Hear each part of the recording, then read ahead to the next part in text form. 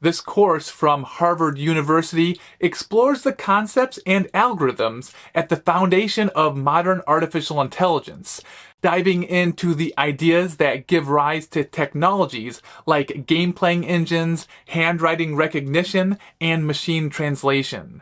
You'll gain exposure to the theory behind graph search algorithms, classification, optimization, reinforcement learning, and other topics in artificial intelligence and machine learning.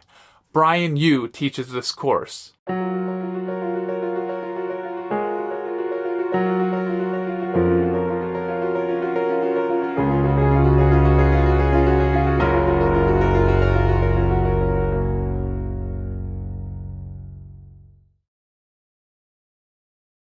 Hello world, this is CS50, and this is an introduction to artificial intelligence with Python, with CS50's own Brian Yu. This course picks up where CS50 itself leaves off and explores the concepts and algorithms at the foundation of modern AI. We'll start with a look at how AI can search for solutions to problems, whether those problems are learning how to play a game or trying to find driving directions to a destination. We'll then look at how AI can represent information, both knowledge that our AI is certain about, but also information and events about which our AI might be uncertain. Learning how to represent that information, but more importantly, how to use that information to draw inferences and new conclusions as well. We'll explore how AI can solve various types of optimization problems, trying to maximize profits or minimize cost or satisfy some other constraints, before turning our attention to the fast-growing field of machine learning, where we won't tell our AI exactly how to solve a problem, but instead give our AI access to data and experiences so that our AI can learn on its own how to perform these tasks. In particular, we'll look at neural networks, one of the most popular tools in modern machine learning, inspired by the way that human brains learn and reason as well, before finally taking a look at the world of natural language processing, so that it's not just us humans learning to learn how artificial intelligence is able to speak, but also AI learning how to understand and interpret human language as well. We'll explore these ideas and algorithms, and along the way, give you the opportunity to build your own AI programs to implement all of this and more. This is CS50.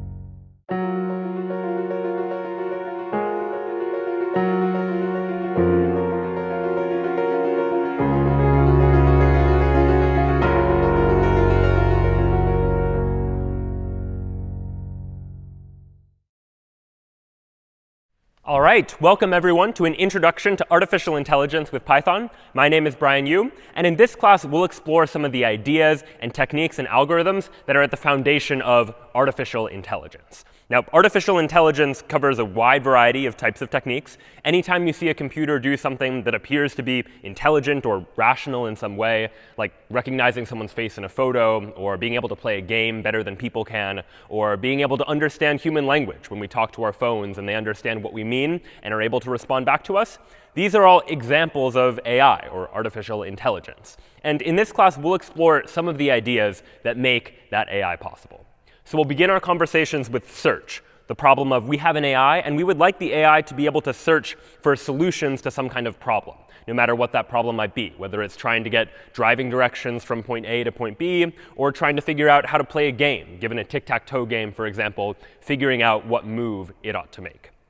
After that, we'll take a look at knowledge. Ideally, we want our AI to be able to know information, to be able to represent that information, and more importantly, to be able to draw inferences from that information, to be able to use the information it knows and draw additional conclusions. So we'll talk about how AI can be programmed in order to do just that. Then we'll explore the topic of uncertainty, talking about ideas of what happens if a computer isn't sure about a fact, but maybe is only sure with a certain probability. So we'll talk about some of the ideas behind probability and how computers can begin to deal with uncertain events in order to be a little bit more intelligent in that sense as well. After that, we'll turn our attention to optimization, problems of when the computer is trying to optimize for some sort of goal, especially in a situation where there might be multiple ways that a computer might solve a problem, but we're looking for a better way, or potentially the best way, if that's at all possible. Then we'll take a look at machine learning, or learning more generally, and looking at how, when we have access to data, our computers can be programmed to be quite intelligent by learning from data and learning from experience, being able to perform a task better and better based on greater access to data. So your email, for example, where your email inbox somehow knows which of your emails are good emails and which of your emails are spam. These are all examples of computers being able to learn from past experiences and past data. We'll take a look, too, at how computers are able to draw inspiration from human intelligence, looking at the structure of the human brain and how neural networks can be a computer analog to that sort of idea, and how by taking advantage of a certain type of structure of a computer program, we can write neural networks that are able to perform tasks very, very effectively.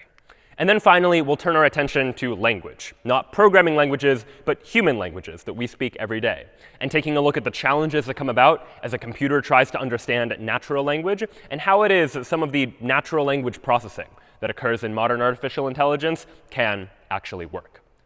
But today, we'll begin our conversation with search, this problem of trying to figure out what to do when we have some sort of situation that the computer is in, some sort of environment that an agent is in, so to speak, and we would like for that agent to be able to somehow look for a solution to that problem.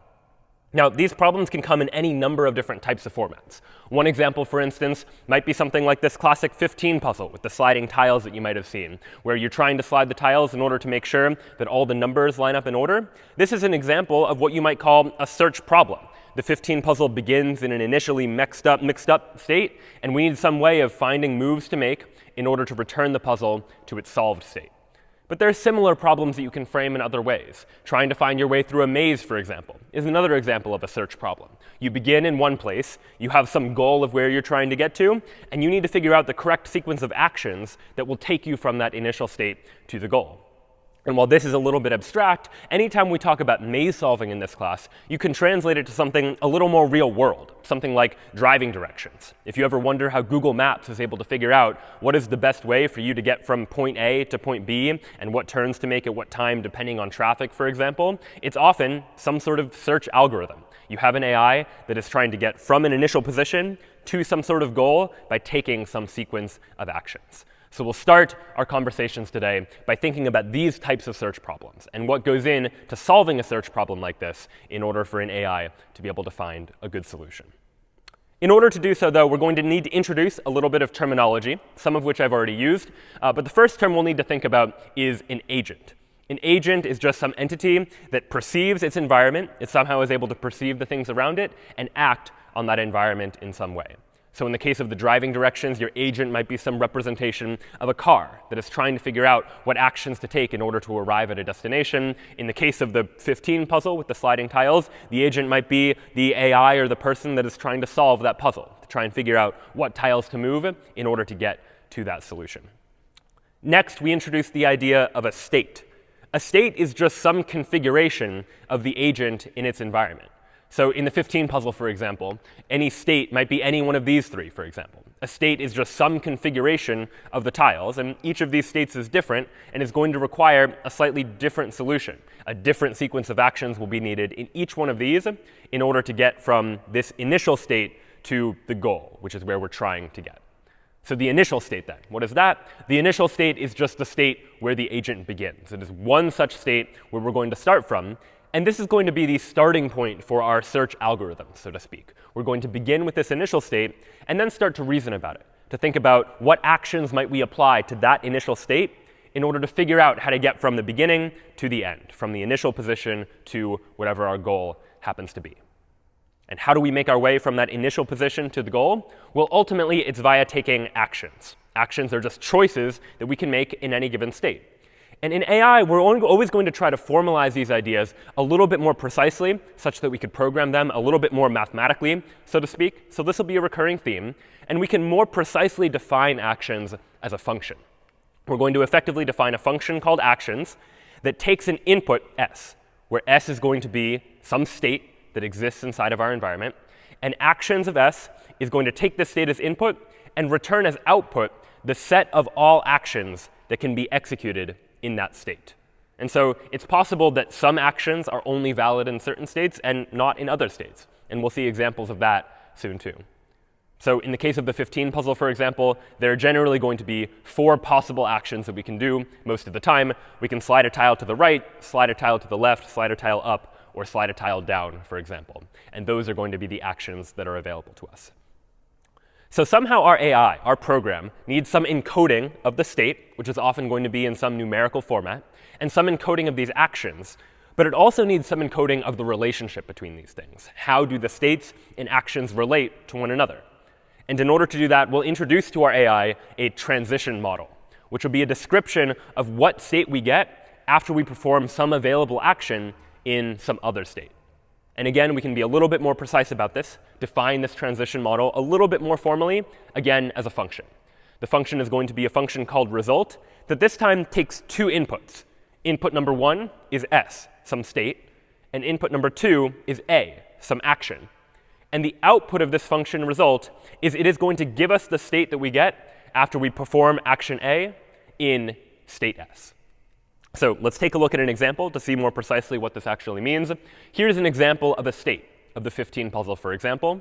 And here's an example of an action, sliding a tile to the right. What happens if we pass these as inputs to the result function? Again, the result function takes this board, this state, as its first input, and it takes an action as a second input. And of course, here, I'm describing things visually so that you can see visually what the state is and what the action is. In a computer, you might represent one of these actions as just some number that represents the action. Or if you're familiar with enums that allow you to enumerate multiple possibilities, it might be something like that. And this state might just be represented as an array or two-dimensional array of all of these numbers that exist. But here, we're going to show it visually just so you can see it. But when we take this state and this action, pass it into the result function, the output is a new state. The state we get after we take a tile and slide it to the right, and this is the state we get as a result. If we had a different action and a different state, for example, and pass that into the result function, we'd get a different answer altogether. So the result function needs to take care of figuring out how to take a state and take an action and get what results. And this is going to be our transition model that describes how it is that states and actions are related to each other. If we take this transition model and think about it more generally and across the entire problem, we can form what we might call a state space, the set of all of the states we can get from the initial state via any sequence of actions by taking 0 or 1 or 2 or more actions in addition to that. So we could draw a diagram that looks something like this, where every state is represented here by a game board. And there are arrows that connect every state to every other state we can get to from that state. And the state space is much larger than what you see just here. This is just a sample of what this state space might actually look like. And in general, across many search problems, whether they're this particular 15 puzzle or driving directions or something else, the state space is going to look something like this. We have individual states and arrows that are connecting them. And oftentimes, just for simplicity, we'll simplify our representation of this entire thing as a graph, some sequence of nodes and edges that connect nodes. But you can think of this more abstract representation as the exact same idea. Each of these little circles or nodes is going to represent one of the states inside of our problem. And the arrows here represent the actions that we can take in any particular state, taking us from one particular state to another state, for example. All right. So now we have this idea of nodes that are representing these states, actions that can take us from one state to another, and a transition model that defines what happens after we take a particular action. So the next step we need to figure out is how we know when the AI is done solving the problem. The AI needs some way to know when it gets to the goal that it's found the goal. So the next thing we'll need to encode into our artificial intelligence is a goal test, some way to determine whether a given state is a goal state. In the case of something like driving directions, it might be pretty easy. If you're in a state that corresponds to whatever the user typed in as their intended destination, well, then you know you're in a goal state. In the 15 puzzle, it might be checking the numbers to make sure they're all in ascending order. But the AI needs some way to encode whether or not any state they happen to be in is a goal. And some problems might have one goal, like a maze where you have one initial position and one ending position, and that's the goal. In other more complex problems, you might imagine that there are multiple possible goals, that there are multiple ways to solve a problem, and we might not care which one the computer finds, as long as it does find a particular goal. However, sometimes a computer doesn't just care about finding a goal, but finding a goal well, or one with a low cost. And it's for that reason that the last piece of terminology that we'll use to define these search problems is something called a path cost. You might imagine that in the case of driving directions, it would be pretty annoying if I said I wanted directions from point A to point B, and the route that Google Maps gave me was a long route with lots of detours that were unnecessary, that took longer than it should have for me to get to that destination. And it's for that reason that when we're formulating search problems, we'll often give every path some sort of numerical cost, some number telling us how expensive it is to take this particular option, and then tell our AI that instead of just finding a solution, some way of getting from the initial state to the goal, we'd really like to find one that minimizes this path cost, that is less expensive or takes less time or minimizes some other numerical value.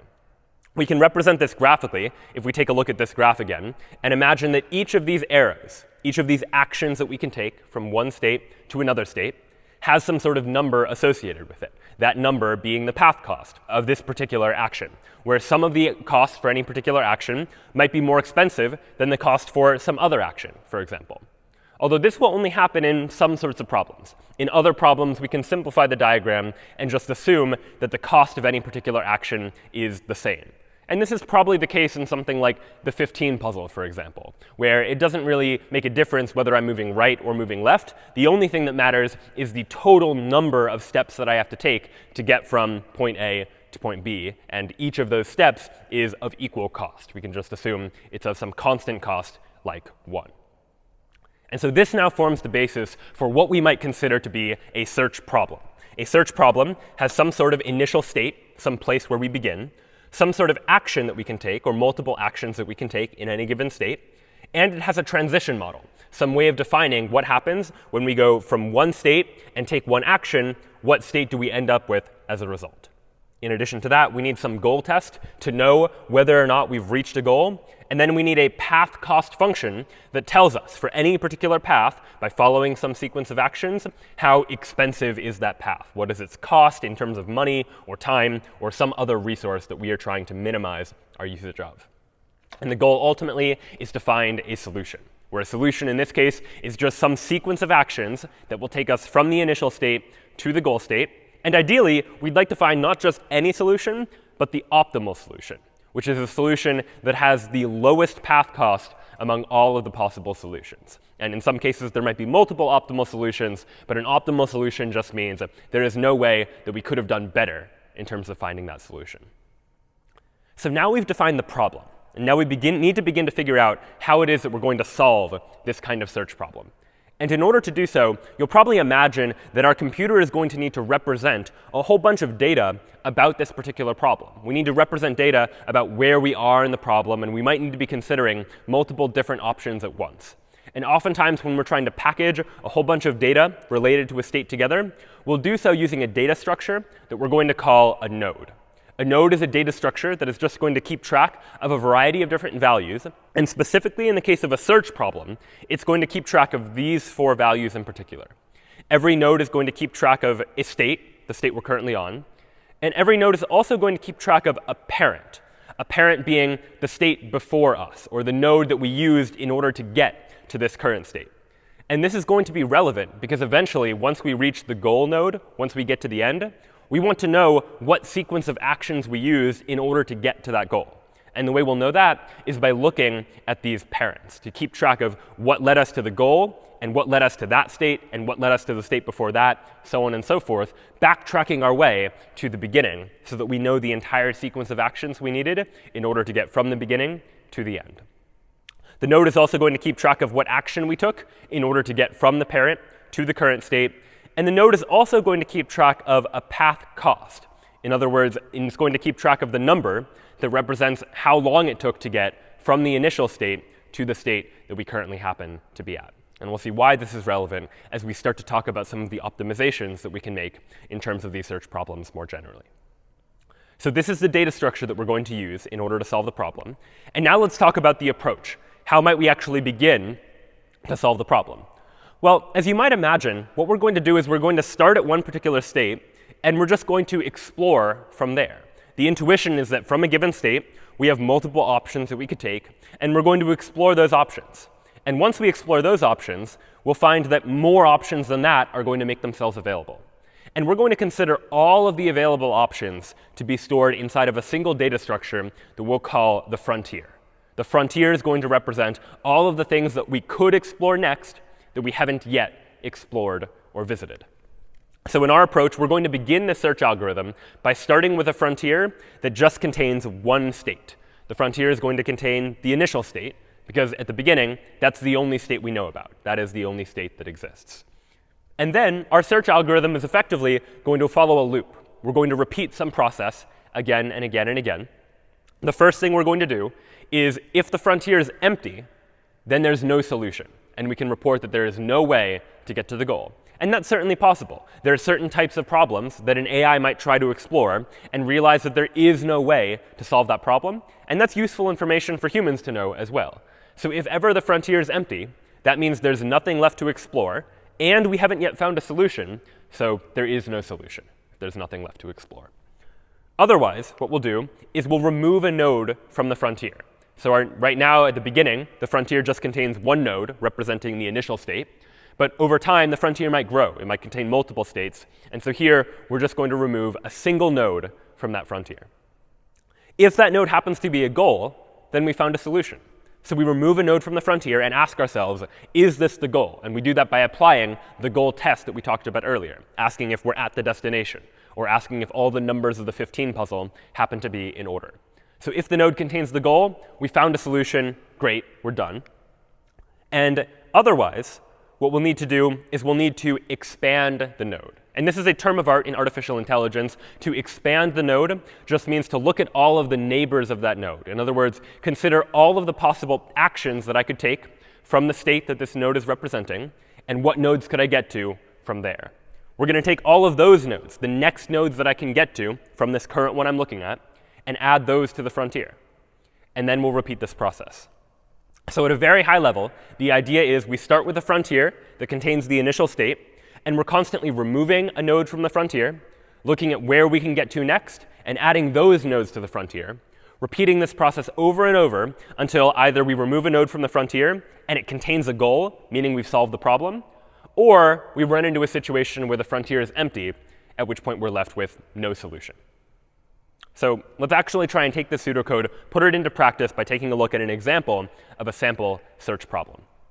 So right here, I have a sample graph. A is connected to B via this action. B is connected to nodes C and D. C is connected to E. D is connected to F. And what I'd like to do is have my AI find a path from A to E. We want to get from this initial state to this goal state. So how are we going to do that? Well, we're going to start with a frontier that contains the initial state. This is going to represent our frontier. So our frontier initially will just contain A, that initial state where we're going to begin. And now we'll repeat this process. If the frontier is empty, no solution. That's not a problem, because the frontier is not empty. So we'll remove a node from the frontier as the one to consider next. There's only one node in the frontier, so we'll go ahead and remove it from the frontier. But now A, this initial node, this is the node we're currently considering. We follow the next step. We ask ourselves, is this node the goal? No, it's not. A is not the goal. E is the goal.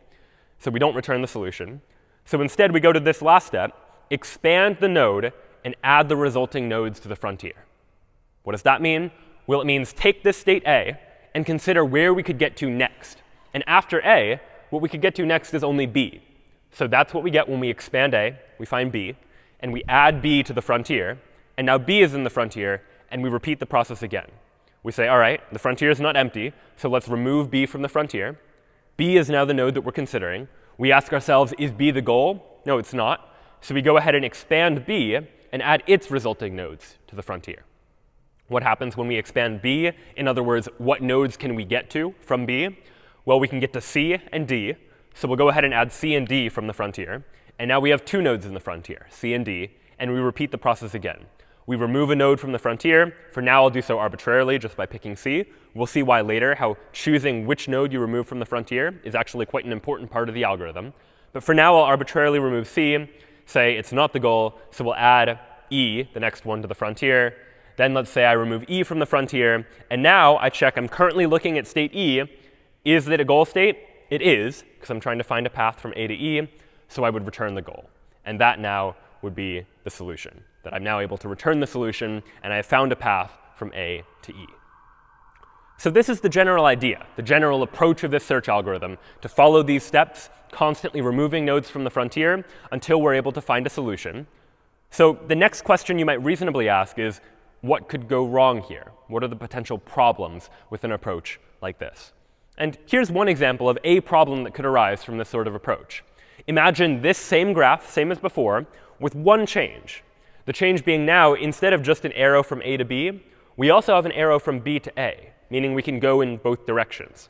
And this is true in something like the 15 puzzle, where when I slide a tile to the right, I could then slide a tile to the left to get back to the original position. I could go back and forth between A and B, and that's what these double arrows symbolize, the idea that from one state I can get to another, and then I can get back. And that's true in many search problems. What's going to happen if I try to apply the same approach now? Well, I'll begin with A, same as before, and I'll remove A from the frontier. And then I'll consider where I can get to from A. And after A, the only place I can get to is B, so B goes into the frontier. Then I'll say, all right, let's take a look at B. That's the only thing left in the frontier. Where can I get to from B? Before, it was just C and D. But now, because of that reverse arrow, I can get to A or C or D. So all three, A, C, and D, all of those now go into the frontier. They are places I can get to from B. And now I remove one from the frontier, and maybe I'm unlucky, and maybe I pick A. And now I'm looking at A again. And I consider where can I get to from A, and from A, well, I can get to B. And now we start to see the problem, that if I'm not careful, I go from A to B, and then back to A, and then to B again. And I could be going in this infinite loop where I never make any progress because I'm constantly just going back and forth between two states that I've already seen. So what is the solution to this? We need some way to deal with this problem. And the way that we can deal with this problem is by somehow keeping track of what we've already explored. And the logic is going to be, well, if we've already explored the state, there's no reason to go back to it. Once we've explored a state, don't go back to it. Don't bother adding it to the frontier. There's no need to. So here's going to be our revised approach, a better way to approach this sort of search problem. And it's going to look very similar, just with a couple of modifications. We'll start with a frontier that contains the initial state, same as before. But now, we'll start with another data structure, which will just be a set of nodes that we've already explored. So what are the states we've explored? Initially, it's empty. We have an empty explored set. And now we repeat.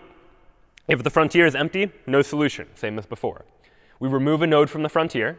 We check to see if it's a goal state, return the solution. None of this is any different so far. But now, what we're going to do is we're going to add the node to the explored state. So if it happens to be the case that we remove a node from the frontier and it's not the goal, we'll add it to the explored set so that we know we've already explored it. We don't need to go back to it again if it happens to come up later. And then the final step, we expand the node and we add the resulting nodes to the frontier. But before we just always added the resulting nodes to the frontier, we're going to be a little cleverer about it this time. We're only going to add the nodes to the frontier if they aren't already in the frontier and if they aren't already in the explored set. So we'll check both the frontier and the explored set, make sure that the node isn't already in one of those two, and so long as it isn't, then we'll go ahead and add it to the frontier, but not otherwise.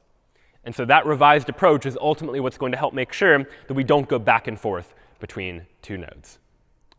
Now, the one point that I've kind of glossed over here so far is this step here, removing a node from the frontier. Before, I just chose arbitrarily, like let's just remove a node, and that's it. But it turns out it's actually quite important how we decide to structure our frontier, how we add and how we remove our nodes. The frontier is a data structure, and we need to make a choice about in what order are we going to be removing elements. And one of the simplest data structures for adding and removing elements is something called a stack. And a stack is a data structure that is a last in, first out data type, which means the last thing that I add to the frontier is going to be the first thing that I remove from the frontier. So the most recent thing to go into the stack, or the frontier in this case, is going to be the node that I explore. So let's see what happens if I apply this stack-based approach to something like this problem, finding a path from A to E. What's going to happen? Well, again, we'll start with A, and we'll say, all right, let's go ahead and look at A first. And then notice this time, we've added A to the explored set. A is something we've now explored. We have this data structure that's keeping track. We then say from A, we can get to B. And all right, from B, what can we do? Well, from B, we can explore B and get to both C and D. So we added C and then D. So now, when we explore a node, we're going to treat the frontier as a stack, last in, first out. D was the last one to come in. So we'll go ahead and explore that next and say, all right, where can we get to from D? Well, we can get to F. And so, all right, we'll explore, put F into the frontier. And now, because the frontier is a stack, F is the most recent thing that's gone in this stack. So F is what we'll explore next. We'll explore F and say, all right, where can we get to from F? Well, we can't get anywhere, so nothing gets added to the frontier. So now, what was the new most recent thing added to the frontier? Well, it's now C, the only thing left in the frontier. We'll explore that, from which we can see, all right, from C we can get to E, so E goes into the frontier.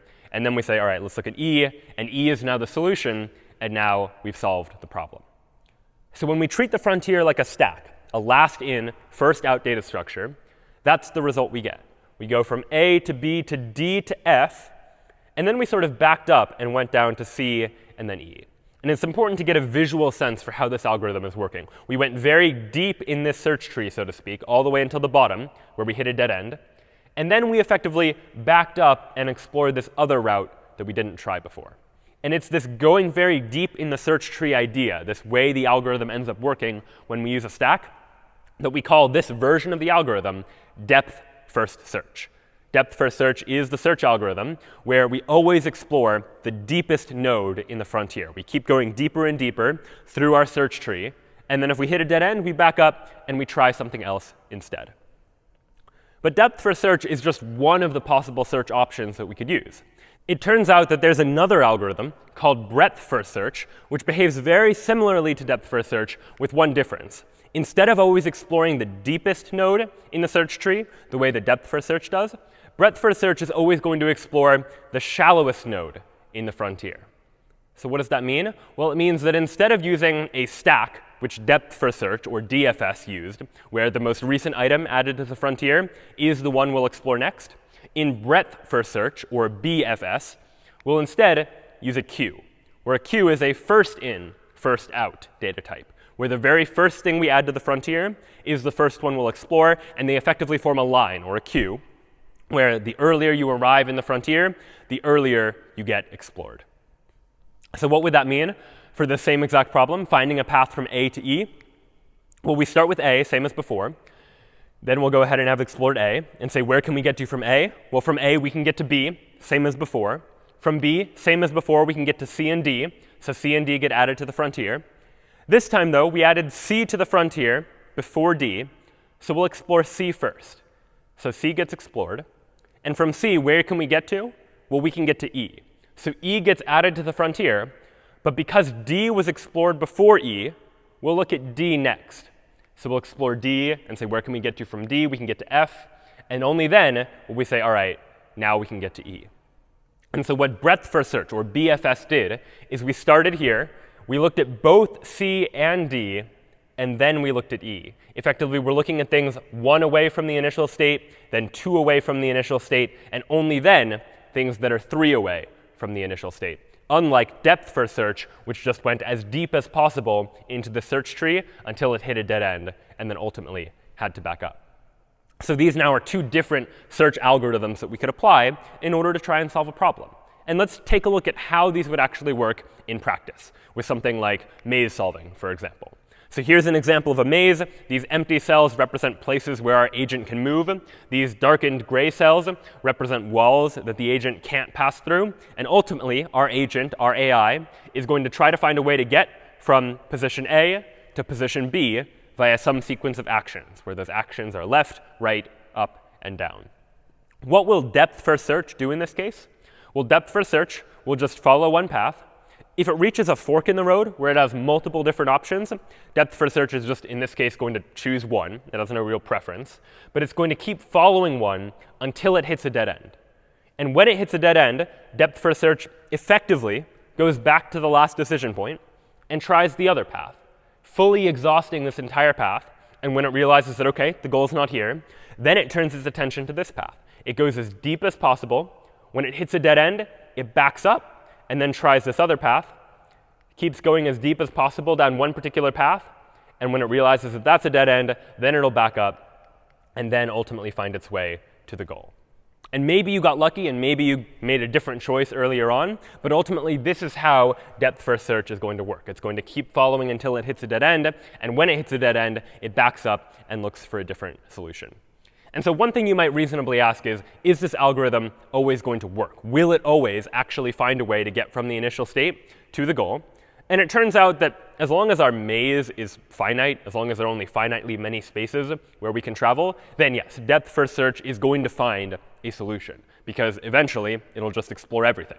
If the maze happens to be infinite and there's an infinite state space, which does exist in certain types of problems, then it's a slightly different story. But as long as our maze has finitely many squares, we're going to find a solution.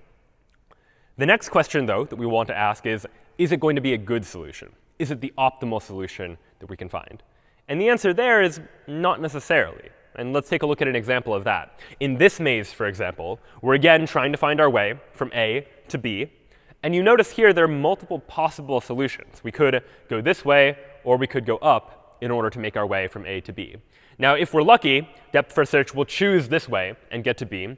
But there's no reason necessarily why depth-first search would choose between going up or going to the right. It's sort of an arbitrary decision point, because both are going to be added to the frontier. And ultimately, if we get unlucky, depth-first search might choose to explore this path first, because it's just a random choice at this point. It'll explore, explore, explore, and it'll eventually find the goal, this particular path, when in actuality there was a better path. There was a more optimal solution that used fewer steps, assuming we're measuring the cost of a solution based on the number of steps that we need to take. So depth-first search, if we're unlucky, might end up not finding the best solution when a better solution is available. So if that's DFS, depth-first search, how does BFS, or breadth-first search, compare? How would it work in this particular situation? Well, the algorithm is going to look very different visually in terms of how BFS explores. Because BFS looks at shallower nodes first, the idea is going to be BFS will first look at all of the nodes that are one away from the initial state. Look here and look here, for example, just at the two nodes that are immediately next to this initial state. Then it'll explore nodes that are 2 away, looking at this state and that state, for example. Then it'll explore nodes that are 3 away, this state and that state. Whereas depth-first search just picked one path and kept following it, breadth-first search, on the other hand, is taking the option of exploring all of the possible paths kind of at the same time, bouncing back between them, looking deeper and deeper at each one, but making sure to explore the shallower ones, or the ones that are closer to the initial state, earlier. So we'll keep following this pattern, looking at things that are 4 away, looking at things that are 5 away, looking at things that are 6 away, until eventually we make our way to the goal. And in this case, it's true we had to explore some states that ultimately didn't lead us anywhere, but the path that we found to the goal was the optimal path. This is the shortest way that we could get to the goal. And so what might happen then in a larger maze? Well, let's take a look at something like this and how breadth-first search is going to behave. Well, breadth-first search, again, will just keep following the states until it receives a decision point. It could go either left or right. And while DFS just picked one and kept following that until it hit a dead end, BFS, on the other hand, will explore both. It'll say, look at this node, then this node, and it'll look at this node, then that node, so on and so forth. And when it hits a decision point here, rather than pick 1 left or 2 right and explore that path, it'll again explore both, alternating between them, going deeper and deeper. We'll explore here, and then maybe here, and then keep going. Explore here, and slowly make our way, you can visually see, further and further out. Once we get to this decision point, we'll explore both up and down, until ultimately we make our way to the goal. And what you'll notice is, yes, breadth-first search did find our way from A to B by following this particular path, but it needed to explore a lot of states in order to do so. And so we see some trade-offs here between DFS and BFS. That in DFS, there may be some cases where there is some memory savings as compared to a breadth-first approach, where breadth-first search in this case had to explore a lot of states. But maybe that won't always be the case. So now let's actually turn our attention to some code and look at the code that we could actually write in order to implement something like depth-first search or breadth-first search in the context of solving a maze, for example. So I'll go ahead and go into my terminal. And what I have here inside of maze.py is an implementation of this same idea of maze solving. I've defined a class called node that in this case is keeping track of the state, the parent, in other words, the state before the state, and the action. In this case, we're not keeping track of the path cost because we can calculate the cost of the path at the end after we found our way from the initial state to the goal. In addition to this, I've defined a class called a stack frontier. And if unfamiliar with a class is a way for me to define a way to generate objects in Python. It refers to an idea of object-oriented programming, where the idea here is that I would like to create an object that is able to store all of my frontier data, and I would like to have functions, otherwise known as methods, on that object that I can use to manipulate the object. And so what's going on here, if unfamiliar with the syntax, is I have a function that initially creates a frontier that I'm going to represent using a list. And initially, my frontier is represented by the empty list. There's nothing in my frontier to begin with. I have an add function that adds something to the frontier, as by appending it to the end of the list. I have a function that checks if the frontier contains a particular state. I have an empty function that checks if the frontier is empty. If the frontier is empty, that just means the length of the frontier is 0. And then I have a function for removing something from the frontier. I can't remove something from the frontier if the frontier is empty, so I check for that first. But otherwise, if the frontier isn't empty, recall that I'm implementing this frontier as a stack, a last in, first out data structure, which means the last thing I add to the frontier, in other words, the last thing in the list, is the item that I should remove from this frontier. So what you'll see here is I have removed the last item of a list. And if you index into a Python list with -1, that gets you the last item in the list. Since 0 is the first item, -1 kind of wraps around and gets you to the last item in the list. So we give that the node. We call that node. We update the frontier here on line 28 to say, go ahead and remove that node that you just removed from the frontier. And then we return the node as a result. So this class here effectively implements the idea of a frontier. It gives me a way to add something to a frontier and a way to remove something from the frontier as a stack. I've also, just for good measure, implemented an alternative version of the same thing called a queue frontier, which, in parentheses, you'll see here, it inherits from a stack frontier, meaning it's going to do all the same things that the stack frontier did, except the way we remove a node from the frontier is going to be slightly different. Instead of removing from the end of the list, the way we would in a stack, we're instead going to remove from the beginning of the list. Self.frontier0 will get me the first node in the frontier, the first one that was added, and that is going to be the one that we return in the case of a queue. Then under here, I have a definition of a class called maze. This is going to handle the process of taking a sequence, a maze-like text file, and figuring out how to solve it. So it will take as input a text file that looks something like this, for example, where we see hash marks that are here representing walls, and I have the character A representing the starting position, and the character B representing the ending position. And you can take a look at the code for parsing this text file right now. That's the less interesting part. The more interesting part is this solve function here, where the solve function is going to figure out how to actually get from point A to point B. And here we see an implementation of the exact same idea we saw from a moment ago. We're going to keep track of how many states we've explored, just so we can report that data later. But I start with a node that represents just the start state. And I start with a frontier that in this case is a stack frontier. And given that I'm treating my frontier as a stack, you might imagine that the algorithm I'm using here is now depth first search, because depth first search, or DFS, uses a stack as its data structure. And initially, this frontier is just going to contain the start state. We initialize an explored set that initially is empty. There's nothing we've explored so far. And now here's our loop, that notion of repeating something again and again. First, we check if the frontier is empty by calling that empty function that we saw the implementation of a moment ago. And if the frontier is indeed empty, we'll go ahead and raise an exception, or a Python error, to say, sorry, there is no solution to this problem. Otherwise, we'll go ahead and remove a node from the frontier, as by calling frontier.remove, and update the number of states we've explored, because now we've explored one additional state. So we say self.numExplored plus equals 1, adding 1 to the number of states we've explored. Once we remove a node from the frontier, recall that the next step is to see whether or not it's the goal test. And in the case of the maze, the goal is pretty easy. I check to see whether the state of the node is equal to the goal. Initially, when I set up the maze, I set up this value called goal, which is a property of the maze, so I can just check to see if the node is actually the goal. And if it is the goal, then what I want to do is backtrack my way towards figuring out what actions I took in order to get to this goal. And how do I do that? Well, recall that every node stores its parent, the node that came before it that we used to get to this node, and also the action used in order to get there.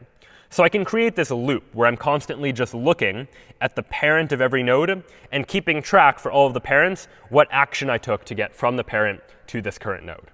So this loop is going to keep repeating this process of looking through all of the parent nodes until we get back to the initial state, which has no parent, where node.parent is going to be equal to none. As I do so, I'm going to be building up the list of all of the actions that I'm following and the list of all of the cells that are part of this solution. But I'll reverse them because when I build it up, going from the goal back to the initial state, I'm building the sequence of actions from the goal to the initial state, but I want to reverse them in order to get the sequence of actions from the initial state to the goal.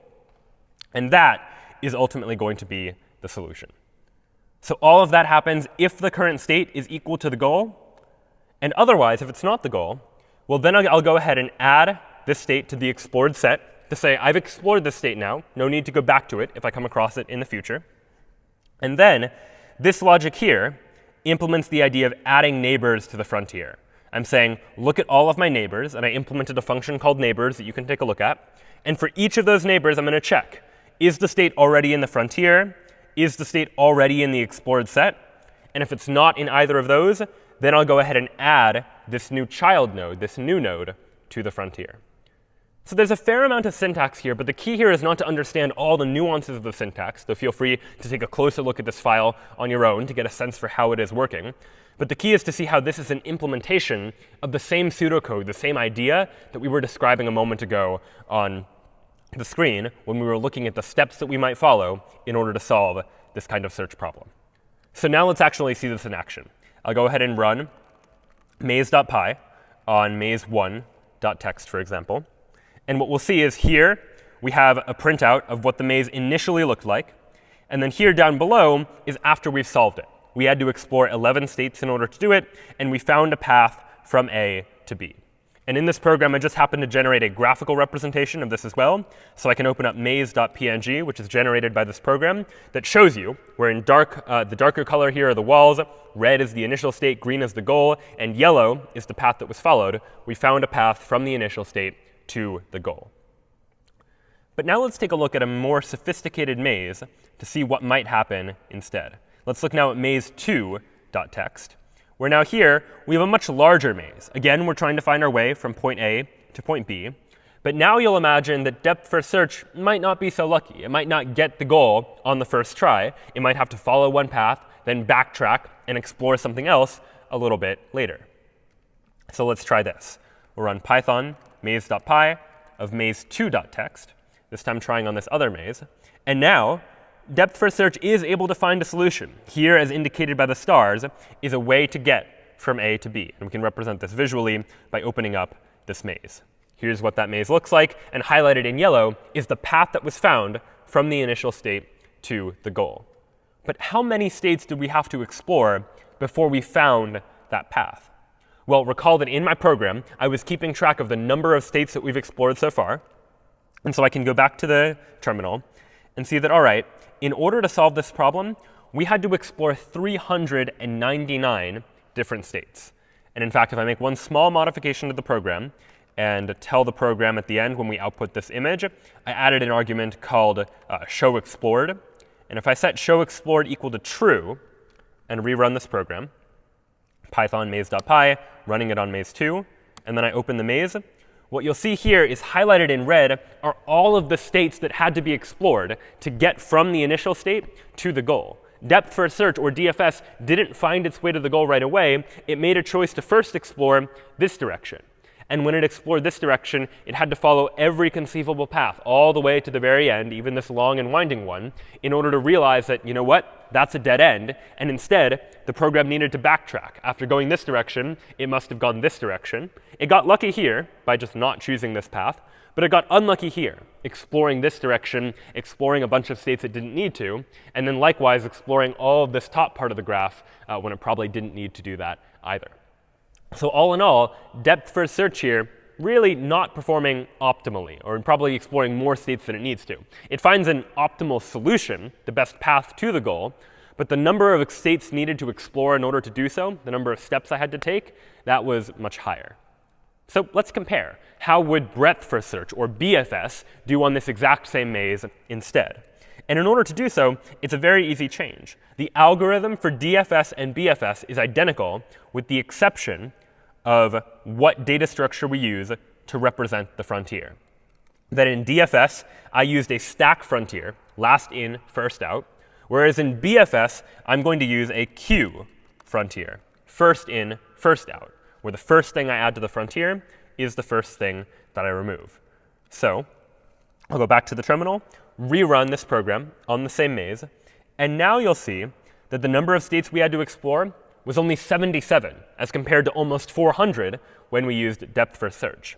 And we can see exactly why. We can see what happened if we open up maze.png now and take a look. Again, yellow highlight is the solution that breadth first search found, which incidentally is the same solution that depth first search found. They're both finding the best solution, but notice all the white unexplored cells. There was much fewer states that needed to be explored in order to make our way to the goal, because breadth first search operates a little more shallowly. It's exploring things that are close to the initial state without exploring things that are further away. So if the goal is not too far away, then breadth first search can actually behave quite effectively on a maze that looks a little something like this. Now, in this case, both BFS and DFS ended up finding the same solution, but that won't always be the case. And in fact, let's take a look at one more example. For instance, maze3.txt. In maze3.txt, notice that here there are multiple ways that you could get from A to B. It's a relatively small maze, but let's look at what happens. If I use, and I'll go ahead and turn off show explored, so we just see the solution. If I use BFS, breadth first search, to solve maze3.txt, well, then we find a solution. And if I open up the maze, here's the solution that we found. It is the optimal one. With just 4 steps, we can get from the initial state to what the goal happens to be. But what happens if we tried to use depth first search, or DFS, instead? Well, again, I'll go back up to my queue frontier, where queue frontier means that we're using breadth first search. And I'll change it to a stack frontier, which means that now we'll be using depth first search. I'll rerun python maze.py. And now you'll see that we find a solution, but it is not the optimal solution. This, instead, is what our algorithm finds. And maybe depth first search would have found the solution. It's possible, but it's not guaranteed. That if we just happen to be unlucky, if we choose this state instead of that state, then depth first search might find a longer route to get from the initial state to the goal. So we do see some trade-offs here, where depth first search might not find the optimal solution. So at that point, it seems like breadth first search is pretty good. Is that the best we can do, where it's going to find us the optimal solution, and we don't have to worry about situations where we might end up finding a longer path to the solution than what actually exists, where the goal is far away from the initial state, and we might have to take lots of steps in order to get from the initial state to the goal. What ended up happening is that this algorithm, BFS, ended up exploring basically the entire graph, having to go through the entire maze in order to find its way from the initial state to the goal state. What we'd ultimately like is for our algorithm to be a little bit more intelligent. And now, what would it mean for our algorithm to be a little bit more intelligent in this case? Well, let's look back to where breadth first search might have been able to make a different decision and consider human intuition in this process as well. Like, what might a human do when solving this maze that is different than what BFS ultimately chose to do? Well, the very first decision point that BFS made was right here, when it made 5 steps and ended up in a position where it had a fork in the road. It could either go left or it could go right. In these initial couple steps, there was no choice. There was only one action that could be taken from each of those states. And so the search algorithm did the only thing that any search algorithm could do, which is keep following that state after the next state. But this decision point is where things get a little bit interesting. Depth first search, that very first search algorithm we looked at, chose to say, let's pick one path and exhaust that path. See if anything that way has the goal. And if not, then let's try the other way. Breadth first search took the alternative approach of saying, you know what, let's explore things that are shallow, close to us first. Look left and right, then back left and back right, so on and so forth, alternating between our options in the hopes of finding something nearby. But ultimately, what might a human do if confronted with a situation like this of go left or go right? Well, a human might visually see that, all right, I'm trying to get to state B, which is way up there, and going right just feels like it's closer to the goal. Like it feels like going right should be better than going left because I'm making progress towards getting to that goal. Now, of course, there are a couple of assumptions that I'm making here. I'm making the assumption that we can represent this grid as like a two-dimensional grid where I know the coordinates of everything. I know that A is in coordinate 0, 0, and B is in some other coordinate pair, and I know what coordinate I'm at now. So I can calculate that, yeah, going this way, that is closer to the goal. And that might be a reasonable assumption for some types of search problems, but maybe not in others. But for now, we'll go ahead and assume that I know what my current coordinate pair is, and I know the coordinate xy of the goal that I'm trying to get to. And in this situation, I'd like an algorithm that is a little bit more intelligent, that somehow knows that I should be making progress towards the goal, and this is probably the way to do that, because in a maze, moving in the coordinate direction of the goal is usually, though not always, a good thing. And so here we draw a distinction between two different types of search algorithms, uninformed search and informed search. Uninformed search algorithms are algorithms like DFS and BFS, the two algorithms that we just looked at, which are search strategies that don't use any problem-specific knowledge to be able to solve the problem. DFS and BFS didn't really care about the structure of the maze or anything about the way that a maze is in order to solve the problem. They just look at the actions available and choose from those actions, and it doesn't matter whether it's a maze or some other problem. The solution, or the way that it tries to solve the problem, is really fundamentally going to be the same. What we're going to take a look at now is an improvement upon uninformed search. We're going to take a look at informed search. Informed search are going to be search strategies that use knowledge specific to the problem to be able to better find a solution. And in the case of a maze, this problem-specific knowledge is something like, if I'm in a square that is geographically closer to the goal, that is better than being in a square that is geographically further away. And this is something we can only know by thinking about this problem and reasoning about what knowledge might be helpful for our AI agent to know a little something about. There are a number of different types of informed search. Specifically, first, we're going to look at a particular type of search algorithm called greedy best first search. Greedy best first search, often abbreviated GBFS, is a search algorithm that instead of expanding the deepest node like DFS or the shallowest node like BFS, this algorithm is always going to expand the node that it thinks is closest to the goal. Now, the search algorithm isn't going to know for sure whether it is the closest thing to the goal. Because if we knew what was closest to the goal all the time, then we would already have a solution. Like the knowledge of what is close to the goal, we could just follow those steps in order to get from the initial position to the solution. But if we don't know the solution, meaning we don't know exactly what's closest to the goal, instead, we can use an estimate of what's closest to the goal, otherwise known as a heuristic, just some way of estimating whether or not we're close to the goal. And we'll do so using a heuristic function, conventionally called h of n, that takes a state as input and returns our estimate of how close we are to the goal. So what might this heuristic function actually look like in the case of a maze-solving algorithm, where we're trying to solve a maze? What does a heuristic look like? Well, the heuristic needs to answer a question like, between these two cells, C and D, which one is better? Which one would I rather be in if I'm trying to find my way to the goal? Well, any human could probably look at this and tell you, you know what, D looks like it's better. Even if the maze is convoluted and you haven't thought about all the walls, D is probably better. And why is D better?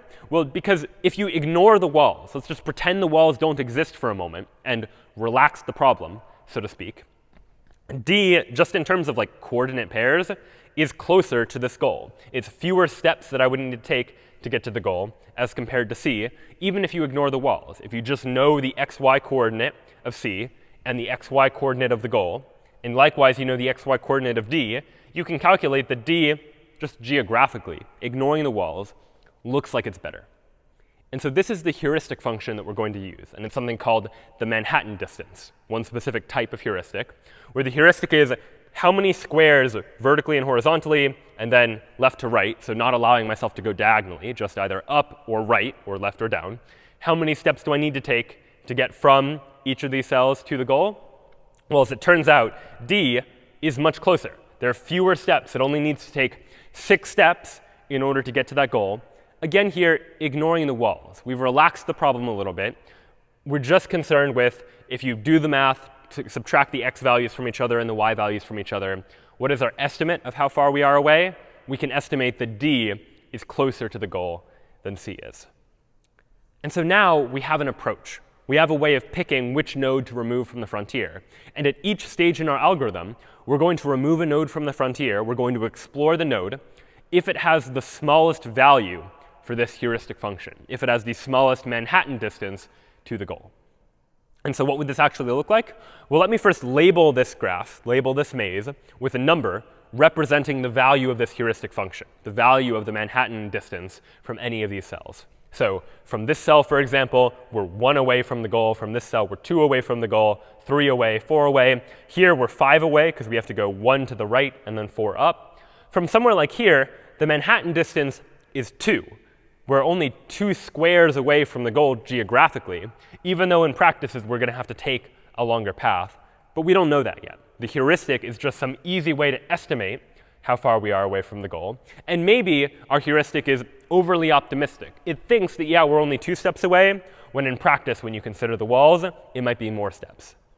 So the important thing here is that the heuristic isn't a guarantee of how many steps it's going to take. It is estimating. It's an attempt at trying to approximate. And it does seem generally the case that the squares that look closer to the goal have smaller values for the heuristic function than squares that are further away. So now, using greedy best first search, what might this algorithm actually do? Well, again, for these first 5 steps, there's not much of a choice. We start at this initial state A, and we say, all right, we have to explore these 5 states. But now we have a decision point. Now we have a choice between going left and going right. And before, when DFS and BFS would just pick arbitrarily, because it just depends on the order you throw these 2 nodes into the frontier, and we didn't specify what order you put them into the frontier, only the order you take them out. Here we can look at 13 and 11 and say that, all right, this square is a distance of 11 away from the goal according to our heuristic, according to our estimate. And this one we estimate to be 13 away from the goal. So between those 2 options, between these 2 choices, I'd rather have the 11. I'd rather be 11 steps away from the goal, so I'll go to the right. We're able to make an informed decision because we know a little something more about this problem. So then we keep following, 10, 9, 8. Between the 2 7s, we don't really have much of a way to know between those. So then we do just have to make an arbitrary choice. And you know what? Maybe we choose wrong. But that's OK, because now we can still say, all right, let's try this 7. We say 7, 6. We have to make this choice, even though it increases the value of the heuristic function. But now we have another decision point between 6 and 8. And between those 2, and really we're also considering this 13, but that's much higher. Between 6, 8, and 13, well, the 6 is the smallest value, so we'd rather take the 6. We're able to make an informed decision that going this way to the right is probably better than going down. So we turn this way, we go to 5, and now we find a decision point where we'll actually make a decision that we might not want to make, but there's unfortunately not too much of a way around this. We see 4 and 6. 4 looks closer to the goal, right? It's going up, and the goal is further up. So we end up taking that route, which ultimately leads us to a dead end. But that's OK, because we can still say, all right, now let's try the 6, and now follow this route that will ultimately lead us to the goal. And so this now is how greedy best first search might try to approach this problem, by saying whenever we have a decision between multiple nodes that we could explore, let's explore the node that has the smallest value of h of n, this heuristic function that is estimating how far I have to go. And it just so happens that in this case, we end up doing better in terms of the number of states we needed to explore than BFS needed to. BFS explored all of this section and all of that section, but we were able to eliminate that by taking advantage of this heuristic, this knowledge about how close we are to the goal, or some estimate of that idea. So this seems much better. So wouldn't we always prefer an algorithm like this over an algorithm like breadth first search? Well, maybe. One thing to take into consideration is that we need to come up with a good heuristic. How good the heuristic is going to affect how good this algorithm is. And coming up with a good heuristic can oftentimes be challenging. But the other thing to consider is to ask the question, just as we did with the prior 2 algorithms, is this algorithm optimal? Will it always find the shortest path from the initial state to the goal? And to answer that question, let's take a look at this example for a moment. Take a look at this example. Again, we're trying to get from A to B. And again, I've labeled each of the cells with their Manhattan distance from the goal, the number of squares up and to the right you would need to travel in order to get from that square to the goal. And let's think about, would greedy best first search that always picks the smallest number end up finding the optimal solution? So what is the shortest solution, and would this algorithm find it? And the important thing to realize is that right here is the decision point. We're estimated to be 12 away from the goal, and we have two choices. We can go to the left, which we estimate to be 13 away from the goal, or we can go up, where we estimate it to be 11 away from the goal. And between those two, greedy best first search is going to say the 11 looks better than the 13. And in doing so, greedy best first search will end up finding this path to the goal. But it turns out this path is not optimal. There is a way to get to the goal using fewer steps, and it's actually this way that ultimately involved fewer steps, even though it meant at this moment choosing the worst option between the two, or what we estimated to be the worst option based on the heuristics. And so this is what we mean by this is a greedy algorithm. It's making the best decision locally. At this decision point, it looks like it's better to go here than it is to go to the 13. But in the big picture, it's not necessarily optimal, that it might find a solution when in actuality there was a better solution available. So we would like some way to solve this problem. We like the idea of this heuristic, of being able to estimate the path, the distance between us and the goal. And that helps us to be able to make better decisions and to eliminate having to search through entire parts of this state space. But we would like to modify the algorithm so that we can achieve optimality, so that it can be optimal. And what is the way to do this? What is the intuition here? Well, let's take a look at this problem. In this initial problem, greedy best first search found us this solution here, this long path. And the reason why it wasn't great is because, yes, the heuristic numbers went down pretty low, but later on, they started to build back up. They built back 8, 9, 10, 11, all the way up to 12 in this case. And so how might we go about trying to improve this algorithm? Well, one thing that we might realize is that, if we go all the way through this algorithm, through this path, and we end up going to the 12, and we've had to take this many steps, like who knows how many steps that is, just to get to this 12, we could have also, as an alternative, taken much fewer steps, just 6 steps, and ended up at this 13 here. And yes, 13 is more than 12, so it looks like it's not as good, but it required far fewer steps. Right? It only took 6 steps to get to this 13 versus many more steps to get to this 12. And while greedy best first search says, oh, well, 12 is better than 13, so pick the 12, we might more intelligently say, I'd rather be somewhere that heuristically looks like it takes slightly longer if I can get there much more quickly. And we're going to encode that idea, this general idea, into a more formal algorithm known as A-star search. A-star search is going to solve this problem by, instead of just considering the heuristic, also considering how long it took us to get to any particular state. So the distinction is greedy best first search. If I am in a state right now, the only thing I care about is what is the estimated distance, the heuristic value, between me and the goal. Whereas A-star search will take into consideration 2 pieces of information. It'll take into consideration how far do I estimate I am from the goal, but also how far did I have to travel in order to get here, because that is relevant too. So we'll search algorithms by expanding the node with the lowest value of g of n plus h of n. H of n is that same heuristic that we were talking about a moment ago that's going to vary based on the problem. But g of n is going to be the cost to reach the node, how many steps I had to take, in this case, to get to my current position. So what does that search algorithm look like in practice? Well, let's take a look.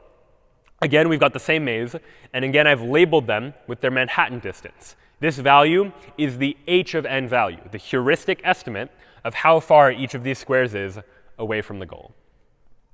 But now, as we begin to explore states, we care not just about this heuristic value, but also about g of n, the number of steps I had to take in order to get there. And I care about summing those 2 numbers together.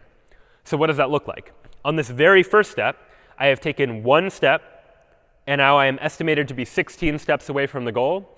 So the total value here is 17. Then I take one more step. I've now taken 2 steps, and I estimate myself to be 15 away from the goal. Again, a total value of 17. Now I've taken 3 steps, and I'm estimated to be 14 away from the goal, so on and so forth. 4 steps, an estimate of 13. 5 steps, estimate of 12. And now here's a decision point. I could either be 6 steps away from the goal with a heuristic of 13 for a total of 19, or I could be 6 steps away from the goal with a heuristic of 11 with an estimate of 17 for the total. So between 19 and 17, I'd rather take the 17, the 6 plus 11. So far, no different than what we saw before. We're still taking this option because it appears to be better. And I keep taking this option because it appears to be better. But it's right about here that things get a little bit different. Now, I could be 15 steps away from the goal with an estimated distance of 6. So 15 plus 6, total value of 21. Alternatively, I could be 6 steps away from the goal, because this is 5 steps away, so this is 6 steps away, with a total value of 13 as my estimate. So 6 plus 13, that's 19. So here, we would evaluate g of n plus h of n to be 19, 6 plus 13. Whereas here, we would be 15 plus 6, or 21. And so the intuition is 19 less than 21, pick here. But the idea is ultimately I'd rather be having taken fewer steps, get to a 13, than having taken 15 steps and be at a 6. Because it means I've had to take more steps in order to get there. Maybe there's a better path this way. So instead, we'll explore this route. Now if we go one more, this is 7 steps plus 14 is 21. So between those two, it's sort of a toss-up. We might end up exploring that one anyways. But after that, as these numbers start to get bigger in the heuristic values, and these heuristic values start to get smaller, you'll find that we'll actually keep exploring down this path. And you can do the math to see that at every decision point, A* search is going to make a choice based on the sum of how many steps it took me to get to my current position, and then how far I estimate I am from the goal. So while we did have to explore some of these states, the ultimate solution we found was, in fact, an optimal solution. It did find us the quickest possible way to get from the initial state to the goal. And it turns out that A* is an optimal search algorithm under certain conditions. So the conditions are h of n, my heuristic, needs to be admissible. What does it mean for a heuristic to be admissible? Well, a heuristic is admissible if it never overestimates the true cost. H of n always needs to either get it exactly right in terms of how far away I am, or it needs to underestimate. So we saw an example from before where the heuristic value was much smaller than the actual cost it would take. That's totally fine, but the heuristic value should never overestimate. It should never think that I'm further away from the goal than I actually am. And meanwhile, to make a stronger statement, h of n also needs to be consistent. And what does it mean for it to be consistent?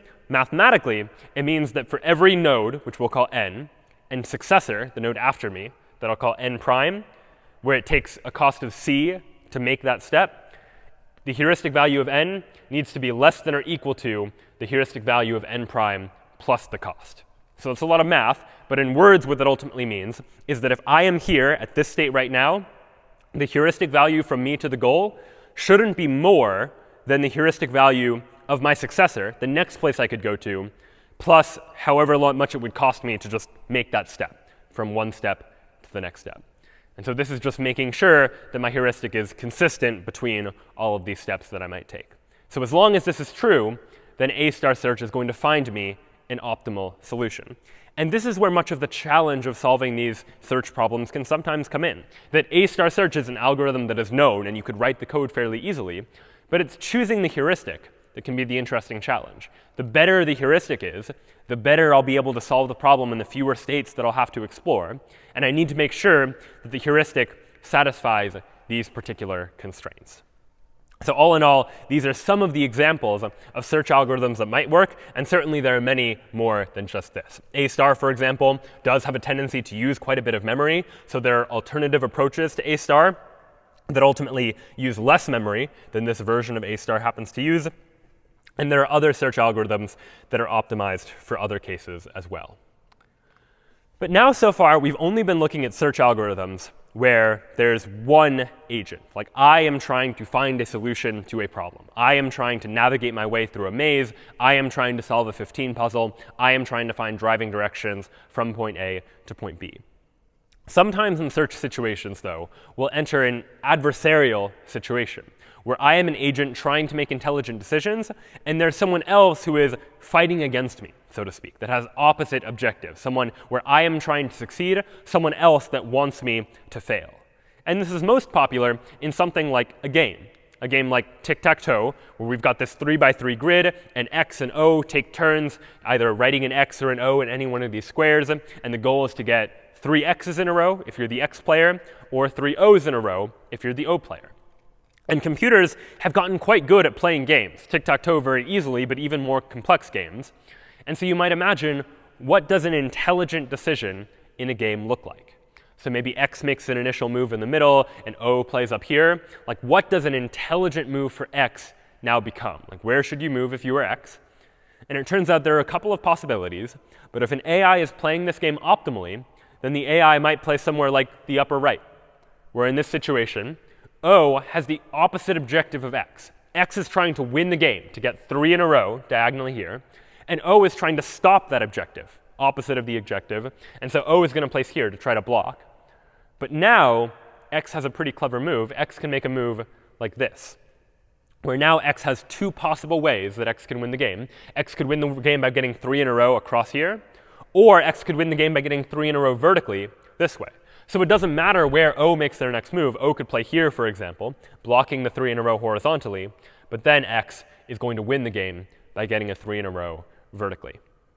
And so there's a fair amount of reasoning that's going on here in order for the computer to be able to solve a problem. And it's similar in spirit to the problems we've looked at so far, right? There are actions. There's some sort of state of the board and some transition from one action to the next.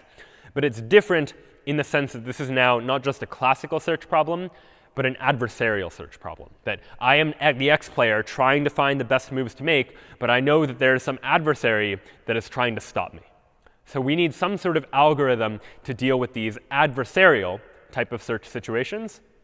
And the algorithm we're going to take a look at is an algorithm called minimax, which works very well for these deterministic games where there are 2 players. It can work for other types of games as well, but we'll look right now at games where I make a move, then my opponent makes a move, and I am trying to win, and my opponent is trying to win also, or in other words, my opponent is trying to get me to lose. And so what do we need in order to make this algorithm work? Well, anytime we try and translate this human concept of like playing a game, winning and losing, to a computer, we want to translate it in terms that the computer can understand. And ultimately, the computer really just understands numbers.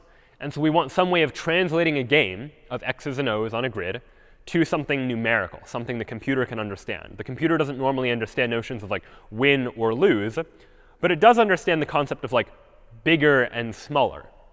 And so what we might do is we might take each of the possible ways that a tic-tac-toe game can unfold and assign a value or a utility to each one of those possible ways. And in a tic-tac-toe game, and in many types of games, there are 3 possible outcomes. The outcomes are O wins, X wins, or nobody wins. So player 1 wins, player 2 wins, or nobody wins. And for now, let's go ahead and assign each of these possible outcomes a different value. We'll say O winning, that'll have a value of -1. Nobody winning, that'll have a value of 0. And X winning, that will have a value of 1. So we've just assigned numbers to each of these 3 possible outcomes. And now we have 2 players. We have the X player and the O player. And we're going to go ahead and call the X player the max player. And we'll call the O player the min player. And the reason why is because in the minimax algorithm, the max player, which in this case is X, is aiming to maximize the score. Right? These are the possible options for the score, -1, 0, and 1. X wants to maximize the score, meaning if at all possible, X would like this situation where X wins the game and we give it a score of 1. But if this isn't possible, if X needs to choose between these 2 options, -1 meaning O winning, or 0 meaning nobody winning, X would rather that nobody wins, score of 0, than a score of -1, O winning. So this notion of winning and losing and tying has been reduced mathematically to just this idea of try and maximize the score. The X player always wants the score to be bigger. And on the flip side, the min player, in this case O, is aiming to minimize the score. The O player wants the score to be as small as possible. So now we've taken this game of X's and O's and winning and losing and turned it into something mathematical, something where X is trying to maximize the score, O is trying to minimize the score. Let's now look at all of the parts of the game that we need in order to encode it in an AI so that an AI can play a game like tic-tac-toe. So the game is going to need a couple of things. We'll need some sort of initial state that we'll in this case call S0, which is how the game begins, like an empty tic-tac-toe board, for example. We'll also need a function called player, where the player function is going to take as input a state, here represented by S, and the output of the player function is going to be which player's turn is it. Right? We need to be able to give a tic-tac-toe board to the computer, run it through a function, and that function tells us whose turn it is. We'll need some notion of actions that we can take. We'll see examples of that in just a moment. We need some notion of a transition model, same as before. If I have a state and I take an action, I need to know what results as a consequence of it. I need some way of knowing when the game is over. So this is equivalent to kind of like a goal test, but I need some terminal test, some way to check to see if a state is a terminal state, where a terminal state means the game is over. In the classic game of tic-tac-toe, a terminal state means either someone has gotten 3 in a row or all of the squares of the tic-tac-toe board are filled. Either of those conditions make it a terminal state. In a game of chess, it might be something like when there is checkmate, or if checkmate is no longer possible, that becomes a terminal state. And then finally, we'll need a utility function, a function that takes a state and gives us a numerical value for that terminal state. Some way of saying if X wins the game, that has a value of 1. If O has won the game, that has a value of -1. If nobody has won the game, that has a value of 0. So let's take a look at each of these in turn. The initial state we can just represent in tic-tac-toe as the empty game board. This is where we begin. It's the place from which we begin this search. And again, I'll be representing these things visually, but you can imagine this really just being like an array or a two-dimensional array of all of these possible squares. Then we need the player function that, again, takes a state and tells us whose turn it is. Assuming X makes the first move, if I have an empty game board, then my player function is going to return X. And if I have a game board where X has made a move, then my player function is going to return O. The player function takes a tic-tac-toe game board and tells us whose turn it is. Next up, we'll consider the actions function. The actions function, much like it did in classical search, takes a state and gives us the set of all of the possible actions we can take in that state. So let's imagine it's O's turn to move in a game board that looks like this. What happens when we pass it into the actions function?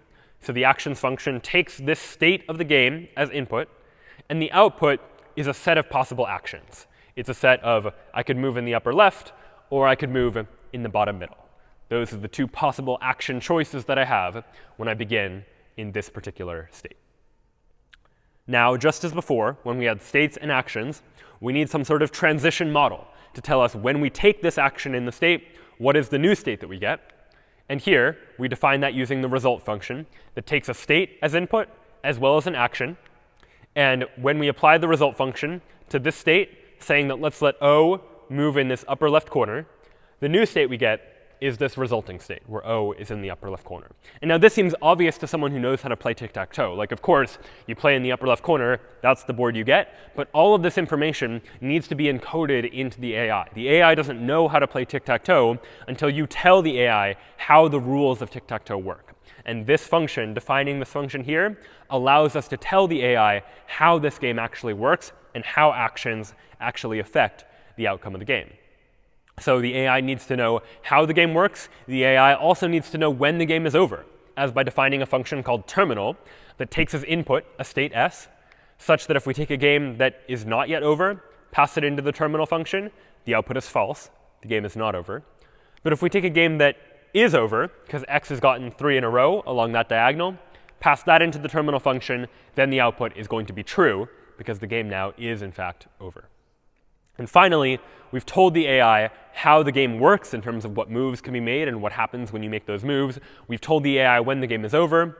Now we need to tell the AI what the value of each of those states is. And we do that by defining this utility function that takes a state S and tells us the score or the utility of that state. So again, we said that if x wins the game, that utility is a value of 1, whereas if O wins the game, then the utility of that is -1. And the AI needs to know, for each of these terminal states where the game is over, what is the utility of that state. So if I give you a game board like this, where the game is in fact over, and I ask the AI to tell me what the value of that state is, it could do so. The value of the state is 1. Where things get interesting, though, is if the game is not yet over. Let's imagine a game board like this. We're in the middle of the game. It's O's turn to make a move. So how do we know it's O's turn to make a move? We can calculate that using the player function. We can say player of S, pass in the state. O is the answer, so we know it's O's turn to move.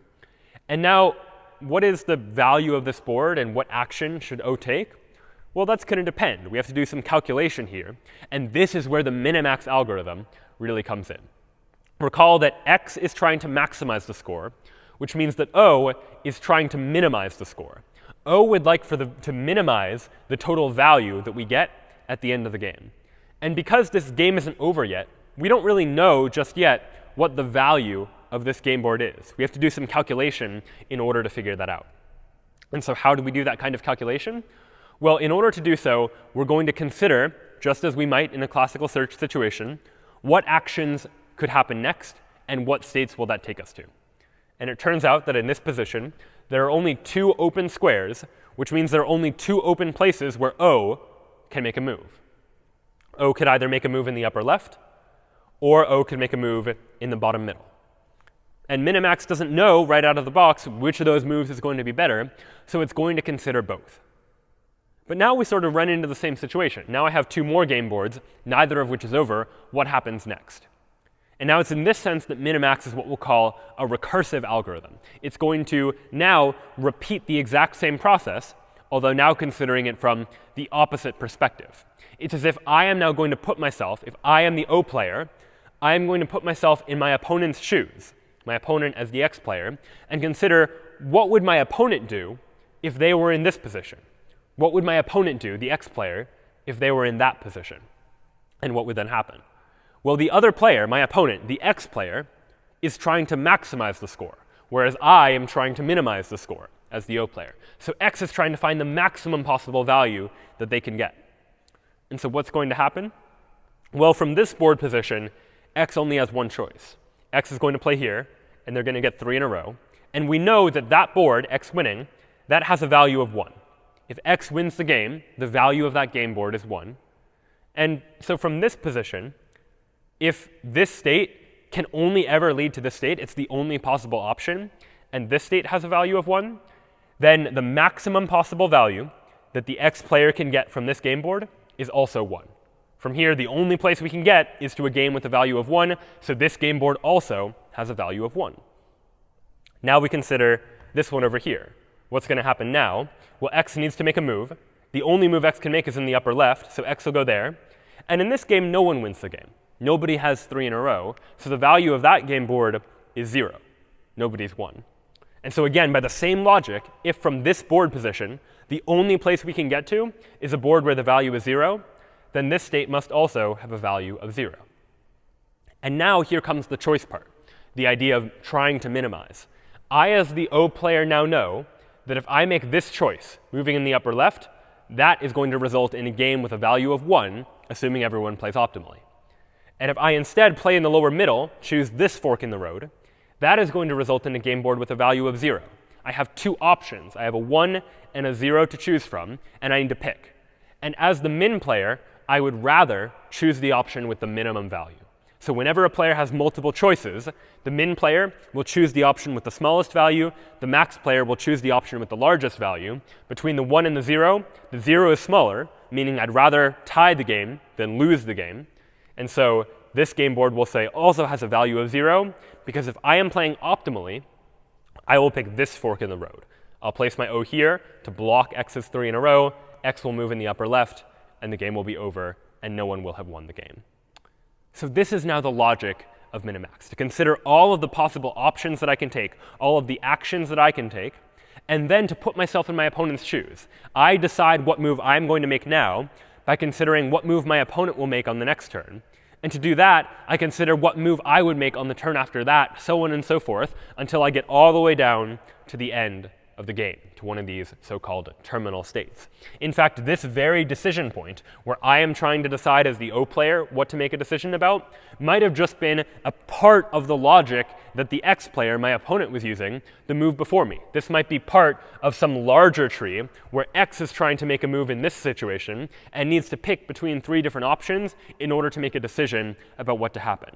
And the further and further away we are from the end of the game, the deeper this tree has to go, because every level in this tree is going to correspond to one move or action that I take, one move or action that my opponent takes in order to decide what happens. And in fact, it turns out that if I am the X player in this position, and I recursively do the logic and see I have a choice, 3 choices in fact, one of which leads to a value of 0. If I play here, then if everyone plays optimally, the game will be a tie. If I play here, then O is going to win, and I'll lose playing optimally.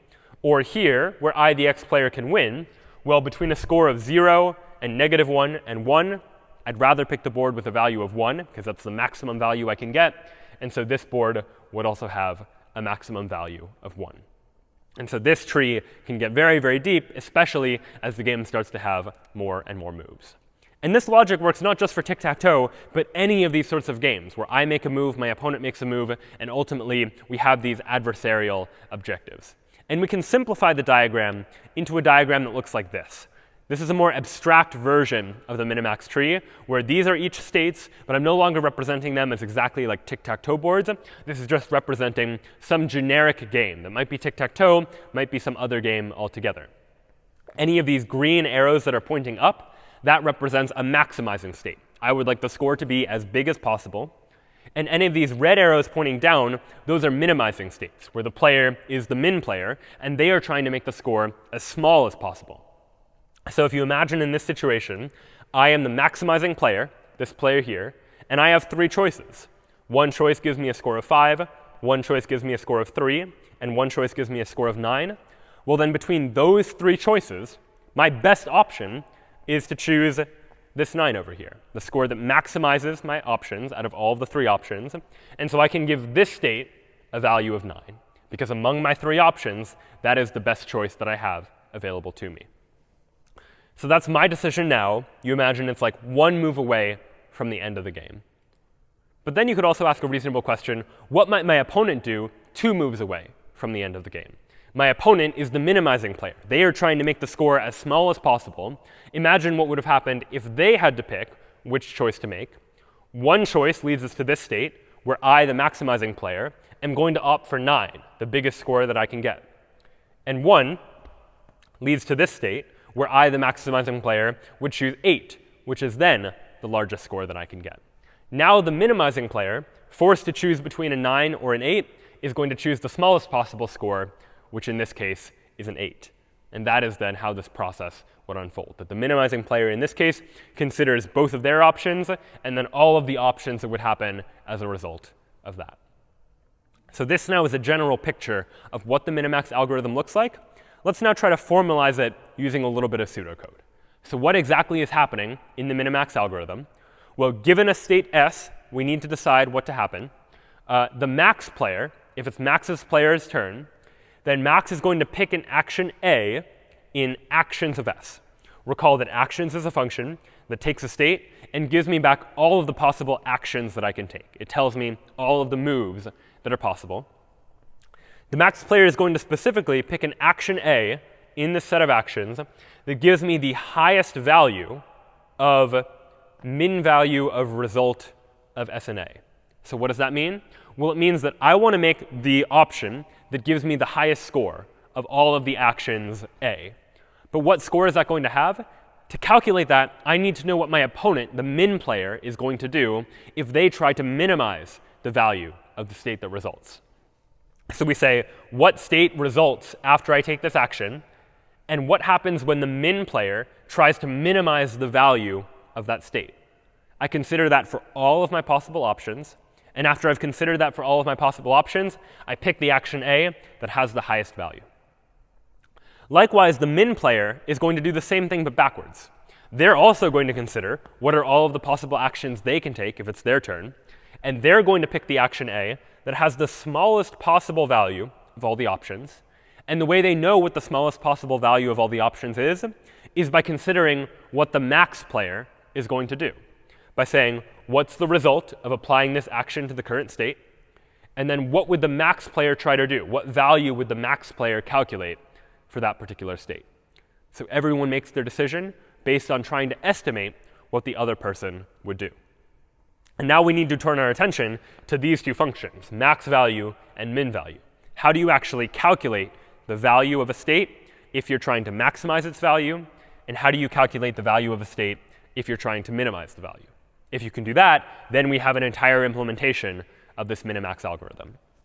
So let's try it. Let's try and implement this max value function that takes a state and returns as output the value of that state if I'm trying to maximize the value of the state. Well, the first thing I can check for is to see if the game is over. Because if the game is over, in other words, if the state is a terminal state, then this is easy. I already have this utility function that tells me what the value of the board is. If the game is over, I just check, like, did X win, did O win, is it a tie? And this utility function just knows what the value of the state is. What's trickier is if the game isn't over, because then I need to do this recursive reasoning about thinking, what is my opponent going to do on the next move? And I want to calculate the value of this state, and I want the value of the state to be as high as possible. And I'll keep track of that value in a variable called v. And if I want the value to be as high as possible, I need to give v an initial value. And initially, I'll just go ahead and set it to be as low as possible, because I don't know what options are available to me yet. So initially, I'll set v equal to -infinity, which seems a little bit strange. But the idea here is I want the value initially to be as low as possible, because as I consider my actions, I'm always going to try and do better than v. And if I set v to -infinity, I know I can always do better than that. So now I consider my actions. And this is going to be some kind of loop where for every action in actions of state, recall actions as a function that takes my state and gives me all the possible actions that I can use in that state. So for each one of those actions, I want to compare it to v and say, all right, v is going to be equal to the maximum of v and this expression. So what is this expression? Well, first it is get the result of taking the action in this state, and then get the min value of that. In other words, let's say I want to find out from that state what is the best that the min player can do, because they're going to try and minimize the score. So whatever the resulting score is of the min value of that state, compare it to my current best value, and just pick the maximum of those two, because I am trying to maximize the value. In short, what these three lines of code are doing are going through all of my possible actions and asking the question, how do I maximize the score given what my opponent is going to try to do? After this entire loop, I can just return v, and that is now the value of that particular state. And for the min player, it's the exact opposite of this, the same logic, just backwards. To calculate the minimum value of a state, first we check if it's a terminal state. If it is, we return its utility. Otherwise, we're going to now try to minimize the value of the state given all of my possible actions. So I need an initial value for v, the value of the state. And initially, I'll set it to infinity, because I know I can always get something less than infinity. So by starting with v equals infinity, I make sure that the very first action I find, that will be less than this value of v. And then I do the same thing. Loop over all of my possible actions. And for each of the results that we could get when the max player makes their decision, let's take the minimum of that and the current value of v. So after all is said and done, I get the smallest possible value of v that I then return back to the user. So that, in effect, is the pseudocode for minimax. That is how we take a game and figure out what the best move to make is by recursively using these max value and min value functions, where max value calls min value calls max value, back and forth, all the way until we reach a terminal state, at which point our algorithm can simply return the utility of that particular state. But what you might imagine is that this is going to start to be a long process. especially as games start to get more complex, as we start to add more moves and more possible options and games that might last quite a bit longer. So the next question to ask is, what sort of optimizations can we make here? How can we do better in order to use less space or take less time to be able to solve this kind of problem? And we'll take a look at a couple of possible optimizations. But for one, we'll take a look at this example. Again, returning to these up arrows and down arrows, let's imagine that I now am the max player, this green arrow. I am trying to make this score as high as possible. And this is an easy game where there are just two moves. I make a move, one of these three options, and then my opponent makes a move, one of these three options, based on what move I make. And as a result, we get some value. Let's look at the order in which I do these calculations and figure out if there are any optimizations I might be able to make to this calculation process. I'm going to have to look at these states one at a time. So let's say I start here on the left and say, all right, now I'm going to consider what will the min player, my opponent, try to do here. Well, the min player is going to look at all three of their possible actions and look at their value, because these are terminal states. They're the end of the game. And so they'll see, all right, this node is a value of 4, value of 8, value of 5. And the min player is going to say, well, all right, between these three options, 4, 8, and 5, I'll take the smallest one. I'll take the 4. So this state now has a value of 4. Then I, as the max player, say, all right, if I take this action, it will have a value of 4. That's the best that I can do, because min player is going to try and minimize my score. So now what if I take this option? We'll explore this next. And now explore what the min player would do if I choose this action. And the min player is going to say, all right, what are the three options? The min player has options between 9, 3, and 7. And so 3 is the smallest among 9, 3, and 7. So we'll go ahead and say this state has a value of 3. So now I, as the max player, I have now explored 2 of my 3 options. I know that one of my options will guarantee me a score of 4, at least. And one of my options will guarantee me a score of 3. And now I consider my third option and say, all right, what happens here? Same exact logic. The min player is going to look at these 3 states, 2, 4, and 6, say the minimum possible option is 2, so the min player wants the 2. Now I, as the max player, have calculated all of the information by looking 2 layers deep, by looking at all of these nodes, and I can now say, between the 4, the 3, and the 2, you know what? I'd rather take the 4. Because if I choose this option, if my opponent plays optimally, they will try and get me to the 4, but that's the best I can do. I can't guarantee a higher score, because if I pick either of these 2 options, I might get a 3 or I might get a 2. And it's true that down here is a 9, and that's the highest score out of any of the scores. So I might be tempted to say, you know what, maybe I should take this option, because I might get the 9. But if the min player is playing intelligently, if they're making the best moves at each possible option they have when they get to make a choice, I'll be left with the 3, whereas I could better, playing optimally, have guaranteed that I would get the 4. So that is, in effect, the logic that I would use as a minimax player trying to maximize my score from that node there. But it turns out it took quite a bit of computation for me to figure that out. I had to reason through all of these nodes in order to draw this conclusion. And this is for a pretty simple game where I have 3 choices, my opponent has 3 choices, and then the game's over. So what I'd like to do is come up with some way to optimize this. Maybe I don't need to do all of this calculation to still reach the conclusion that, you know what, this action to the left, that's the best that I could do. Let's go ahead and try again and try and be a little more intelligent about how I go about doing this. So first, I start the exact same way. I don't know what to do initially, so I just have to consider one of the options and consider what the min player might do. Min has 3 options, 4, 8, and 5. And between those 3 options, min says 4 is the best they can do because they want to try to minimize the score.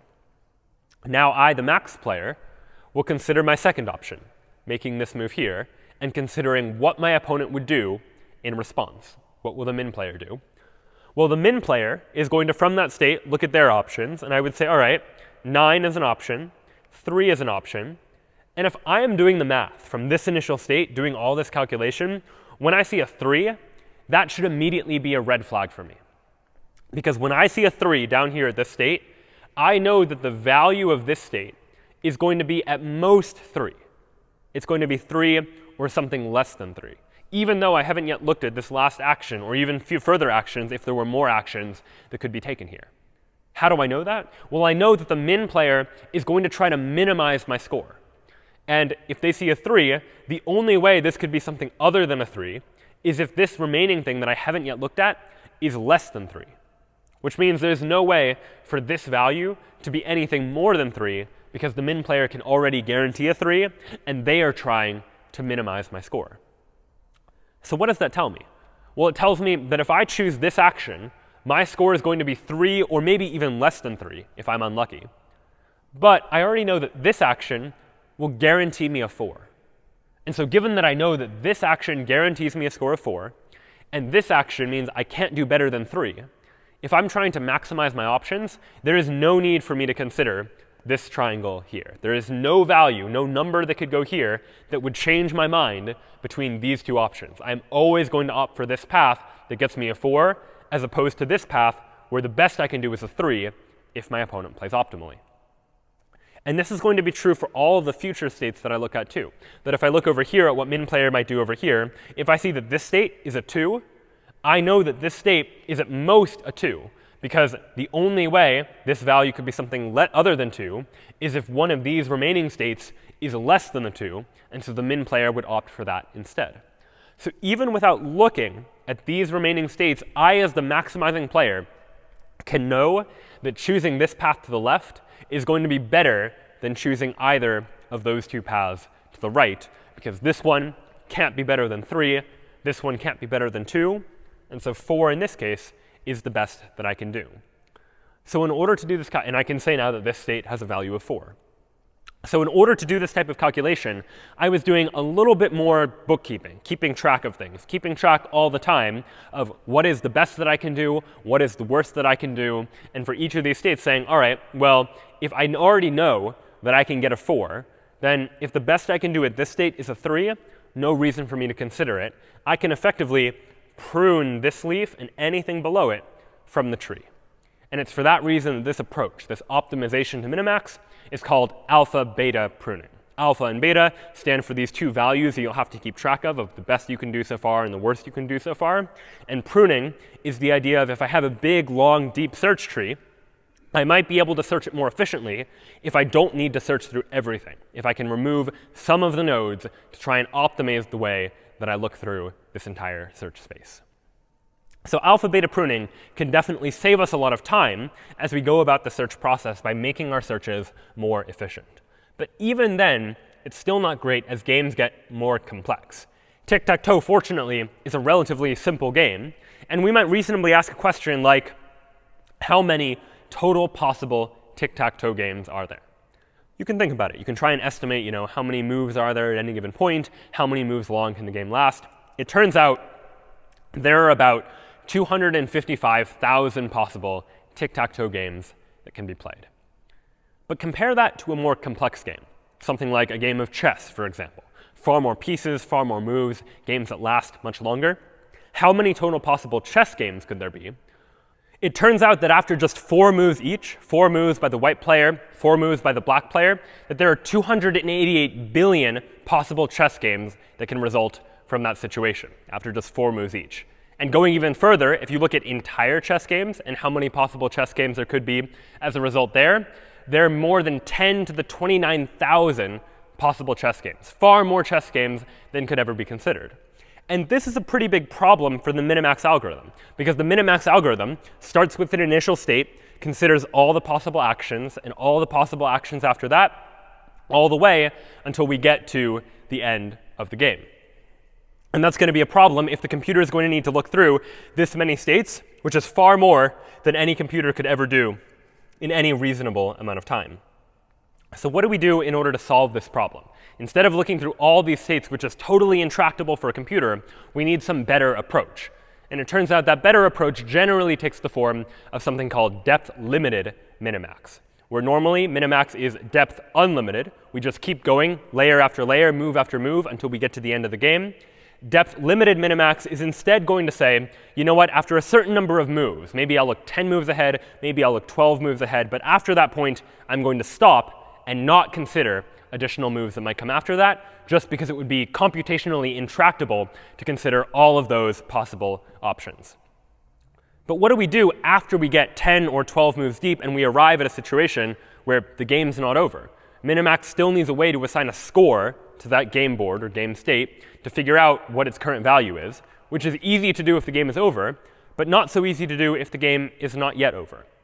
So in order to do that, we need to add one additional feature to depth-limited minimax called an evaluation function, which is just some function that is going to estimate the expected utility of a game from a given state. So in a game like chess, if you imagine that a game value of 1 means white wins, -1 means black wins, 0 means it's a draw, then you might imagine that a score of like 0.8 means white is very likely to win, though certainly not guaranteed. And you would have an evaluation function that estimates how good the game state happens to be. And depending on how good that evaluation function is, that is ultimately what's going to constrain how good the AI is. The better the AI is at estimating how good or how bad any particular game state is, the better the AI is going to be able to play that game. If the evaluation function is worse and not as good as at estimating what the expected utility is, then it's going to be a whole lot harder.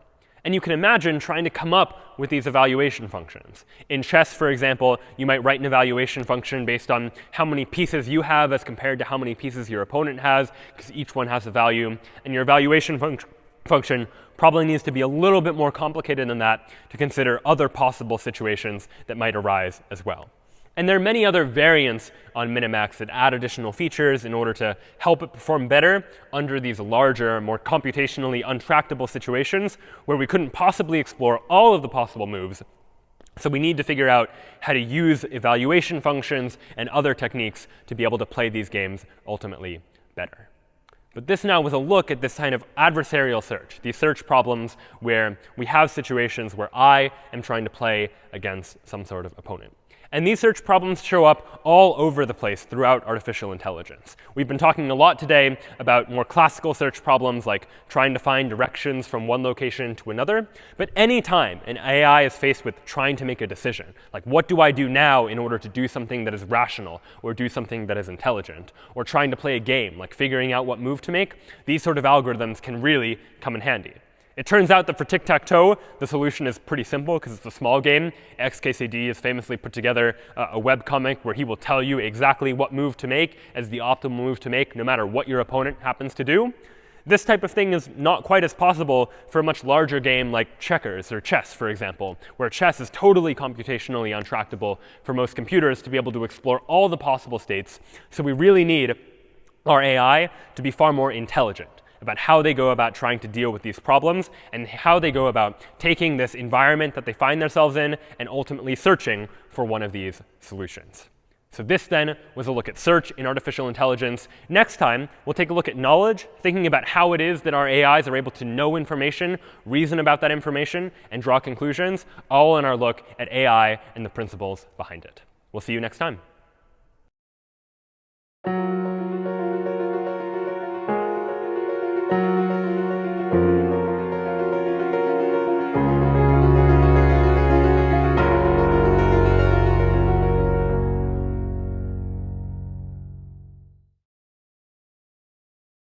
All right, welcome back, everyone, to an introduction to artificial intelligence with Python.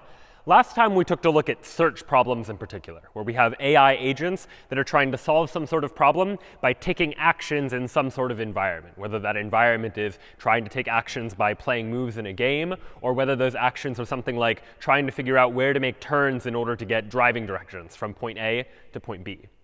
This time, we're going to turn our attention more generally to just this idea of knowledge. The idea that a lot of intelligence is based on knowledge, especially if we think about human intelligence. People know information, we know facts about the world, and using that information that we know, we're able to draw conclusions, reason about the information that we know in order to figure out how to do something or figure out some other piece of information that we conclude based on the information we already have available to us. What we'd like to focus on now is the ability to take this idea of knowledge and being able to reason based on knowledge and apply those ideas to artificial intelligence. In particular, we're going to be building what are known as knowledge-based agents. agents that are able to reason and act by representing knowledge internally. Somehow inside of our AI, they have some understanding of what it means to know something. And ideally, they have some algorithms or some techniques they can use based on that knowledge that they know in order to figure out the solution to a problem or figure out some additional piece of information that can be helpful in some sense. So what do we mean by reasoning based on knowledge to be able to draw conclusions? Well, let's look at a simple example drawn from the world of Harry Potter. We take one sentence that we know to be true. Imagine if it didn't rain, then Harry visited Hagrid today. So one fact that we might know about the world. And then we take another fact. Harry visited Hagrid or Dumbledore today, but not both. So it tells us something about the world, that Harry either visited Hagrid but not Dumbledore, or Harry visited Dumbledore but not Hagrid. And now we have a third piece of information about the world, that Harry visited Dumbledore today. So we now have 3 pieces of information now, 3 facts inside of a knowledge base, so to speak, information that we know. And now we as humans can try and reason about this and figure out, based on this information, what additional information can we begin to conclude. And well, looking at these last 2 statements, Harry either visited Hagrid or Dumbledore, but not both, and we know that Harry visited Dumbledore today, well, then it's pretty reasonable that we could draw the conclusion that, you know what, Harry must not have visited Hagrid today. Because based on a combination of these 2 statements, we can draw this inference, so to speak, a conclusion that Harry did not visit Hagrid today. But it turns out we can even do a little bit better than that, get some more information by taking a look at this first statement and reasoning about that. This first statement says, if it didn't rain, then Harry visited Hagrid today. So what does that mean? In all cases where it didn't rain, then we know that Harry visited Hagrid. But if we also know now that Harry did not visit Hagrid, then that tells us something about our initial premise that we were thinking about. In particular, it tells us that it did rain today, because we can reason, if it didn't rain, then Harry would have visited Hagrid. But we know for a fact that Harry did not visit Hagrid today. So it's this kind of reasoning, this sort of logical reasoning, where we use logic based on the information that we know in order to take information and reach conclusions, that is going to be the focus of what we're going to be talking about today. How can we make our artificial intelligence logical so that they can perform the same kinds of deduction, the same kinds of reasoning that we've been doing so far? Of course, humans reason about logic generally in terms of human language, that I just now was speaking in English, talking in English about these sentences and trying to reason through how it is that they relate to one another. We're going to need to be a little bit more formal when we turn our attention to computers and being able to encode this notion of logic and truthhood and falsehood inside of a machine. So we're going to need to introduce a few more terms and a few symbols that will help us reason through this idea of logic inside of an artificial intelligence. And we'll begin with the idea of a sentence. Now, a sentence in a natural language like English is just something that I'm saying, like what I'm saying right now. In the context of AI, though, a sentence is just an assertion about the world in what we're going to call a knowledge representation language, some way of representing knowledge inside of our computers. And the way that we're going to spend most of today reasoning about knowledge is through a type of logic known as propositional logic. There are a number of different types of logic, some of which we'll touch on, but propositional logic is based on a logic of propositions, or just statements about the world. And so we begin in propositional logic with the notion of propositional symbols. We will have certain symbols that are oftentimes just letters, something like P or Q or R, where each of those symbols is going to represent some fact or sentence about the world. So P, for example, might represent the fact that it is raining. And so P is going to be a symbol that represents that idea. And Q, for example, might represent Harry visited Hagrid today. Each of these propositional symbols represents some sentence or some fact about the world.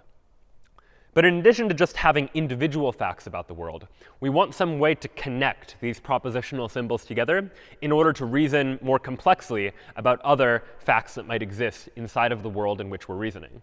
So in order to do that, we'll need to introduce some additional symbols that are known as logical connectives. Now, there are a number of these logical connectives, but 5 of the most important, and the ones we're going to focus on today, are these 5 up here, each represented by a logical symbol. Not is represented by this symbol here, and is represented as sort of an upside-down V, or is represented by a V shape. Implication, and we'll talk about what that means in just a moment, is represented by an arrow, And biconditional, again, we'll talk about what that means in a moment, is represented by these double arrows. But these 5 logical connectives are the main ones we're going to be focusing on in terms of thinking about how it is that a computer can reason about facts and draw conclusions based on the facts that it knows. But in order to get there, we need to take a look at each of these logical connectives and build up an understanding for what it is that they actually mean. So let's go ahead and begin with the not symbol. So this not symbol here. And what we're going to show for each of these logical connectives is what we're going to call a truth table, a table that demonstrates what this word not means when we attach it to a propositional symbol or any sentence inside of our logical language. And so the truth table for not is shown right here. If P, some propositional symbol or some other sentence even, is false, then not P is true. And if P is true, then not P is false. So you can imagine that placing this not symbol in front of some sentence of propositional logic just says the opposite of that. So if, for example, P represented it is raining, then not P would represent the idea that it is not raining. And as you might expect, if P is false, meaning if the sentence it is raining is false, well then the sentence not P must be true. The sentence that it is not raining is therefore true. So not, you can imagine, just takes whatever is in P and it inverts it, turns false into true and true into false. Much analogously to what the English word not means, just taking whatever comes after it and inverting it to mean the opposite. Next up, and also very English-like, is this idea of and, represented by this upside-down V shape or this point shape. And, as opposed to just taking a single argument, the way not does, we have P and we have not P, and is going to combine 2 different sentences in propositional logic together. So I might have one sentence P and another sentence Q, and I want to combine them together to say P and Q. And the general logic for what P and Q means is it means that both of its operands are true. P is true, and also Q is true. And so here's what that truth table looks like. This time we have 2 variables, P and Q. And when we have 2 variables, each of which can be in 2 possible states, true or false, that leads to 2 squared or 4 possible combinations of truth and falsehood. So we have P is false and Q is false. We have P is false and Q is true. P is true and Q is false. And then P and Q both are true. And those are the only 4 possibilities for what P and Q could mean. And in each of those situations, this third column here, P and Q, is telling us a little bit about what it actually means for P and Q to be true. And we see that the only case where P and Q is true is in this 4th row here, where P happens to be true, Q also happens to be true. And in all other situations, P and Q is going to evaluate to false. So this, again, is much in line with what our intuition of and might mean. If I say P and Q, I probably mean that I expect both P and Q to be true. Next up, also potentially consistent with what we mean, is this word or, represented by this V shape, sort of an upside-down and symbol. And or, as the name might suggest, is true if either of its arguments are true. As long as P is true or Q is true, then P or Q is going to be true. Which means the only time that P or Q is false is if both of its operands are false. If P is false and Q is false, then P or Q is going to be false. But in all other cases, at least one of the operands is true. Maybe they're both true, in which case P or Q is going to evaluate to true. Now, this is mostly consistent with the way that most people might use the word or, in the sense of speaking the word or in normal English, though there is sometimes when we might say or where we mean P or Q, but not both, or we mean sort of it can only be one or the other. It's important to note that this symbol here, this or, means P or Q or both, that those are totally OK. As long as either or both of them are true, then the or is going to evaluate to be true as well. It's only in the case where all of the operands are false that P or Q ultimately evaluates to false as well. In logic, there's another symbol known as the exclusive or, which encodes this idea of exclusivity, of like one or the other, but not both. But we're not going to be focusing on that today. Whenever we talk about or, we're always talking about either or both, in this case, as represented by this truth table here. So that now is not, an and, or. And next up is what we might call implication. as denoted by this arrow symbol. So we have P and Q, and this sentence here will generally read as P implies Q. And what P implies Q means is that if P is true, then Q is also true. So I might say something like, if it is raining, then I will be indoors, meaning it is raining implies I will be indoors, as the logical sentence that I'm saying there. And the truth table for this can sometimes be a little bit tricky. So obviously, if P is true and Q is true, then P implies Q. That's true. That definitely makes sense. And it should also stand to reason that when P is true and Q is false, then P implies Q is false. Because if I said to you, if it is raining, then I will be indoors, and it is raining, but I'm not indoors, well, then it would seem to be that my original statement was not true. P implies Q means that if P is true, then Q also needs to be true. And if it's not, well, then the statement is false. What's also worth noting, though, is what happens when P is false. When P is false, the implication makes no claim at all. If I say something like, if it is raining, then I will be indoors, and it turns out it's not raining, then in that case, I am not making any statement as to whether or not I will be indoors or not. P implies Q just means that if P is true, Q must be true. But if P is not true, then we make no claim about whether or not Q is true at all. So in either case, if P is false, it doesn't matter what Q is. Whether it's false or true, we're not making any claim about Q whatsoever. We can still evaluate the implication to true. The only way that the implication is ever false is if our premise, P, is true, but the conclusion that we're drawing, Q, happens to be false. So in that case, we would say P does not imply Q in that case. Finally, the last connective that we'll discuss is this biconditional. You can think of a biconditional as a condition that goes in both directions. So originally, when I said something like, if it is raining, then I will be indoors, I didn't say what would happen if it wasn't raining. Maybe I'll be indoors, maybe I'll be outdoors.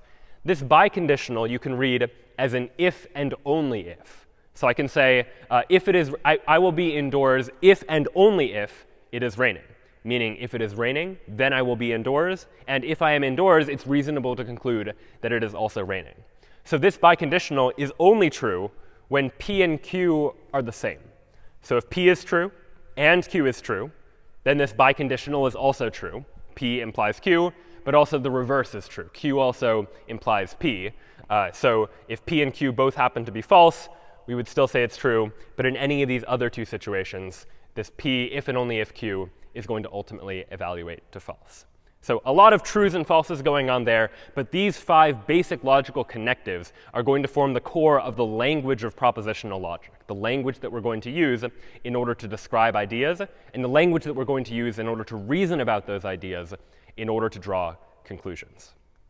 So let's now take a look at some of the additional terms that we'll need to know about in order to go about trying to form this language of propositional logic and writing AI that's actually able to understand this sort of logic. The next thing we're going to need is the notion of what is actually true about the world. We have a whole bunch of propositional symbols, P and Q and R and maybe others, but we need some way of knowing like what actually is true in the world. Is P true or false? Is Q true or false? So on and so forth. And to do that, we'll introduce the notion of a model. A model just assigns a truth value, where a truth value is either true or false, to every propositional symbol. In other words, it's creating what we might call a possible world. So let me give an example. If, for example, I have 2 propositional symbols, P is it is raining, and Q is it is a Tuesday, a model just takes each of these 2 symbols and assigns a truth value to them, either true or false. So here's a sample model. In this model, in other words, in this possible world, it is possible that P is true, meaning it is raining, and Q is false, meaning it is not a Tuesday. But there are other possible worlds or other models as well. There is some model where both of these variables are true, some model where both of these variables are false. In fact, if there are n variables that are propositional symbols like this that are either true or false, then the number of possible models is 2 to the n. Because each of these possible models, possible variables within my model could be set to either true or false if I don't know any information about it. So now that I have the symbols and the connectives that I'm going to need in order to construct these parts of knowledge, we need some way to represent that knowledge. And to do so, we're going to allow our AI access to what we'll call a knowledge base. And a knowledge base is really just a set of sentences that our AI knows to be true. Some set of sentences in propositional logic that are things that our AI knows about the world. And so we might tell our AI some information about a situation that it finds itself in, or a situation about a problem that it happens to be trying to solve. And we would give that information to the AI that the AI would store inside of its knowledge base. And what happens next is the AI would like to use that information in the knowledge base to be able to draw conclusions about the rest of the world. And what do those conclusions look like? Well, to understand those conclusions, we'll need to introduce one more idea, one more symbol, and that is the notion of entailment. So this sentence here, with this double turnstile and these Greek letters, this is the Greek letter alpha and the Greek letter beta, and we read this as alpha entails beta. And alpha and beta here are just sentences in propositional logic. And what this means is that alpha entails beta means that in every model, in other words, in every possible world in which sentence A is true, or sentence alpha is true, then sentence beta is also true. So if something entails something else, if alpha entails beta, it means that if I know alpha to be true, then beta must therefore also be true. So if my alpha is something like, I know that it is a Tuesday in January, then a reasonable beta might be something like, I know that it is January. Because in all worlds where it is a Tuesday in January, I know for sure that it must be January, just by definition. This first statement or sentence about the world entails the second statement. And we can reasonably use deduction based on that first sentence to figure out that the second sentence is in fact true as well. And ultimately, it's this idea of entailment that we're going to try and encode into our computer. We want our AI agent to be able to figure out what the possible entailments are. We want our AI to be able to take these three sentences like, if it didn't rain, Harry visited Hagrid, that Harry visited Hagrid or Dumbledore, but not both, and that Harry visited Dumbledore, and just using that information, we'd like our AI to be able to infer or figure out that using these three sentences inside of a knowledge base, we can draw some conclusions. In particular, we can draw the conclusions here that 1, Harry did not visit Hagrid today, and we can draw the entailment 2, that it did, in fact, rain today. And this process is known as inference. And that's what we're going to be focusing on today, this process of deriving new sentences from old ones. That I give you these three sentences, you put them in the knowledge base inside the AI, and the AI is able to use some sort of inference algorithm to figure out that these two sentences must also be true. And that is how we define inference. So let's take a look at an inference example to see how we might actually go about inferring things in a human sense before we take a more algorithmic approach to see how we could encode this idea of inference in AI. And we'll see there are a number of ways that we can actually achieve this. So again, we'll deal with a couple of propositional symbols. We'll deal with P, Q, and R. P is it is a Tuesday. Q is it is raining. And R is Harry will go for a run. 3 propositional symbols that we are just defining to mean this. We're not saying anything yet about whether they're true or false. We're just defining what they are. Now we'll give ourselves, or an AI, access to a knowledge base, abbreviated to KB, the knowledge that we know about the world. We know this statement. All right, so let's try to parse it. The parentheses here are just used for precedent, so we can see what associates with what. But you would read this as P and not Q implies R. All right, so what does that mean? Let's put it piece by piece. P is it is a Tuesday. Q is it is raining. So not Q is it is not raining. And implies R is Harry will go for a run. So the way to read this entire sentence, in human natural language at least, is if it is a Tuesday and it is not raining, then Harry will go for a run. So if it is a Tuesday and it is not raining, then Harry will go for a run. And that is now inside of our knowledge base. And let's now imagine that our knowledge base has 2 other pieces of information as well. It has information that P is true, that it is a Tuesday. And we also have the information not Q, that it is not raining, that this sentence Q, it is raining, happens to be false. And those are the 3 sentences that we have access to. P and not Q implies R, P and not Q. Using that information, we should be able to draw some inferences. P and not Q is only true if both P and not Q are true. Well, all right, we know that P is true, and we know that not Q is true. So we know that this whole expression is true.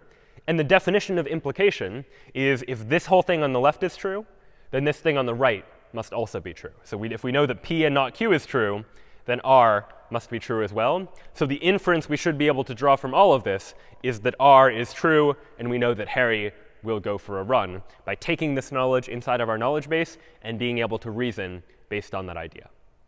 And so this ultimately is the beginning of what we might consider to be some sort of inference algorithm, some process that we can use to try and figure out whether or not we can draw some conclusion.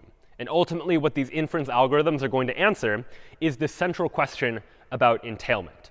Given some query about the world, something we're wondering about the world, and we'll call that query alpha, the question we want to ask using these inference algorithms is, does KB, our knowledge base, entail alpha? In other words, using only the information we know inside of our knowledge base, the knowledge that we have access to, can we conclude that this sentence alpha is true? And that's ultimately what we would like to do. So how can we do that? How can we go about writing an algorithm that can look at this knowledge base and figure out whether or not this query alpha is actually true? Well, it turns out there are a couple of different algorithms for doing so. And one of the simplest, perhaps, is known as model checking. Now remember that a model is just some assignment of all of the propositional symbols inside of our language to a truth value, true or false. And you can think of a model as a possible world, that there are many possible worlds where different things might be true or false, and we can enumerate all of them. And the model checking algorithm does exactly that. So what does our model checking algorithm do? Well, if we wanted to determine if our knowledge base entails some query alpha, then we are going to enumerate all possible models. In other words, consider all possible values of true and false for our variables, all possible states in which our world can be in. And if in every model where our knowledge base is true, alpha is also true, then we know that the knowledge base entails alpha. So let's take a closer look at that sentence and try and figure out what it actually means. If we know that in every model, in other words, in every possible world, no matter what assignment of true and false to variables you give, if we know that whenever our knowledge is true, what we know to be true is true, that this query, alpha, is also true, well, then it stands to reason that as long as our knowledge base is true, then alpha must also be true. And so this is going to form the foundation of our model checking algorithm. We're going to enumerate all of the possible worlds and ask ourselves, whenever the knowledge base is true, is alpha true? And if that's the case, then we know alpha to be true. And otherwise, there is no entailment. Our knowledge base does not entail alpha. All right, so this is a little bit abstract, but let's take a look at an example to try and put real propositional symbols to this idea. So again, we'll work with the same example. P is it is a Tuesday. Q is it is raining. R is Harry will go for a run. Our knowledge base contains these pieces of information. P and not Q implies R. We also know P, it is a Tuesday, and not Q, it is not raining. And our query, our alpha in this case, the thing we want to ask is R. We want to know, is it guaranteed, is it entailed that Harry will go for a run? So the first step is to enumerate all of the possible models. We have 3 propositional symbols here, P, Q, and R, which means we have 2 to the 3rd power, or 8 possible models. All false, false, false, true, false, true, false, false, true, true, etc. 8 possible ways you could assign true and false to all of these models. And we might ask in each one of them, is the knowledge base true? Here are the set of things that we know. In which of these worlds could this knowledge base possibly apply to? In which worlds is this knowledge base true? Well, in the knowledge base, for example, we know P. Like we know it is a Tuesday, which means we know that these first four rows where P is false, none of those are going to be true or going to work for this particular knowledge base. Our knowledge base is not true in those worlds. Likewise, we also know not Q. We know that it is not raining. So any of these models where Q is true, like these 2 and these 2 here, those aren't going to work either because we know that Q is not true.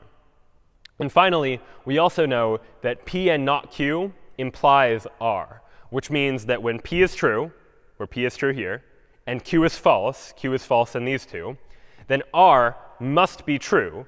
And if ever p is true, q is false, but r is also false, well, that doesn't satisfy this implication here. That implication does not hold true under those situations. So we could say that for our knowledge base, we can conclude under which of these possible worlds is our knowledge base true, and under which of the possible worlds is our knowledge base false. And it turns out there is only one possible world where our knowledge base is actually true. In some cases, there might be multiple possible worlds where the knowledge base is true. But in this case, it just so happens that there's only one possible world where we can definitively say something about our knowledge base. And in this case, we would look at the query. The query of R is R true? R is true. And so as a result, we can draw that conclusion. And so this is this idea of model checking. Enumerate all the possible models and look in those possible models to see whether or not, if our knowledge base is true, is the query in question true as well. So let's now take a look at how we might actually go about writing this in a programming language like Python. Take a look at some actual code that would encode this notion of propositional symbols and logic and these connectives like and or and not and implication and so forth, and see what that code might actually look like. So I've written in advance a logic library that's more detailed than we need to worry about entirely today. But the important thing is that we have one class for every type of logical symbol or connective that we might have. So we just have one class for logical symbols, for example, where every symbol is going to represent and store some name for that particular symbol. And we also have a class for not that takes an operand. So we might say not one symbol to say something is not true or some other sentence is not true. We have one for and, one for or, so on and so forth. And I'll just demonstrate how this works. And you can take a look at the actual logic.py later on. But I'll go ahead and call this file harry.py. We're going to store information about this world of Harry Potter, for example. So I'll go ahead and import from my logic module. I'll import everything. And in this library, in order to create a symbol, you use capital S symbol. And I'll create a symbol for rain to mean it is raining, for example. And I'll create a symbol for Hagrid to mean Harry visited Hagrid is what this symbol is going to mean. So this symbol means it is raining. This symbol means Harry visited Hagrid. And I'll add another symbol called Dumbledore for Harry visited Dumbledore. Now I'd like to save these symbols so that I can use them later as I do some logical analysis. So I'll go ahead and save each one of them inside of a variable. So like rain, Hagrid, and Dumbledore, though you could call the variables anything. And now that I have these logical symbols, I can use logical connectives to combine them together. So for example, if I have a sentence like and rain and Hagrid, for example, which is not necessarily true, but just for demonstration, I can now try and print out sentence.formula, which is a function I wrote that takes a sentence in propositional logic and just prints it out so that we, the programmers, can now see this in order to get an understanding for how it actually works. So if I run Python harry.py, what we'll see is this sentence in propositional logic, rain and Hagrid. This is the logical representation of what we have here in our Python program of saying and whose arguments are rain and Hagrid. So we're saying rain and Hagrid by encoding that idea. And this is quite common in Python object-oriented programming, where you have a number of different classes, and you pass arguments into them in order to create a new and object, for example, in order to represent this idea. But now what I'd like to do is somehow encode the knowledge that I have about the world in order to solve that problem from the beginning of class, where we talked about trying to figure out who Harry visited and trying to figure out if it's raining or if it's not raining. And so what knowledge do I have? I'll go ahead and create a new variable called knowledge. And what do I know? Well, I know the very first sentence that we talked about was the idea that if it is not raining, then Harry will visit Hagrid. So all right, how do I encode the idea that it is not raining? Well, I can use not and then the rain symbol. So here's me saying that it is not raining. And now the implication is that if it is not raining, then Harry visited Hagrid.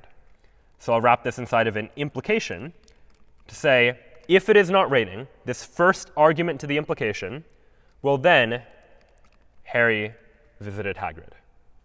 So I'm saying implication, the premise is that it's not raining, and if it is not raining, then Harry visited Hagrid. And I can print out knowledge.formula to see the logical formula equivalent of that same idea. So I run python of harry.py, and this is the logical formula that we see as a result, which is a text-based version of what we were looking at before. That if it is not raining, then that implies that Harry visited Hagrid. But there was additional information that we had access to as well. In this case, we had access to the fact that Harry visited either Hagrid or Dumbledore. So how do I encode that? Well, this means that in my knowledge, I've really got multiple pieces of knowledge going on. I know one thing and another thing and another thing. So I'll go ahead and wrap all of my knowledge inside of an and. And I'll move things onto new lines just for good measure. But I know multiple things, so I'm saying knowledge is an and of multiple different sentences. I know multiple different sentences to be true. One such sentence that I know to be true is this implication, that if it is not raining, then Harry visited Hagrid. Another such sentence that I know to be true is or Hagrid Dumbledore. In other words, so Hagrid or Dumbledore is true, because I know that Harry visited Hagrid or Dumbledore. But I know more than that, actually. That initial sentence from before said that Harry visited Hagrid or Dumbledore, but not both. So now I want a sentence that will encode the idea that Harry didn't visit both Hagrid and Dumbledore. Well, the notion of Harry visiting Hagrid and Dumbledore would be represented like this, and of Hagrid and Dumbledore. And if that is not true, if I want to say not that, then I'll just wrap this whole thing inside of a not. So now these three lines, line 8 says that if it is not raining, then Harry visited Hagrid. Line 9 says Harry visited Hagrid or Dumbledore. And line 10 says Harry didn't visit both Hagrid and Dumbledore, that it is not true that both the Hagrid symbol and the Dumbledore symbol are true. Only one of them can be true. And finally, the last piece of information that I knew was the fact that Harry visited Dumbledore. So these now are the pieces of knowledge that I know, one sentence and another sentence and another and another. And I can print out what I know just to see it a little bit more visually. And here now is a logical representation of the information that my computer is now internally representing using these various different Python objects. And again, take a look at logic.py if you want to take a look at how exactly it's implementing this, but no need to worry too much about all of the details there. We're here saying that if it is not raining, then Harry visited Hagrid. We're saying that Hagrid or Dumbledore is true. And we're saying it is not the case that Hagrid and Dumbledore is true, that they're not both true. And we also know that Dumbledore is true. So this long logical sentence represents our knowledge base. It is the thing that we know. And now what we'd like to do is we'd like to use model checking to ask a query, to ask a question like, based on this information, do I know whether or not it's raining? And we as humans were able to logic our way through it and figure out that, all right, based on these sentences, we can conclude this and that to figure out that, yes, it must have been raining. But now we'd like for the computer to do that as well. So let's take a look at the model checking algorithm that is going to follow that same pattern that we drew out in pseudocode a moment ago. So I've defined a function here in logic.py that you can take a look at called model check. Model check takes two arguments, the knowledge that I already know and the query. And the idea is, in order to do model checking, I need to enumerate all of the possible models. And for each of the possible models, I need to ask myself, is the knowledge base true? And is the query true? So the first thing I need to do is somehow enumerate all of the possible models, meaning for all possible symbols that exist, I need to assign true and false to each one of them and see whether or not it's still true. And so here is the way we're going to do that. We're going to start. So I've defined another helper function internally that we'll get to in just a moment. But this function starts by getting all of the symbols in both the knowledge and the query, by figuring out what symbols am I dealing with. In this case, the symbols I'm dealing with are rain and Hagrid and Dumbledore, but there might be other symbols depending on the problem. And we'll take a look soon at some examples of situations where ultimately we're going to need some additional symbols in order to represent the problem. And then we're going to run this check all function, which is a helper function that's basically going to recursively call itself, checking every possible configuration of propositional symbols. So we start out by looking at this check all function, and what do we do? So if not symbols means if we've finished assigning all of the symbols, we've assigned every symbol a value. So far we haven't done that, but if we ever do, then we check. in this model, is the knowledge true? That's what this line is saying. If we evaluate the knowledge propositional logic formula using the model's assignment of truth values, is the knowledge true? If the knowledge is true, then we should return true only if the query is true. Because if the knowledge is true, we want the query to be true as well in order for there to be entailment. Otherwise, we don't know that otherwise there won't be an entailment if there's ever a situation where what we know in our knowledge is true, but the query, the thing we're asking, happens to be false. So this line here is checking that same idea, that in all worlds where the knowledge is true, the query must also be true. Otherwise, we can just return true, because if the knowledge isn't true, then we don't care. This is equivalent to when we were enumerating this table from a moment ago. In all situations where the knowledge base wasn't true, all of these 7 rows here, we didn't care whether or not our query was true or not. We only care to check whether the query is true when the knowledge base is actually true, which was just this green highlighted row right there. So that logic is encoded using that statement there. And otherwise, if we haven't assigned symbols yet, which we haven't seen anything yet, then the first thing we do is pop one of the symbols. I make a copy of the symbols first, just to save an existing copy. But I pop one symbol off of the remaining symbols so that I just pick one symbol at random. And I create one copy of the model where that symbol is true. And I create a second copy of the model where that symbol is false. So I now have 2 copies of the model, one where the symbol is true and one where the symbol is false. And I need to make sure that this entailment holds in both of those models. So I recursively check all on the model where the statement is true and check all on the model where the statement is false. So again, you can take a look at that function to try to get a sense for how exactly this logic is working. But in effect, what it's doing is recursively calling this check-all function again and again and again. And on every level of the recursion, we're saying, let's pick a new symbol that we haven't yet assigned, assign it to true, and assign it to false, and then check to make sure that the entailment holds in both cases. Because ultimately, I need to check every possible world. I need to take every combination of symbols and try every combination of true and false in order to figure out whether the entailment relation actually holds. So that function we've written for you. But in order to use that function inside of harry.py, what I'll write is something like this. I would like to model check based on the knowledge. And then I provide as a second argument what the query is, what the thing I want to ask is. And what I want to ask in this case is it raining? So model check, again, takes 2 arguments. The first argument is the information that I know, this knowledge, which in this case is this information that was given to me at the beginning. And the second argument, rain, is encoding the idea of the query. What am I asking? I would like to ask, based on this knowledge, do I know for sure that it is raining? And I can try and print out the result of that. And when I run this program, I see that the answer is true. That based on this information, I can conclusively say that it is raining, because using this model checking algorithm, we were able to check that in every world where this knowledge is true, it is raining. In other words, there is no world where this knowledge is true and it is not raining. So you can conclude that it is, in fact, raining.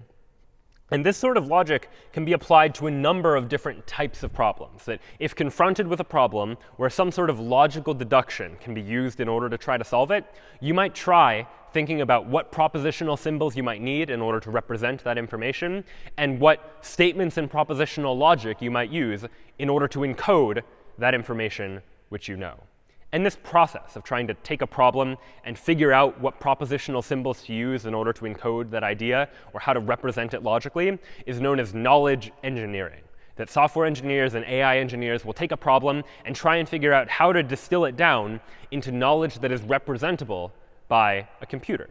And if we can take any general purpose problem, some problem that we find in the human world, and turn it into a problem that computers know how to solve, as by using any number of different variables, well then we can take a computer that is able to do something like model checking or some other inference algorithm and actually figure out how to solve that problem.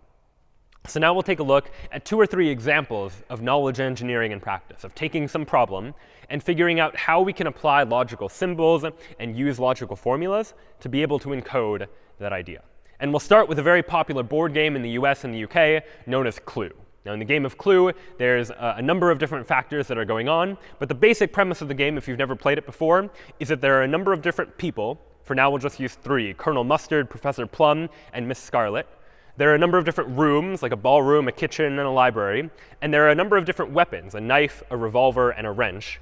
And 3 of these, 1 person, 1 room, and 1 weapon, is the solution to the mystery, the murderer and what room they were in and what weapon they happened to use. And what happens at the beginning of the game is that all these cards are randomly shuffled together, and 3 of them, 1 person, 1 room, and 1 weapon, are placed into a sealed envelope that we don't know.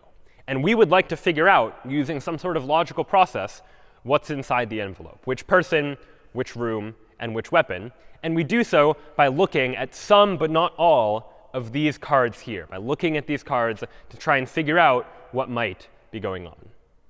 And so this is a very popular game, but let's now try and formalize it and see if we could train a computer to be able to play this game by reasoning through it logically.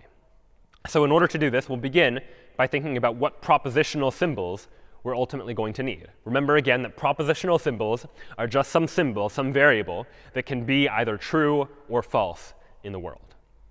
And so in this case, the propositional symbols are really just going to correspond to each of the possible things that could be inside the envelope. Mustard is a propositional symbol that in this case will just be true if Colonel Mustard is inside the envelope, if he is the murderer, and false otherwise. And likewise for Plum for Professor Plum, and Scarlet for Miss Scarlet, and likewise for each of the rooms and for each of the weapons. We have 1 propositional symbol for each of these ideas. Then using those propositional symbols, we can begin to create logical sentences, create knowledge that we know about the world. So for example, we know that someone is the murderer, that one of the 3 people is in fact the murderer. And how would we encode that? Well, we don't know for sure who the murderer is, but we know it is 1 person, or the 2nd person, or the 3rd person. So I could say something like this: Mustard, or Plum, or Scarlet.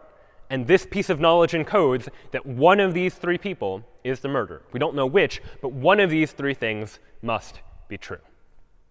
What other information do we know? Well, we know that, for example, one of the rooms must have been the room in the envelope, that the crime was committed either in the ballroom or the kitchen or the library. Again, right now, we don't know which, but this is knowledge we know at the outset, knowledge that one of these 3 must be inside the envelope. And likewise, we can say the same thing about the weapon, that it was either the knife or the revolver or the wrench, that one of those weapons must have been the weapon of choice and therefore the weapon in the envelope. And then as the game progresses, the gameplay works by people get various different cards, and using those cards, you can deduce information. That if someone gives you a card, for example, I have the Professor Plum card in my hand, then I know the Professor Plum card can't be inside the envelope. I know that Professor Plum is not the criminal, so I know a piece of information like not Plum, for example. I know that Professor Plum has to be false. This propositional symbol is not true. And sometimes I might not know for sure that a particular card is not in the middle, but sometimes someone will make a guess and I'll know that one of 3 possibilities is not true. Like someone will guess Colonel Mustard in the library with the revolver or something to that effect. And in that case, a card might be revealed that I don't see, but if it is a card and it is either Colonel Mustard or the revolver or the library, then I know that at least one of them can't be in the middle. So I know something like it is either not Mustard, or it is not the library, or it is not the revolver. Now, maybe multiple of these are not true, but I know that at least one of Mustard, library, and revolver must, in fact, be false. And so this now is a propositional logic representation of this game of Clue, a way of encoding the knowledge that we know inside this game using propositional logic that a computer algorithm, something like model checking that we saw a moment ago, can actually look at and understand. So let's now take a look at some code to see how this algorithm might actually work in practice. All right, so I'm now going to open up a file called clue.py, which I've started already. And what we'll see here is I've defined a couple of things. I've defined some symbols initially. Notice I have a symbol for Colonel Mustard, a symbol for Professor Plum, a symbol for Miss Scarlet, all of which I've put inside of this list of characters. I have a symbol for ballroom and kitchen and library inside of a list of rooms. And then I have symbols for knife and revolver and wrench. These are my weapons. And so all of these characters and rooms and weapons all together, those are my symbols. And now I also have this check knowledge function. And what the check knowledge function does is it takes my knowledge, and it's going to try and draw conclusions about what I know. So for example, we'll loop over all of the possible symbols, and we'll check, do I know that that symbol is true? And a symbol is going to be something like Professor Plum, or the knife, or the library. And if I know that it is true, in other words, I know that it must be the card in the envelope, then I'm going to print out, using a function called cprint, which prints things in color. I'm going to print out the word yes, and I'm going to print that in green, just to make it very clear to us. And if we're not sure that the symbol is true, maybe I can check to see if I'm sure that the symbol is not true. Like if I know for sure that it is not Professor Plum, for example. And I do that by running model check again, this time checking if my knowledge is not the symbol, if I know for sure that the symbol is not true. And if I don't know for sure that the symbol is not true, because I say elif not model check, meaning I'm not sure that the symbol is false, well, then I'll go ahead and print out maybe next to the symbol. Because maybe the symbol is true, maybe it's not, I don't actually know. So what knowledge do I actually have? Well, let's try and represent my knowledge now. So my knowledge is, I know a couple of things, so I'll put them in an and. And I know that one of the three people must be the criminal. So I know or Mustard, Plum, Scarlet. This is my way of encoding that it is either Colonel Mustard or Professor Plum or Miss Scarlet. I know that it must have happened in one of the rooms. So I know or ballroom, kitchen, library, for example. And I know that one of the weapons must have been used as well. So I know or knife, revolver, wrench. So that might be my initial knowledge, that I know that it must have been one of the people, I know it must have been in one of the rooms, and I know that it must have been one of the weapons. And I can see what that knowledge looks like as a formula by printing out knowledge.formula. So I'll run python clue.py. And here now is the information that I know in logical format. I know that it is Colonel Mustard or Professor Plum or Miss Scarlet, and I know that it is the ballroom, the kitchen, or the library, and I know that it is the knife, the revolver, or the wrench. But I don't know much more than that. I can't really draw any firm conclusions. And in fact, we can see that if I try and do, let me go ahead and run my knowledge check function on my knowledge. Knowledge check is this function that or check knowledge rather, is this function that I just wrote that looks over all of the symbols and tries to see what conclusions I can actually draw about any of the symbols. So I'll go ahead and run clue.py and see what it is that I know. And it seems that I don't really know anything for sure. I have all three people are maybes, all three of the rooms are maybes, all three of the weapons are maybes. I don't really know anything for certain just yet. But now let me try and add some additional information and see if additional information, additional knowledge, can help us to logically reason our way through this process. And we are just going to provide the information. Our AI is going to take care of doing the inference and figuring out what conclusions it's able to draw. So I start with some cards, and those cards tell me something. So if I have the Colonel Mustard card, for example, I know that the mustard symbol must be false. In other words, mustard is not the one in the envelope, is not the criminal. So I can say knowledge supports something called, every and in this library supports .add, which is a way of adding knowledge or adding an additional logical sentence to an and clause. So I can say knowledge.add, not mustard. Right, I happen to know, because I have the mustard card, that Colonel Mustard is not the suspect. And maybe I have a couple of other cards too. Maybe I also have a card for the kitchen, so I know it's not the kitchen. And maybe I have another card that says that it is not the revolver. So I have three cards, Colonel Mustard, the kitchen, and the revolver. And I encode that into my AI this way by saying it's not Colonel Mustard, it's not the kitchen, and it's not the revolver. And I know those to be true. So now, when I rerun clue.py, we'll see that I've been able to eliminate some possibilities. Before, I wasn't sure if it was the knife or the revolver or the wrench. The knife was maybe, revolver was maybe, wrench is maybe. Now I'm down to just the knife and the wrench. Between those two, I don't know which one it is. They're both maybes. But I've been able to eliminate the revolver, which is one that I know to be false because I have the revolver card. And so additional information might be acquired over the course of this game, and we would represent that just by adding knowledge to our knowledge set, our knowledge base that we've been building here. So if, for example, we additionally got the information that someone made a guess. Someone guessed, like, Miss Scarlet in the library with the wrench. And we know that a card was revealed. which means that one of those three cards, either Miss Scarlet or the library or the wrench, one of those at minimum must not be inside of the envelope. So I could add some knowledge, say knowledge.add, and I'm going to add an or clause, because I don't know for sure which one it's not, but I know one of them is not in the envelope. So it's either not Scarlet, or it's not the library, and or supports multiple arguments. I can say it's also or not the wrench. So at least one of those needs Scarlet, library, and wrench. At least one of those needs to be false. I don't know which, though. Maybe it's multiple, maybe it's just one, but at least one I know needs to hold. And so now if I rerun clue.py, I don't actually have any additional information just yet. Nothing I can say conclusively. I still know that maybe it's Professor Plum, maybe it's Miss Scarlet. I haven't eliminated any options. But let's imagine that I get some more information, that someone shows me the Professor Plum card, for example. So I say, all right, let's go back here, knowledge.add, not Plum.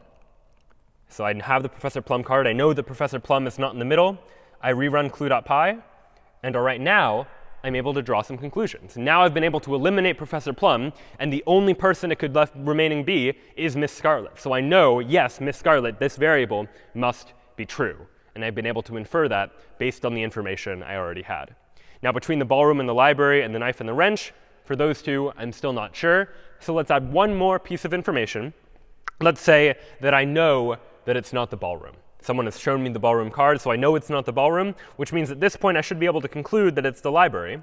Let's see. I'll say knowledge.add, not the ballroom. And we'll go ahead and run that. And it turns out that after all of this, not only can I conclude that I know that it's the library, but I also know that the weapon was the knife. And that might have been an inference that was a little bit trickier, something I wouldn't have realized immediately. But the AI, via this model checking algorithm, is able to draw that conclusion, that we know for sure that it must be Miss Scarlet in the library with the knife. And how did we know that? Well, we know it from this or clause up here, that we know that it's either not Scarlet, or it's not the library, or it's not the wrench. And given that we know that it is Miss Scarlet, and we know that it is the library, then the only remaining option for the weapon is that it is not the wrench, which means that it must be the knife. So we as humans now can go back and reason through that, even though it might not have been immediately clear. And that's one of the advantages of using an AI or some sort of algorithm in order to do this, is that the computer can exhaust all of these possibilities and try and figure out what the solution actually should be. And so for that reason, it's often helpful to be able to represent knowledge in this way. Knowledge engineering, some situation where we can use a computer to be able to represent knowledge and draw conclusions based on that knowledge. And anytime we can translate something into propositional logic symbols like this type of approach can be useful. So you might be familiar with logic puzzles, where you have to puzzle your way through trying to figure something out. This is what a classic logic puzzle might look like. Something like Gilderoy, Minerva, Pomona, and Horace each belong to a different one of the four houses: Gryffindor, Hufflepuff, Ravenclaw, and Slytherin. And then we have some information that Gilderoy belongs to Gryffindor or Ravenclaw, Pomona does not belong in Slytherin, and Minerva does belong to Gryffindor. So we have a couple pieces of information, and using that information, we need to be able to draw some conclusions about which person should be assigned to which house. And again, we can use the exact same idea to try and implement this notion. So we need some propositional symbols. And in this case, the propositional symbols are going to get a little more complex, although we'll see ways to make this a little bit cleaner later on. But we'll need 16 propositional symbols, one for each person and house. So we need to say, remember, every propositional symbol is either true or false. So Gilderoy Gryffindor is either true or false. Either he's in Gryffindor or he is not. Likewise, Gilderoy Hufflepuff, also true or false. Either it is true or it's false. And that's true for every combination of person and house that we could come up with. We have some sort of propositional symbol for each one of those. Using this type of knowledge, we can then begin to think about what types of logical sentences we can say about the puzzle. That if we know, before we even think about the information we were given, we can think about the premise of the problem, that every person is assigned to a different house. So what does that tell us? Well, it tells us sentences like this. It tells us like, Pomona Slytherin implies not Pomona Hufflepuff. Something like, if Pomona is in Slytherin, then we know that Pomona is not in Hufflepuff. And we know this for all four people and for all combinations of houses, that no matter what person you pick, if they're in one house, then they're not in some other house. So I'll probably have a whole bunch of knowledge statements that are of this form, that if we know Pomona is in Slytherin, then we know Pomona is not in Hufflepuff. We were also given the information that each person is in a different house. So I also have pieces of knowledge that look something like this. Minerva Ravenclaw implies not Gilderoy Ravenclaw. If they're all in different houses, then if Minerva is in Ravenclaw, then we know that Gilderoy is not in Ravenclaw as well. And I have a whole bunch of similar sentences like this that are expressing that idea for other people and other houses as well. And so in addition to sentences of these form, I also have the knowledge that was given to me. Information like Gilderoy was in Gryffindor or in Ravenclaw that would be represented like this, Gilderoy Gryffindor or Gilderoy Ravenclaw. And then using these sorts of sentences, I can begin to draw some conclusions about the world. So let's see an example of this. We'll go ahead and actually try and implement this logic puzzle to see if we can figure out what the answer is. I'll go ahead and open up puzzle.py, where I've already started to implement this sort of idea. I've defined a list of people and a list of houses, and I've so far created one symbol for every person and for every house. That's what this double for loop is doing, looping over all people, looping over all houses, creating a new symbol for each of them. And then I've added some information.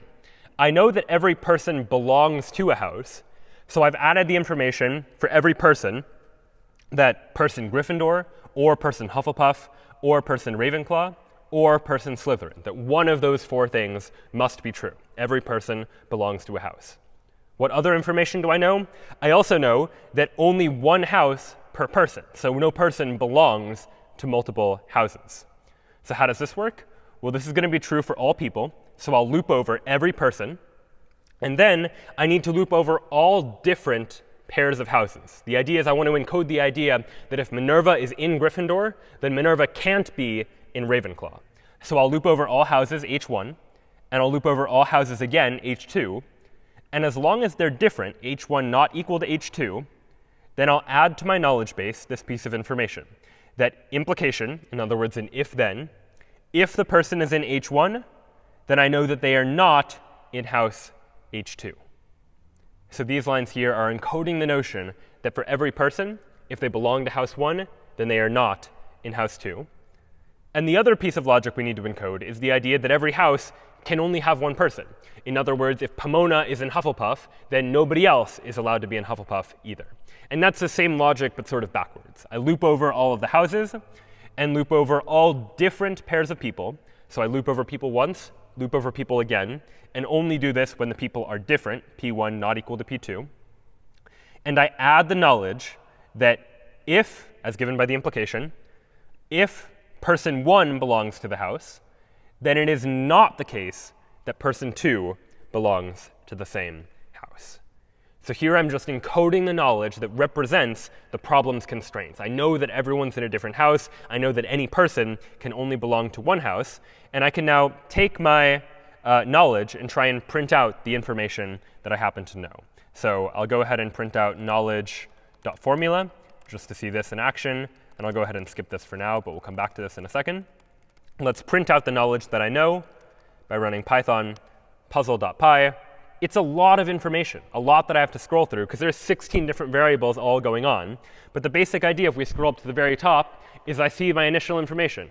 Gilderoy is either in Gryffindor, or Gilderoy is in Hufflepuff, or Gilderoy is in Ravenclaw, or Gilderoy is in Slytherin, and then way more information as well. So this is quite messy, more than we really want to be looking at. And soon, too, we'll see ways of representing this a little bit more nicely using logic. But for now, we can just say these are the variables that we're dealing with. And now we'd like to add some information. So the information we're going to add is Gilderoy is in Gryffindor, or he is in Ravenclaw. So that knowledge was given to us. So I'll go ahead and say knowledge.add. And I know that either or Gilderoy Gryffindor or Gilderoy Ravenclaw. One of those two things must be true.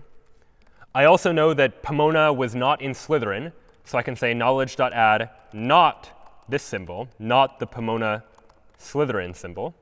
And then I can add the knowledge that Minerva is in Gryffindor by adding the symbol Minerva Gryffindor. So those are the pieces of knowledge that I know.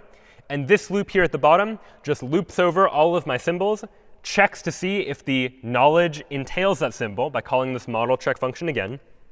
And if it does, if we know the symbol is true, we print out the symbol. So now I can run Python puzzle.py, and Python is going to solve this puzzle for me. We're able to conclude that Gilderoy belongs to Ravenclaw, Pomona belongs to Hufflepuff, Minerva to Gryffindor, and Horace to Slytherin, just by encoding this knowledge inside the computer, although it was quite tedious to do in this case. And as a result, we were able to get the conclusion from that as well. And you can imagine this being applied to many sorts of different deductive situations. So not only these situations where we're trying to deal with Harry Potter characters in this puzzle, but if you've ever played games like Mastermind, where you're trying to figure out which order different colors go in and trying to make predictions about it, I could tell you, for example, let's play a simplified version of Mastermind where there are 4 colors, red, blue, green, and yellow, and they're in some order, but I'm not telling you what order. You just have to make a guess, and I'll tell you of red, blue, green, and yellow how many of the 4 you got in the right position. So a simplified version of this game. You might make a guess like red, blue, green, yellow, and I would tell you something like 2 of those 4 are in the correct position, but the other 2 are not. Then you could reasonably make a guess and say, all right, let's try this. Blue, red, green, yellow. Try switching 2 of them around. And this time, maybe I tell you, you know what? None of those are in the correct position. And the question then is, all right, what is the correct order of these 4 colors? And we as humans could begin to reason this through. All right, well, if none of these were correct, but 2 of these were correct, well, it must have been because I switched the red and the blue, which means red and blue here must be correct, which means green and yellow are probably not correct. You can begin to do this sort of deductive reasoning. We can also equivalently try and take this and encode it inside of our computer as well. And it's going to be very similar to the logic puzzle that we just did a moment ago. So I won't spend too much time on this code because it is fairly similar. But again, we have a whole bunch of colors and 4 different positions in which those colors can be. And then we have some additional knowledge. And I encode all of that knowledge. And you can take a look at this code on your own time. But I just want to demonstrate that when we run this code, run Python mastermind.py, and run and see what we get, we ultimately are able to compute red 0 in the 0 position, blue in the 1 position, yellow in the 2 position, and green in the 3 position as the ordering of those symbols. Now, ultimately, what you might have noticed is this process was taking quite a long time. And in fact, model checking is not a particularly efficient algorithm, right? What I need to do in order to model check is take all of my possible different variables and enumerate all of the possibilities that they could be in. If I have n variables, I have 2 to the n possible worlds that I need to be looking through in order to perform this model checking algorithm. And this is probably not tractable, especially as we start to get to much larger and larger sets of data where we have many, many more variables that are at play. Right here, we only have a relatively small number of variables, so this sort of approach can actually work. But as the number of variables increases, model checking becomes less and less good of a way of trying to solve these sorts of problems. So while it might have been OK for something like Mastermind to conclude that this is indeed the correct sequence where all 4 are in the correct position, what we'd like to do is come up with some better ways to be able to make inferences, rather than just enumerate all of the possibilities. And to do so, what we'll transition to next is the idea of inference rules, some sort of rules that we can apply to take knowledge that already exists and translate it into new forms of knowledge. And the general way we'll structure an inference rule is by having a horizontal line here. Anything above the line is going to represent a premise, something that we know to be true. And then anything below the line will be the conclusion that we can arrive at after we apply the logic from the inference rule that we're going to demonstrate. So we'll do some of these inference rules by demonstrating them in English first, but then translating them into the world of propositional logic so you can see what those inference rules actually look like. So for example, let's imagine that I have access to 2 pieces of information. I know, for example, that if it is raining, then Harry is inside, for example. And let's say I also know it is raining. Then most of us could reasonably then look at this information and conclude that, all right, Harry must be inside. This inference rule is known as modus ponens, and it's phrased more formally in logic as this. If we know that alpha implies beta, in other words, if alpha, then beta, and we also know that alpha is true, then we should be able to conclude that beta is also true. We can apply this inference rule to take these 2 pieces of information and generate this new piece of information. Notice that this is a totally different approach from the model checking approach, where the approach was look at all of the possible worlds and see what's true in each of these worlds. Here, we're not dealing with any specific world. We're just dealing with the knowledge that we know and what conclusions we can arrive at based on that knowledge. That I know that A implies B, and I know A, and the conclusion is B. And this should seem like a relatively obvious rule, that of course, if alpha then beta, and we know alpha, then we should be able to conclude that beta is also true. And that's going to be true for many, but maybe even all, of the inference rules that we'll take a look at. You should be able to look at them and say, yeah, of course that's going to be true. But it's putting these all together, figuring out the right combination of inference rules that can be applied that ultimately is going to allow us to generate interesting knowledge inside of our AI. So that's modus ponens, this application of implication, that if we know alpha and we know that alpha implies beta, then we can conclude beta. Let's take a look at another example. Fairly straightforward, something like Harry is friends with Ron and Hermione. Based on that information, we can reasonably conclude Harry is friends with Hermione. That must also be true. And this inference rule is known as and elimination. And what and elimination says is that if we have a situation where alpha and beta are both true, I have information alpha and beta, well then, just alpha is true. Or likewise, just beta is true. That if I know that both parts are true, then one of those parts must also be true. Again, something obvious from the point of view of human intuition, but a computer needs to be told this kind of information. To be able to apply the inference rule, we need to tell the computer that this is an inference rule that you can apply, so the computer has access to it and is able to use it in order to translate information from one form to another. In addition to that, let's take a look at another example of an inference rule. Something like, it is not true that Harry did not pass the test. Bit of a tricky sentence to parse. I'll read it again. It is not true, or it is false, that Harry did not pass the test. Well, if it is false that Harry did not pass the test, then the only reasonable conclusion is that Harry did pass the test. And so this, instead of being and elimination, is what we call double negation elimination. That if we have two negatives inside of our premise, then we can just remove them altogether. They cancel each other out. One turns true to false, and the other one turns false back into true. Phrased a little bit more formally, we say that if the premise is not alpha, then the conclusion we can draw is just alpha. We can say that alpha is true. We'll take a look at a couple more of these. If I have it is raining, then Harry is inside. How do I reframe this? Well, this one is a little bit trickier, but if I know if it is raining, then Harry is inside, then I conclude one of two things must be true. Either it is not raining, or Harry is inside. Now this one's trickier, so let's think about it a little bit. This first premise here, if it is raining, then Harry is inside, is saying that if I know that it is raining, then Harry must be inside. So what is the other possible case? Well, if Harry is not inside, then I know that it must not be raining. So one of those two situations must be true. Either it's not raining, or it is raining, in which case Harry is inside. So the conclusion I can draw is either it is not raining, or it is raining, so therefore Harry is inside. And so this is a way to translate if-then statements into or statements. And this is known as implication elimination. And this is similar to what we actually did in the beginning when we were first looking at those very first sentences about Harry and Hagrid and Dumbledore. And phrased a little bit more formally, this says that if I have the implication alpha implies beta, that I can draw the conclusion that either not alpha or beta. Because there are only two possibilities. Either alpha is true or alpha is not true. So one of those possibilities is alpha is not true.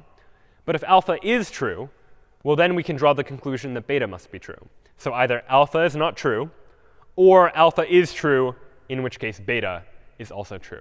So this is one way to turn an implication into just a statement about or. In addition to eliminating implications, we can also eliminate biconditionals as well. So let's take an English example, something like, it is raining if and only if Harry is inside. And this if and only if really sounds like that biconditional, that double arrow sign that we saw in propositional logic not too long ago. And what does this actually mean if we were to translate this? Well, this means that if it is raining, then Harry is inside. And if Harry is inside, then it is raining, that this implication goes both ways. And this is what we would call biconditional elimination, that I can take a biconditional, A, if and only if B, and translate that into something like this. A implies B, and B implies A. So many of these inference rules are taking logic that uses certain symbols and turning them into different symbols, taking an implication and turning it into an or taking a biconditional and turning it into implication. And another example of it would be something like this. It is not true that both Harry and Ron passed the test. Well, all right, how do we translate that? What does that mean? Well, if it is not true that both of them passed the test, well, then the reasonable conclusion we might draw is that at least one of them didn't pass the test. So the conclusion is either Harry did not pass the test or Ron did not pass the test, or both. This is not an exclusive or. But if it is true that it is not true that both Harry and Ron passed the test, well, then either Harry didn't pass the test or Ron didn't pass the test. And this type of law is one of De Morgan's laws, quite famous in logic, where the idea is that we can turn an and into an or. We can say, we can take this and, that both Harry and Ron passed the test, and turn it into an or by moving the nots around. So if it is not true that Harry and Ron passed the test, well then either Harry did not pass the test or Ron did not pass the test either. And the way we frame that more formally using logic is to say this. If it is not true that alpha and beta, well then, either not alpha or not beta. The way I like to think about this is that if you have a negation in front of an and expression, you move the negation inwards, so to speak, moving the negation into each of these individual sentences, and then flip the and into an or. So the negation moves inwards, and the and flips into an or, so I go from not A and B to not A or not B. And there's actually a reverse of De Morgan's law that goes in the other direction for something like this. If I say, it is not true that Harry or Ron passed the test, meaning neither of them passed the test, well, then the conclusion I can draw is that Harry did not pass the test and Ron did not pass the test. So in this case, instead of turning an and into an or, we're turning an or into an and. But the idea is the same. And this, again, is another example of De Morgan's laws. And the way that works is that if I have not A or B this time, the same logic's going to apply. I'm going to move the negation inwards, and I'm going to flip the or into an and. So if not A or B, meaning it is not true that A or B, or alpha or beta, then I can say not alpha and not beta, moving the negation inwards in order to make that conclusion. So those are De Morgan's laws, and a couple other inference rules that are worth just taking a look at. One is the distributive law that works this way. So if I have alpha and beta or gamma, well then, much in the same way that you can use in math, use distributive laws to distribute operands like addition and multiplication, I can do a similar thing here, where I can say if alpha and beta or gamma, then I can say something like alpha and beta or alpha and gamma, that I've been able to distribute this and sign throughout this expression. So this is an example of the distributive property or the distributive law as applied to logic in much the same way that you would distribute like a multiplication over the addition of something, for example. This works the other way too. So if, for example, I have alpha or beta and gamma, I can distribute the or throughout the expression. I can say alpha or beta and alpha or gamma. So the distributive law works in that way too, and it's helpful if I want to take an or and move it into the expression. And we'll see an example soon of why it is that we might actually care to do something like that. All right, so now we've seen a lot of different inference rules. And the question now is, how can we use those inference rules to actually try and draw some conclusions, to actually try and prove something about entailment, proving that given some initial knowledge base, we would like to find some way to prove that a query is true. Well, one way to think about it is actually to think back to what we talked about last time, when we talked about search problems. Recall again that search problems have some sort of initial state. They have actions that you can take from one state to another, as defined by a transition model that tells you how to get from one state to another. We talked about testing to see if you're at a goal, and then some path cost function to see how many steps did you have to take, or how costly was the solution that you found. Now that we have these inference rules that take some set of sentences in propositional logic and get us some new set of sentences in propositional logic, we can actually treat those sentences, or those sets of sentences, as states inside of a search problem. So if we want to prove that some query is true, prove that some logical theorem is true, we can treat theorem proving as a form of a search problem. I can say that we begin in some initial state, where that initial state is the knowledge base that I begin with, the set of all of the sentences that I know to be true. What actions are available to me? Well, the actions are any of the inference rules that I can apply at any given time. The transition model just tells me, after I apply the inference rule, here is the new set of all of the knowledge that I have, which will be the old set of knowledge, plus some additional inference that I've been able to draw, much as in the same way we saw what we got when we applied those inference rules and got some sort of conclusion. That conclusion gets added to our knowledge base, and our transition model will encode that. What is the goal test? Well, our goal test is, checking to see if we have proved the statement we're trying to prove, if the thing we're trying to prove is inside of our knowledge base. And the path cost function, the thing we're trying to minimize, is maybe the number of inference rules that we needed to use, the number of steps, so to speak, inside of our proof. And so here we've been able to apply the same types of ideas that we saw last time with search problems to something like trying to prove something about knowledge by taking our knowledge and framing it in terms that we can understand as a search problem, with an initial state, with actions, with a transition model. So this shows up a couple of things. One being how versatile search problems are, that they can be the same types of algorithms that we use to solve a maze or figure out how to get from point A to point B inside of driving directions, for example, can also be used as a theorem proving method of taking some sort of starting knowledge base and trying to prove something about that knowledge. So this, yet again, is a second way, in addition to model checking, to try and prove that certain statements are true. But it turns out there's yet another way that we can try and apply inference, and we'll talk about this now, which is not the only way, but certainly one of the most common, which is known as resolution. And resolution is based on another inference rule that we'll take a look at now, quite a powerful inference rule that will let us prove anything that can be proven about a knowledge base. And it's based on this basic idea. Let's say I know that either Ron is in the Great Hall or Hermione is in the library. And let's say I also know that Ron is not in the Great Hall. Based on those two pieces of information, what can I conclude? Well, I could pretty reasonably conclude that Hermione must be in the library. How do I know that? Well, it's because these two statements, these two what we'll call complementary literals, literals that complement each other, they're opposites of each other, seem to conflict with each other. This sentence tells us that either Ron is in the Great Hall or Hermione is in the library. So if we know that Ron is not in the Great Hall, that conflicts with this one, which means Hermione must be in the library. And this we can frame as a more general rule known as the unit resolution rule, a rule that says that if we have P or Q, and we also know not P, well then from that we can reasonably conclude Q. That if P or Q are true, and we know that P is not true, the only possibility is for Q to then be true. And this, it turns out, is quite a powerful inference rule in terms of what it can do, in part because we can quickly start to generalize this rule. This Q right here doesn't need to just be a single propositional symbol. It could be multiple, all chained together in a single clause, as we'll call it. So if I had something like P or Q1 or Q2 or Q3, so on and so forth, up until Qn, so I had n different other variables, and I have not P, well, then what happens when these two complement each other is that these two clauses resolve, so to speak, to produce a new clause that is just Q1 or Q2 all the way up to Qn. And in an OR, the order of the arguments in the OR doesn't actually matter. The P doesn't need to be the first thing. It could have been in the middle. But the idea here is that if I have P in one clause and not P in the other clause, well, then I know that one of these remaining things must be true.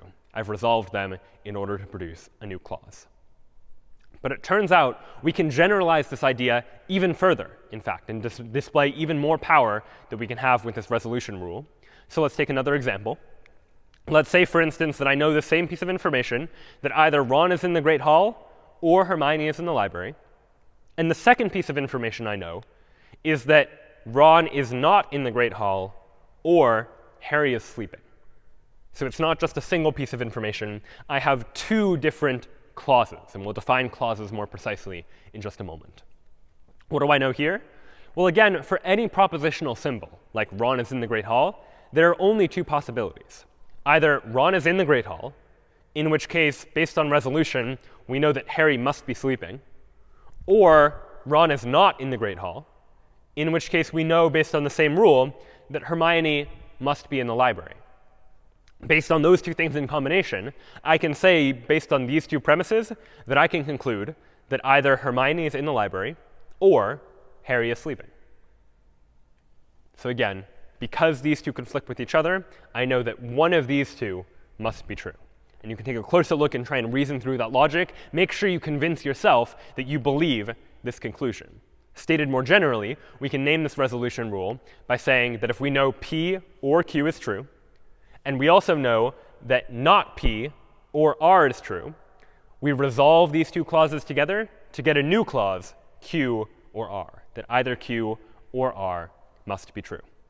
And again, much as in the last case, Q and R don't need to just be single propositional symbols. It could be multiple symbols. So if I had a rule that had P or Q1 or Q2 or Q3, so on and so forth, up until Qn, where n is just some number, and likewise, I had not P or R1 or R2, so on and so forth, up until Rm, where m, again, is just some other number, I can resolve these two clauses together to get one of these must be true, Q1 or Q2 up until Qn, or R1 or R2 up until Rm. And this is just a generalization of that same rule we saw before. Each of these things here are what we're going to call a clause, where a clause is formally defined as a disjunction of literals, where a disjunction means it's a bunch of things that are connected with or. Disjunction means things connected with or. Conjunction, meanwhile, is things connected with and. And a literal is either a propositional symbol or the opposite of a propositional symbol. So it's something like P or Q or not P or not Q. Those are all propositional symbols or not of the propositional symbols, and we call those literals. So a clause is just something like this, P or Q or R, for example. Meanwhile, what this gives us an ability to do is it gives us an ability to turn logic, any logical sentence, into something called conjunctive normal form. A conjunctive normal form sentence is a logical sentence that is a conjunction of clauses. Recall again, conjunction means things are connected to one another using and so a conjunction of clauses means that it is an and of individual clauses, each of which has ors in it. So something like this, A or B or C, and D or not E, and F or G. Everything in parentheses is one clause. All of the clauses are connected to each other using an and everything in the clause is separated using an or. And this is just a standard form that we can translate a logical sentence into that just makes it easy to work with and easy to manipulate. And it turns out that we can take any sentence in logic and turn it into conjunctive normal form just by applying some inference rules and transformations to it. So we'll take a look at how we can actually do that. So what is the process for taking a logical formula and converting it into conjunctive normal form, otherwise known as CNF? Well, the process looks a little something like this. We need to take all of the symbols that are not part of conjunctive normal form, the biconditionals and the implications and so forth, and turn them into something that is more closely like conjunctive normal form. So the first step will be to eliminate biconditionals, those if and only if double arrows. And we know how to eliminate biconditionals because we saw there was an inference rule to do just that. Anytime I have an expression like alpha if and only if beta, I can turn that into alpha implies beta and beta implies alpha, based on that inference rule we saw before. Likewise, in addition to eliminating biconditionals, I can eliminate implications as well, the if-then arrows. And I can do that using the same inference rule we saw before too, taking alpha implies beta and turning that into not alpha or beta, because that is logically equivalent to this first thing here. Then we can move knots inwards, because we don't want knots on the outsides of our expressions. Conjunctive normal form requires that it's just clause and clause and clause and clause. Any knots need to be immediately next to propositional symbols. But we can move those knots around using De Morgan's laws by taking something like not A and B and turn it into not A or not B, for example, using De Morgan's laws to manipulate that. And after that, all we'll be left with are ands and ors, and those are easy to deal with. We can use the distributive law to distribute the ors so that the ors end up on the inside of the expression, so to speak, and the ands end up on the outside. So this is the general pattern for how we'll take a formula and convert it into conjunctive normal form. And let's now take a look at an example of how we would do this and explore then why it is that we would want to do something like this. Here's how we can do it. Let's take this formula, for example. P or Q implies R. And I'd like to convert this into conjunctive normal form, where it's all ands of clauses, and every clause is a disjunctive clause. It's ors together. So what's the first thing I need to do? Well, this is an implication. So let me go ahead and remove that implication. Using the implication inference rule, I can turn P or Q into P or Q implies R into not P or Q or R. So that's the first step. I've gotten rid of the implication.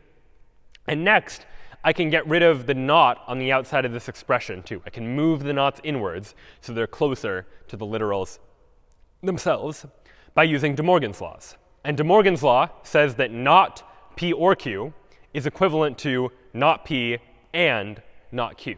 Again, here, just applying the inference rules that we've already seen in order to translate these statements. And now I have two things that are separated by an or, where this thing on the inside is an and. What I'd really like is to move the ors so the ors are on the inside, because conjunctive normal form means I need clause and clause and clause and clause. And so to do that, I can use the distributive law. If I have not P and not Q, or R, I can distribute the or R to both of these to get not P or R and not Q or R using the distributive law. And this now here at the bottom is in conjunctive normal form. It is a conjunction, an and, of disjunctions, of clauses that just are separated by ors. And so this process can be used by any formula to take a logical sentence and turn it into this conjunctive normal form where I have clause and clause and clause and clause and clause and so on. So why is this helpful? Why do we even care about taking all these sentences and converting them into this form? It's because once they're in this form where we have these clauses are the inputs to the resolution inference rule that we saw a moment ago. That if I have two clauses where there's something that conflicts or something complementary between those two clauses, I can resolve them to get a new clause, to draw a new conclusion. And we call this process inference by resolution, using the resolution rule to draw some sort of inference. And it's based on the same idea, that if I have P or Q, this clause, and I have not P or R, that I can resolve these two clauses together to get Q or R as the resulting clause, a new piece of information that I didn't have before. Now, a couple of key points that are worth noting about this before we talk about the actual algorithm. One thing is that let's imagine we have P or Q or S, and I also have not P or R or S. The resolution rule says that because this P conflicts with this not P, we would resolve to put everything else together to get Q or S or R or S. But it turns out that this double S is redundant, or S here and or S there. It doesn't change the meaning of the sentence. So in resolution, when we do this resolution process, we'll usually also do a process known as factoring, where we take any duplicate variables that show up and just eliminate them. So Q or S or R or S just becomes Q or R or S. The S only needs to appear once, no need to include it multiple times. Now, one final question worth considering is what happens if I try to resolve P and not P together? If I know that P is true and I know that not P is true, well, resolution says I can merge these clauses together and look at everything else.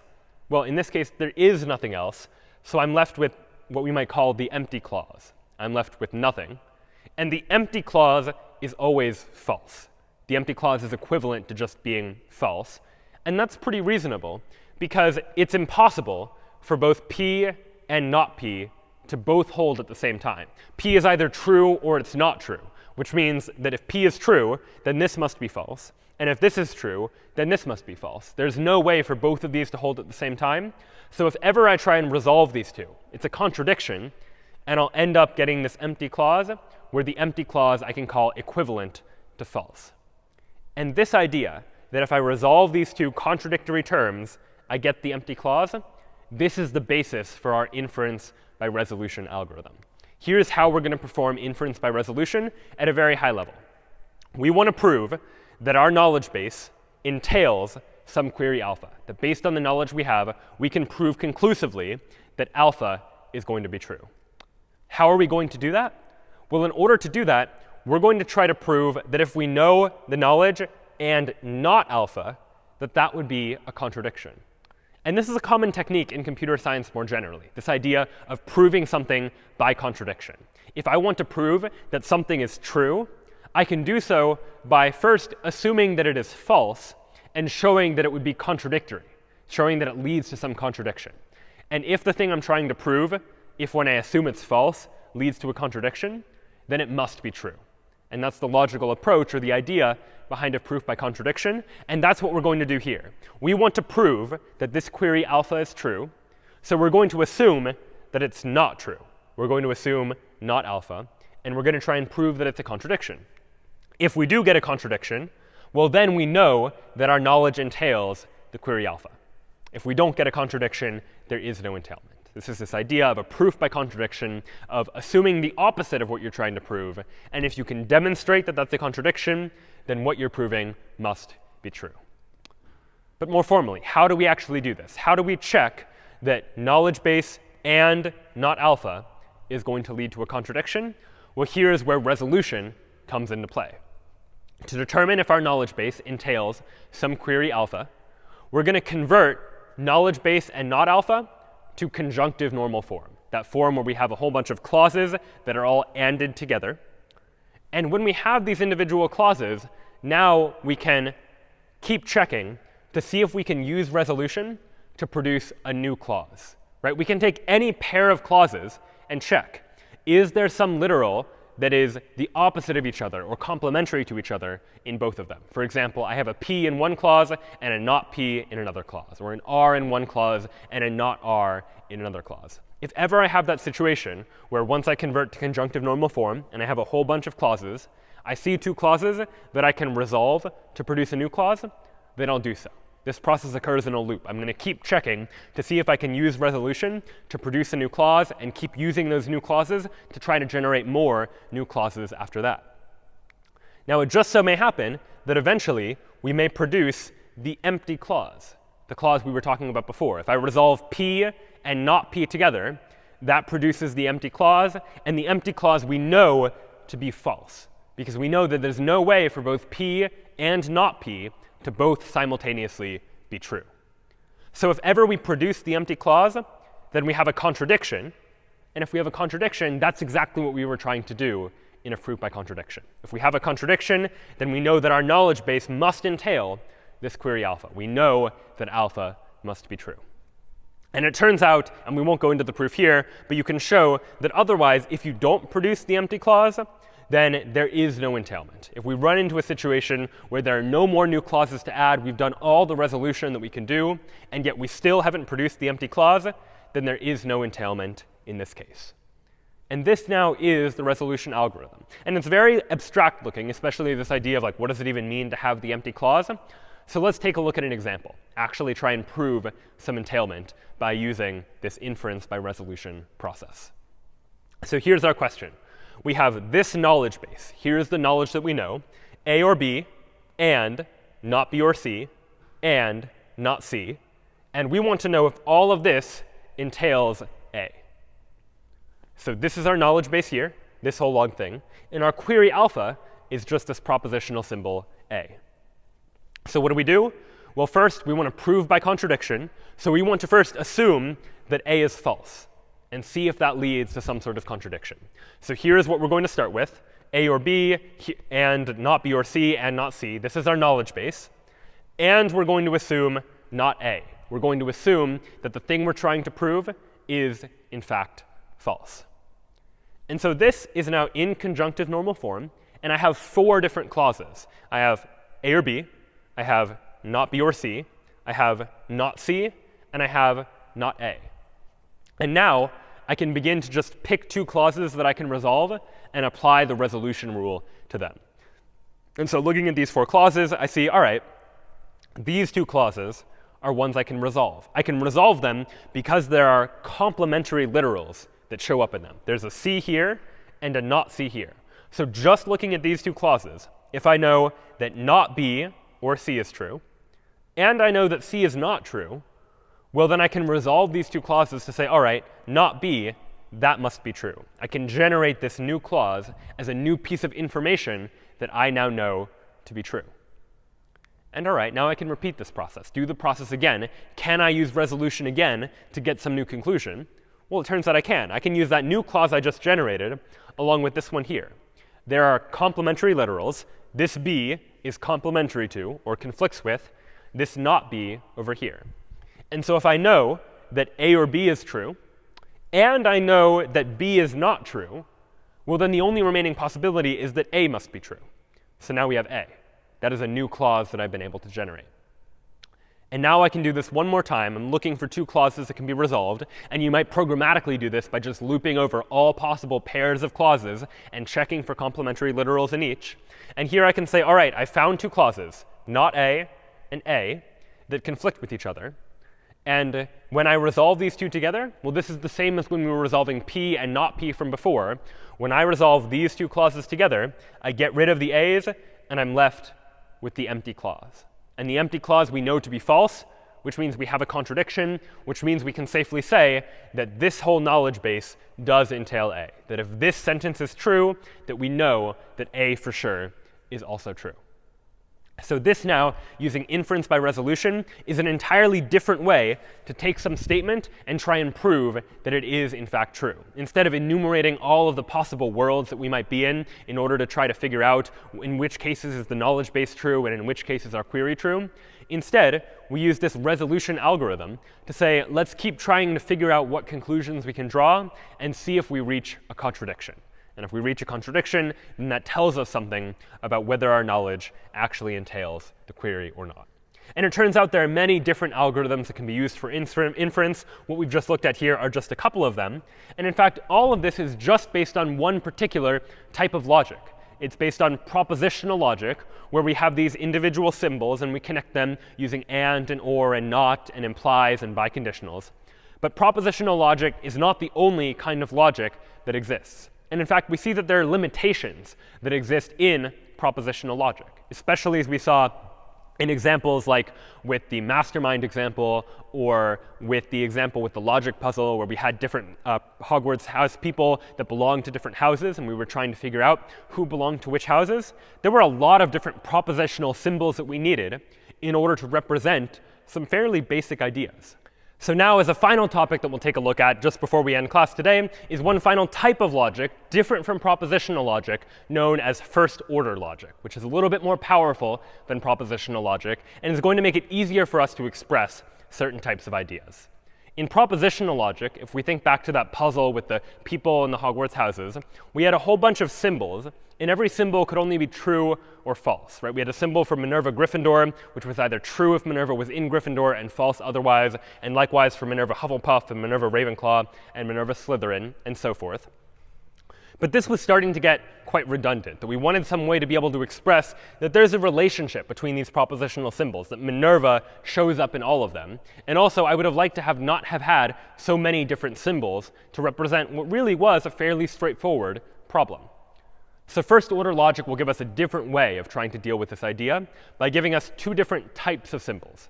We're going to have constant symbols that are going to represent objects like people or houses, and then predicate symbols, which you can think of as relations or functions that take an input and evaluate them to like true or false, for example, that tell us whether or not some property of some constant or some pair of constants or multiple constants actually holds.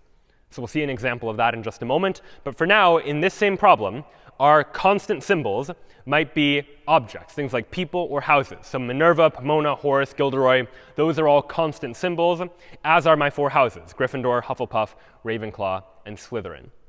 Predicates, meanwhile, these predicate symbols are going to be properties that might hold true or false of these individual constants. So person might hold true of Minerva, but it would be false for Gryffindor, because Gryffindor is not a person. And house is going to hold true for Ravenclaw, but it's not going to hold true for Horace, for example, because Horace is a person. And belongs to, meanwhile, is going to be some relation that is going to relate people to their houses. And it's going to only tell me when someone belongs to a house or does not. So let's take a look at some examples of what a sentence in first-order logic might actually look like. A sentence might look like something like this. Person Minerva, with Minerva in parentheses, and person being a predicate symbol, Minerva being a constant symbol. This sentence in first-order logic effectively means Minerva is a person, or the person property applies to the Minerva object. So if I want to say something like Minerva is a person, here is how I express that idea using first-order logic. Meanwhile, I can say something like House Gryffindor to likewise express the idea that Gryffindor is a house. I can do that this way. And all of the same logical connectives that we saw in propositional logic, those are going to work here too. So and, or, implication, biconditional, not. In fact, I can use not to say something like not House Minerva. And this sentence in first-order logic means something like Minerva is not a house. It is not true that the house property applies to Minerva. Meanwhile, in addition to some of these predicate symbols that just take a single argument, some of our predicate symbols are going to express binary relations, relations between two of its arguments. So I could say something like belongs to, and then two inputs, Minerva and Gryffindor, to express the idea that Minerva belongs to Gryffindor. And so now here's the key difference, or one of the key differences, between this and propositional logic. In propositional logic, I needed one symbol for Minerva Gryffindor, and one symbol for Minerva Hufflepuff, and one symbol for all the other people's Gryffindor and Hufflepuff variables. In this case, I just need one symbol for each of my people, and one symbol for each of my houses. And then I can express as a predicate something like belongs to, and say belongs to Minerva Gryffindor to express the idea that Minerva belongs to Gryffindor house. So already we can see that first-order logic is quite expressive in being able to express these sorts of sentences using the existing constant symbols and predicates that already exist while minimizing the number of new symbols that I need to create. I can just use 8 symbols for people, for houses, instead of 16 symbols for every possible combination of each. But first-order logic gives us a couple of additional features that we can use to express even more complex ideas. And these additional features are generally known as quantifiers. And there are two main quantifiers in first-order logic, the first of which is universal quantification. Universal quantification lets me express an idea like something is going to be true for all values of a variable. Like for all values of x, some statement is going to hold true. So what might a sentence in universal quantification look like? Well, we're going to use this upside down a to mean for all. So upside down ax means for all values of x, where x is any object, this is going to hold true. Belongs to x Gryffindor implies not belongs to x Hufflepuff. So let's try and parse this out. This means that for all values of x, if this holds true, if x belongs to Gryffindor, then this does not hold true. X does not belong to Hufflepuff. So translated into English, this sentence is saying something like, for all objects x, if x belongs to Gryffindor, then x does not belong to Hufflepuff, for example. Or phrased even more simply, anyone in Gryffindor is not in Hufflepuff. Simplified way of saying the same thing. So this universal quantification lets us express an idea like something is going to hold true for all values of a particular variable. In addition to universal quantification, though, we also have existential quantification. Whereas universal quantification said that something is going to be true for all values of a variable, existential quantification says that some expression is going to be true for some value of a variable, at least one value of the variable. So let's take a look at a sample sentence using existential quantification. One such sentence looks like this. There exists an x. This backwards e stands for exists. And here we're saying there exists an x such that house x and belongs to Minerva x. In other words, there exists some object x where x is a house and Minerva belongs to x. Or phrased a little more succinctly in English, I'm here just saying Minerva belongs to a house. There's some object that is a house, and Minerva belongs to a house. And combining this universal and existential quantification, we can create far more sophisticated logical statements than we were able to just using propositional logic. I could combine these to say something like this. For all x, person x implies there exists a y such that house y and belongs to xy. All right, so a lot of stuff going on there, a lot of symbols. Let's try and parse it out and just understand what it's saying. Here we're saying that for all values of x, if x is a person, then this is true. So in other words, I'm saying for all people, and we call that person x, this statement is going to be true. What statement is true of all people? Well, there exists a y that is a house. So there exists some house, and x belongs to y. In other words, I'm saying that for all people out there, there exists some house such that x, the person, belongs to y, the house. So phrased more succinctly, I'm saying that every person belongs to a house. That for all x, if x is a person, then there exists a house that x belongs to. And so we can now express a lot more powerful ideas using this idea now of first-order logic. And it turns out there are many other kinds of logic out there. There's second-order logic and other higher-order logic, each of which allows us to express more and more complex ideas. But all of it, in this case, is really in pursuit of the same goal, which is the representation of knowledge. We want our AI agents to be able to know information, to represent that information, whether that's using propositional logic or first-order logic or some other logic, and then be able to reason based on that, to be able to draw conclusions, make inferences, figure out whether there's some sort of entailment relationship, as by using some sort of inference algorithm, something like inference by resolution or model checking, or any number of these other algorithms that we can use in order to take information that we know and translate it to additional conclusions. So all of this has helped us to create AI that is able to represent information about what it knows and what it doesn't know.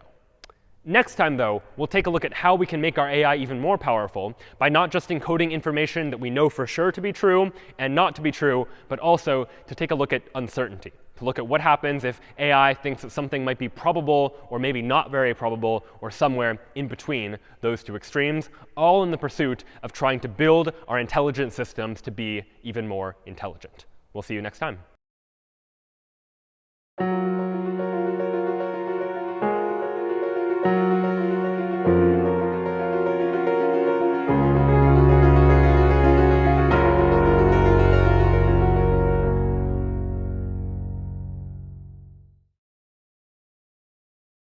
All right, welcome back, everyone, to an introduction to artificial intelligence with Python. And last time we took a look at how it is that AI inside of our computers can represent knowledge. We represented that knowledge in the form of logical sentences in a variety of different logical languages. And the idea was we wanted our AI to be able to represent knowledge or information and somehow use those pieces of information to be able to derive new pieces of information via inference, to be able to take some information and deduce some additional conclusions based on the information that it already knew for sure. But in reality, when we think about computers and when we think about AI, very rarely are our machines going to be able to know things for sure. Oftentimes, there's going to be some amount of uncertainty in the information that our AIs or our computers are dealing with, where it might believe something with some probability, as we'll soon discuss what probability is all about and what it means, but not entirely for certain. And we want to use the information that it has some knowledge about, even if it doesn't have perfect knowledge, to still be able to make inferences, still be able to draw conclusions. So you might imagine, for example, in the context of a robot that has some sensors and is exploring some environment, it might not know exactly where it is or exactly what's around it, but it does have access to some data that can allow it to draw inferences with some probability. There's some likelihood that one thing is true or another. Or you can imagine in contexts where there is a little bit more randomness and uncertainty, something like predicting the weather, where you might not be able to know for sure what tomorrow's weather is with 100% certainty, but you can probably infer with some probability what tomorrow's weather is going to be based on maybe today's weather and yesterday's weather and other data that you might have access to as well.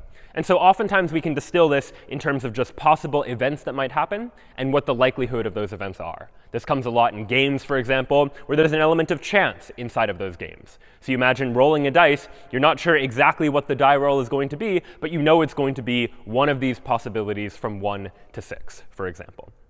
And so here now we introduce the idea of probability theory. And what we'll take a look at today is beginning by looking at the mathematical foundations of probability theory, getting an understanding for some of the key concepts within probability, and then diving into how we can use probability and the ideas that we look at mathematically to represent some ideas in terms of models that we can put into our computers in order to program an AI that is able to use information about probability to draw inferences, to make some judgments about the world with some probability or likelihood of being true. So probability ultimately boils down to this idea that there are possible worlds that we're here representing using this little Greek letter omega. And the idea of a possible world is that, when I roll a die, there are 6 possible worlds that could result from it. I could roll a 1, or a 2, or a 3, or a 4, or a 5, or a 6. And each of those are a possible world. And each of those possible worlds has some probability of being true, the probability that I do roll a 1, or a 2, or a 3, or something else. And we represent that probability like this, using the capital letter P, and then in parentheses, what it is that we want the probability of. So this right here would be the probability of some possible world as represented by the little letter omega. Now, there are a couple of basic axioms of probability that become relevant as we consider how we deal with probability and how we think about it. First and foremost, every probability value must range between 0 and 1 inclusive. So the smallest value any probability can have is the number 0, which is an impossible event. Something like I roll a die and the die is a 7 is the roll that I get. If the die only has numbers 1 through 6, the event that I roll a 7 is impossible, so it would have probability 0. And on the other end of the spectrum, probability can range all the way up to the positive number 1, meaning an event is certain to happen. That I roll a die and the number is less than 10, for example. That is an event that is guaranteed to happen if the only sides on my die are 1 through 6, for instance. And then they can range through any real number in between these two values, where generally speaking, a higher value for the probability means an event is more likely to take place, and a lower value for the probability means the event is less likely to take place. And the other key rule for probability looks a little bit like this.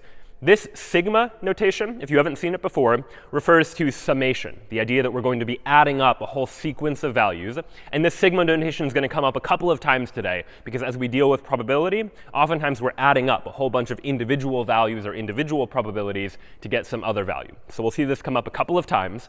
But what this notation means is that if I sum up all of the possible worlds omega that are in big omega, which represents the set of all the possible worlds, meaning I take for all of the worlds in the set of possible worlds and add up all of their probabilities, what I ultimately get is the number 1. So if I take all the possible worlds, add up what each of their probabilities is, I should get the number 1 at the end, meaning all probabilities just need to sum to 1. So for example, if I take dice, for example, if you imagine I have a fair die with numbers 1 through 6, and I roll the die, each one of these rolls has an equal probability of taking place, and the probability is 1 over 6, for example. So each of these probabilities is between 0 and 1, 0 meaning impossible, and 1 meaning for certain. And if you add up all of these probabilities for all of the possible worlds, you get the number 1. And we can represent any one of those probabilities like this. The probability that we roll the number 2, for example, is just 1 over 6. Every 6 times we roll the die, we'd expect that 1 time, for instance, the die might come up as a 2. Its probability is not certain, but it's a little more than nothing, for instance. And so this is all fairly straightforward for just a single die. But things get more interesting as our models of the world get a little bit more complex.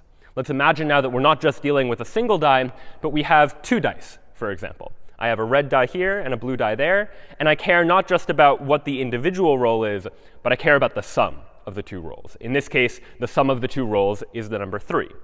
How do I begin to now reason about what does the probability look like if instead of having 1 die, I now have 2 dice? Well, what we might imagine is that we could first consider what are all of the possible worlds. And in this case, all of the possible worlds are just every combination of the red and blue die that I could come up with. For the red die, it could be a 1 or a 2 or a 3 or a 4 or a 5 or a 6. And for each of those possibilities, the blue die likewise could also be either 1 or 2 or 3 or 4 or 5 or 6. And it just so happens that in this particular case, each of these possible combinations is equally likely. Equally likely are all of these various different possible worlds. That's not always going to be the case. As you imagine more complex models that we could try to build and things that we could try to represent in the real world, it's probably not going to be the case that every single possible world is always equally likely. But in the case of fair dice, where in any given die roll, any one number has just as good a chance of coming up as any other number, we can consider all of these possible worlds to be equally likely.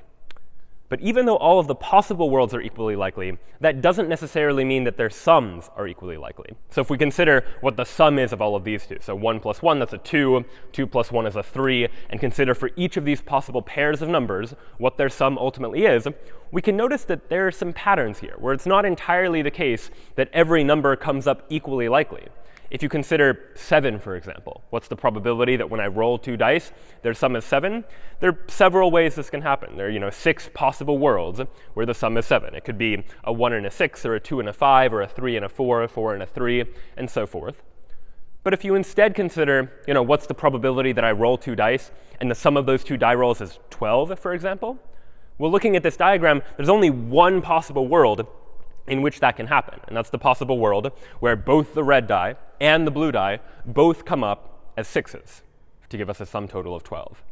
So based on just taking a look at this diagram, we see that some of these probabilities are likely different. The probability that the sum is a 7 must be greater than the probability that the sum is a 12. And we can represent that even more formally by saying, OK, the probability that we sum to 12 is 1 out of 36.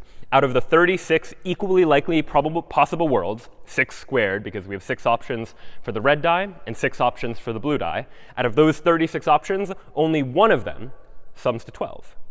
Whereas on the other hand, the probability that if we take 2 dice rolls and they sum up to the number 7, well, out of those 36 possible worlds, there were 6 worlds where the sum was 7, and so we get 6 over 36, which we can simplify as a fraction to just 1 over 6. So here now we're able to represent these different ideas of probability, representing some events that might be more likely and then other events that are less likely as well. And these sorts of judgments, where we're figuring out just in the abstract what is the probability that this thing takes place, are generally known as unconditional probabilities. Some degree of belief we have in some proposition, some fact about the world, in the absence of any other evidence. Without knowing any additional information, if I roll a die, what's the chance it comes up as a 2? Or if I roll 2 dice, what's the chance that the sum of those 2 die rolls is a 7? But usually when we're thinking about probability, especially when we're thinking about training an AI to intelligently be able to know something about the world and make predictions based on that information, it's not unconditional probability that our AI is dealing with, but rather conditional probability. Probability where rather than having no original knowledge, we have some initial knowledge about the world and how the world actually works. So conditional probability is the degree of belief in a proposition given some evidence that has already been revealed to us. So what does this look like? Well, it looks like this in terms of notation. We're going to represent conditional probability as probability of A and then this vertical bar and then B. And the way to read this is the thing on the left-hand side of the vertical bar is what we want the probability of. Here now, I want the probability that A is true, that it is the real world, that it is the event that actually does take place. And then on the right side of the vertical bar is our evidence, the information that we already know for certain about the world. For example, that B is true. So the way to read this entire expression is what is the probability of A given B? The probability that A is true, given that we already know that B is true. And this type of judgment, conditional probability, the probability of one thing given some other fact, comes up quite a lot when we think about the types of calculations we might want our AI to be able to do. For example, we might care about the probability of rain today, given that we know that it rained yesterday. We could think about the probability of rain today just in the abstract. What is the chance that today it rains? But usually we have some additional evidence. I know for certain that it rained yesterday, and so I would like to calculate the probability that it rains today, given that I know that it rained yesterday. Or you might imagine that I want to know the probability that my optimal route to my destination changes given the current traffic conditions. So whether or not traffic conditions change, that might change the probability that this route is actually the optimal route. Or you might imagine in a medical context, I want to know the probability that a patient has a particular disease given some results of some tests that have been performed on that patient. And I have some evidence, the results of that test, and I would like to know the probability that a patient has a particular disease. So this notion of conditional probability comes up everywhere as we begin to think about what we would like to reason about, but being able to reason a little more intelligently by taking into account evidence that we already have. We're more able to get an accurate result for what is the likelihood that someone has this disease if we know this evidence, the results of the test, as opposed to if we were just calculating the unconditional probability of saying what is the probability they have the disease without any evidence to try and back up our result one way or the other. So now that we've got this idea of what conditional probability is, the next question we have to ask is, all right, how do we calculate conditional probability? How do we figure out mathematically, if I have an expression like this, how do I get a number from that? What does conditional probability actually mean? Well, the formula for conditional probability looks a little something like this. The probability of A given b, the probability that a is true, given that we know that b is true, is equal to this fraction, the probability that a and b are true, divided by just the probability that b is true. And the way to intuitively try to think about this is that if I want to know the probability that a is true, given that b is true, well, I want to consider all the ways they could both be true out of the only worlds that I care about are the worlds where b is already true. I can sort of ignore all the cases where b isn't true because those aren't relevant to my ultimate computation. They're not relevant to what it is that I want to get information about. So let's take a look at an example. Let's go back to that example of rolling 2 dice and the idea that those 2 dice might sum up to the number 12. We discussed earlier that the unconditional probability that if I roll 2 dice and they sum to 12 is 1 out of 36, because out of the 36 possible worlds that I might care about, in only one of them is the sum of those 2 dice 12. It's only when red is 6 and blue is also 6. But let's say now that I have some additional information. I now want to know what is the probability that the 2 dice sum to 12, given that I know that the red die was a 6. So I already have some evidence. I already know the red die is a 6. I don't know what the blue die is. That information isn't given to me in this expression. But given the fact that I know that the red die rolled a 6, what is the probability that we sum to 12? And so we can begin to do the math using that expression from before. Here again are all of the possibilities, all of the possible combinations of red die being 1 through 6 and blue die being 1 through 6. And I might consider first, all right, what is the probability of my evidence, my b variable, where I want to know what is the probability that the red die is a 6? Well, the probability that the red die is a 6 is just 1 out of 6. So these 1 out of 6 options are really the only worlds that I care about here now. All the rest of them are irrelevant to my calculation because I already have this evidence that the red die was a 6, so I don't need to care about all of the other possibilities that could result. So now, in addition to the fact that the red die rolled as a 6 and the probability of that, the other piece of information I need to know in order to calculate this conditional probability is the probability that both of my variables, a and b, are true. The probability that both the red die is a 6 and they all sum to 12. So what is the probability that both of these things happen? Well, it only happens in one possible case, in 1 out of these 36 cases, and it's the case where both the red and the blue die are equal to 6. This is a piece of information that we already knew. And so this probability is equal to 1 over 36. And so to get the conditional probability that the sum is 12, given that I know that the red dice is equal to 6, well, I just divide these two values together, and 1 over 36 divided by 1 over 6 gives us this probability of 1 over 6. Given that I know that the red die rolled a value of 6, the probability that the sum of the 2 dice is 12 is also 1 over 6. And that probably makes intuitive sense to you too, because if the red die is a 6, the only way for me to get to a 12 is if the blue die also rolls a 6, and we know that the probability of the blue die rolling a 6 is 1 over 6. So in this case, the conditional probability seems fairly straightforward, but this idea of calculating a conditional probability by looking at the probability that both of these events take place is an idea that's going to come up again and again. This is the definition now of conditional probability, and we're going to use that definition as we think about probability more generally to be able to draw conclusions about the world. This, again, is that formula. The probability of A given B is equal to the probability that A and B take place divided by the probability of B. And you'll see this formula sometimes written in a couple of different ways. You could imagine algebraically multiplying both sides of this equation by probability of B to get rid of the fraction. And you'll get an expression like this.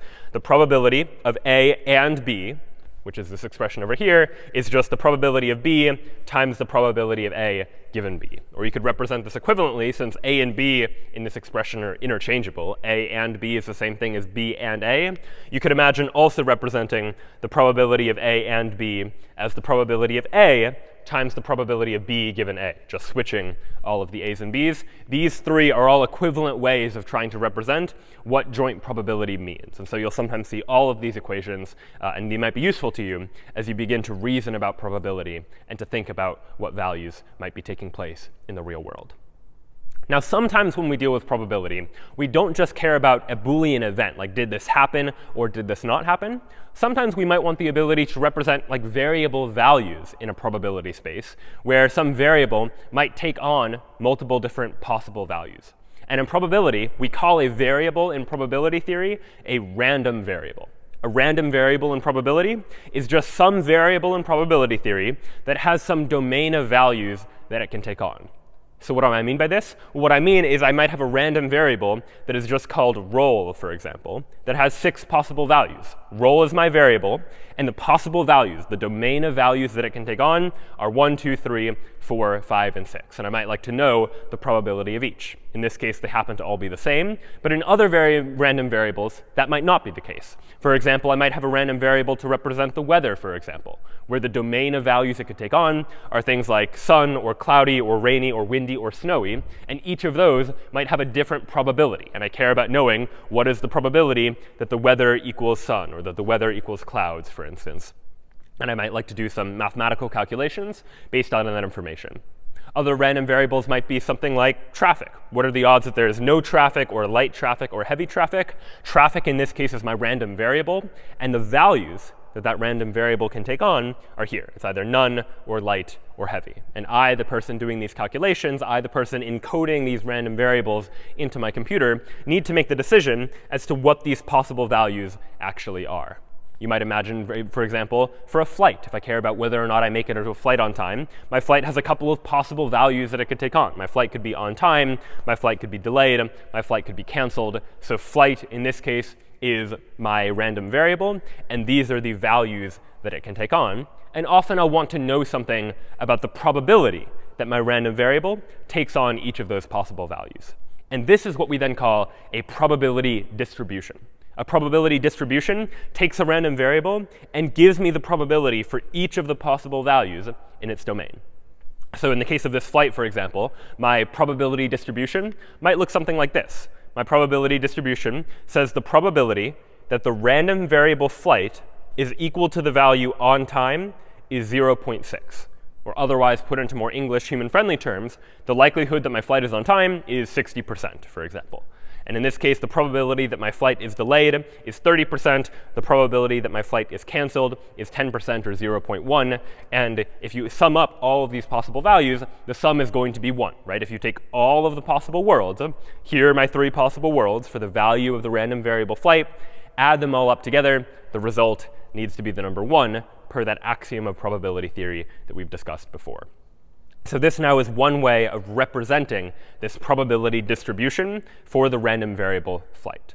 Sometimes you'll see it represented a little bit more concisely, that this is pretty verbose for really just trying to express 3 possible values. And so often you'll instead see this same notation representing using a vector. And all a vector is a sequence of values. As opposed to just a single value, I might have multiple values. And so I could instead represent this idea this way. Bold p, so a larger p, generally meaning the probability distribution of this variable flight, is equal to this vector represented in angle brackets. The probability distribution is 0.6, 0.3, and 0.1. And I would just have to know that this probability distribution is in order of on time, or delayed, and canceled to know how to interpret this vector, to mean the first value in the vector is the probability that my flight is on time.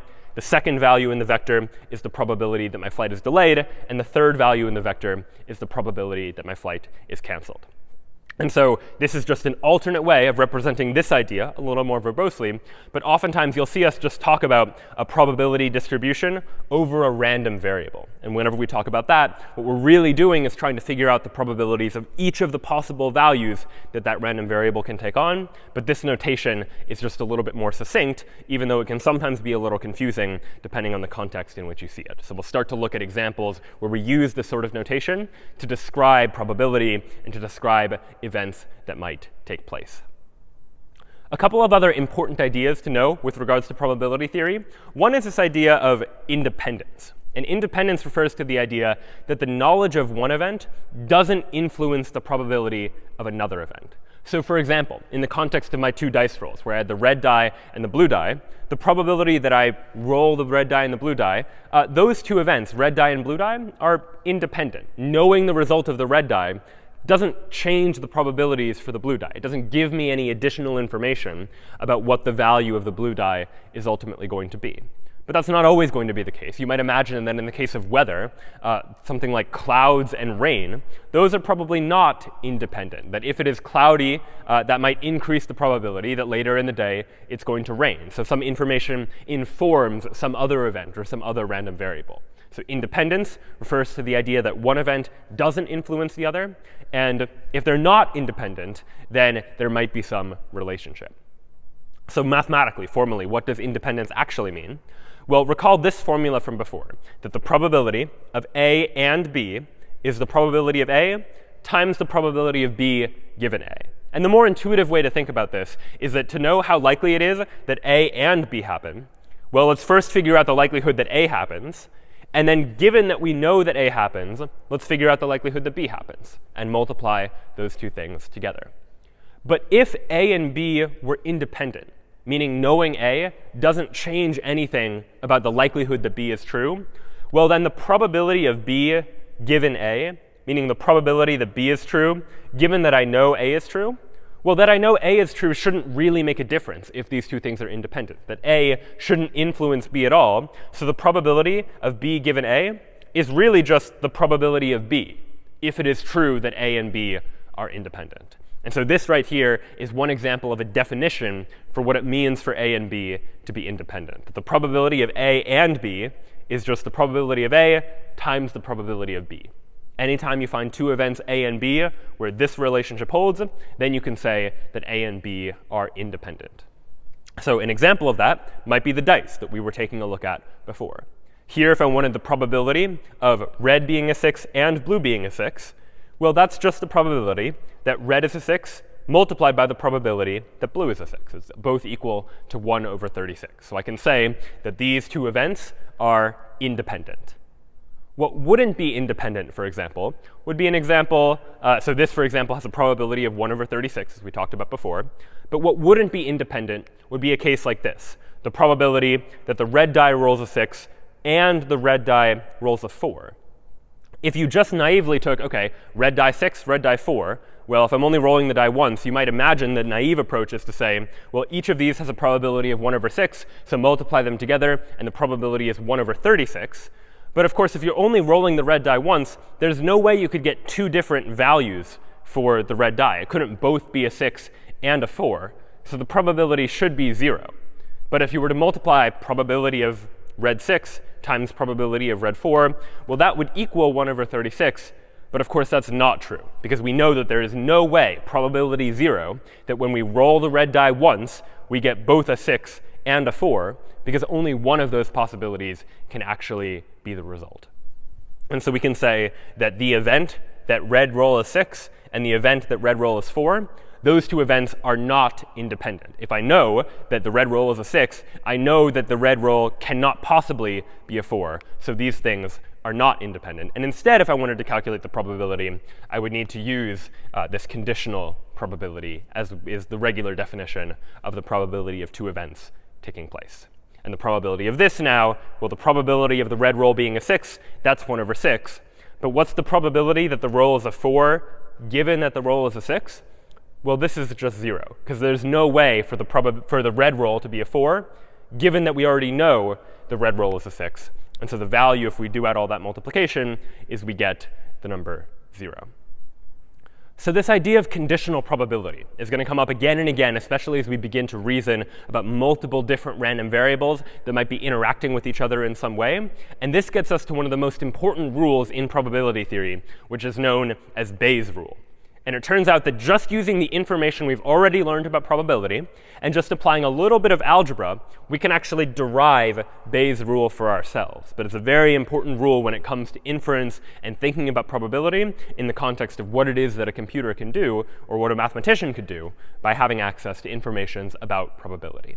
So let's go back to these equations to be able to derive Bayes' rule ourselves. We know the probability of A and B, the likelihood that A and B take place, is the likelihood of B, and then the likelihood of A, given that we know that B is already true. And likewise, the probability of A given A and B is the probability of A times the probability of B, given that we know that A is already true. This is sort of a symmetric relationship where it doesn't matter the order of A and B and A mean the same thing. And so in these equations, we can just swap out A and B to be able to represent the exact same idea. So we know that these two equations are already true. We've seen that already. And now let's just do a little bit of algebraic manipulation of this stuff. Both of these expressions on the right-hand side are equal to the probability of A and B. So what I can do is take these two expressions on the right-hand side and just set them equal to each other. Right? If they're both equal to the probability of A and B, then they both must be equal to each other. So probability of A times probability of B given A is equal to the probability of B times the probability of A given B. And now all we're going to do is do a little bit of division. I'm going to divide both sides by P of A. And now I get what is Bayes' rule. The probability of B given A is equal to the probability of B times the probability of A given B divided by the probability of A. And sometimes in Bayes' rule, you'll see the order of these two arguments switched. So instead of B times A given B, it'll be A given B times B. That ultimately doesn't matter, because in multiplication, you can switch the order of the two things you're multiplying, and it doesn't change the result. But this here right now is the most common formulation of Bayes' rule. The probability of B given A is equal to the probability of A given B times the probability of B divided by the probability of A. And this rule, it turns out, is really important when it comes to trying to infer things about the world, because it means you can express one conditional probability, the conditional probability of B given A, using knowledge about the probability of A given B, using the reverse of that conditional probability. So let's first do a little bit of an example with this, just to see how we might use it, and then explore what this means a little bit more generally. So we're going to construct a situation where I have some information. There are two events that I care about. The idea that it's cloudy in the morning, and the idea that it is rainy in the afternoon. Those are two different possible events that could take place. Cloudy in the morning or the AM, rainy in the PM. And what I care about is, given clouds in the morning, what is the probability of rain in the afternoon? A reasonable question I might ask. In the morning, I look outside, or an AI's camera looks outside and sees that there are clouds in the morning, and we want to conclude, we want to figure out what is the probability that in the afternoon there is going to be rain. Of course, in the abstract, we don't have access to this kind of information, but we can use data to begin to try and figure this out. So let's imagine now that I have access to some pieces of information. I have access to the idea that 80% of rainy afternoons start out with a cloudy morning. And you might imagine that I could have gathered this data just by looking at data over a sequence of time, that I know that 80% of the time, when it's raining in the afternoon, it was cloudy that morning. I also know that 40% of days have cloudy mornings. And I also know that 10% of days have rainy afternoons. And now, using this information, I would like to figure out, given clouds in the morning, what is the probability that it rains in the afternoon? I want to know the probability of afternoon rain given morning clouds. And I can do that in particular using this fact. The probability of, so if I know that 80% of rainy afternoons start with cloudy mornings, then I know the probability of cloudy mornings given rainy afternoons. So using sort of the reverse conditional probability, I can figure that out. Expressed in terms of Bayes' rule, this is what that would look like. Probability of rain given clouds is the probability of clouds given rain times the probability of rain divided by the probability of clouds. Here I'm just substituting in for the values of A and B from that equation of Bayes' rule from before, and then I can just do the math. I have this information. I know that 80% of the time, if it was raining, then there were clouds in the morning, so 0.8 here. The probability of rain is 0.1, because 10% of days were rainy and 40% of days were cloudy. I do the math and I can figure out the answer is 0.2. So the probability that it rains in the afternoon, given that it was cloudy in the morning, is 0.2 in this case. And this now is an application of Bayes' rule, the idea that using one conditional probability, we can get the reverse conditional probability. And this is often useful when one of the conditional probabilities might be easier for us to know about or easier for us to have data about. And using that information, we can calculate the other conditional probability. So what does this look like? Well, it means that knowing the probability of cloudy mornings given rainy afternoons, we can calculate the probability of rainy afternoons given cloudy mornings. Or, for example, more generally, if we know the probability of some visible effect, some effect that we can see and observe, given some unknown cause that we're not sure about, well, then we can calculate the probability of that unknown cause given the visible effect. So what might that look like? Well, in the context of medicine, for example, I might know the probability of some medical test result given a disease. Like I know that if someone has a disease, then X% of the time, the medical test result will show up as this, for instance. And using that information, then I can calculate, all right, what is the probability that given I know the medical test result, what is the likelihood that someone has the disease? This is the piece of information that is usually easier to know, easier to immediately have access to data for. And this is the information that I actually want to calculate. Or I might want to know, for example, if I know that some probability of counterfeit bills have like blurry text around the edges, because counterfeit printers aren't nearly as good at printing text precisely. So I have some information about, given that something is a counterfeit bill, like X% of counterfeit bills have blurry text, for example. And using that information, then I can calculate some piece of information that I might want to know, like given that I know there's blurry text on a bill, what is the probability that that bill is counterfeit? So given one conditional probability, I can calculate the other conditional probability as well. And so now we've taken a look at a couple of different types of probability. We've looked at unconditional probability, where I just look at what is the probability of this event occurring, given no additional evidence that I might have access to. And we've also looked at conditional probability, where I have some sort of evidence, and I would like to, using that evidence, be able to calculate some other probability as well. The other kind of probability that will be important for us to think about is joint probability. And this is when we're considering the likelihood of multiple different events simultaneously. And so what do we mean by this? Well, for example, I might have probability distributions that look a little something like this. Like, I want to know the probability distribution of clouds in the morning. And that distribution looks like this. 40% of the time, c, which is my random variable here, is equal to it's cloudy. And 60% of the time, it's not cloudy. So here is just a simple probability distribution that is effectively telling me that 40% of the time, it's cloudy. I might also have a probability distribution for rain in the afternoon, where 10% of the time, or with probability 0.1, it is raining in the afternoon. And with probability 0.9, it is not raining in the afternoon. And using just these two pieces of information, I don't actually have a whole lot of information about how these two variables relate to each other.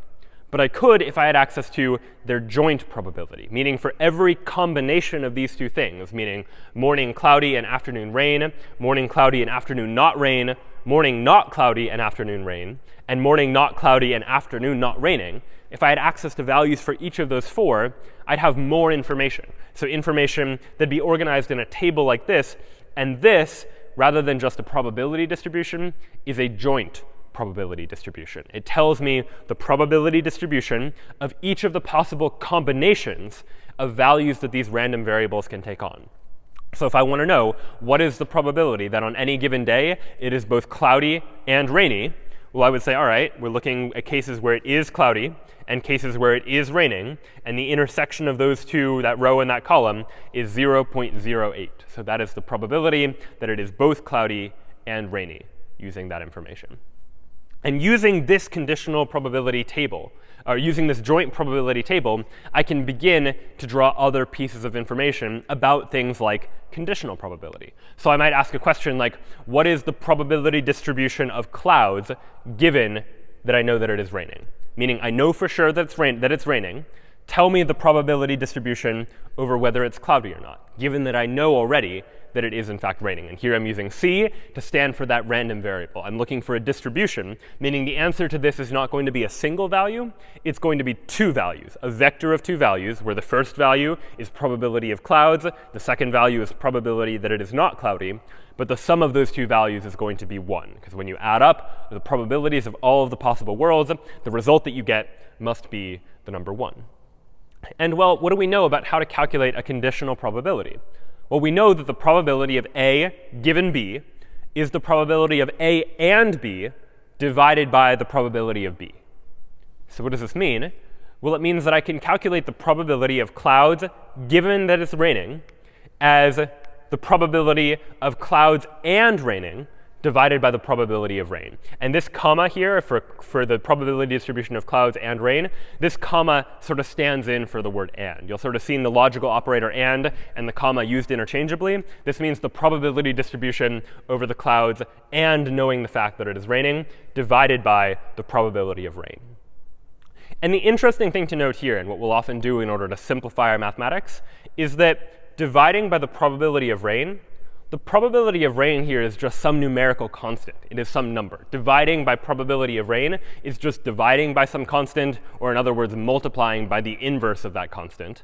And it turns out that oftentimes we can just not worry about what the exact value of this is, and just know that it is, in fact, a constant value. And we'll see why in a moment. So instead of expressing this as this joint probability divided by the probability of rain, sometimes we'll just represent it as alpha times the numerator here, the probability distribution of c, this variable, and that we know that it is raining, for instance. So all we've done here is said this value of 1 over the probability of rain, that's really just a constant that we're going to divide by or equivalently multiply by the inverse of at the end.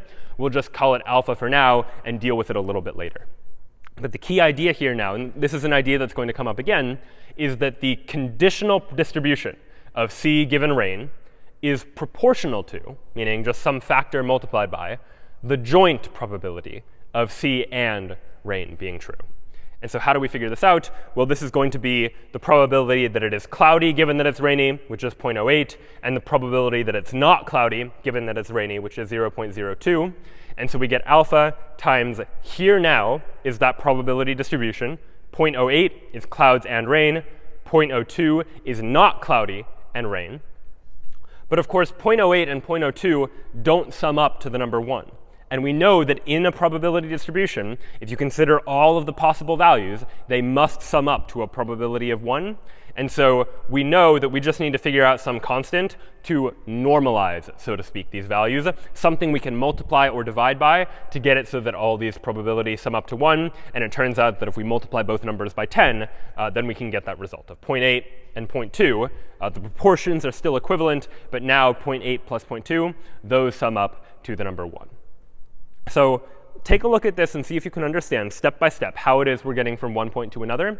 But the key idea here is that by using the joint probabilities, these probabilities that it is both cloudy and rainy, and that it is not cloudy and rainy, I can take that information and figure out the conditional probability, given that it's raining, what is the chance that it's cloudy versus not cloudy, just by multiplying by some normalization constant, so to speak. And this is what a computer can begin to use to be able to interact with these various different types of probabilities.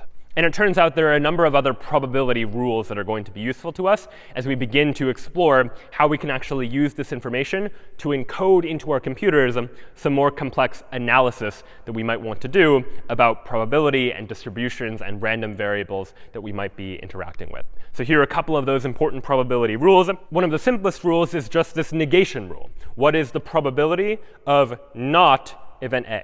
So A is an event that has some probability, and I would like to know what is the probability that A does not occur. And it turns out it's just 1 minus P of A, which makes sense, because if those are the two possible cases, either A happens or A doesn't happen, then when you add up those two cases, you must get 1, which means P of not A must just be 1 minus P of A, because P of A and P of not A must sum up to the number 1. They must include all of the possible cases. We've seen an expression for calculating the probability of A and B. We might also reasonably want to calculate the probability of A or B. What is the probability that one thing happens or another thing happens? So for example, I might want to calculate what is the probability that if I roll 2 dice, a red die and a blue die, what is the likelihood that A is a 6 or B is a 6, like one or the other? And what you might imagine you could do, and the wrong way to approach it, would be just to say, all right, well, A comes up as a 6 with the red die comes up as a 6 with probability 1 over 6. The same for the blue die. It's also 1 over 6. Add them together, and you get 2 over 6, otherwise known as 1/3. But this suffers from a problem of overcounting, that we've double counted the case where both A and B, both the red die and the blue die, both come up as a sixth rule, and I've counted that instance twice. So to resolve this, the actual expression for calculating the probability of A or B uses what we call the inclusion-exclusion formula. So I take the probability of A, add it to the probability of B, that's all same as before, but then I need to exclude the cases that I've double counted. So I subtract from that the probability of A and B, and that gets me the result for A or B. I consider all the cases where A is true and all the cases where B is true, and if you imagine this is like a Venn diagram of cases where A is true, cases where B is true, I just need to subtract out the middle to get rid of the cases that I have overcounted by double counting them inside of both of these individual expressions. One other rule that's going to be quite helpful is a rule called marginalization. So marginalization is answering the question of how do I figure out the probability of A using some other variable that I might have access to, like B. Even if I don't know additional information about it, I know that B, some event, can have two possible states. Either B happens or B doesn't happen, assuming it's a Boolean, true or false. And well, what that means is that for me to be able to calculate the probability of A, there are only two cases. Either A happens and B happens, or A happens and B doesn't happen. And those are two disjoint, meaning they can't both happen together. Either B happens or B doesn't happen. They're disjoint or separate cases. And so I can figure out the probability of A just by adding up those two cases. The probability that A is true is the probability that A and B is true, plus the probability that A is true and B isn't true. So by marginalizing, I've looked at the two possible cases that might take place. Either B happens or B doesn't happen. And in either of those cases, I look at what's the probability that A happens. And if I add those together, well, then I get the probability that A happens as a whole. So take a look at that rule. It doesn't matter what B is or how it's related to A. So long as I know these joint distributions, I can figure out the overall probability of A. And this can be a useful way if I have a joint distribution, like the joint distribution of A and B, to just figure out some unconditional probability, like the probability of A. And we'll see examples of this soon as well. Now, sometimes these might not just be variables that are events that are like they happened or they didn't happen, like B is here. They might be some broader probability distribution where there are multiple possible values. And so here, in order to use this marginalization rule, I need to sum up not just over B and not B, but for all of the possible values that the other random variable could take on. And so here we'll see a version of this rule for random variables, and it's going to include that summation notation to indicate that I'm summing up, adding up a whole bunch of individual values. So here's the rule. Looks a lot more complicated, but it's actually the equivalent, exactly the same rule. What I'm saying here is that if I have two random variables, one called x and one called y, well, the probability that x is equal to some value x sub I, this is just some value that this variable takes on, how do I figure it out? Well, I'm going to sum up over j, where j is going to range over all of the possible values that y can take on. Well, let's look at the probability that x equals xi and y equals yj. So the exact same rule. The only difference here is now I'm summing up over all of the possible values that y can take on, saying let's add up all of those possible cases and look at this joint distribution, this joint probability that x takes on the value I care about, given all of the possible values for y. And if I add all those up, then I can get this unconditional probability of what x is equal to, whether or not x is equal to some value x sub I. So let's take a look at this rule, because it does look a little bit complicated. Let's try and put a concrete example to it. Here again is that same joint distribution from before. I have cloud, not cloudy, rainy, not rainy. And maybe I want to access some variable. I want to know what is the probability that it is cloudy. Well, marginalization says that if I have this joint distribution and I want to know, like, what is the probability that it is cloudy, well, I need to consider the other variable, the variable that's not here, the idea that it's rainy. And I consider the two cases. Either it's raining or it's not raining. And I just sum up the values for each of those possibilities. In other words, the probability that it is cloudy is equal to the sum of the probability that it's cloudy and it's rainy, and the probability that it's cloudy and it is not raining. And so these now are values that I have access to. These are values that are just inside of this joint probability table. What is the probability that it is both cloudy and rainy? Well, it's just the intersection of these two here, which is 0.08. And the probability that it's cloudy and not raining is, all right, here's cloudy, here's not raining. It's 0.32. So it's 0.08 plus 0.32, which just gives us equal to 0.4. That is the unconditional probability that it is, in fact, cloudy. And so marginalization gives us a way to go from these joint distributions to just some individual probability that I might care about. And you'll see a little bit later why it is that we care about that and why that's actually useful to us as we begin doing some of these calculations. Last rule we'll take a look at before transitioning to something a little bit different is this rule of conditioning, very similar to the marginalization rule. But it says that, again, if I have two events A and B, but instead of having access to their joint probabilities, I have access to their conditional probabilities, how they relate to each other. Well, again, if I want to know the probability that A happens, and I know that there's some other variable B, either B happens or B doesn't happen, and so I can say that the probability of A is the probability of A given B times the probability of B, meaning B happened, and given that I know B happened, what's the likelihood that A happened? And then I consider the other case, that B didn't happen. So here's the probability that B didn't happen, and here's the probability that A happens, given that I know that B didn't happen. And this is really the equivalent rule, just using conditional probability instead of joint probability, where I'm saying, let's look at both of these two cases and condition on B. Look at the case where B happens, and look at the case where B doesn't happen, and look at what probabilities I get as a result. And just as in the case of marginalization, where there was an equivalent rule for random variables that could take on multiple possible values in a domain of possible values, here too conditioning has the same equivalent rule. Again, there's a summation to mean I'm summing over all of the possible values that some random variable y could take on. But if I want to know what is the probability that x takes on this value, then I'm going to sum up over all the values j that y could take on and say, all right, what's the chance that y takes on that value, yj? And multiply it by the conditional probability that x takes on this value, given that y took on that value, yj.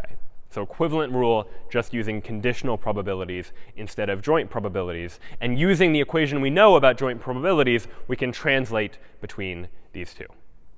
So all right, we've seen a whole lot of mathematics, and we've just sort of laid the foundation for mathematics. And no need to worry if you haven't seen probability in too much detail up until this point.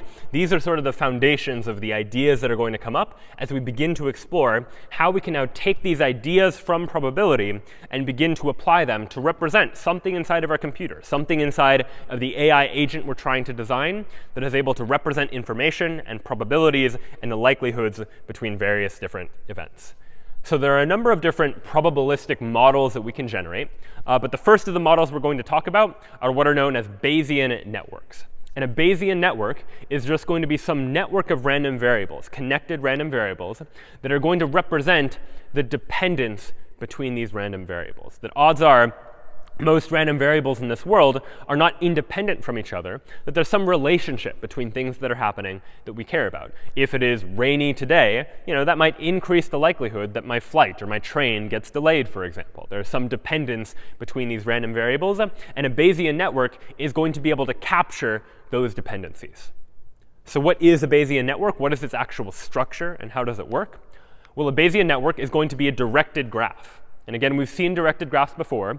They are individual nodes with arrows or edges that connect one node to another node, pointing in a particular direction.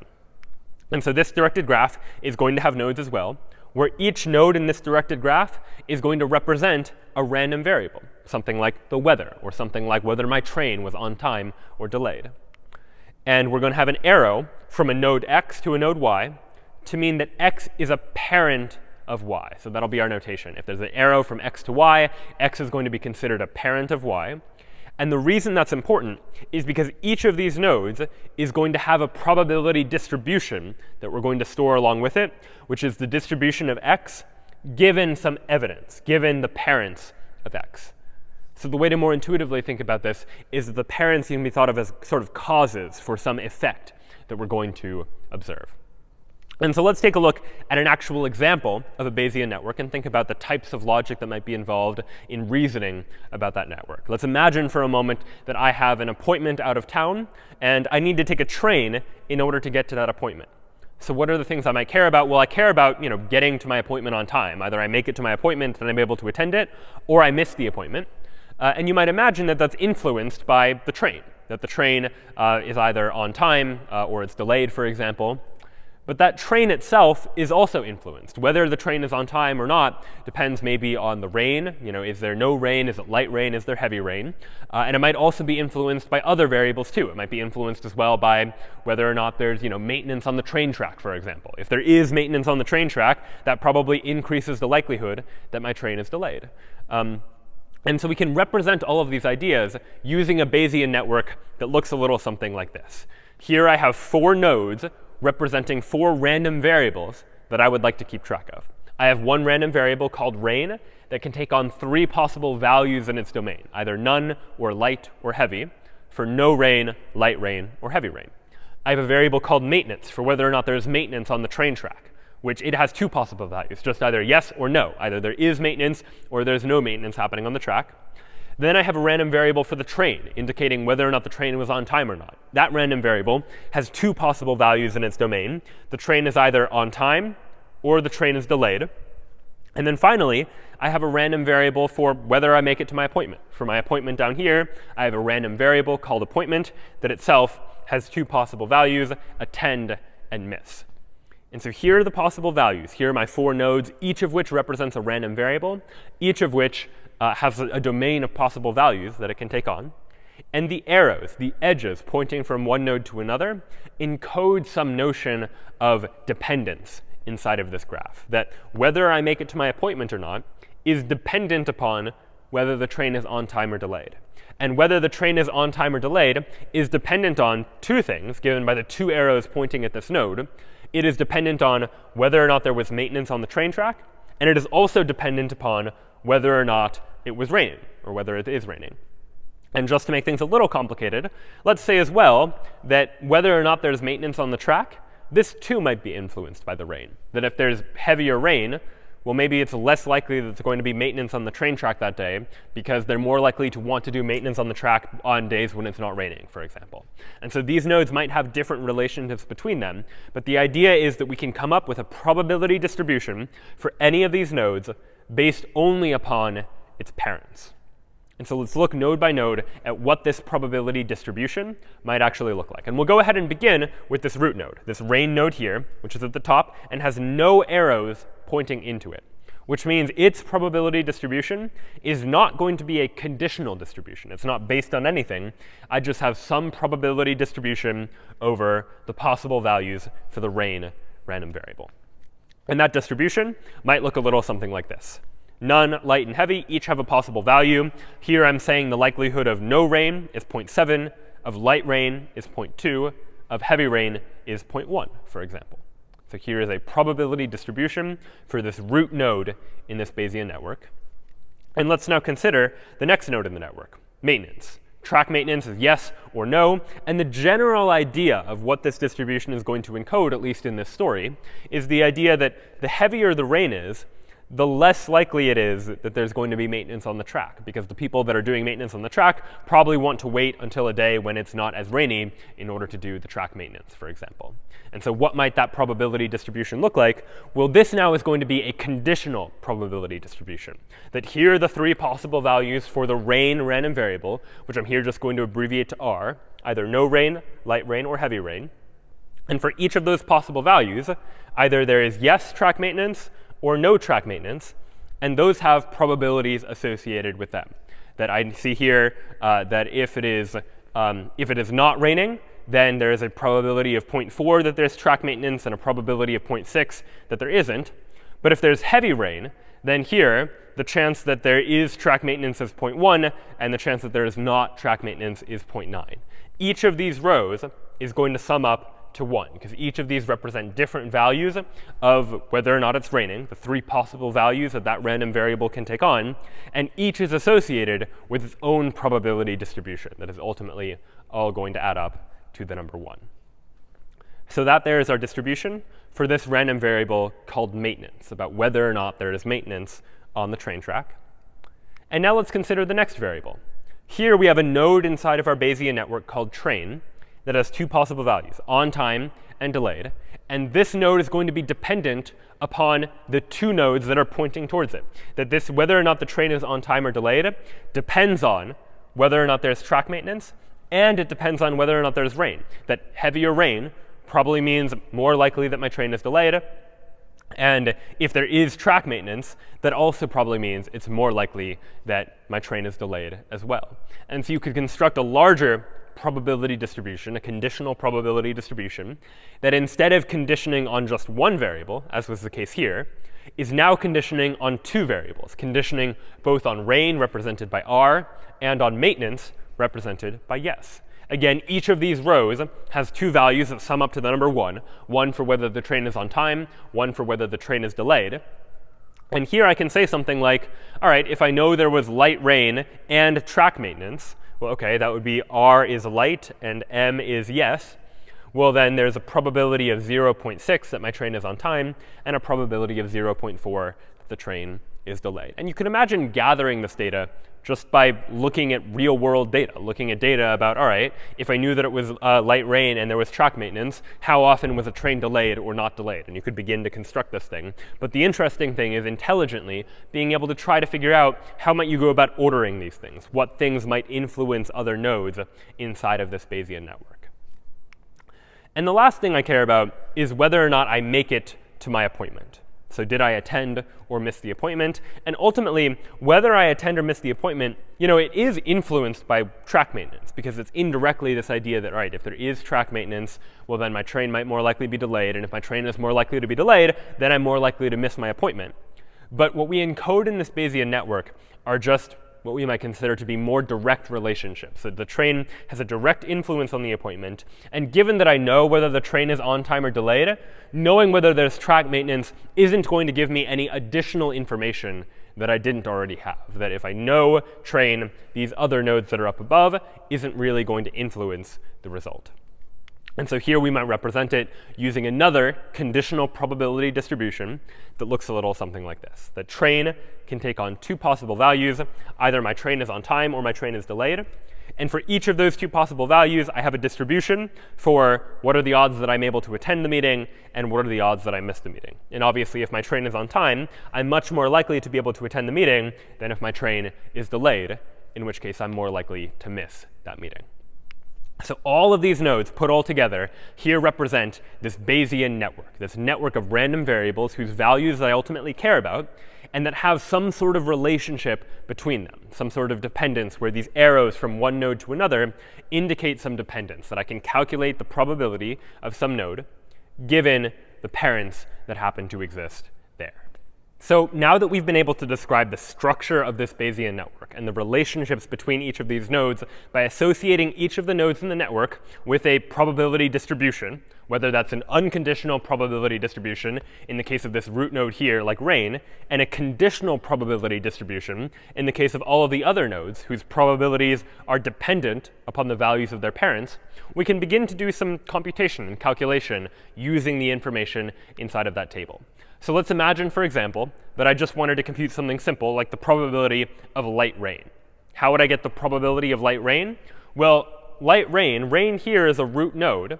And so if I wanted to calculate that probability, I could just look at the probability distribution for rain and extract from it the probability of light rain. It's just a single value that I already have access to. But we could also imagine wanting to compute more complex joint probabilities, like the probability that there is light rain and also no track maintenance. This is a joint probability of two values, light rain and no track maintenance. And the way I might do that is first by starting by saying, all right, well, let me get the probability of light rain. But now I also want the probability of no track maintenance. But of course, this node is dependent upon the value of rain. So what I really want is the probability of no track maintenance, given that I know that there was light rain. And so the expression for calculating this idea, that the probability of light rain and no track maintenance, is really just the probability of light rain and the probability that there's no track maintenance, given that I know that there already is light rain. So I take the unconditional probability of light rain, multiply it by the conditional probability of no track maintenance, given that I know there's light rain.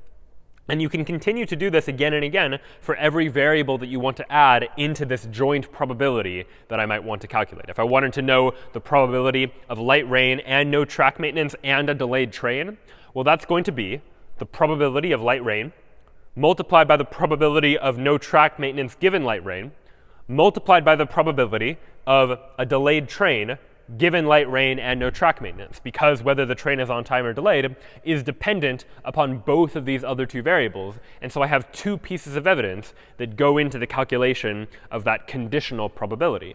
And each of these three values is just a value that I can look up by looking at one of these individual probability distributions that is encoded into my Bayesian network. And if I wanted a joint probability over all four of the variables, something like the probability of light rain and no track maintenance and a delayed train and I miss my appointment, well, that's going to be multiplying four different values, one from each of these individual nodes. It's going to be the probability of light rain, then of no track maintenance given light rain, then of a delayed train given light rain and no track maintenance, and then finally, for this node here, for whether I make it to my appointment or not, it's not dependent upon these two variables, given that I know whether or not the train is on time. I only need to care about the conditional probability that I miss my train, or that I miss my appointment, given that the train happens to be delayed. And so that's represented here by four probabilities, each of which is located inside of one of these probability distributions for each of the nodes, all multiplied together. And so I can take a variable like that and figure out what the joint probability is by multiplying a whole bunch of these individual probabilities from the Bayesian network. But of course, just as with last time, where what I really wanted to do was to be able to get new pieces of information, here too, this is what we're going to want to do with our Bayesian network. In the context of knowledge, we talked about the problem of inference. Given things that I know to be true, can I draw conclusions, make deductions about other facts about the world that I also know to be true? And what we're going to do now is apply the same sort of idea to probability. Using information about which I have some knowledge, whether some evidence or some probabilities, can I figure out not other variables for certain, but can I figure out the probabilities of other variables taking on particular values? And so here we introduce the problem of inference in a probabilistic setting, in a case where variables might not necessarily be true for sure, but they might be random variables that take on different values with some probability. So how do we formally define what exactly this inference problem actually is? Well, the inference problem has a couple of parts to it. We have some query, some variable x that we want to compute the distribution for. Maybe I want the probability that I miss my train, or I want the probability that there is track maintenance, something that I want information about. And then I have some evidence variables. Maybe it's just one piece of evidence, maybe it's multiple pieces of evidence, but I've observed certain variables for some sort of event. So for example, I might have observed that it is raining. This is evidence that I have. I know that there is light rain, or I know that there is heavy rain. And that is evidence I have. And using that evidence, I want to know what is the probability that my train is delayed, for example. And that is a query that I might want to ask based on this evidence. So I have a query, some variable, evidence, which are some other variables that I have observed inside of my Bayesian network. And of course, that does leave some hidden variables. Why? These are variables that are not evidence variables and not query variables. So you might imagine in the case where I know whether or not it's raining, and I want to know whether my train is going to be delayed or not. The hidden variable, the thing I don't have access to, is something like, is there maintenance on the track? Or am I going to make or not make my appointment, for example? These are variables that I don't have access to. They're hidden because they're not things I observed, and they're also not the query, the thing that I'm asking. And so ultimately what we want to calculate is I want to know the probability distribution of x given E, the event that I observe. So given that I observe some event, I observe that it is raining, I would like to know what is the distribution over the possible values of the train random variable. Is it on time? Is it delayed? What's the likelihood that's going to be there? And it turns out we can do this calculation just using a lot of the probability rules that we've already seen in action. And ultimately, we're going to take a look at the math on a little bit of a high level, at an abstract level. But ultimately, we can allow computers and programming libraries that already exist to begin to do some of this math for us. But it's good to get a general sense for what's actually happening when this inference process takes place. Let's imagine, for example, that I want to compute the probability distribution of the appointment random variable given some evidence, given that I know that there was light rain and no track maintenance. So there's my evidence, these two variables that I observe the values of. I observe the value of rain. I know there's light rain. And I know that there is no track maintenance going on today. And what I care about knowing, my query, is this random variable, appointment. I want to know the distribution of this random variable appointment, like what is the chance that I'm able to attend my appointment, what is the chance that I miss my appointment, given this evidence. And the hidden variable, the information that I don't have access to, is this variable train. This is information that is not part of the evidence that I see, not something that I observe, but it is also not the query that I'm asking for. And so what might this inference procedure look like? Well, if you recall back from when we were defining conditional probability and doing math with conditional probabilities, we know that a conditional probability is proportional to the joint probability. And we remember this by recalling that the probability of A given B is just some constant factor alpha multiplied by the probability of A and B. That constant factor alpha turns out to be like dividing over the probability of B. But the important thing is that it's just some constant multiplied by the joint distribution, the probability that all of these individual things happen. So in this case, I can take the probability of the appointment random variable given light rain and no track maintenance, and say that is just going to be proportional, some constant alpha, multiplied by the joint probability, the probability of a particular value for the appointment random variable and light rain and no track maintenance. Well, all right, how do I calculate this, probability of appointment and light rain and no track maintenance, when what I really care about is knowing, like, I need all four of these values to be able to calculate a joint distribution across everything, because in a particular appointment depends upon the value of train. Well, in order to do that, here I can begin to use that marginalization trick, that there are only two ways I can get any configuration of an appointment, light rain, and no track maintenance. Either this particular setting of variables happens and the train is on time, or this particular setting of variables happens and the train is delayed. Those are two possible cases that I would want to consider. And if I add those two cases up, well, then I get the result, just by adding up all of the possibilities for the hidden variable, or variables if there are multiple. But since there's only one hidden variable here, train, all I need to do is iterate over all the possible values for that hidden variable train and add up their probabilities. So this probability expression here becomes probability distribution over appointment, light, no rain, and train is on time, and the probability distribution over the appointment, light, rain, no track maintenance, and that the train is delayed, for example. So I take both of the possible values for train, go ahead and add them up. These are just joint probabilities that we saw earlier how to calculate just by going parent, parent, parent, parent, and calculating those probabilities and multiplying them together.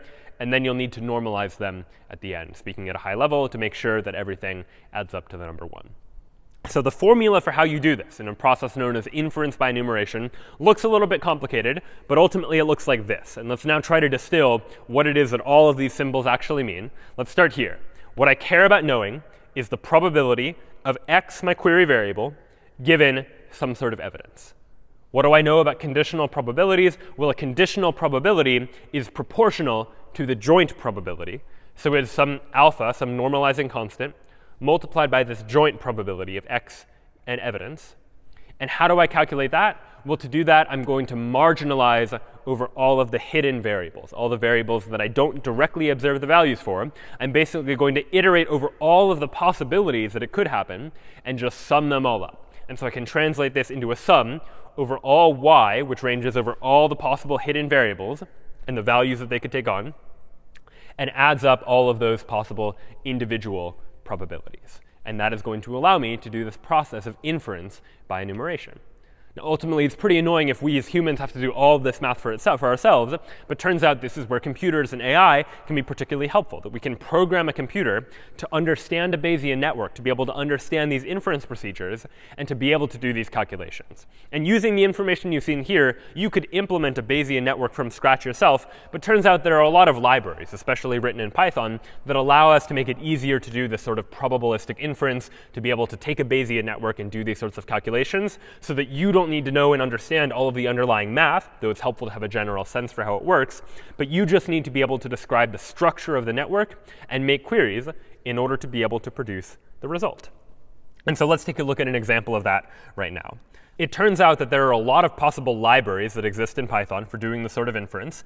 It doesn't matter too much which specific library you use. They all behave in fairly similar ways. But the library I'm going to use here is one known as Pomegranate. And here inside of model.py, I have defined a Bayesian network, just using the structure and the syntax that the pomegranate library expects. And what I'm effectively doing is just in Python creating nodes to represent each of the nodes of the Bayesian network that you saw me describe a moment ago. So here on line 4, after I've imported pomegranate, I'm defining a variable called rain that is going to represent a node inside of my Bayesian network. It's going to be a node that follows this distribution, where there are 3 possible values: none for no rain, light for light rain, heavy for heavy rain. And these are the probabilities of each of those taking place. 0.7 is the likelihood of no rain, 0.2 for light rain, 0.1 for heavy rain. Then after that, we go to the next variable, the variable for track maintenance, for example, which is dependent upon that rain variable. And this, instead of being an unconditional distribution, is a conditional distribution, as indicated by a conditional probability table here. And the idea is that I'm following, this is conditional on the distribution of rain. So if there is no rain, then the chance that there is yes track maintenance is 0.4. If there's no rain, the chance that there's no track maintenance is 0.6. Likewise, for light rain, I have a distribution. For heavy rain, I have a distribution as well. But I'm effectively encoding the same information you saw represented graphically a moment ago. But I'm telling this Python program that the maintenance node obeys this particular conditional probability distribution. And we do the same thing for the other random variables as well. Train was a node inside my distribution that was a conditional probability table with 2 parents. It was dependent not only on rain, but also on track maintenance. And so here I'm saying something like, given that there is no rain and yes, track maintenance, the probability that my train is on time is 0.8, and the probability that it's delayed is 0.2. And likewise, I can do the same thing for all of the other possible values of the parents of the train node inside of my Bayesian network by saying, for all of those possible values, here is the distribution that the train node should follow. And I do the same thing for an appointment based on the distribution of the variable train. Then at the end, what I do is actually construct this network by describing what the states of the network are and by adding edges between the dependent nodes. So I create a new Bayesian network, add states to it, 1 for rain, 1 for maintenance, 1 for the train, 1 for the appointment. And then I add edges connecting the related pieces. Rain has an arrow to maintenance because rain influences track maintenance. Rain also influences the train. Maintenance also influences the train. And train influences whether I make it to my appointment. And bake just finalizes the model and does some additional computation. So the specific syntax of this is not really the important part. Pomegranate just happens to be one of several different libraries that can all be used for similar purposes. And you could describe and define a library for yourself that implemented similar things. But the key idea here is that someone can design a library for a general Bayesian network that has nodes that are based upon its parents. And then all a programmer needs to do, using one of those libraries, is to define what those nodes and what those probability distributions are. And we can begin to do some interesting logic based on it. So let's try doing that like conditional or joint probability calculation that we saw us do by hand before by going into likelihood.py, where here I'm importing the model that I just defined a moment ago. And here I'd just like to calculate model.probability, which calculates the probability for a given observation. And I'd like to calculate the probability of no rain, no track maintenance, my train is on time, and I'm able to attend the meeting. So sort of the optimal scenario, that there's no rain and no maintenance on the track, my train is on time, and I'm able to attend the meeting. What is the probability that all of that actually happens? And I can calculate that using the library and just print out its probability. And so I'll go ahead and run Python of likelihood.py. And I see that, OK, the probability is about 0.34. So about a third of the time, everything goes right for me in this case. No rain, no track maintenance, train is on time, and I'm able to attend the meeting. But I could experiment with this, try and calculate other probabilities as well. What's the probability that everything goes right up until the train, but I still miss my meeting? So no rain, no track maintenance, train is on time, but I missed the appointment. Let's calculate that probability. And all right, that has a probability of about 0.04. So about 4% of the time, the train will be on time, there won't be any rain, no track maintenance, and yet I'll still miss the meeting. And so this is really just an implementation of the calculation of the joint probabilities that we did before. What this library is likely doing is first figuring out the probability of no rain, then figuring out the probability of no track maintenance given no rain, then the probability that my train is on time given both of these values, and then the probability that I miss my appointment given that I know that the train was on time. So this, again, is the calculation of that joint probability. And turns out we can also begin to have our computer solve inference problems as well, to begin to infer, based on information, evidence that we see, what is the likelihood of other variables also being true. So let's go into inference.py, for example, where here I'm again importing that exact same model from before, importing all the nodes and all the edges and the probability distribution that is encoded there as well. And now there's a function for doing some sort of prediction.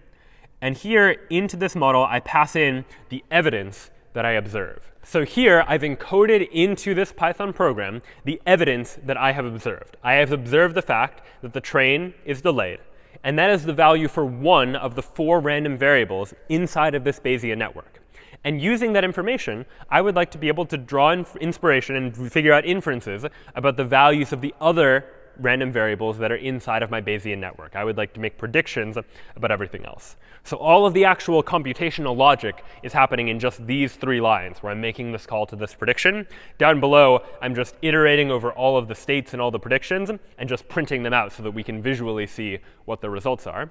But let's find out, given the train is delayed, what can I predict about the values of the other random variables? Let's go ahead and run Python inference.py. I run that. And all right, here is the result that I get. Given the fact that I know that the train is delayed, this is evidence that I have observed, well, given that there is a 45% chance or a 46% chance that there was no rain, a 31% chance there was light rain, a 23% chance there was heavy rain, I can see a probability distribution over track maintenance and a probability distribution over whether I'm able to attend or miss my appointment. Now, we know that whether I attend or miss the appointment, that is only dependent upon the train being delayed or not delayed. It shouldn't depend on anything else. So let's imagine, for example, that I knew that there was heavy rain. That shouldn't affect the distribution for making the appointment. And indeed, if I go up here and add some evidence, say that I know that the value of rain is heavy, that is evidence that I now have access to. I now have 2 pieces of evidence. I know that the rain is heavy, and I know that my train is delayed.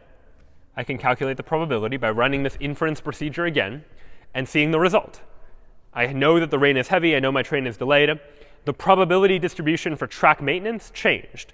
Given that I know that there's heavy rain, now it's more likely that there's no track maintenance, 88% as opposed to 64% from here before. And now, what is the probability that I make the appointment? Well, that's the same as before. It's still going to be attend the appointment with probability 0.6, miss the appointment with probability 0.4, because it was only dependent upon whether or not my train was on time or delayed. And so this here is implementing that idea of that inference algorithm to be able to figure out, based on the evidence that I have, what can we infer about the values of the other variables that exist as well. So inference by enumeration is one way of doing this inference procedure, just looping over all of the values the hidden variables could take on and figuring out what the probability is.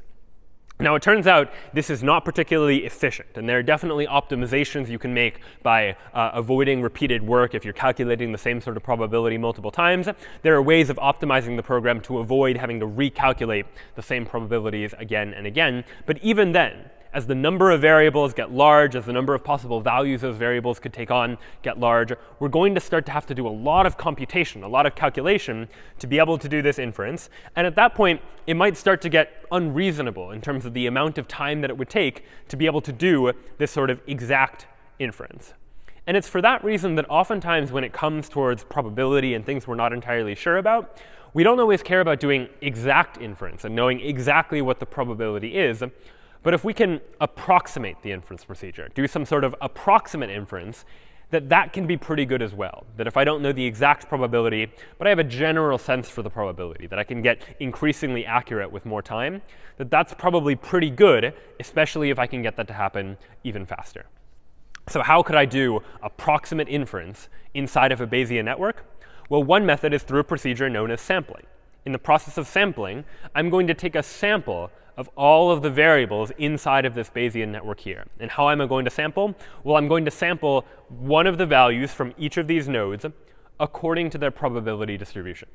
So how might I take a sample of all these nodes? Well, I'll start at the root. I'll start with rain. Here's the distribution for rain. And I'll go ahead and, using a random number generator or something like it, randomly pick one of these three values. I'll pick none with probability 0.7, light with probability 0.2, and heavy with probability 0.1. So I'll randomly just pick one of them according to that distribution. And maybe in this case, I pick none, for example.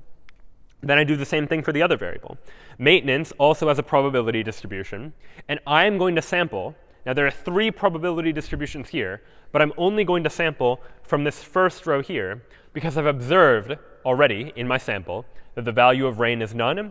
So given that rain is none, I'm going to sample from this distribution to say, all right, what should the value of maintenance be? And in this case, maintenance is going to be, let's just say yes, which happens 40% of the time in the event that there is no rain, for example.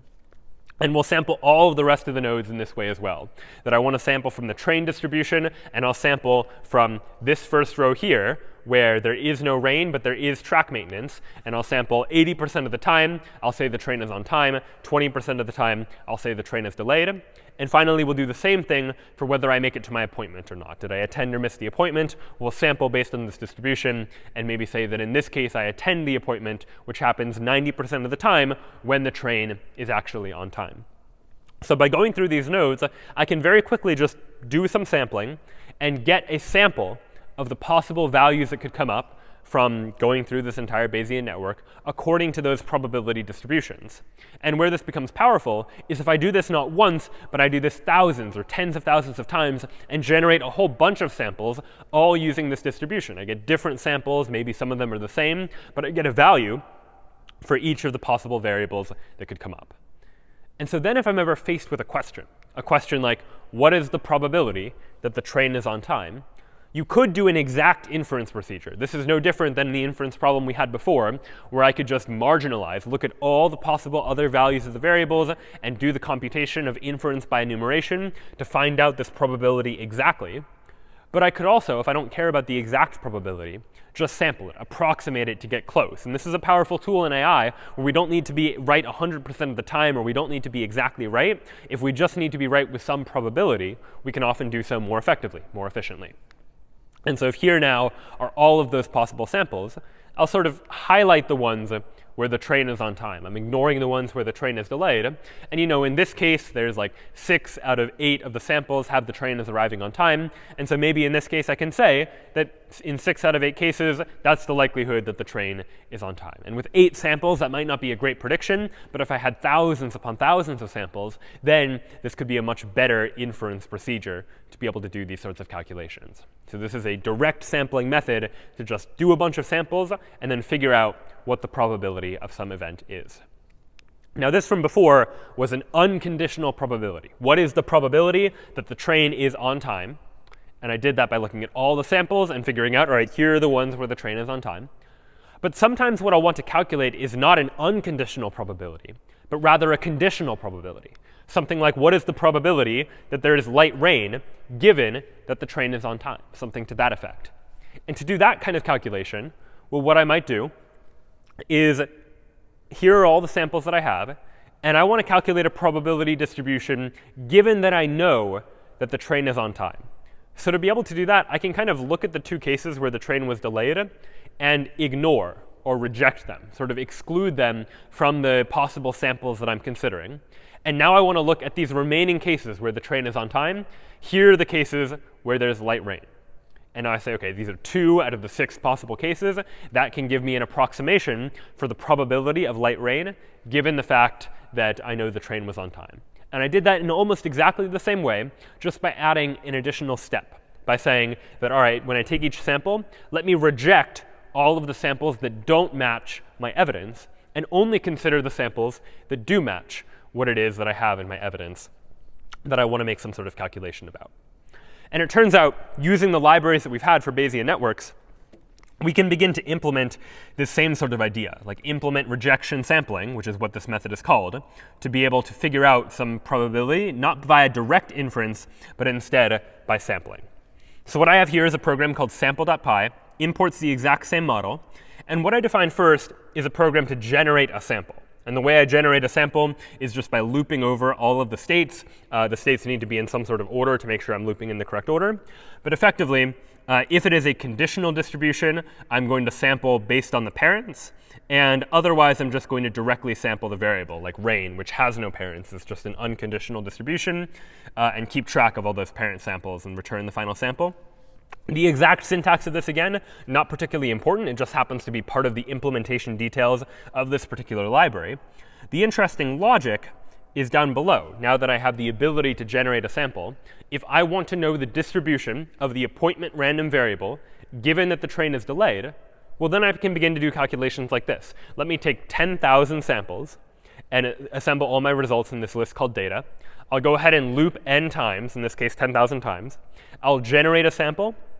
And I want to know the distribution of appointment given that the train is delayed. So according to rejection sampling, I'm only going to consider samples where the train is delayed. If the train's not delayed, I'm not going to consider those values at all.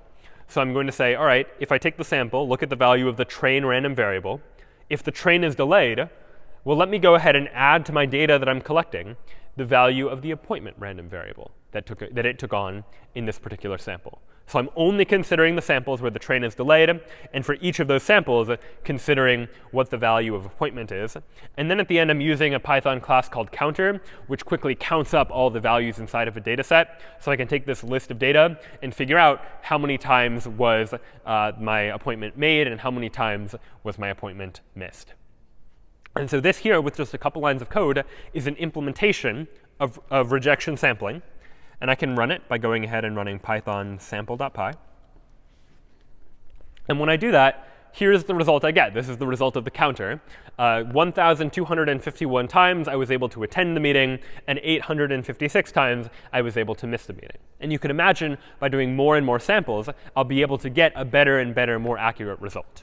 And this is a randomized process. It's going to be an approximation of the probability. If I run it a different time, you'll notice the numbers are similar, 1272 and 905, but they're not identical because there's some randomization, some likelihood that things might be higher or lower. And so this is why we generally want to try and use more samples so that we can have a greater amount of confidence in our result, be more sure about the result that we're getting of whether or not it accurately reflects or represents the actual underlying probabilities that are inherent inside of this distribution.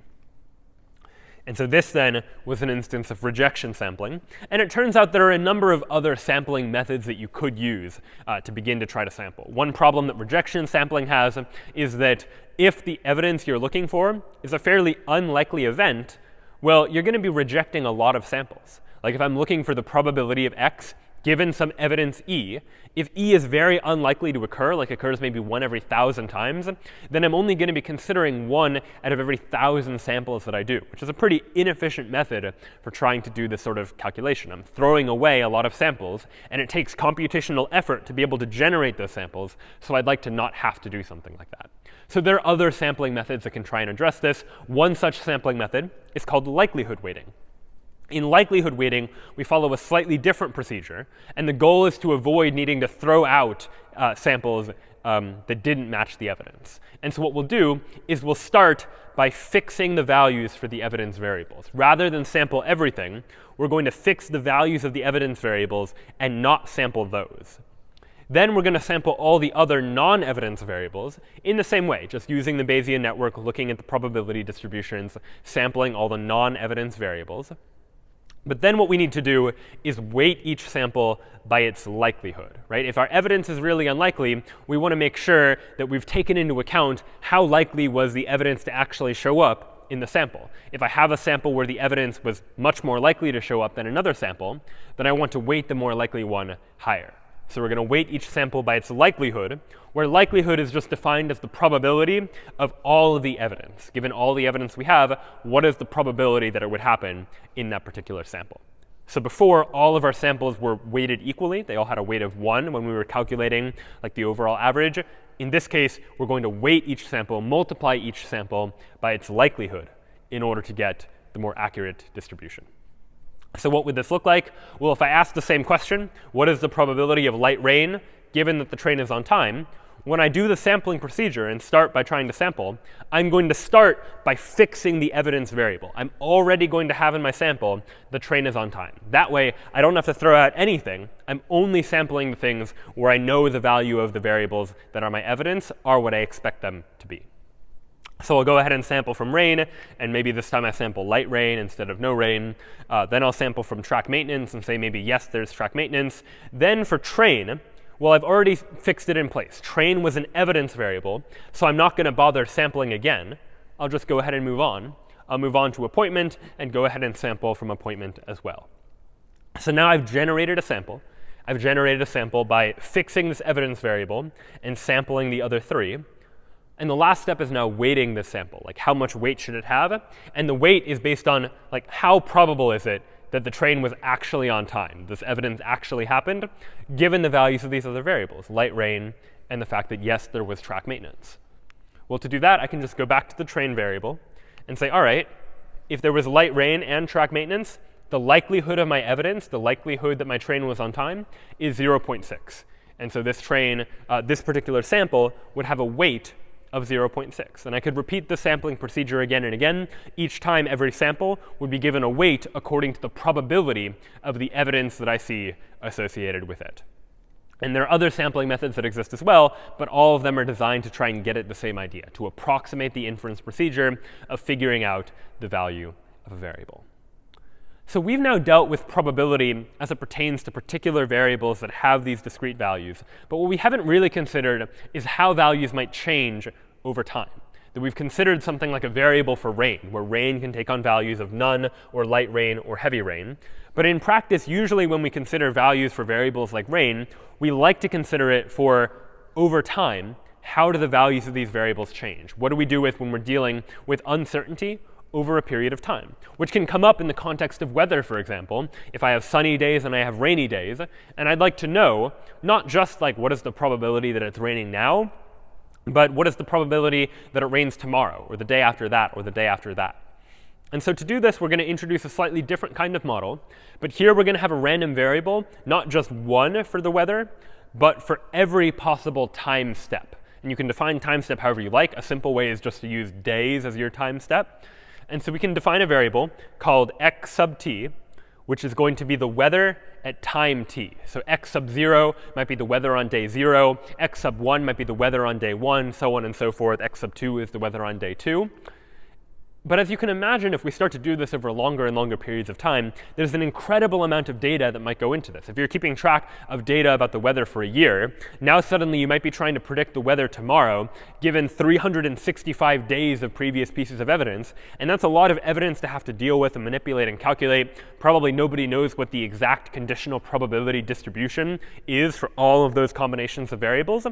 And so when we're trying to do this inference inside of a computer, when we're trying to reasonably do this sort of analysis, it's helpful to make some simplifying assumptions, some assumptions about the problem that we can just assume are true to make our lives a little bit easier. Even if they're not totally accurate assumptions, if they're close to accurate or approximate, they're usually pretty good. And the assumption we're going to make is called the Markov assumption, which is the assumption that the current state depends only on a finite fixed number of previous states. So the current day's weather depends not on all the previous day's weather for all of history, but the current day's weather I can predict just based on yesterday's weather, or just based on the last 2 days' weather, or the last 3 days' weather. But oftentimes we're going to deal with like just the one previous state helps to predict this current state. And by putting a whole bunch of these random variables together using this Markov assumption, we can create what's called a Markov chain, where a Markov chain is just some sequence of random variables where each of the variables' distribution follows that Markov assumption. And so we'll do an example of this where the Markov assumption is I can predict the weather. Is it sunny or rainy? And we'll just consider those two possibilities for now, even though there are other types of weather. But I can predict each day's weather just on the prior day's weather. Using today's weather, I can come up with a probability distribution for tomorrow's weather. And here's what this weather might look like. It's formatted in terms of a matrix, as you might describe it, as sort of rows and columns of values, where on the left-hand side, I have today's weather, represented by the variable x sub t. And over here in the columns, I have tomorrow's weather, represented by the variable x sub t plus 1 days weather instead. And what this matrix is saying is if today is sunny, well then, it's more likely than not that tomorrow is also sunny. Oftentimes the weather stays consistent for multiple days in a row. And for example, let's say that if today is sunny, our model says that tomorrow, with probability 0.8, it will also be sunny. And with probability 0.2, it will be raining. And likewise, if today is raining, then it's more likely than not that tomorrow is also raining. With probability 0.7, it'll be raining. With probability 0.3, it will be sunny. So this matrix, this description of how it is we transition from one state to the next state, is what we're going to call the transition model.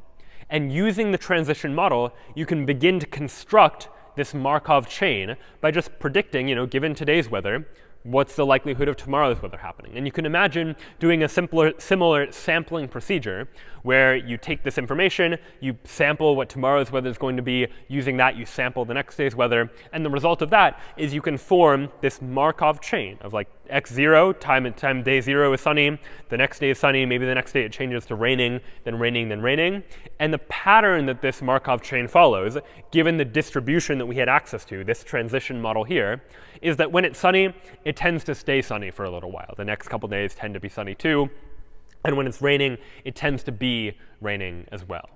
And so you get a Markov chain that looks like this, and you can do analysis on this. You can say, given that today is raining, what is the probability that tomorrow is raining? Or you can begin to ask probability questions like, what is the probability of this sequence of 5 values, sun, sun, rain, rain, rain, and answer those sorts of questions too.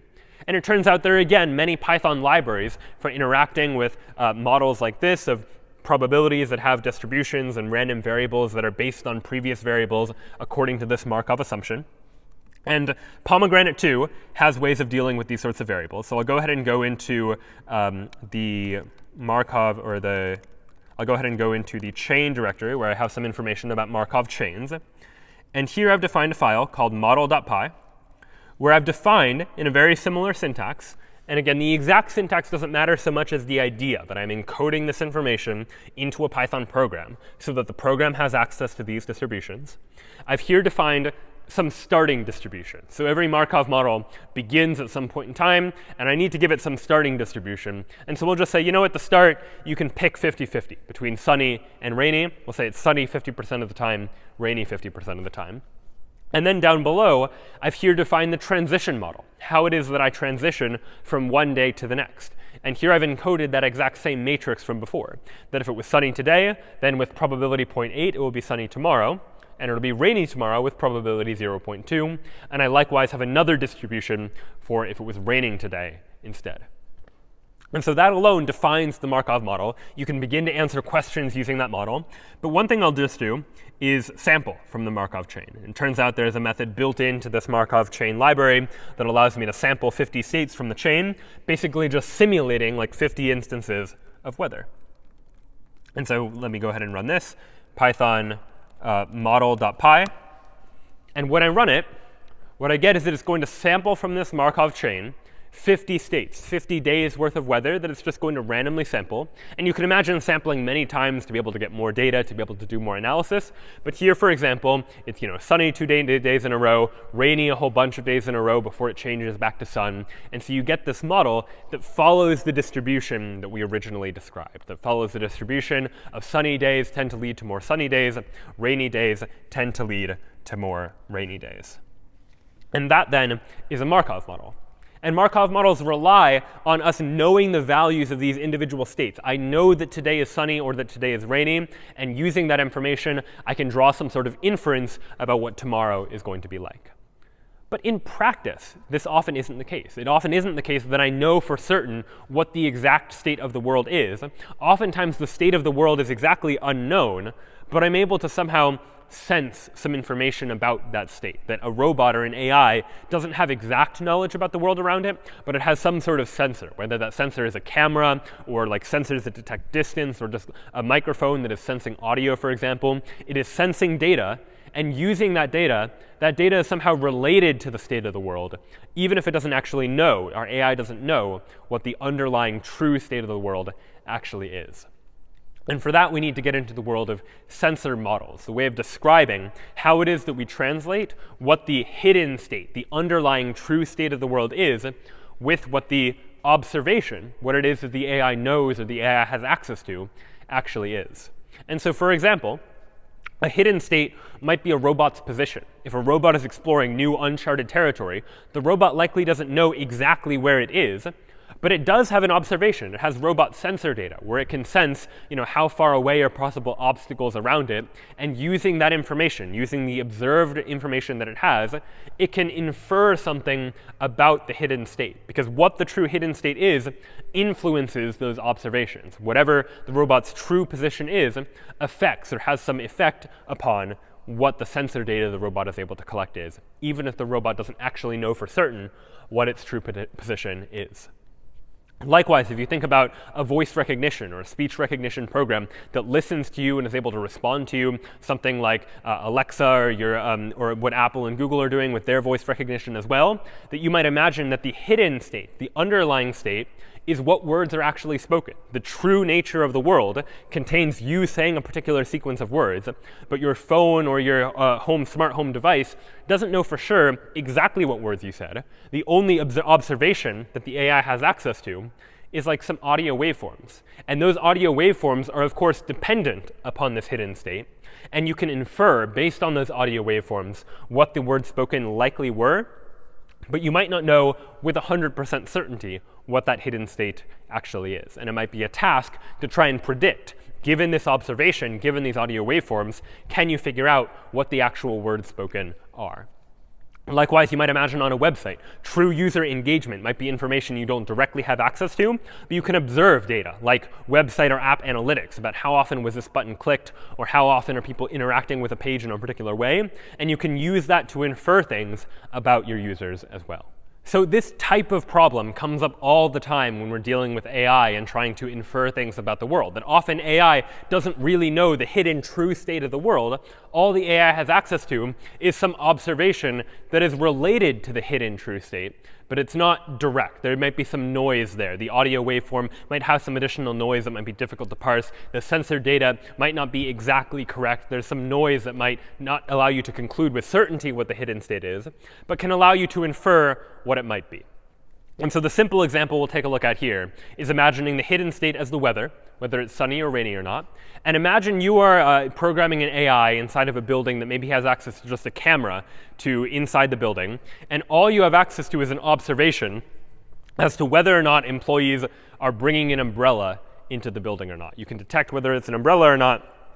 And so you might have an observation as to whether or not an umbrella is brought into the building or not. And using that information, you want to predict whether it's sunny or rainy, even if you don't know what the underlying weather is. So the underlying weather might be sunny or rainy. And if it's raining, obviously people are more likely to bring an umbrella.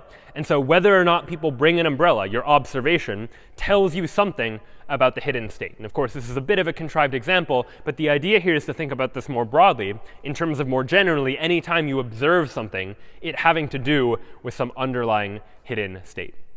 And so to try and model this type of idea, where we have these hidden states and observations, rather than just use a Markov model, which has state, state, state, state, each of which is connected by that transition matrix that we described before, we're going to use what we call a hidden Markov model. Very similar to a Markov model, but this is going to allow us to model a system that has hidden states that we don't directly observe, along with some observed event that we do actually see.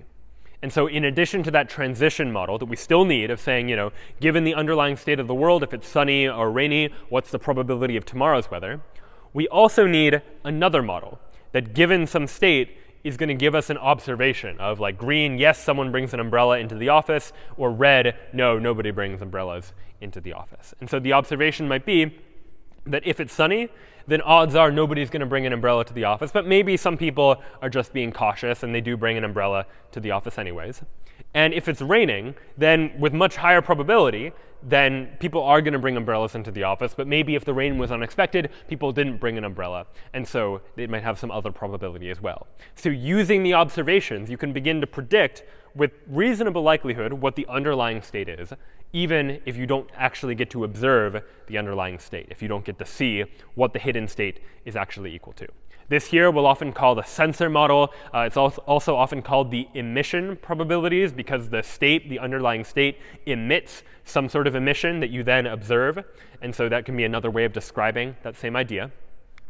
And the sensor Markov assumption that we're going to use is this assumption that the evidence variable, the thing we observe, the emission that gets produced, depends only on the corresponding state, meaning I can predict whether or not people will bring umbrellas or not, entirely dependent just on whether it is sunny or rainy today. Of course, again, this assumption might not hold in practice, that in practice it might depend whether or not people bring umbrellas, might depend not just on today's weather, but also on yesterday's weather and the day before. But for simplification purposes, it can be helpful to apply this sort of assumption just to allow us to be able to reason about these probabilities a little more easily. And if we're able to approximate it, we can still often get a very good answer. And so what these hidden Markov models end up looking like is a little something like this, where now, rather than just have one chain of states like sun, sun, rain, rain, rain, we instead have this upper level, which is the underlying state of the world. Is it sunny or is it rainy? And those are connected by that transition matrix we described before. But each of these states produces an emission, produces an observation that I see. That on this day it was sunny and people didn't bring umbrellas. And on this day it was sunny, but people did bring umbrellas. And on this day it was raining and people did bring umbrellas, and so on and so forth. And so each of these underlying states, represented by x sub t for x sub 1, 0, 1, 2, so on and so forth, produces some sort of observation or emission, which is what the E stands for, E sub 0, E sub 1, E sub 2, so on and so forth. And so this, too, is a way of trying to represent this idea. And what you want to think about is that these underlying states are the true nature of the world, the robot's position as it moves over time, and that produces some sort of sensor data that might be observed, or what people are actually saying, and using the emission data of what audio waveforms do you detect in order to process that data and try and figure it out. And there are a number of possible tasks that you might want to do given this kind of information. And one of the simplest is trying to infer something about the future or the past, or about these sort of hidden states that might exist. And so the tasks that you'll often see, and we're not going to go into the mathematics of these tasks, but they're all based on the same idea of conditional probabilities and using the probability distributions we have to draw these sorts of conclusions. One task is called filtering, which is given observations from the start until now, calculate the distribution for the current state. Meaning, given information about from the beginning of time until now, on which days did people bring an umbrella or not bring an umbrella, can I calculate the probability of the current state, that today, is it sunny or is it raining? Another task that might be possible is prediction, which is looking towards the future. Given observations about people bringing umbrellas from the beginning of when we started counting time until now, can I figure out the distribution that tomorrow, is it sunny or is it raining? And you can also go backwards as well via smoothing, where I can say, given observations from start until now, calculate the distributions for some past state. Like I know that today people brought umbrellas, and tomorrow people brought umbrellas. And so given 2 days worth of data of people bringing umbrellas, what's the probability that yesterday it was raining? And that I know that people brought umbrellas today, that might inform that decision as well. It might influence those probabilities.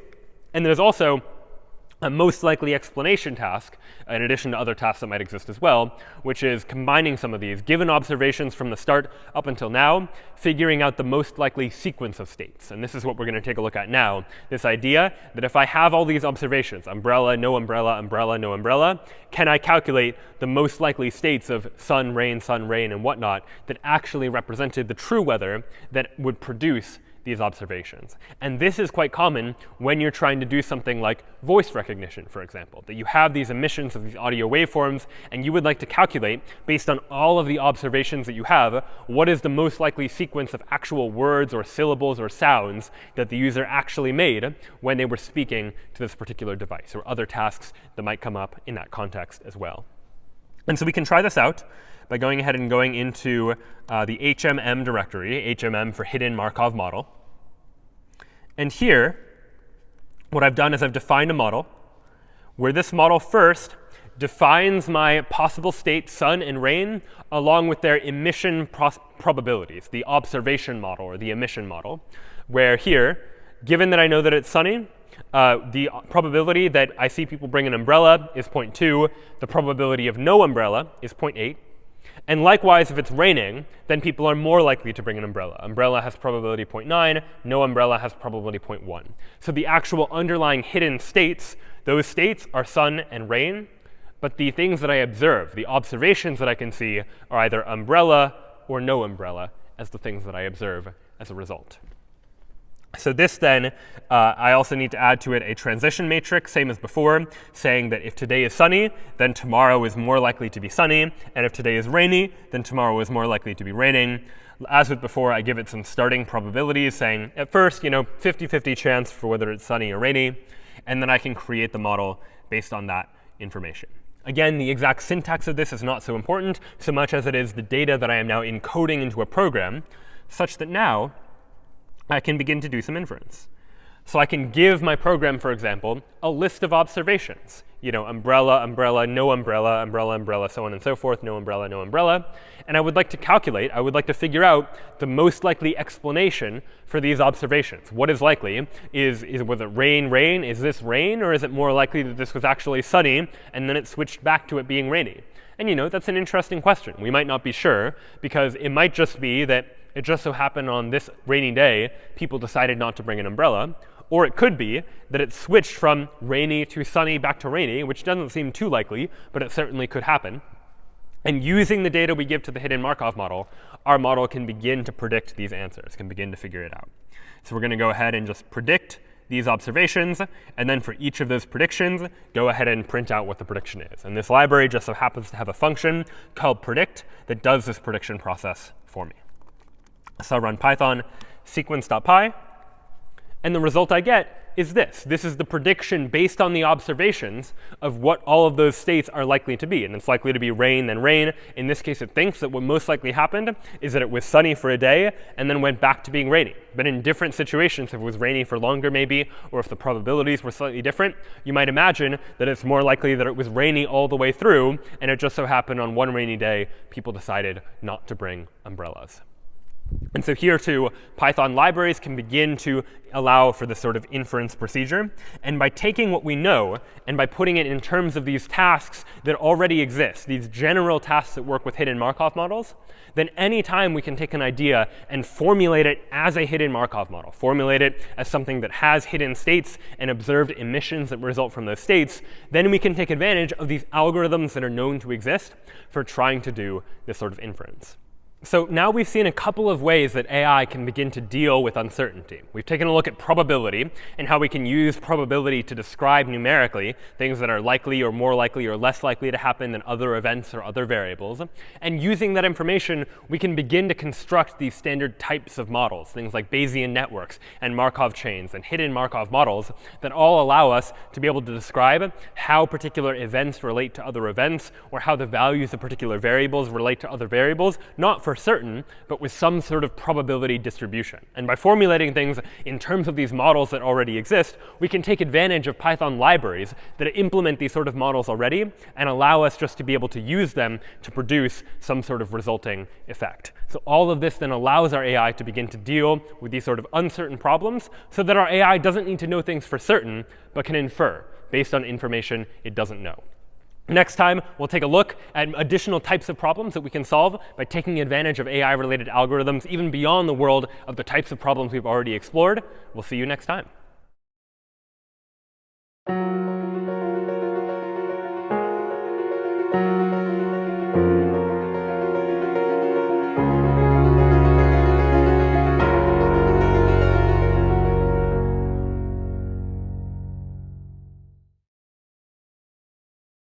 OK, welcome back, everyone, to an introduction to artificial intelligence with Python. And now, so far, we've taken a look at a couple of different types of problems. We've seen classical search problems where we're trying to get from an initial state to a goal by figuring out some optimal path. We've taken a look at adversarial search, where we have a game-playing agent that is trying to make the best move. We've seen knowledge-based problems where we're trying to use logic and inference to be able to figure out and draw some additional conclusions. And we've seen some probabilistic models as well, where we might not have certain information about the world, but we want to use the knowledge about probabilities that we do have to be able to draw some conclusions. Today, we're going to turn our attention to another category of problems generally known as optimization problems, where optimization is really all about choosing the best option from a set of possible options. And we've already seen optimization in some contexts, like game playing, where we're trying to create an AI that chooses the best move out of a set of possible moves. But what we'll take a look at today is a category of types of problems and algorithms to solve them that can be used in order to deal with a broader range of potential optimization problems. And the first of the algorithms that we'll take a look at is known as local search.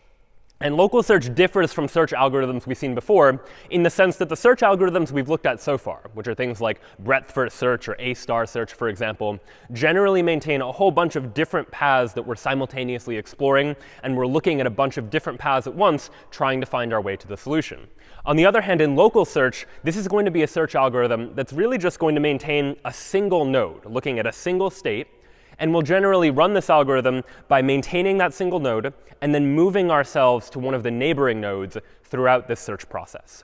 And this is generally useful in contexts not like these problems, which we've seen before, like a maze-solving situation where we're trying to find our way from the initial state to the goal by following some path.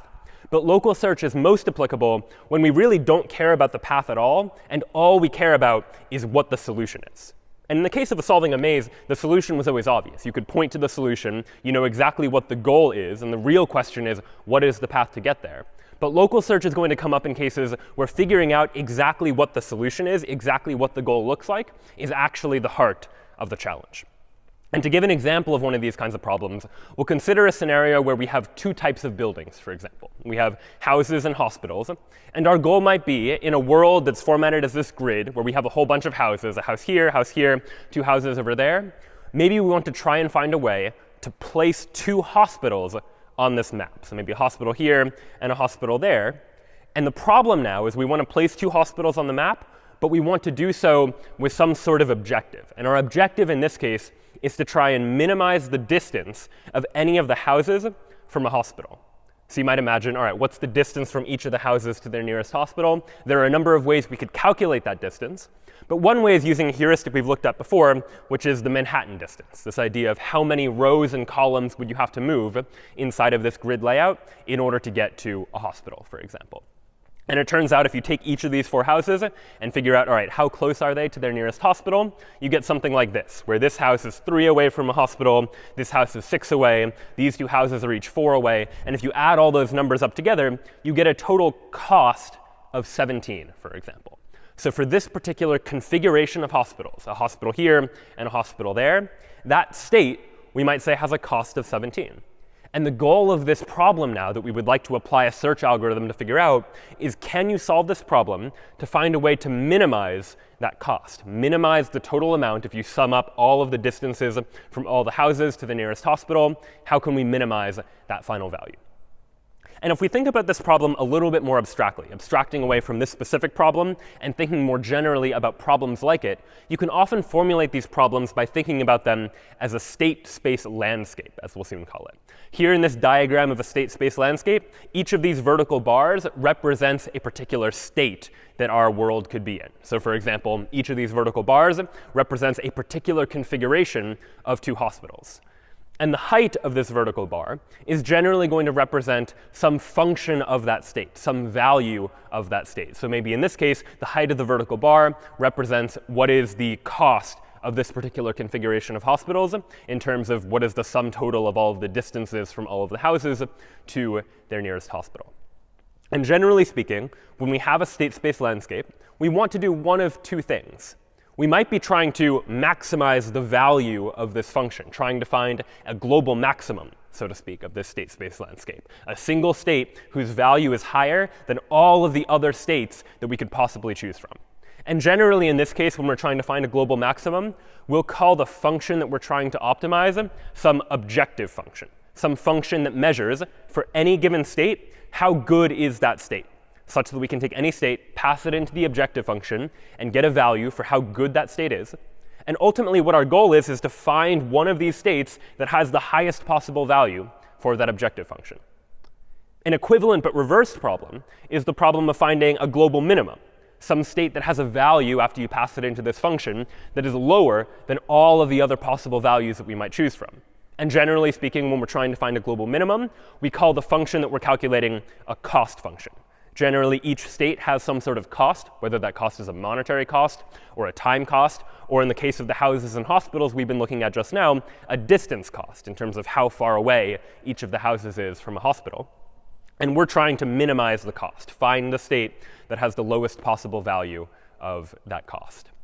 So these are the general types of ideas that we might be trying to go for within a state space landscape, trying to find a global maximum or trying to find a global minimum. And how exactly do we do that? We'll recall that in local search, we generally operate this algorithm by maintaining just a single state, just some current state represented inside of some node, maybe inside of a data structure, where we're keeping track of where we are currently. And then ultimately what we're going to do is from that state, move to one of its neighbor states. So in this case, represented in this one-dimensional space by just the state immediately to the left or to the right of it. But for any different problem, you might define what it means for there to be a neighbor of a particular state. In the case of a hospitals, for example, that we were just looking at, a neighbor might be moving one hospital one space to the left or to the right or up or down. Some state that is close to our current state, but slightly different, and as a result, might have a slightly different value in terms of its objective function or in terms of its cost function. So this is going to be our general strategy in local search, to be able to take a state, maintaining some current node, and move where we're looking at in this state space landscape in order to try to find a global maximum or a global minimum somehow. And perhaps the simplest of algorithms that we could use to implement this idea of local search is an algorithm known as hill climbing. And the basic idea of hill climbing is, let's say I'm trying to maximize the value of my state. I'm trying to figure out where the global maximum is. I'm going to start at a state. And generally, what hill climbing is going to do is it's going to consider the neighbors of that state. That from this state, all right, I could go left or I could go right. And this neighbor happens to be higher and this neighbor happens to be lower. And in hill climbing, if I'm trying to maximize the value, I'll generally pick the highest one I can. Between the state to the left and right of me, this one is higher. So I'll go ahead and move myself to consider that state instead. And then I'll repeat this process, continually looking at all of my neighbors and picking the highest neighbor, doing the same thing, looking at my neighbors, picking the highest of my neighbors, until I get to a point like right here, where I consider both of my neighbors, and both of my neighbors have a lower value than I do. This current state has a value that is higher than any of its neighbors. And at that point, the algorithm terminates, and I can say, all right, here I have now found the solution. And the same thing works in exactly the opposite way for trying to find a global minimum. But the algorithm is fundamentally the same. If I'm trying to find a global minimum and say my current state starts here, I'll continually look at my neighbors, pick the lowest value that I possibly can, until I eventually, hopefully, find that global minimum, a point at which, when I look at both of my neighbors, they each have a higher value, and I'm trying to minimize the total score or cost or value that I get as a result of calculating some sort of cost function. So we can formulate this graphical idea in terms of pseudocode. And the pseudocode for hill climbing might look like this. We define some function called hill climb that takes as input the problem that we're trying to solve. And generally, we're going to start in some sort of initial state. So I'll start with a variable called current that is keeping track of my initial state, like an initial configuration of hospitals. And maybe some problems lend themselves to an initial state, some place where you begin. In other cases, maybe not, in which case we might just randomly generate some initial state, just by choosing 2 locations for hospitals at random, for example, and figuring out from there how we might be able to improve. But that initial state, we're going to store inside of current. And now here comes our loop, some repetitive process we're going to do again and again until the algorithm terminates.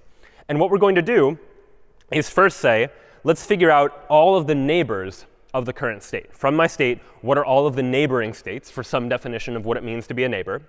And I'll go ahead and choose the highest valued of all of those neighbors and save it inside of this variable called neighbor. So we'll keep track of the highest valued neighbor. This is in the case where I'm trying to maximize the value. In the case where I'm trying to minimize the value, you might imagine here you'll pick the neighbor with the lowest possible value. But these ideas are really fundamentally interchangeable.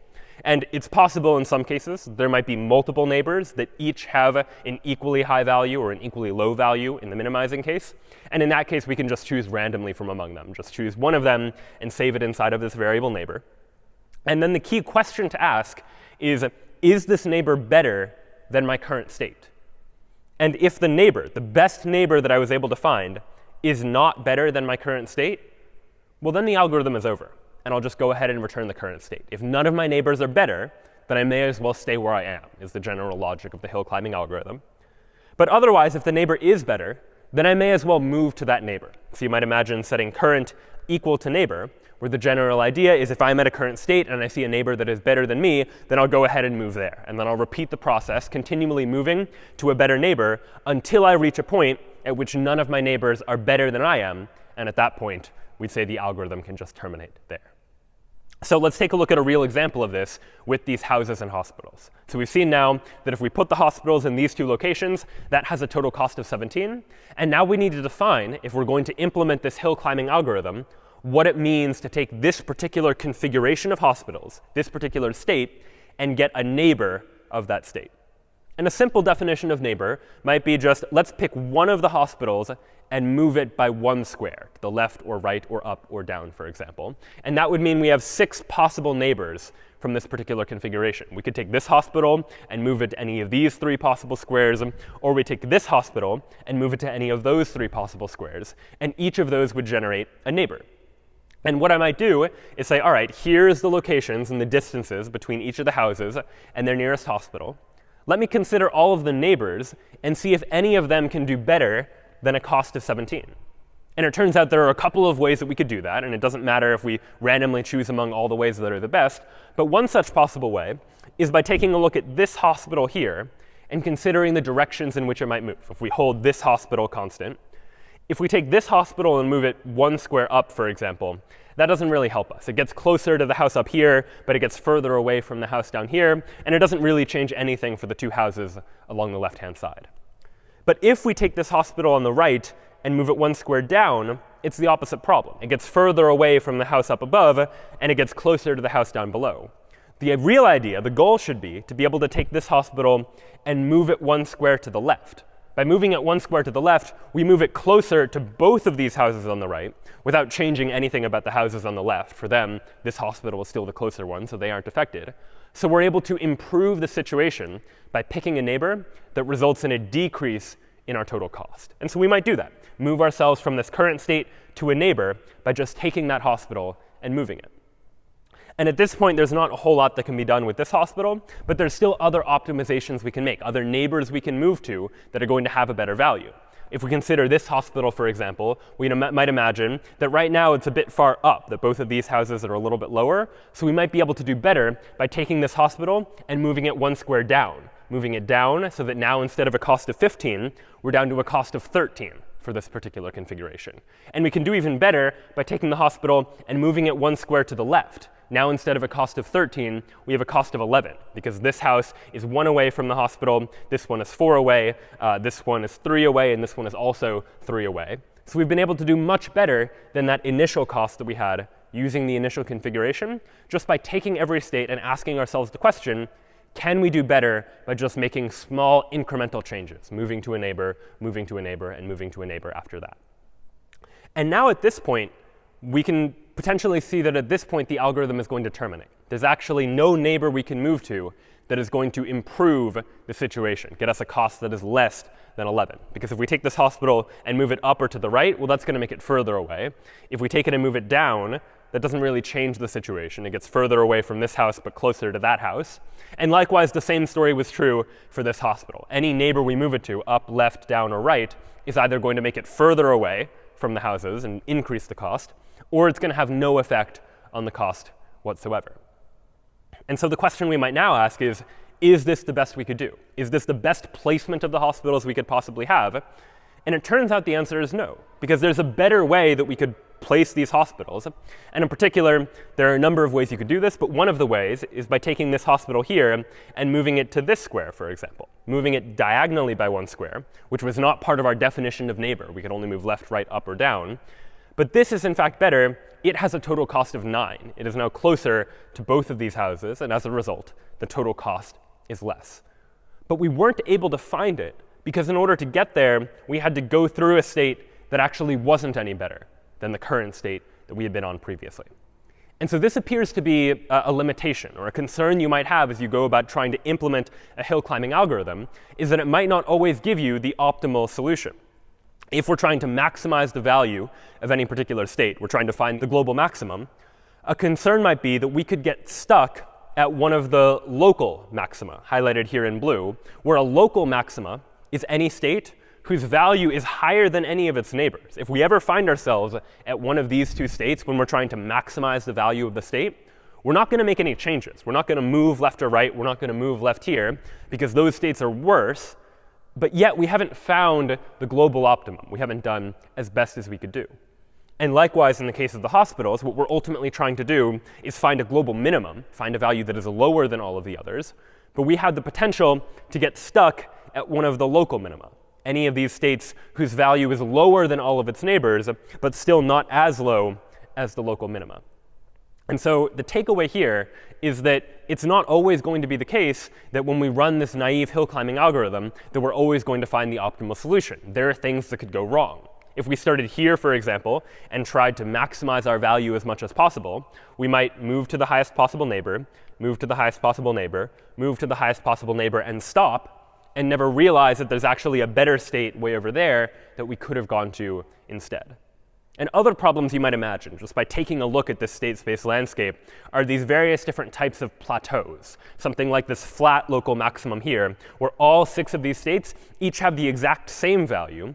And so in the case of the algorithm we showed before, none of the neighbors are better, so we might just get stuck at this flat local maximum. And even if you allowed yourself to move to one of the neighbors, it wouldn't be clear which neighbor you would ultimately move to, and you could get stuck here as well. And there's another one over here. This one is called a shoulder. It's not really a local maximum because there's still places where we can go higher, not a local minimum because we can go lower. So we can still make progress, but it's still this flat area, where if you have a local search algorithm, there's potential to get lost here, unable to make some upward or downward progress, depending on whether we're trying to maximize or minimize, and therefore another potential for us to be able to find a solution that might not actually be the optimal solution.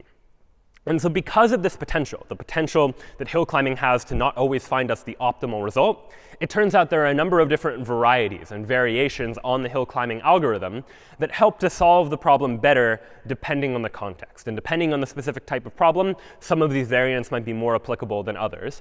What we've taken a look at so far is a version of hill climbing generally called steepest ascent hill climbing, where the idea of steepest ascent hill climbing is we are going to choose the highest valued neighbor in the case where we're trying to maximize, or the lowest valued neighbor in cases where we're trying to minimize. But generally speaking, if I have 5 neighbors and they're all better than my current state, I will pick the best one of those 5.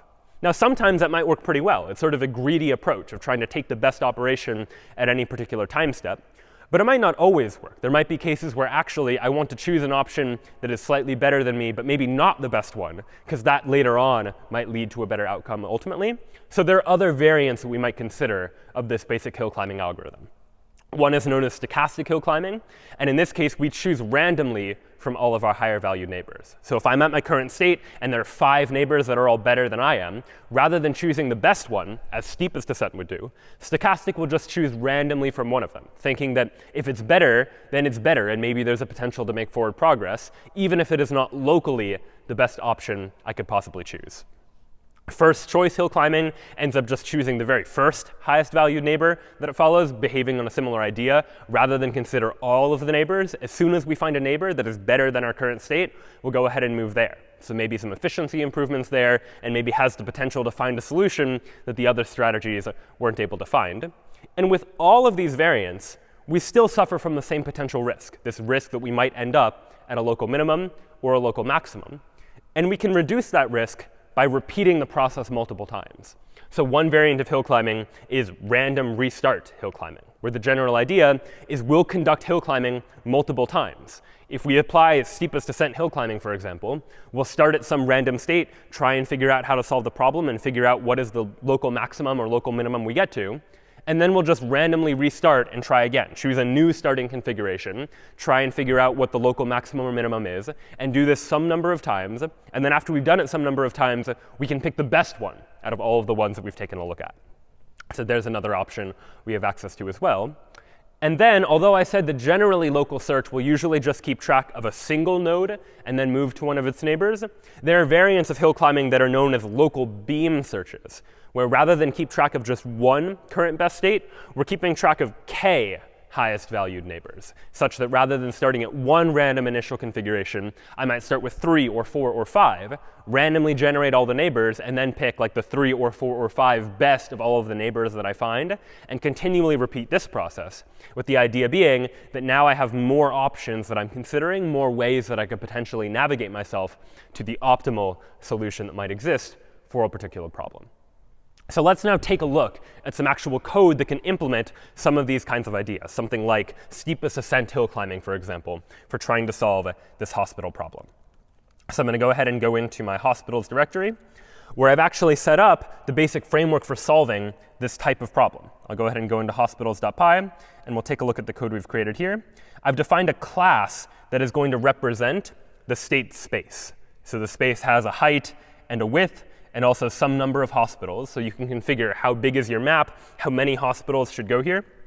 We have a function for adding a new house to the state space, and then some functions that are going to get me all of the available spaces for if I want to randomly place hospitals in particular locations. And here now is the hill climbing algorithm. So what are we going to do in the hill climbing algorithm? Well, we're going to start by randomly initializing where the hospitals are going to go. We don't know where the hospitals should actually be, so let's just randomly place them. So here I'm running a loop for each of the hospitals that I have. I'm going to go ahead and add a new hospital at some random location. So I basically get all of the available spaces, and I randomly choose one of them as where I would like to add this particular hospital. I have some logging output and generating some images, which we'll take a look at a little bit later. But here is the key idea. So I'm going to just keep repeating this algorithm. I could specify a maximum of how many times I want it to run, or I could just run it up until it hits a local maximum or local minimum. And now we'll basically consider all of the hospitals that could potentially move. So consider each of the 2 hospitals or more hospitals if there are more than that. And consider all of the places where that hospital could move to, some neighbor of that hospital that we can move the neighbor to. And then see, is this going to be better than where we were currently? So if it is going to be better, then we'll go ahead and update our best neighbor and keep track of this new best neighbor that we found. And then afterwards, we can ask ourselves the question, if best neighbor cost is greater than or equal to the cost of the current set of hospitals, meaning if the cost of our best neighbor is greater than the current cost, meaning our best neighbor is worse than our current state, well, then we shouldn't make any changes at all, and we should just go ahead and return the current set of hospitals. But otherwise, we can update our hospitals in order to change them to one of the best neighbors. And if there are multiple that are all equivalent, I'm here using random.choice to say go ahead and choose one randomly. So this is really just a Python implementation of that same idea that we were just talking about, this idea of taking a current state, some current set of hospitals, generating all of the neighbors, looking at all of the ways we could take one hospital and move it 1 square to the left or right or up or down, and then figuring out, based on all of that information, which is the best neighbor or the set of all the best neighbors, and then choosing from one of those. And each time we go ahead and generate an image in order to do that. And so now what we're doing is if we look down at the bottom, I'm going to randomly generate a space with height 10 and width 20, and I'll say go ahead and put 3 hospitals somewhere in the space. I'll randomly generate 15 houses that I just go ahead and add in random locations. And now I'm going to run this hill climbing algorithm in order to try and figure out where we should place those hospitals.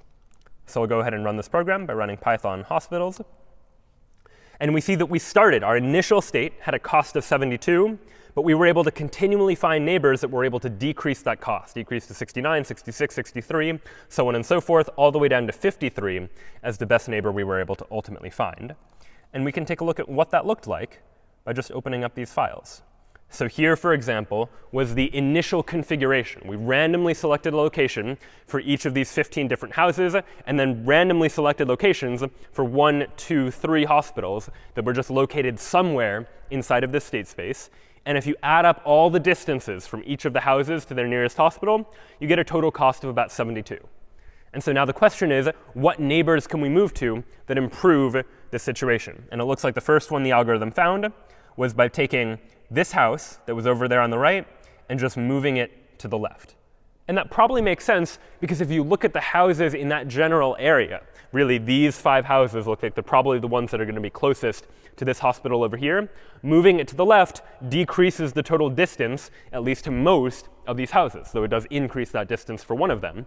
And so we're able to make these improvements to the situation by continually finding ways that we can move these hospitals around until we eventually settle at this particular state that has a cost of 53, where we figured out a position for each of the hospitals, and now none of the neighbors that we could move to are actually going to improve the situation. We can take this hospital and that hospital and look at each of the neighbors, and none of those are going to be better than this particular configuration. And again, that's not to say that this is the best we could do. There might be some other configuration of hospitals that is a global minimum, and this might just be a local minimum that is the best of all of its neighbors, but maybe not the best in the entire possible state space. And you could search through the entire state space by considering all of the possible configurations for hospitals.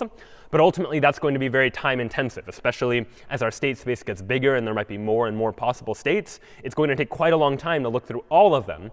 And so being able to use these sort of local search algorithms can often be quite good for trying to find the best solution we can do. And especially if we don't care about doing the best possible and we just care about doing pretty good and finding a pretty good placement of those hospitals, then these methods can be particularly powerful.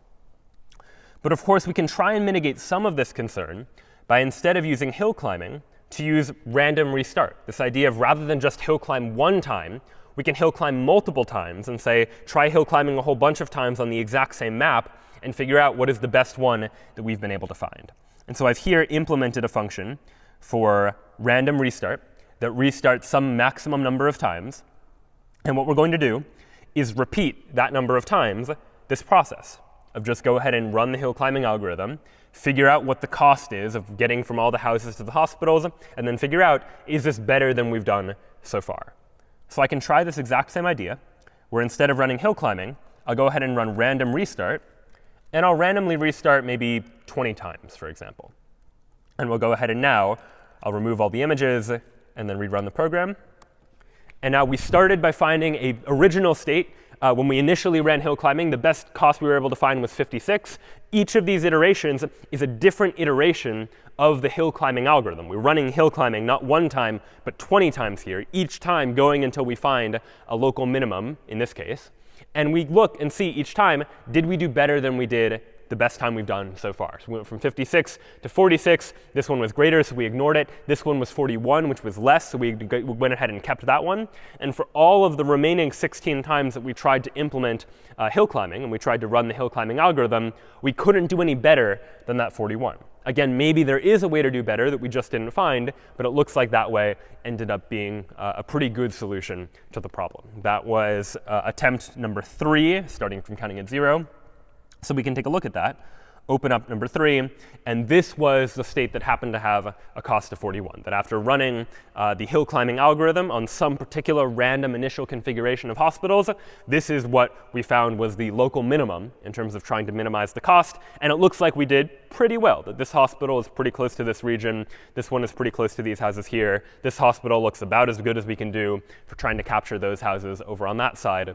And so these sorts of algorithms can be quite useful for trying to solve these problems. But the real problem with many of these different types of hill climbing, steepest ascent, stochastic, first choice, and so forth, is that they never make a move that makes our situation worse. Right? They're always going to take ourselves in our current state, look at the neighbors, and consider, can we do better than our current state, and move to one of those neighbors. Which of those neighbors we choose might vary among these various different types of algorithms, but we never go from a current position to a position that is worse than our current position. And ultimately, that's what we're going to need to do if we want to be able to find a global maximum or a global minimum. Because sometimes if we get stuck, we want to find some way of dislodging ourselves from our local maximum or local minimum in order to find the global maximum or the global minimum, or increase the probability that we do find it.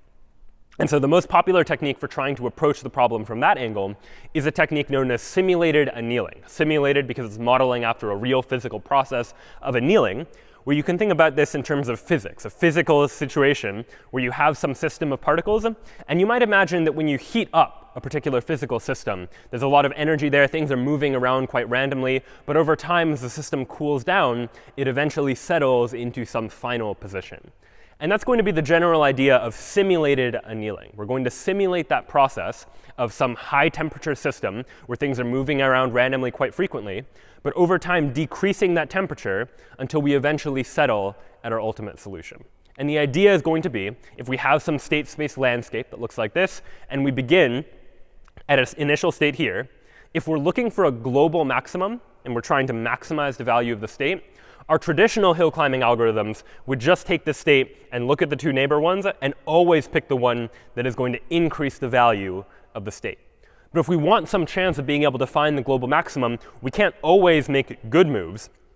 We have to sometimes make bad moves and allow ourselves to make a move in a direction that actually seems, for now, to make our situation worse, such that later we can find our way up to that global maximum in terms of trying to solve that problem. Of course, once we get up to this global maximum, once we've done a whole lot of the searching, then we probably don't want to be moving to states that are worse than our current state. And so this is where this metaphor for annealing starts to come in, where we want to start making more random moves, and over time start to make fewer of those random moves based on a particular temperature schedule. So the basic outline looks something like this. Early on in simulated annealing, we have a higher temperature state. And what we mean by a higher temperature state is that we are more likely to accept neighbors that are worse than our current state. That we might look at our neighbors, and if one of our neighbors is worse than the current state, especially if it's not all that much worse, if it's pretty close but just slightly worse, then we might be more likely to accept that and go ahead and move to that neighbor anyways. But later on, as we run simulated annealing, we're going to decrease that temperature. And at a lower temperature, we're going to be less likely to accept neighbors that are worse than our current state. Now, to formalize this and put a little bit of pseudocode to it, here is what that algorithm might look like. We have a function called simulated annealing that takes as input the problem we're trying to solve, and also potentially some maximum number of times that we might want to run the simulated annealing process, how many different neighbors that we're going to try and look for. And that value is going to vary based on the problem you're trying to solve. We'll again start with some current state that will be equal to the initial state of the problem. But now we need to repeat this process over and over for max number of times. Repeat some process some number of times, where we're first going to calculate a temperature. And this temperature function takes the current time t, starting at 1, going all the way up to max, and then gives us some temperature that we can use in our computation, where the idea is that this temperature is going to be higher early on, and it's going to be lower later on. So there are a number of ways this temperature function could often work. One of the simplest ways is just to say it is like the proportion of time that we still have remaining. Out of like max units of time, how much time do we have remaining? You start off with a lot of that time remaining, and as time goes on, the temperature is going to decrease because you have less and less of that remaining time still available to you. So we calculate a temperature for the current time.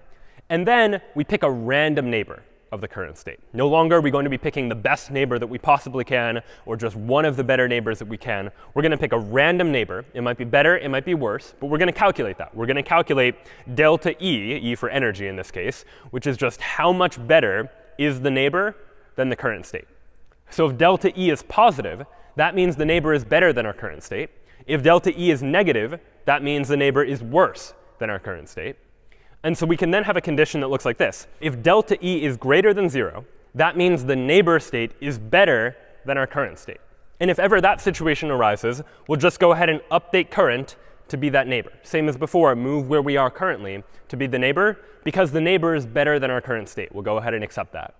But now the difference is that whereas before we never ever wanted to take a move that made our situation worse, now we sometimes want to make a move that is actually going to make our situation worse, because sometimes we're going to need to dislodge ourselves from a local minimum or local maximum to increase the probability that we're able to find the global minimum or the global maximum a little bit later. And so how do we do that? How do we decide to sometimes accept some state that might actually be worse? Well, we're going to accept a worse state with some probability. And that probability needs to be based on a couple of factors. It needs to be based in part on the temperature, where if the temperature is higher, we're more likely to move to a worse neighbor. And if the temperature is lower, we're less likely to move to a worse neighbor.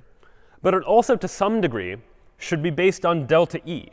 If the neighbor is much worse than the current state, we probably want to be less likely to choose that than if the neighbor is just a little bit worse than the current state.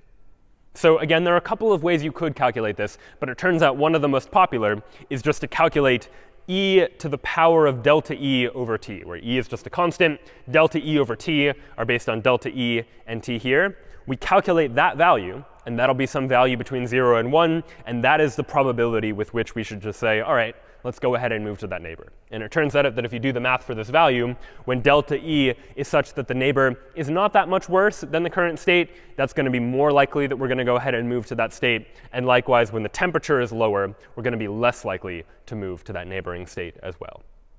So now this is the big picture for simulated annealing. This process of taking the problem and going ahead and generating random neighbors will always move to a neighbor if it's better than our current state. But even if the neighbor is worse than our current state, we'll sometimes move there, depending on how much worse it is, and also based on the temperature. And as a result, the goal of this whole process is that as we begin to try and find our way to the global maximum or the global minimum, we can dislodge ourselves if we ever get stuck at a local maximum or local minimum in order to eventually make our way to exploring the part of the state space that is going to be the best. And then as the temperature decreases, eventually we settle there without moving around too much from what we've found to be the globally best thing that we can do thus far. So at the very end, we just return whatever the current state happens to be, and that is the conclusion of this algorithm. We've been able to figure out what the solution is. And these types of algorithms have a lot of different applications. Anytime you can take a problem and formulate it as something where you can explore a particular configuration and then ask, are any of the neighbors better than this current configuration, and have some way of measuring that, then there's an applicable case for these hill climbing, simulated annealing types of algorithms. So sometimes it can be for facility location type problems, like for when you're trying to plan a city and figure out where the hospitals should be. But there are definitely other applications as well. And one of the most famous problems in computer science is the traveling salesman problem. Traveling salesman problem generally is formulated like this. I have a whole bunch of cities here indicated by these dots. And what I'd like to do is find some route that takes me through all of the cities and ends up back where I started. So some route that starts here, goes through all these cities, and ends up back where I originally started.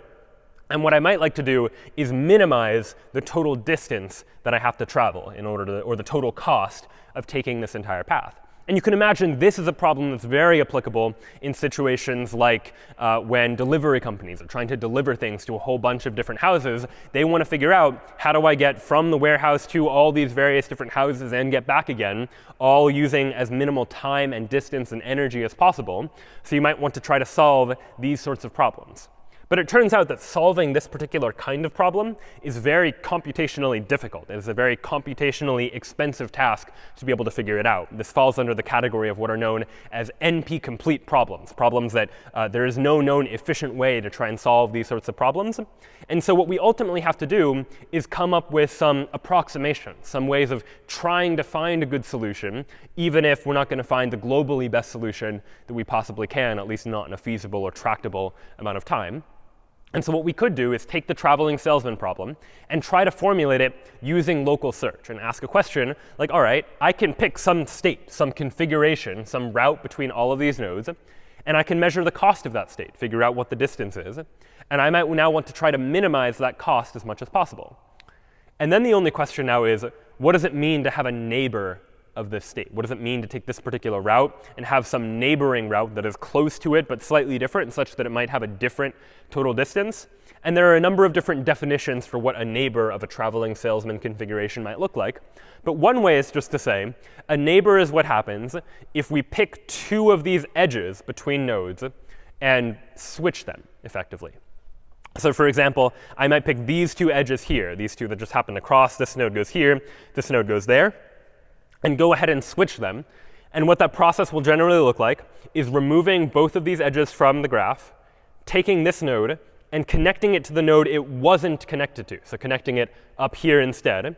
We'll need to take these arrows that were originally going this way and reverse them, so move them going the other way, and then just fill in that last remaining blank. Add an arrow that goes in that direction instead. So by taking two edges and just switching them, I have been able to consider one possible neighbor of this particular configuration, and it looks like this neighbor is actually better. It looks like this probably travels a shorter distance in order to get through all the cities through this route than the current state did. And so you could imagine implementing this idea inside of a hill climbing or simulated annealing algorithm, where we repeat this process to try and take a state of this traveling salesman problem, look at all of the neighbors, and then move to the neighbors if they're better, or maybe even move to the neighbors if they're worse, until we eventually settle upon some best solution that we've been able to find. And it turns out that these types of approximation algorithms, even if they don't always find the very best solution, can often do pretty well at trying to find solutions that are helpful too. So that then was a look at local search, a particular category of algorithms that can be used for solving a particular type of problem, where we don't really care about the path to the solution. I didn't care about the steps I took to decide where the hospitals should go. I just cared about the solution itself. I just care about where the hospitals should be or what the route through the traveling salesman journey really ought to be. Another type of algorithm that might come up are known as these categories of linear programming types of problems. And linear programming often comes up in the context where we're trying to optimize for some mathematical function, but oftentimes linear programming will come up when we might have real numbered values. So that it's not just like discrete fixed values that we might have, but any decimal values that we might want to be able to calculate. And so linear programming is a family of types of problems where we might have a situation that looks like this, where the goal of linear programming is to minimize a cost function. And you can invert the numbers and say try and maximize it, but often we'll frame it as trying to minimize a cost function that has some number of variables, x1, x2, x3, all the way up to xn, just some number of variables that are involved, things that I want to know the values to. And this cost function might have coefficients in front of those variables. And this is what we would call like a linear equation, where we just have all of these variables that might be multiplied by a coefficient and then added together. We're not going to square anything or cube anything, because that'll give us different types of equations.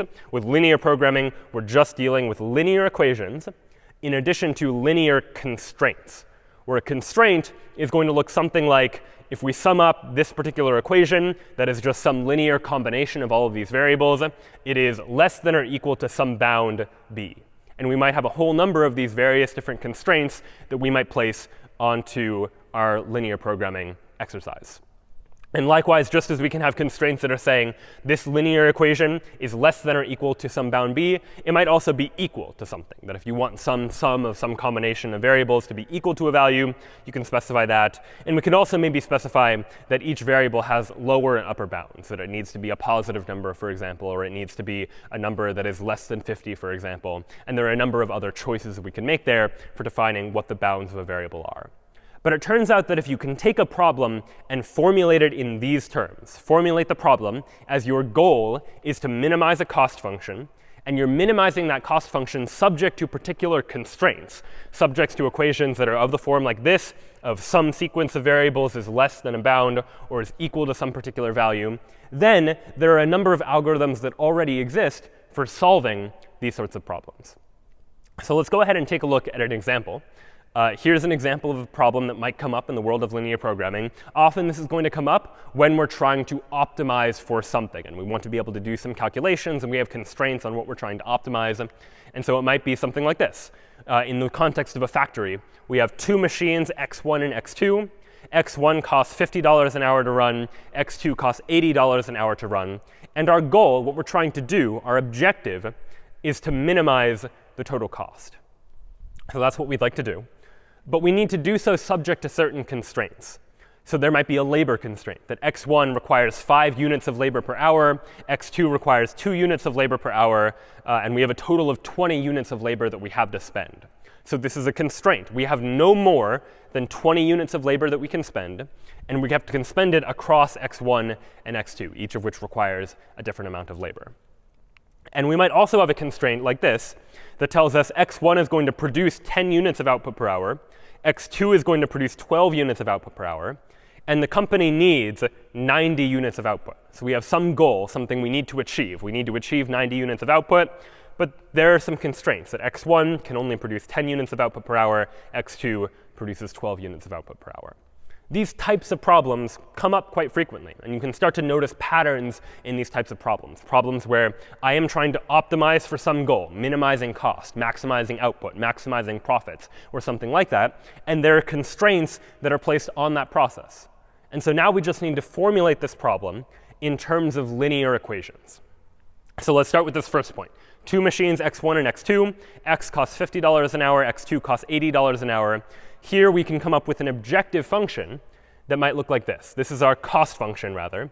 50 times x1 plus 80 times x2, where x1 is going to be a variable representing how many hours do we run machine x1 for. x2 is going to be a variable representing how many hours are we running machine x2 for. And what we're trying to minimize is this cost function, which is just how much it costs to run each of these machines per hour summed up. This is an example of a linear equation, just some combination of these variables plus coefficients that are placed in front of them. And I would like to minimize that total value. But I need to do so subject to these constraints. x1 requires 50 units of labor per hour, x2 requires 2, and we have a total of 20 units of labor to spend. And so that gives us a constraint of this form. 5 times x1 plus 2 times x2 is less than or equal to 20. 20 is the total number of units of labor we have to spend, and that's spent across x1 and x2, each of which requires a different number of units of labor per hour, for example. And finally, we have this constraint here. x1 produces 10 units of output per hour, x2 produces 12, and we need 90 units of output. And so this might look something like this. That 10x1 plus 12x2, this is amount of output per hour, it needs to be at least 90. If we can do better, great, but it needs to be at least 90. And if you recall from my formulation before, I said that generally speaking in linear programming, we deal with equals constraints or less than or equal to constraints. So we have a greater than or equal to sign here. That's not a problem. Whenever we have a greater than or equal to sign, we can just multiply the equation by -1, and that'll flip it around to a less than or equals -90, for example, instead of a greater than or equal to 90. And that's going to be an equivalent expression that we can use to represent this problem. So now that we have this cost function, and these constraints that it's subject to, it turns out there are a number of algorithms that can be used in order to solve these types of problems. And these problems go a little bit more into geometry and linear algebra than we're really going to get into. But the most popular of these types of algorithms are simplex, which was one of the first algorithms discovered for trying to solve linear programs.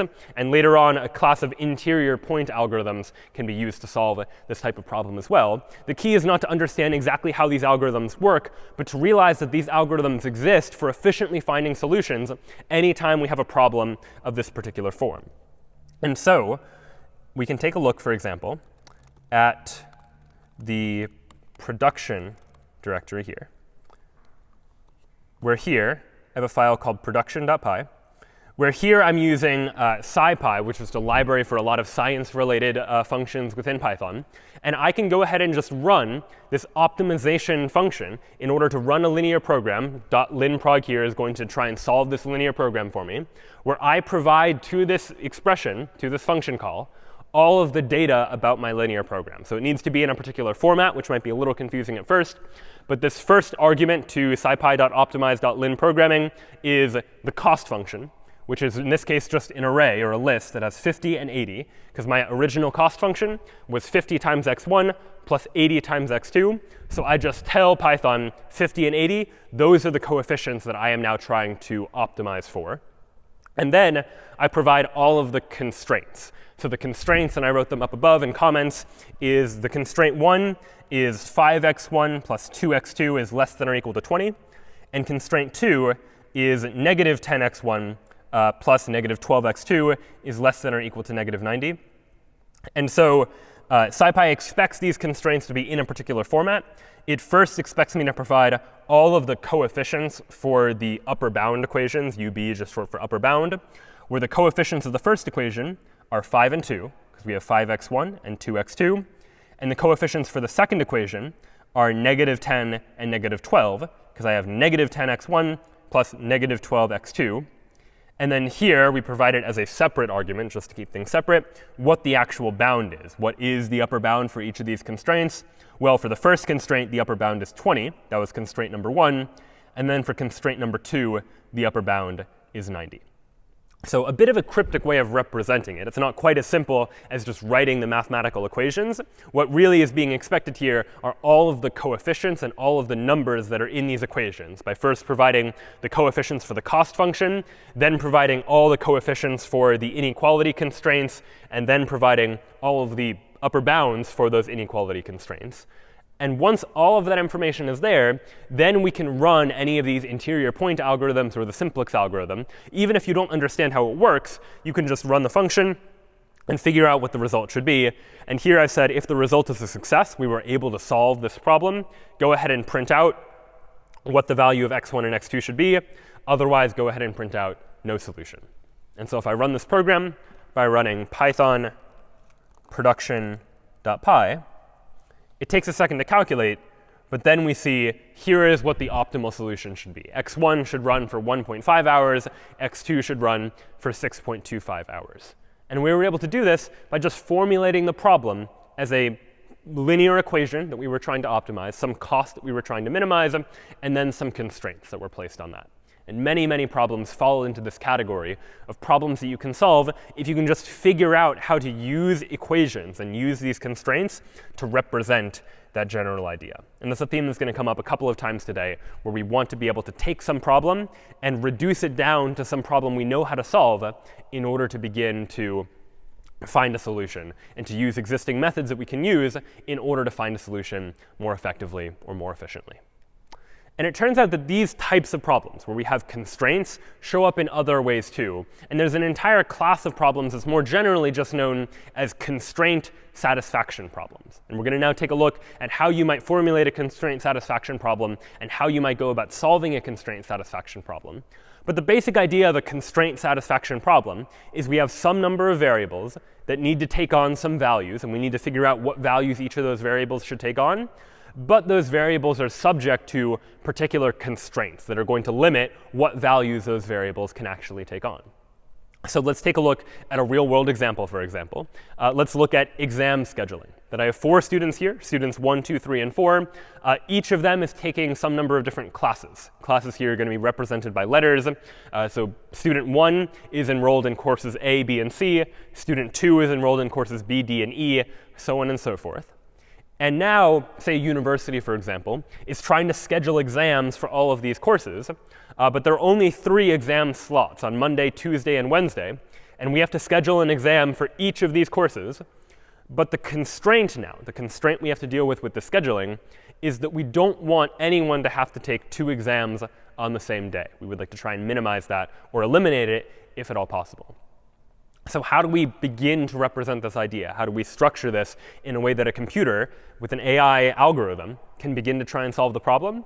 Well, let's in particular just look at these classes that we might take and represent each of the courses as some node inside of a graph. And what we'll do is we'll create an edge between 2 nodes in this graph if there is a constraint between those 2 nodes. So what does this mean? Well, we can start with student 1, who's enrolled in courses A, B, and C. What that means is that A and B can't have an exam at the same time. A and C can't have an exam at the same time. And B and C also can't have an exam at the same time. And I can represent that in this graph by just drawing edges. One edge between A and B, one between B and C, and then one between C and A. And that encodes now the idea that between those nodes there is a constraint. And in particular, the constraint happens to be that these 2 can't be equal to each other, though there are other types of constraints that are possible, depending on the type of problem that you're trying to solve. And then we can do the same thing for each of the other students. So for student 2, who's enrolled in courses B, D, and E, well, that means B, D, and E, those all need to have edges that connect each other as well. Student 3 is enrolled in courses C, E, and F. So we'll go ahead and take C, E, and F and connect those by drawing edges between them too. And then finally, student 4 is enrolled in courses E, F, and G. And we can represent that by drawing edges between E, F, and G, although E and F already had an edge between them. We don't need another one, because this constraint is just encoding the idea that course E and course F cannot have an exam on the same day. So this, then, is what we might call the constraint graph. It is some graphical representation of all of my variables, so to speak, and the constraints between those possible variables, where in this particular case, each of the constraints represents an inequality constraint, that an edge between B and D means whatever value the variable B takes on cannot be the value that the variable D takes on as well. So what then actually is a constraint satisfaction problem? Well, a constraint satisfaction problem is just some set of variables, x1 all the way through xn, some set of domains for each of those variables. So every variable needs to take on some values. Maybe every variable has the same domain, but maybe each variable has a slightly different domain. And then there's a set of constraints, and we'll just call a set C, that is some constraints that are placed upon these variables, like x1 is not equal to x2. But there could be of other forms too, like maybe x1 equals x2 plus 1, if these variables are taking on numerical values in their domain, for example. The types of constraints are going to vary based on the types of problems. And constraint satisfaction shows up all over the place as well, in any situation where we have variables that are subject to particular constraints. So one popular game is Sudoku, for example, this 9x9 grid where you need to fill in numbers into each of these cells, but you want to make sure there's never a duplicate number in any row or in any column or in any grid of 3x3 cells, for example. So what might this look like as a constraint satisfaction problem? Well, my variables are all of the empty squares in the puzzle. So represented here is just like an x, y coordinate, for example, as all of the squares where I need to plug in a value, where I don't know what value it should take on. The domain is just going to be all of the numbers from 1 through 9, any value that I could fill in to one of these cells. So that is going to be the domain for each of these variables. And then the constraints are going to be of the form like this cell can't be equal to this cell, can't be equal to this cell, can't be. All of these need to be different, for example. And same for all of the rows and the columns and the 3x3 squares as well. So those constraints are going to enforce what values are actually allowed. And we can formulate the same idea in the case of this exam scheduling problem, where the variables we have are the different courses, A up through G. The domain for each of these variables is going to be Monday, Tuesday, and Wednesday. Those are the possible values each of the variables can take on that in this case just represent when is the exam for that class. And then the constraints are of this form. A is not equal to B, A is not equal to C, meaning A and B can't have an exam on the same day, A and C can't have an exam on the same day, or more formally, these two variables cannot take on the same value within their domain. So that then is this formulation of a constraint satisfaction problem that we can begin to use to try and solve this problem. And constraints can come in a number of different forms. There are hard constraints, which are constraints that must be satisfied for a correct solution. So something like in the Sudoku puzzle, you cannot have this cell and this cell that are in the same row take on the same value. That is a hard constraint. But problems can also have soft constraints, where these are constraints that express some notion of preference, that maybe A and B can't have an exam on the same day, but maybe someone has a preference that A's exam is earlier than B's exam. It doesn't need to be the case, but there's some expression that some solution is better than another solution. And in that case, you might formulate the problem as trying to optimize for maximizing people's preferences. You want people's preferences to be satisfied as much as possible. In this case, though, we'll mostly just deal with hard constraints, constraints that must be met in order to have a correct solution to the problem. So we want to figure out some assignment of these variables to their particular values that is ultimately going to give us a solution to the problem by allowing us to assign some day to each of the classes such that we don't have any conflicts between classes. So it turns out that we can classify the constraints in a constraint satisfaction problem into a number of different categories. The first of those categories are perhaps the simplest of the types of constraints, which are known as unary constraints, where a unary constraint is a constraint that just involves a single variable. For example, a unary constraint might be something like A does not equal Monday, meaning course A cannot have its exam on Monday. If for some reason the instructor for the course isn't available on Monday, you might have a constraint in your problem that looks like this, something that just has a single variable A in it, and maybe says A is not equal to Monday, or A is equal to something, or in the case of numbers, greater than or less than something, a constraint that just has one variable we consider to be a unary constraint. And this is in contrast to something like a binary constraint, which is a constraint that involves two variables, for example. So this would be a constraint like the ones we were looking at before. Something like A does not equal B is an example of a binary constraint, because it is a constraint that has two variables involved in it, A and B, and we represented that using some arc or some edge that connects variable A to variable B. And using this knowledge of, OK, what is a unary constraint, what is a binary constraint, there are different types of things we can say about a particular constraint satisfaction problem. And one thing we can say is we can try and make the problem node consistent.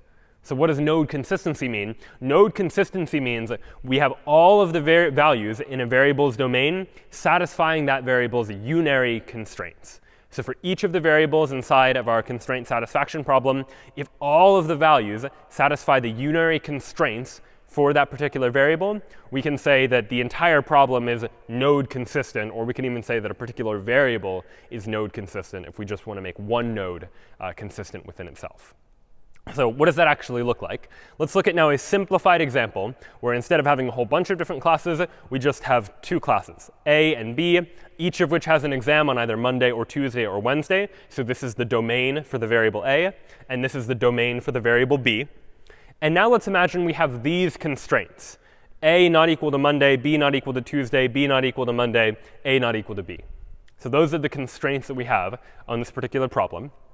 And what we can now try to do is enforce node consistency. And node consistency just means we make sure that all of the values for any variable's domain satisfy its unary constraints. And so we could start by trying to make node A node consistent.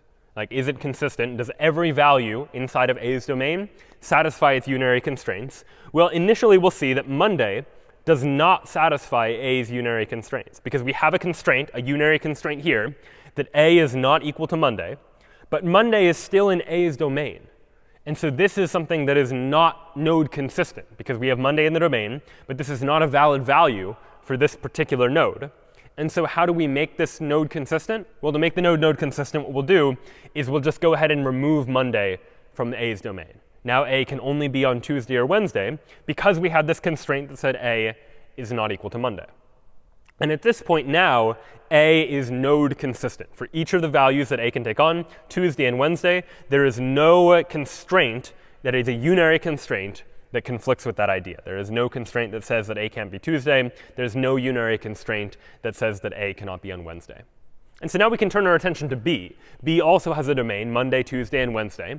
And we can begin to see whether those variables satisfy the unary constraints as well. Well, here's a unary constraint. B is not equal to Tuesday.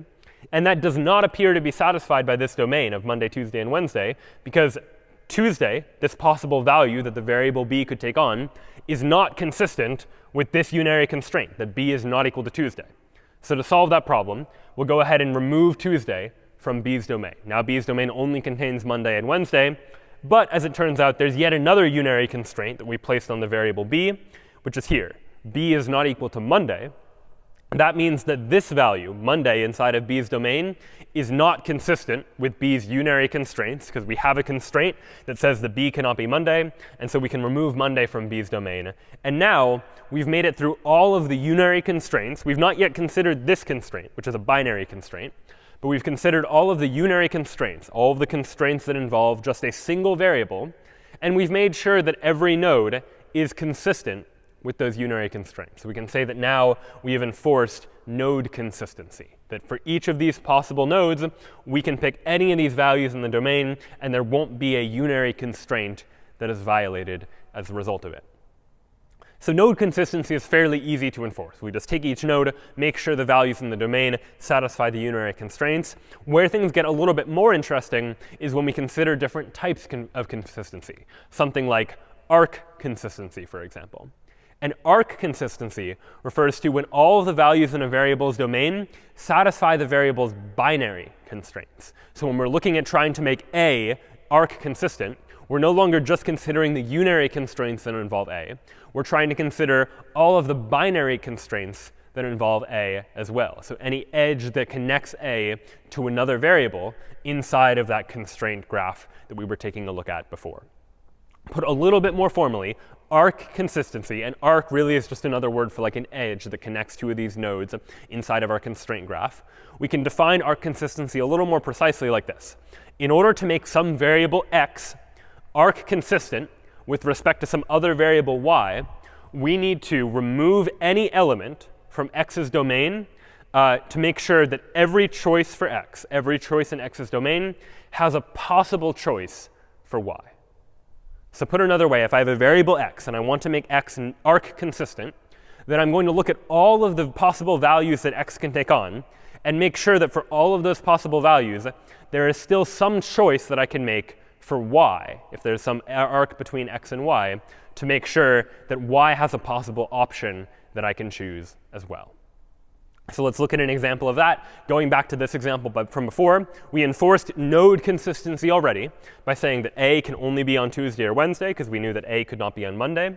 And we also said that B's only domain only consists of Wednesday, because we know that B does not equal Tuesday, and also B does not equal Monday. So now let's begin to consider arc consistency. Let's try and make A arc consistent with B. And what that means is to make A arc consistent with respect to B means that for any choice we make in A's domain, there is some choice we can make in B's domain that is going to be consistent.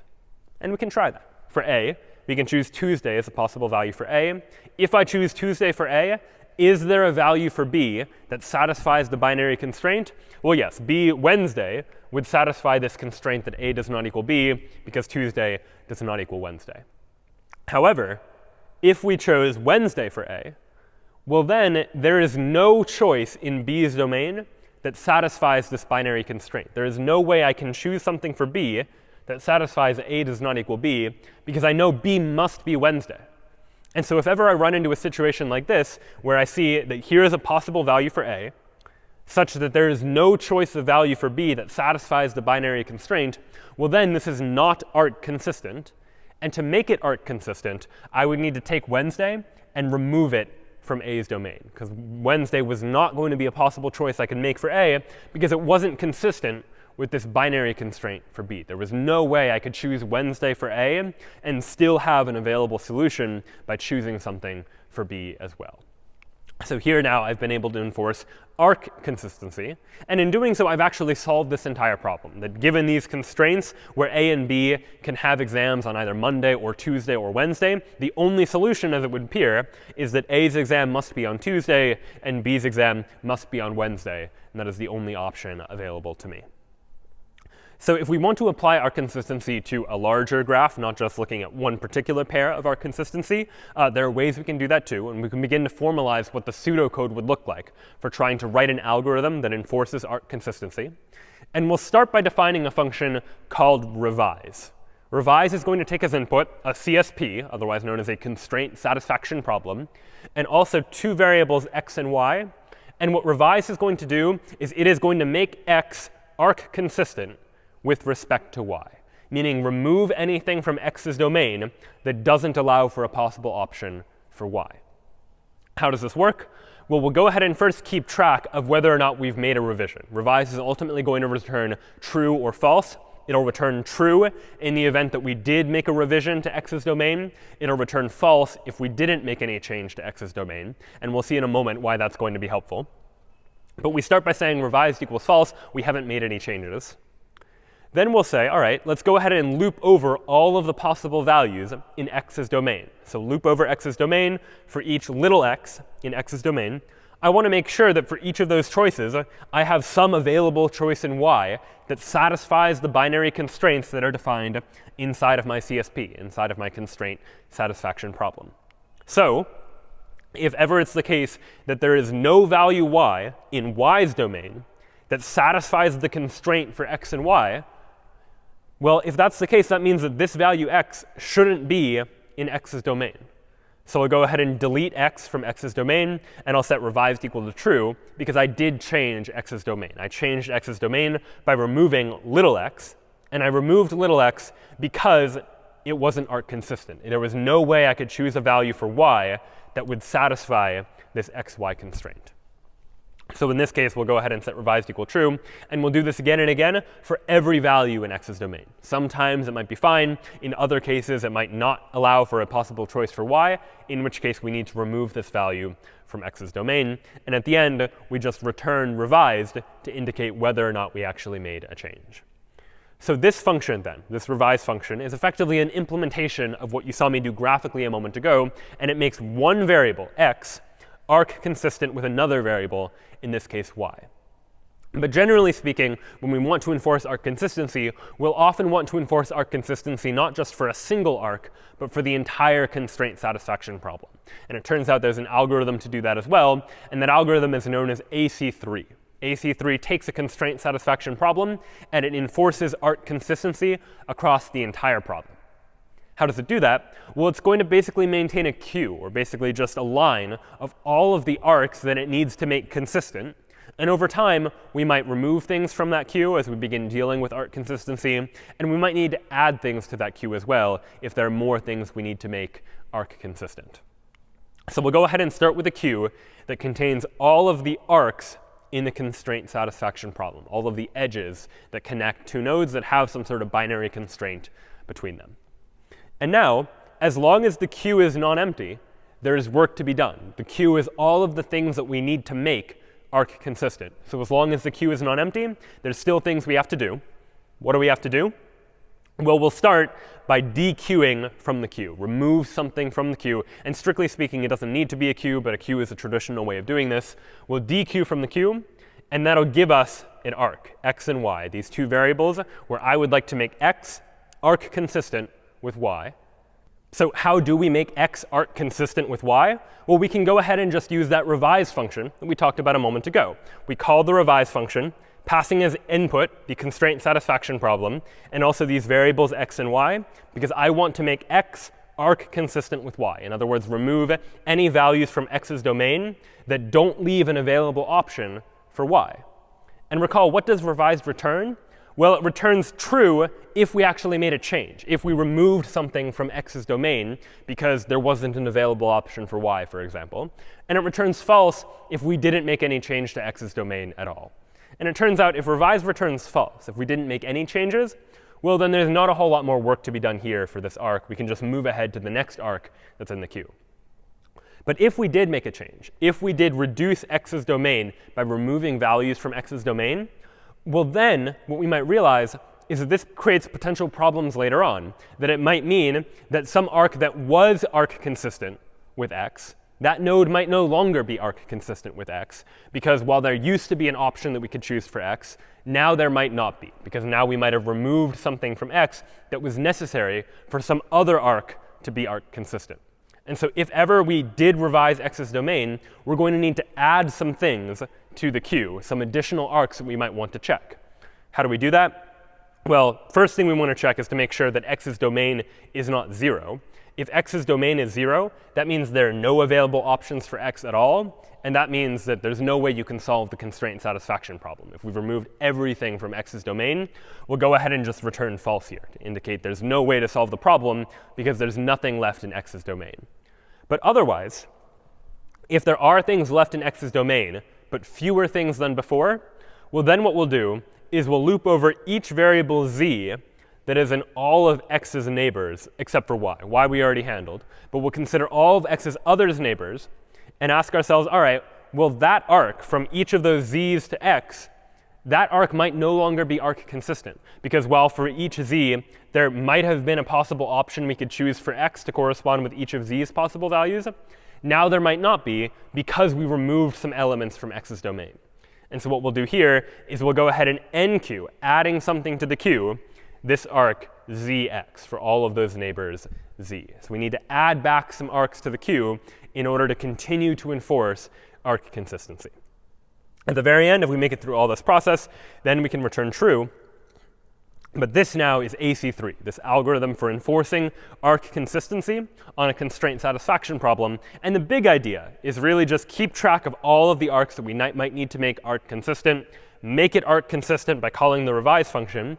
And if we did revise it, then there are some new arcs that might need to be added to the queue in order to make sure that everything is still arc consistent, even after we've removed some of the elements from a particular variable's domain. So what then would happen if we tried to enforce arc consistency on a graph like this, on a graph where each of these variables has a domain of Monday, Tuesday, and Wednesday? Well, it turns out that by enforcing arc consistency on this graph, while it can solve some types of problems, nothing actually changes here. For any particular arc, just considering two variables, there's always a way for me to just, for any of the choices I make for one of them, make a choice for the other one, because there are three options, and I just need the two to be different from each other. So this is actually quite easy to just take an arc and just declare that it is arc consistent, because if I pick, Monday for D, then I just pick something that isn't Monday for B. In arc consistency, we only consider consistency between a binary constraint between two nodes, and we're not really considering all of the rest of the nodes yet. So just using AC3, the enforcement of arc consistency, that can sometimes have the effect of reducing domains to make it easier to find solutions, but it will not always actually solve the problem. We might still need to somehow search to try and find a solution.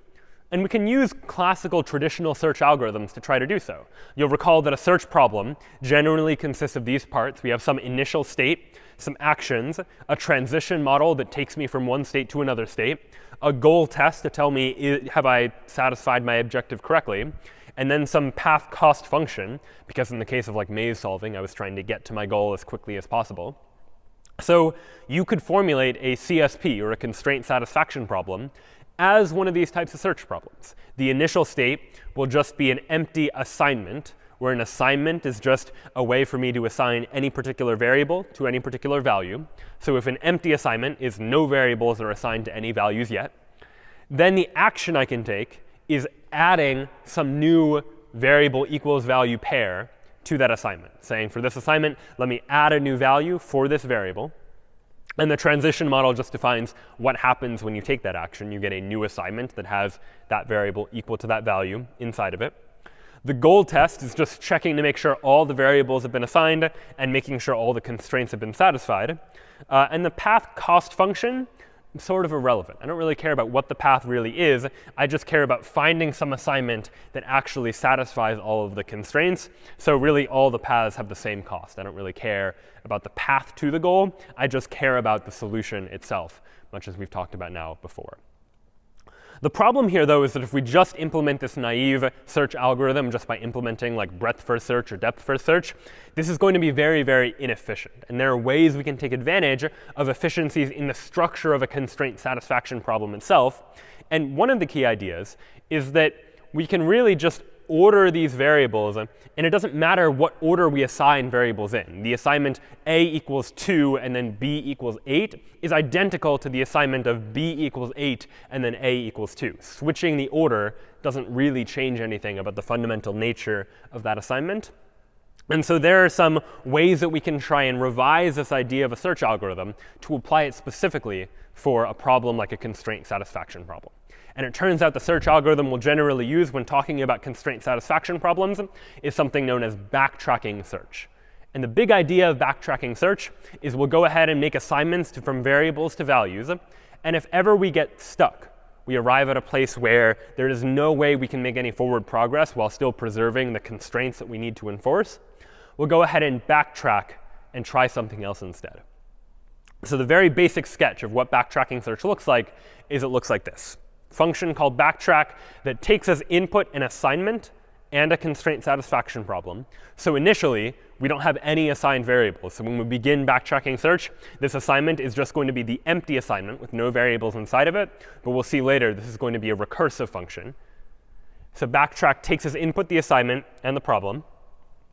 If the assignment is complete, meaning all of the variables have been assigned, we just return that assignment. That, of course, won't be true initially, because we start with an empty assignment. But over time, we might add things to that assignment. So if ever the assignment actually is complete, then we're done. Then just go ahead and return that assignment. But otherwise, there's some work to be done.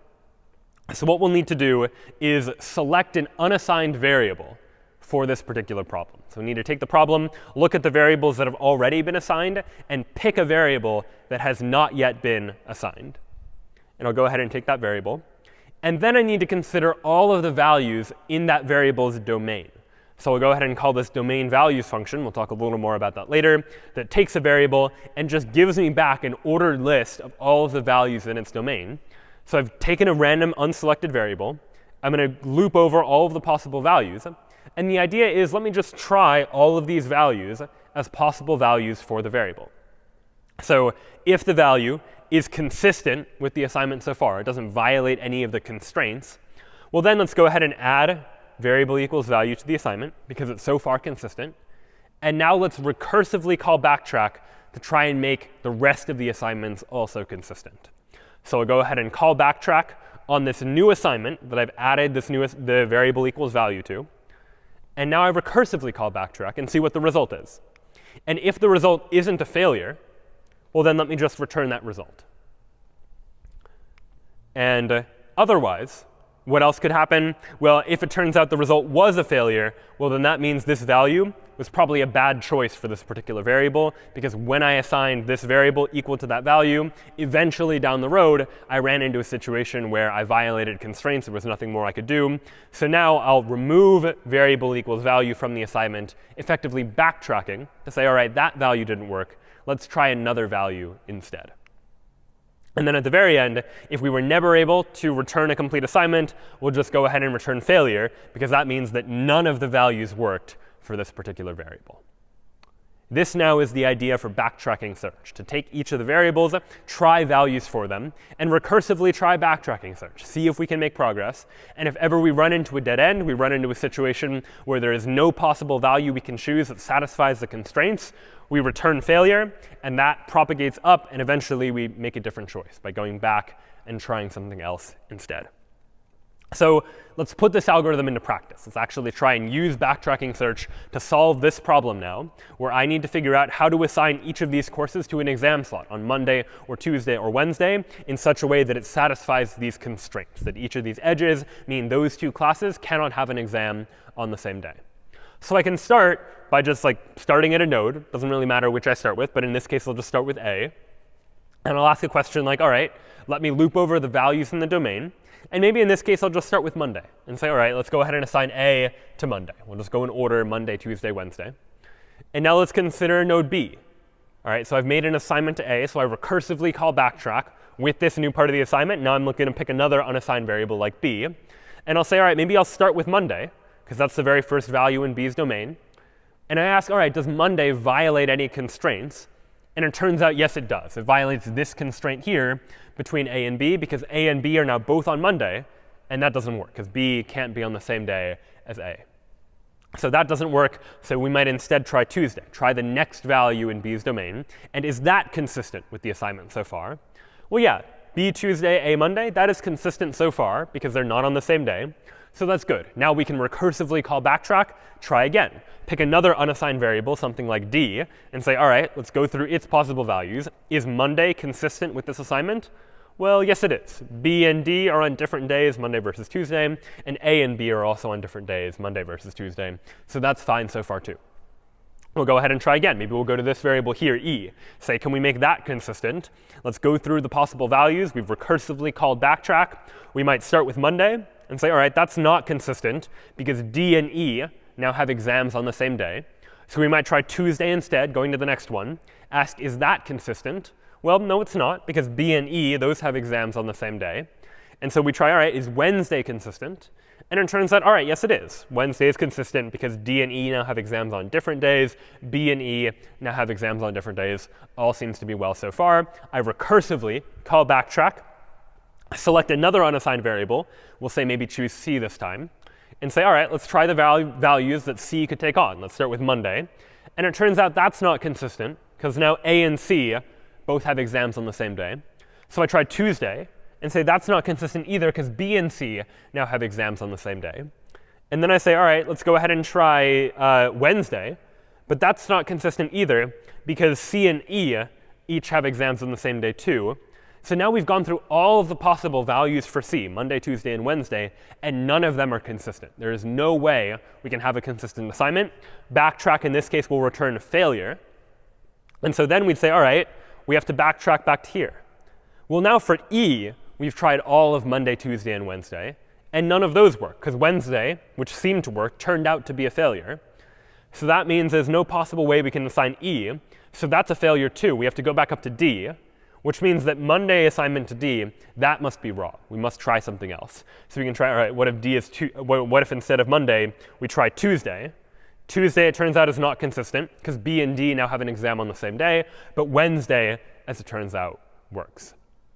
And now we can begin to make some forward progress again. We go back to E and say, all right, which of these values works?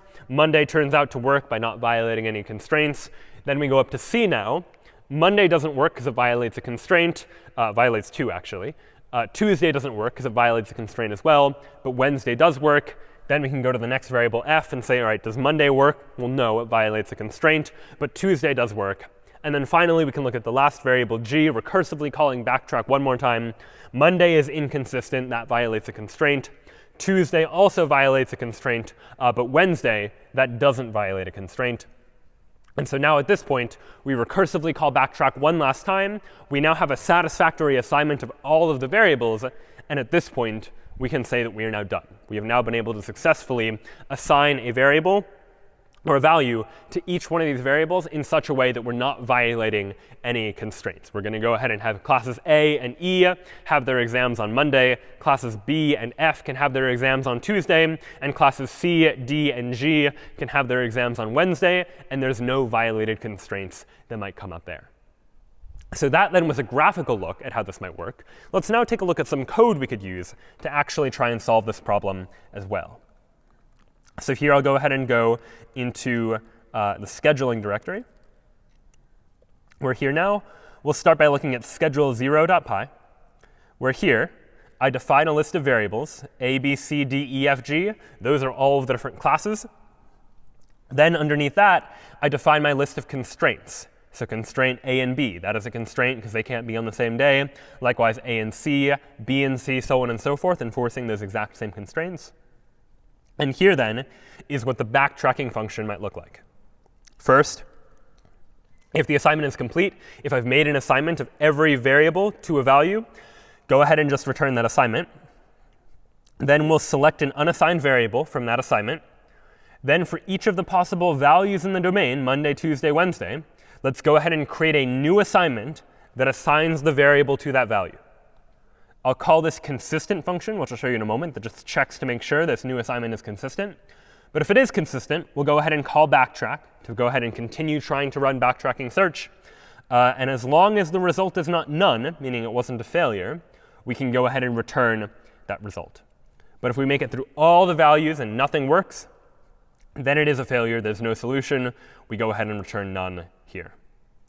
What do these functions do? Select unassigned variable is just going to choose a variable not yet assigned. So it's going to loop over all the variables. And if it's not already assigned, we'll go ahead and just return that variable. And what does the consistent function do? Well, the consistent function goes through all the constraints. And if we have a situation where we've assigned both of those values to variables, but they are the same, well, then that is a violation of the constraint, in which case we'll return false. But if nothing is inconsistent, then the assignment is consistent and will return true. And then all the program does is it calls backtrack on an empty assignment, an empty dictionary that has no variable assigned and no values yet, save that inside a solution, and then print out that solution. So by running this now, I can run Python schedule0.py. And what I get as a result of that is an assignment of all these variables to values. And turns out we assigned A to Monday as we would expect, B to Tuesday, C to Wednesday, exactly the same type of thing we were talking about before, an assignment of each of these variables to values that doesn't violate any constraints. And I had to do a fair amount of work in order to implement this idea myself. I had to write the backtrack function that went ahead and went through this process of recursively trying to do this backtracking search. But it turns out the constraint satisfaction problems are so popular that there exist many libraries that already implement this type of idea.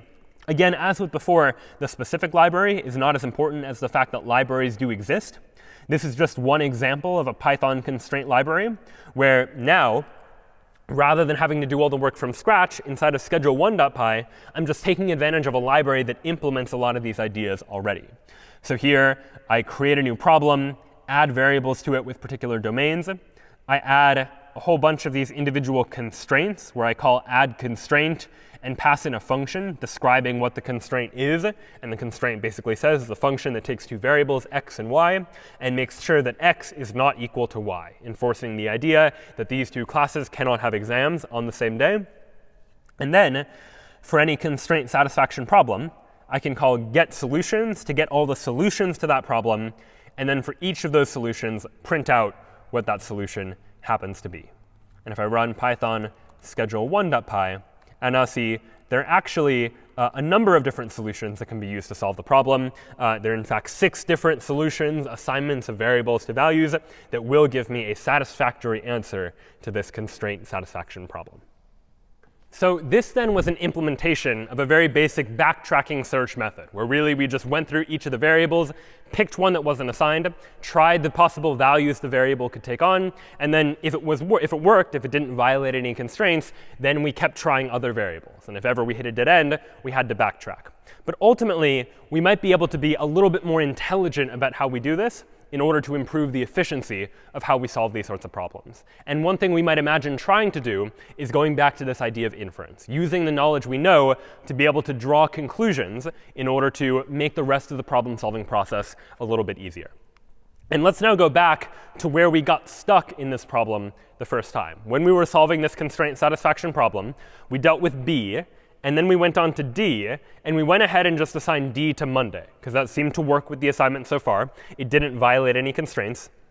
But it turned out that later on that choice turned out to be a bad one, that choice wasn't consistent with the rest of the values that we could take on here. And the question is there anything we could do to avoid getting into a situation like this, avoid trying to go down a path that's ultimately not going to lead anywhere by taking advantage of knowledge that we have initially? And it turns out we do have that kind of knowledge. We can look at just the structure of this graph so far, and we can say that right now C's domain, for example, contains values Monday, Tuesday, and Wednesday. And based on those values, we can say that this graph is not arc consistent. Recall that arc consistency is all about making sure that for every possible value for a particular node, that there is some other value that we are able to choose. And as we can see here, Monday and Tuesday are not going to be possible values that we can choose for C. They're not going to be consistent with a node like B, for example, because B is equal to Tuesday, which means that C cannot be Tuesday. And because A is equal to Monday, C also cannot be Monday. So using that information, by making C arc consistent with A and B, we could remove Monday and Tuesday from C's domain and just leave C with Wednesday, for example. And if we continued to try and enforce arc consistency, we'd see there are some other conclusions we can draw as well. We see that B's only option is Tuesday and C's only option is Wednesday. And so if we want to make E arc consistent, well, E can't be Tuesday, because that wouldn't be arc consistent with B. And E can't be Wednesday, because that wouldn't be arc consistent with C. So we can go ahead and say E and just set that equal to Monday, for example. And then we can begin to do this process again and again, that in order to make D arc consistent with B and E, then D would have to be Wednesday. That's the only possible option. And likewise, we can make the same judgments for F and G as well. And it turns out that without having to do any additional search, just by enforcing arc consistency, we were able to actually figure out what the assignment of all the variables should be without needing to backtrack at all. And the way we did that is by interleaving this search process and the inference step, by this step of trying to enforce arc consistency. And the algorithm to do this is often called just the maintaining arc consistency algorithm, which just enforces arc consistency every time we make a new assignment of a value to an existing variable. So sometimes we can enforce arc consistency using that AC3 algorithm at the very beginning of the problem, before we even begin searching, in order to limit the domain of the variables in order to make it easier to search. But we can also take advantage of the interleaving of enforcing arc consistency with search, such that every time in the search process we make a new assignment, we go ahead and enforce arc consistency as well to make sure that we're just eliminating possible values from domains whenever possible. And how do we do this? Well, this is really equivalent to just every time we make a new assignment to a variable x, we'll go ahead and call our AC3 algorithm, this algorithm that enforces arc consistency on a constraint satisfaction problem. And we go ahead and call that, starting it with a queue, not of all of the arcs, which we did originally, but just of all of the arcs that we want to make arc consistent with x, this thing that we have just made an assignment to. So all arcs yx, where y is a neighbor of x, something that shares a constraint with x, for example. And by maintaining arc consistency in the backtracking search process, we can ultimately make our search process a little bit more efficient.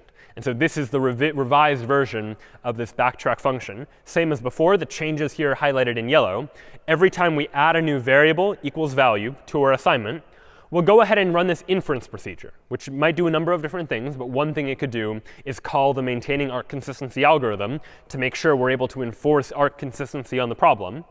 And we might be able to draw new inferences as a result of that process, get new guarantees of this variable needs to be equal to that value, for example. That might happen one time. It might happen many times. And so long as those inferences are not a failure, as long as they don't lead to a situation where there's no possible way to make forward progress, well, then we can go ahead and add those inferences, those new knowledge, that new pieces of knowledge I know about what variables should be assigned to what values. I can add those to the assignment in order to more quickly make forward progress by taking advantage of information that I can just deduce, information I know based on the rest of the structure of the constraint satisfaction problem. And the only other change I'll need to make now is if it turns out this value doesn't work, well then down here I'll go ahead and need to remove not only variable equals value, but also any of those inferences that I made, remove that from the assignment as well. And so here then, we're often able to solve the problem by backtracking less than we might originally have needed to, just by taking advantage of the fact that every time we make a new assignment of one variable to one value, that might reduce the domains of other variables as well. And we can use that information to begin to more quickly draw conclusions in order to try and solve the problem more efficiently as well. And it turns out there are other heuristics we can use to try and improve the efficiency of our search process as well. And it really boils down to a couple of these functions that I've talked about, but we haven't really talked about how they're working. And one of them is this function here, select unassigned variable, where we're selecting some variable in the constraint satisfaction problem that has not yet been assigned. So far, I've sort of just been selecting variables randomly, just like picking one variable and one unassigned variable in order to decide, all right, this is the variable that we're going to assign next, and then going from there. But it turns out that by being a little bit intelligent, by following certain heuristics, we might be able to make the search process much more efficient just by choosing very carefully which variable we should explore next. So some of those heuristics include the minimum remaining values, or MRV heuristic, which generally says that if I have a choice between which variable I should select the variable with the smallest domain, the variable that has the fewest number of remaining values left. With the idea being, if there are only 2 remaining values left, well, I may as well prune one of them very quickly in order to get to the other, because one of those 2 has got to be the solution if a solution does exist. Sometimes minimum remaining values might not give a conclusive result if all the nodes have the same number of remaining values, for example. And in that case, another heuristic that can be helpful to look at is the degree heuristic. The degree of a node is the number of nodes that are attached to that node, the number of nodes that are constrained by that particular node. And if you imagine which variable should I choose? Should I choose a variable that has a high degree that is connected to a lot of different things? Or a variable with a low degree that is not connected to a lot of different things? Well, it can often make sense to choose the variable that has the highest degree, that is connected to the most other nodes, as the thing you would search first. Why is that the case? Well, it's because by choosing a variable with a high degree, that is immediately going to constrain the rest of the variables more, and it's more likely to be able to eliminate large sections of the state space that you don't need to search through at all. So what could this actually look like? Let's go back to this search problem here. In this particular case, I've made an assignment here, I've made an assignment here, and the question is, what should I look at next? And according to the minimum remaining values heuristic, what I should choose is the variable that has the fewest remaining possible values. And in this case, that's this node here, node C, that only has one variable left in this domain, which in this case is Wednesday, which is a very reasonable choice of a next assignment to make, because I know it's the only option, for example. I know that the only possible option for C is Wednesday, so I may as well make that assignment and then potentially explore the rest of the space after that. But meanwhile, at the very start of the problem, when I didn't have any knowledge of what nodes should have what values yet, I still had to pick what node should be the first one that I try and assign a value to. And I arbitrarily just chose the one at the top, node A, originally. But we can be more intelligent about that. We can look at this particular graph. All of them have domains of the same size, domain of size 3. So minimum remaining values doesn't really help us there. But we might notice that node E has the highest degree. It is connected to the most things. And so perhaps it makes sense to begin our search, rather than starting at node A at the very top, start with the node with the highest degree. Start by searching from node E, because from there, that's going to much more easily allow us to enforce the constraints that are nearby, eliminating large portions of the search space that I might not need to search through. And in fact, by starting with E, we can immediately then assign other variables. And following that, we can actually assign the rest of the variables without needing to do any backtracking at all, even if I'm not using this inference procedure. Just by starting with a node that has a high degree, that is going to very quickly restrict the possible values that other nodes can take on. So that then is how we can go about selecting an unassigned variable in a particular order. Rather than randomly picking a variable, if we're a little bit intelligent about how we choose it, we can make our search process much, much more efficient by making sure we don't have to search through portions of the search space that ultimately aren't going to matter. The other variable we haven't really talked about, the other function here, is this domain values function. This domain values function that takes a variable and gives me back a sequence of all of the values inside of that variable's domain. The naive way to approach it is what we did before, which is just go in order. Go Monday, then Tuesday, then Wednesday. But the problem is that going in that order might not be the most efficient order to search in. That sometimes it might be more efficient to choose values that are likely to be solutions first, and then go to other values. Now, how do you assess whether a value is likelier to lead to a solution or less likely to lead to a solution? Well, one thing you can take a look at is how many constraints get added, how many things get removed from domains as you make this new assignment of a variable to this particular value. And the heuristic we can use here is the least constraining value heuristic, which is the idea that we should return variables in order based on the number of choices that are ruled out for neighboring values. And I want to start with the least constraining value, the value that rules out the fewest possible options. And the idea there is that if all I care about doing is finding a solution, if I start with a value that rules out a lot of other choices, I'm ruling out a lot of possibilities that maybe is going to make it less likely that this particular choice leads to a solution. Whereas on the other hand, if I have a variable and I start by choosing a value that doesn't rule out very much, well, then I still have a lot of space where there might be a solution that I could ultimately find. And this might seem a little bit counterintuitive and a little bit at odds with what we were talking about before, where I said when you're picking a variable, you should pick the variable that is going to have the fewest possible values remaining. But here I want to pick the value for the variable that is the least constraining. But the general idea is that when I am picking a variable, I would like to prune large portions of the search space by just choosing a variable that is going to allow me to quickly eliminate possible options. Whereas here, within a particular variable, as I'm considering values that that variable could take on, I would like to just find a solution. And so what I want to do is ultimately choose a value that still leaves open the possibility of me finding a solution to be as likely as possible. By not ruling out many options, I leave open the possibility that I can still find a solution without needing to go back later and backtrack. So an example of that might be in this particular situation here, if I'm trying to choose a variable for a value for node C here, that C is equal to either Tuesday or Wednesday. We know it can't be Monday because it conflicts with this domain here, where we already know that A is Monday. So C must be Tuesday or Wednesday.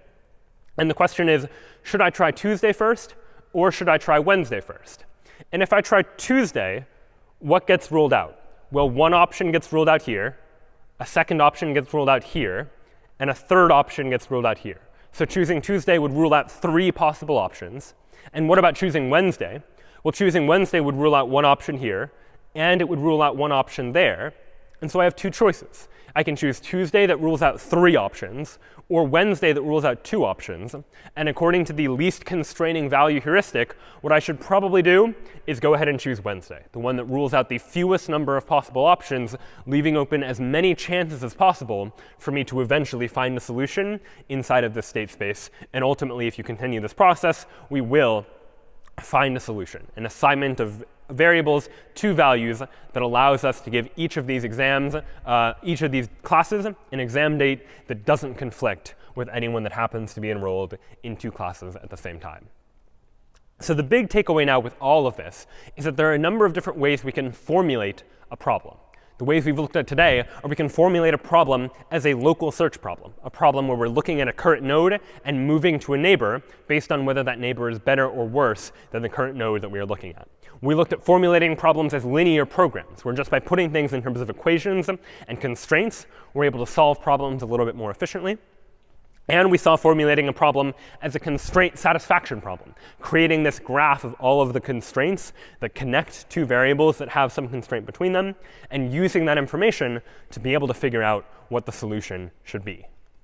And so the takeaway of all of this now is that if we have some problem in artificial intelligence that we would like to use AI to be able to solve, whether that's trying to figure out where hospitals should be, or trying to solve the traveling salesman problem, trying to optimize productions and costs and whatnot, or trying to figure out how to satisfy certain constraints, whether that's in a Sudoku puzzle, or whether that's in trying to figure out how to schedule exams for a university, or any number of a wide variety of types of problems, if we can formulate that problem as one of these sorts of problems, then we can use these known algorithms, these algorithms for enforcing arc consistency and backtracking search, these hill climbing and simulated annealing algorithms, these simplex algorithms and interior point algorithms that can be used to solve linear programs, that we can use those techniques to begin to solve a whole wide variety of problems, all in this world of optimization inside of artificial intelligence. This was an introduction to artificial intelligence with Python for today. We will see you next time.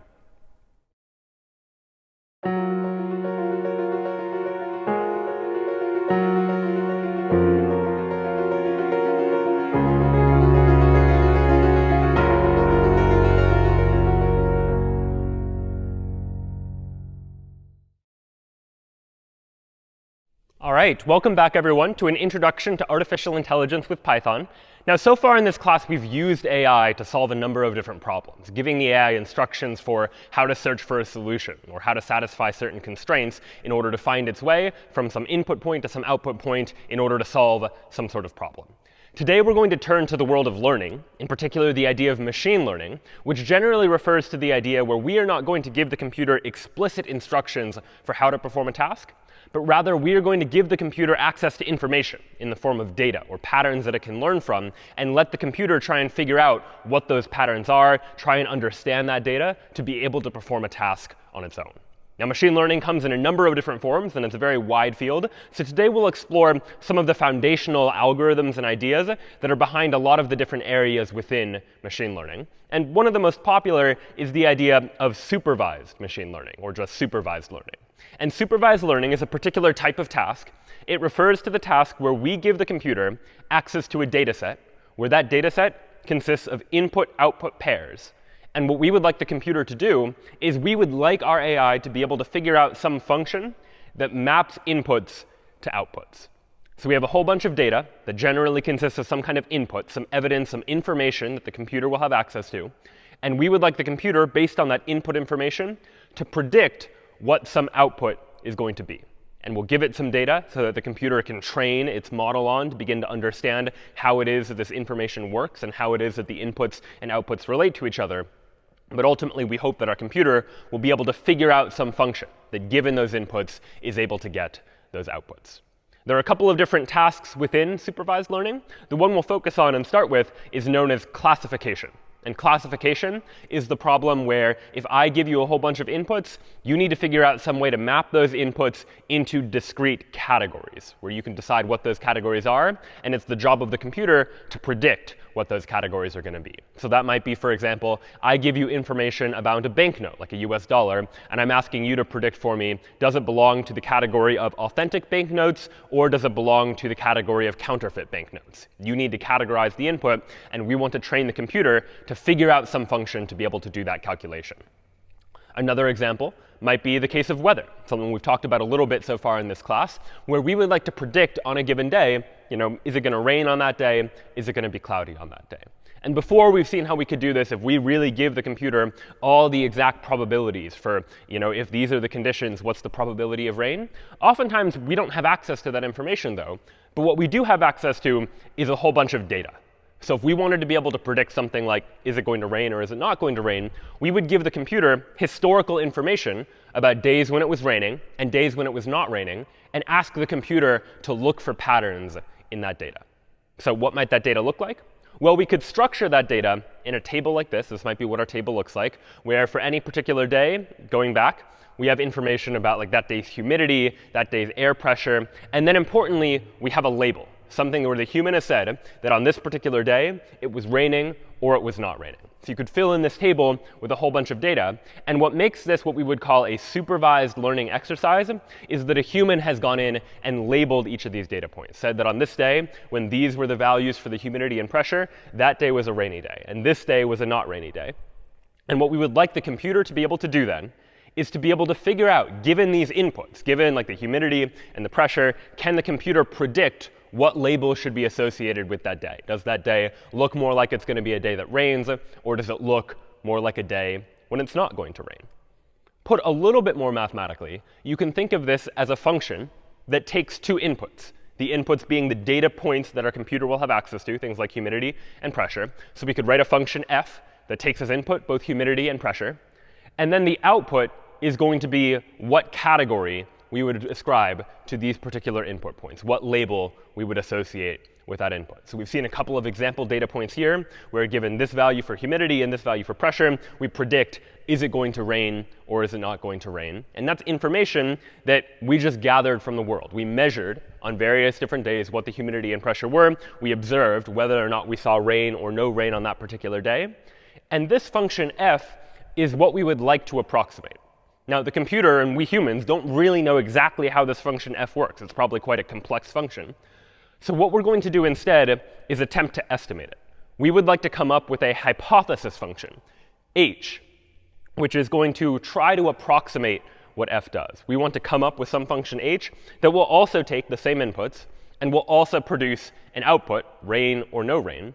And ideally, we'd like these two functions to agree as much as possible. So the goal then of these supervised learning classification tasks is going to be to figure out, what does that function h look like? How can we begin to estimate, given all of this information, all of this data, what category or what label should be assigned to a particular data point? So where could you begin doing this? Well, a reasonable thing to do, especially in this situation, I have two numerical values, is I could try to plot this on a graph that has two axes, an x-axis and a y-axis. And in this case, we're just going to be using two numerical values as input. But these same types of ideas scale as you add more and more inputs as well. We'll be plotting things in 2 dimensions, but as we'll soon see, you could add more inputs and just imagine things in multiple dimensions. And while we humans have trouble conceptualizing anything really beyond 3 dimensions, at least visually, a computer has no problem with trying to imagine things in many, many more dimensions. That for a computer, each dimension is just some separate number that it is keeping track of. So it wouldn't be unreasonable for a computer to think in 10 dimensions or 100 dimensions to be able to try to solve a problem. But for now, we've got 2 inputs. So we'll graph things along 2 axes, an x-axis, which will here represent humidity, and a y-axis, which here represents pressure. And what we might do is say, let's take all of the days that were raining and just try to plot them on this graph and see where they fall on this graph. And here might be all of the rainy days, where each rainy day is one of these blue dots here that corresponds to a particular value for humidity and a particular value for pressure.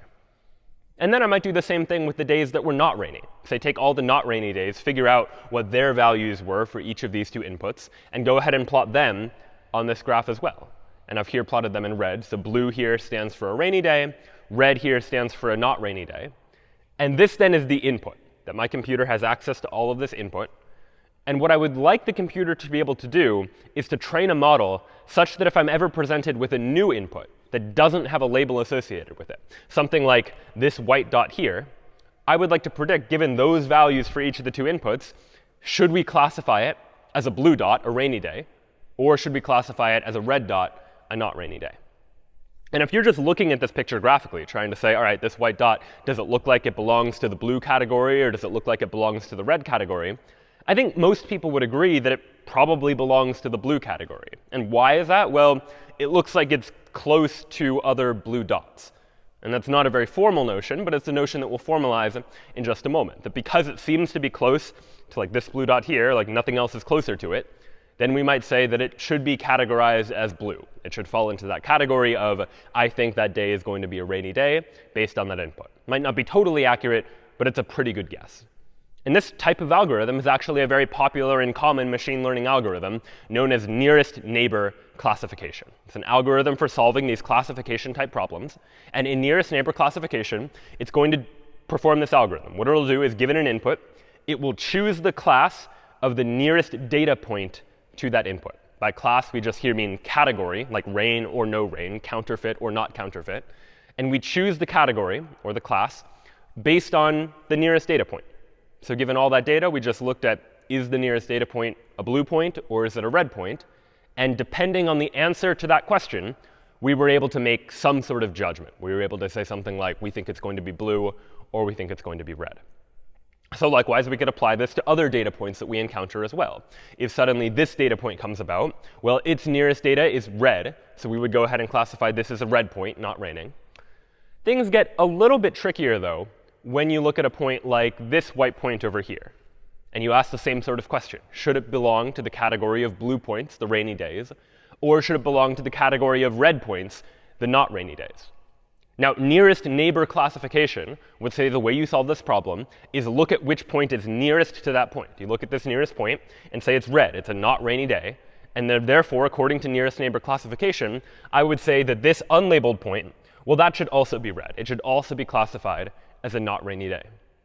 But your intuition, might think that that's a reasonable judgment to make, that it's the closest thing is a not rainy day, so may as well guess that it's a not rainy day. But it's probably also reasonable to look at the bigger picture of things and to say, yes, it is true that the nearest point to it was a red point, but it's surrounded by a whole bunch of other blue points. So looking at the bigger picture, there's potentially an argument to be made that this point should actually be blue. And with only this data, we actually don't know for sure. We are given some input, something we're trying to predict, and we don't necessarily know what the output is going to be. So in this case, which one is correct is difficult to say. But oftentimes, considering more than just a single neighbor, considering multiple neighbors, can sometimes give us a better result. And so there's a variant on the nearest neighbor classification algorithm that is known as the K nearest neighbor classification algorithm, where K is some parameter, some number that we choose for how many neighbors are we going to look at. So one nearest neighbor classification is what we saw before. Just pick the one nearest neighbor and use that category. But with K nearest neighbor classification, where K might be 3 or 5 or 7, to say look at the 3 or 5 or 7 closest neighbors, closest data points to that point, works a little bit differently. This algorithm will give it an input, choose the most common class out of the K nearest data points to that input. So if we look at the 5 nearest points, and 3 of them say it's raining and 2 of them say it's not raining, we'll go with the 3 instead of the 2, because each one effectively gets one vote towards what they believe the category ought to be. And ultimately, you choose the category that has the most votes as a consequence of that. So K nearest neighbor classification, fairly straightforward one to understand intuitively. You just look at the neighbors and figure out what the answer might be. And it turns out this can work very, very well for solving a whole variety of different types of classification problems. But not every model is going to work under every situation. And so one of the things we'll take a look at today, especially in the context of supervised machine learning, is that there are a number of different approaches to machine learning, a number of different algorithms that we can apply, all solving the same type of problem, all solving some kind of classification problem where we want to take inputs and organize it into different categories. And no one algorithm is necessarily always going to be better than some other algorithm. They each have their trade-offs. And maybe depending on the data, one type of algorithm is going to be better suited to trying to model that information than some other algorithm. And so this is what a lot of machine learning research ends up being about, that when you're trying to apply machine learning techniques, you're often looking not just at one particular algorithm, but trying multiple different algorithms, trying to see what is going to give you the best results for trying to predict some function that maps inputs to outputs. So what then are the drawbacks of K nearest neighbor classification? Well, there are a couple. One might be that in a naive approach, at least, it could be fairly slow to have to go through and measure the distance between a point and every single one of these points that exists here. Now, there are ways of trying to get around that. There are data structures that can help to make it more quickly to be able to find these neighbors. There are also techniques you can use to try and prune some of this data, remove some of the data points so that you're only left with the relevant data points, just to make it a little bit easier. But ultimately, what we might like to do is come up with another way of trying to do this classification.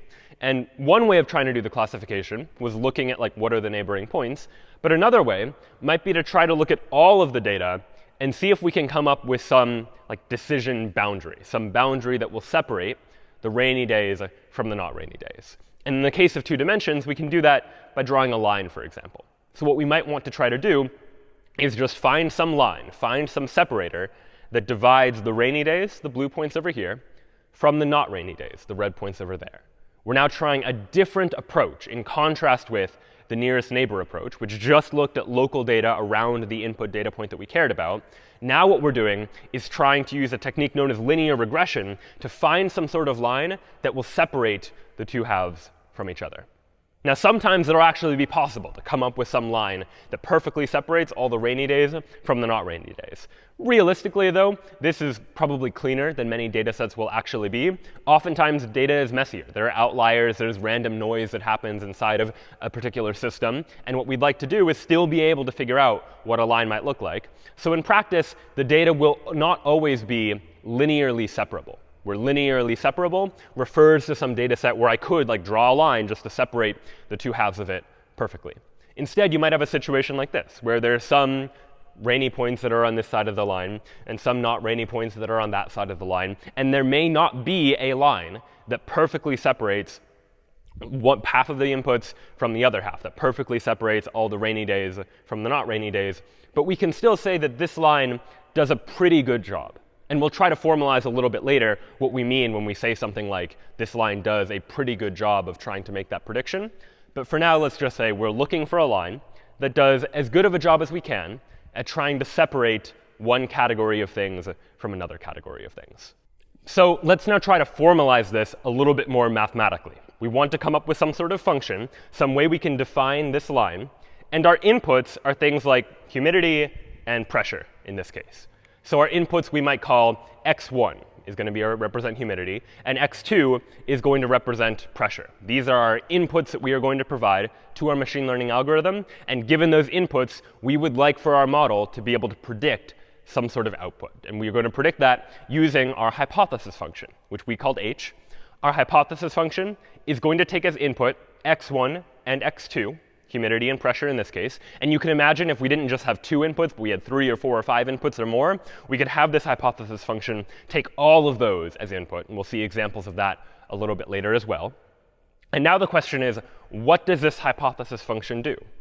Well, it really just needs to measure, like, is this data point on one side of the boundary, or is it on the other side of the boundary? And how do we formalize that boundary? Well, the boundary is generally going to be a linear combination of these input variables, at least in this particular case. So what we're trying to do when we say linear combination is take each of these inputs and multiply them by some number that we're going to have to figure out. We'll generally call that number a weight for how important should these variables be in trying to determine the answer. So we'll weight each of these variables with some weight, and we might add like a constant to it just to try and make the function a little bit different.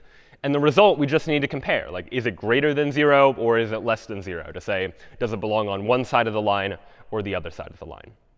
And so what that mathematical expression might look like is this. We would take each of my variables, x1 and x2, multiply them by some weight. I don't yet know what that weight is, but it's going to be some number, weight 1 and weight 2. And maybe we just want to add some other weight 0 to it, because the function might require us to shift the entire value up or down by a certain amount. And then we just compare. If we do all this math, is it greater than or equal to 0? If so, we might categorize that data point as a rainy day.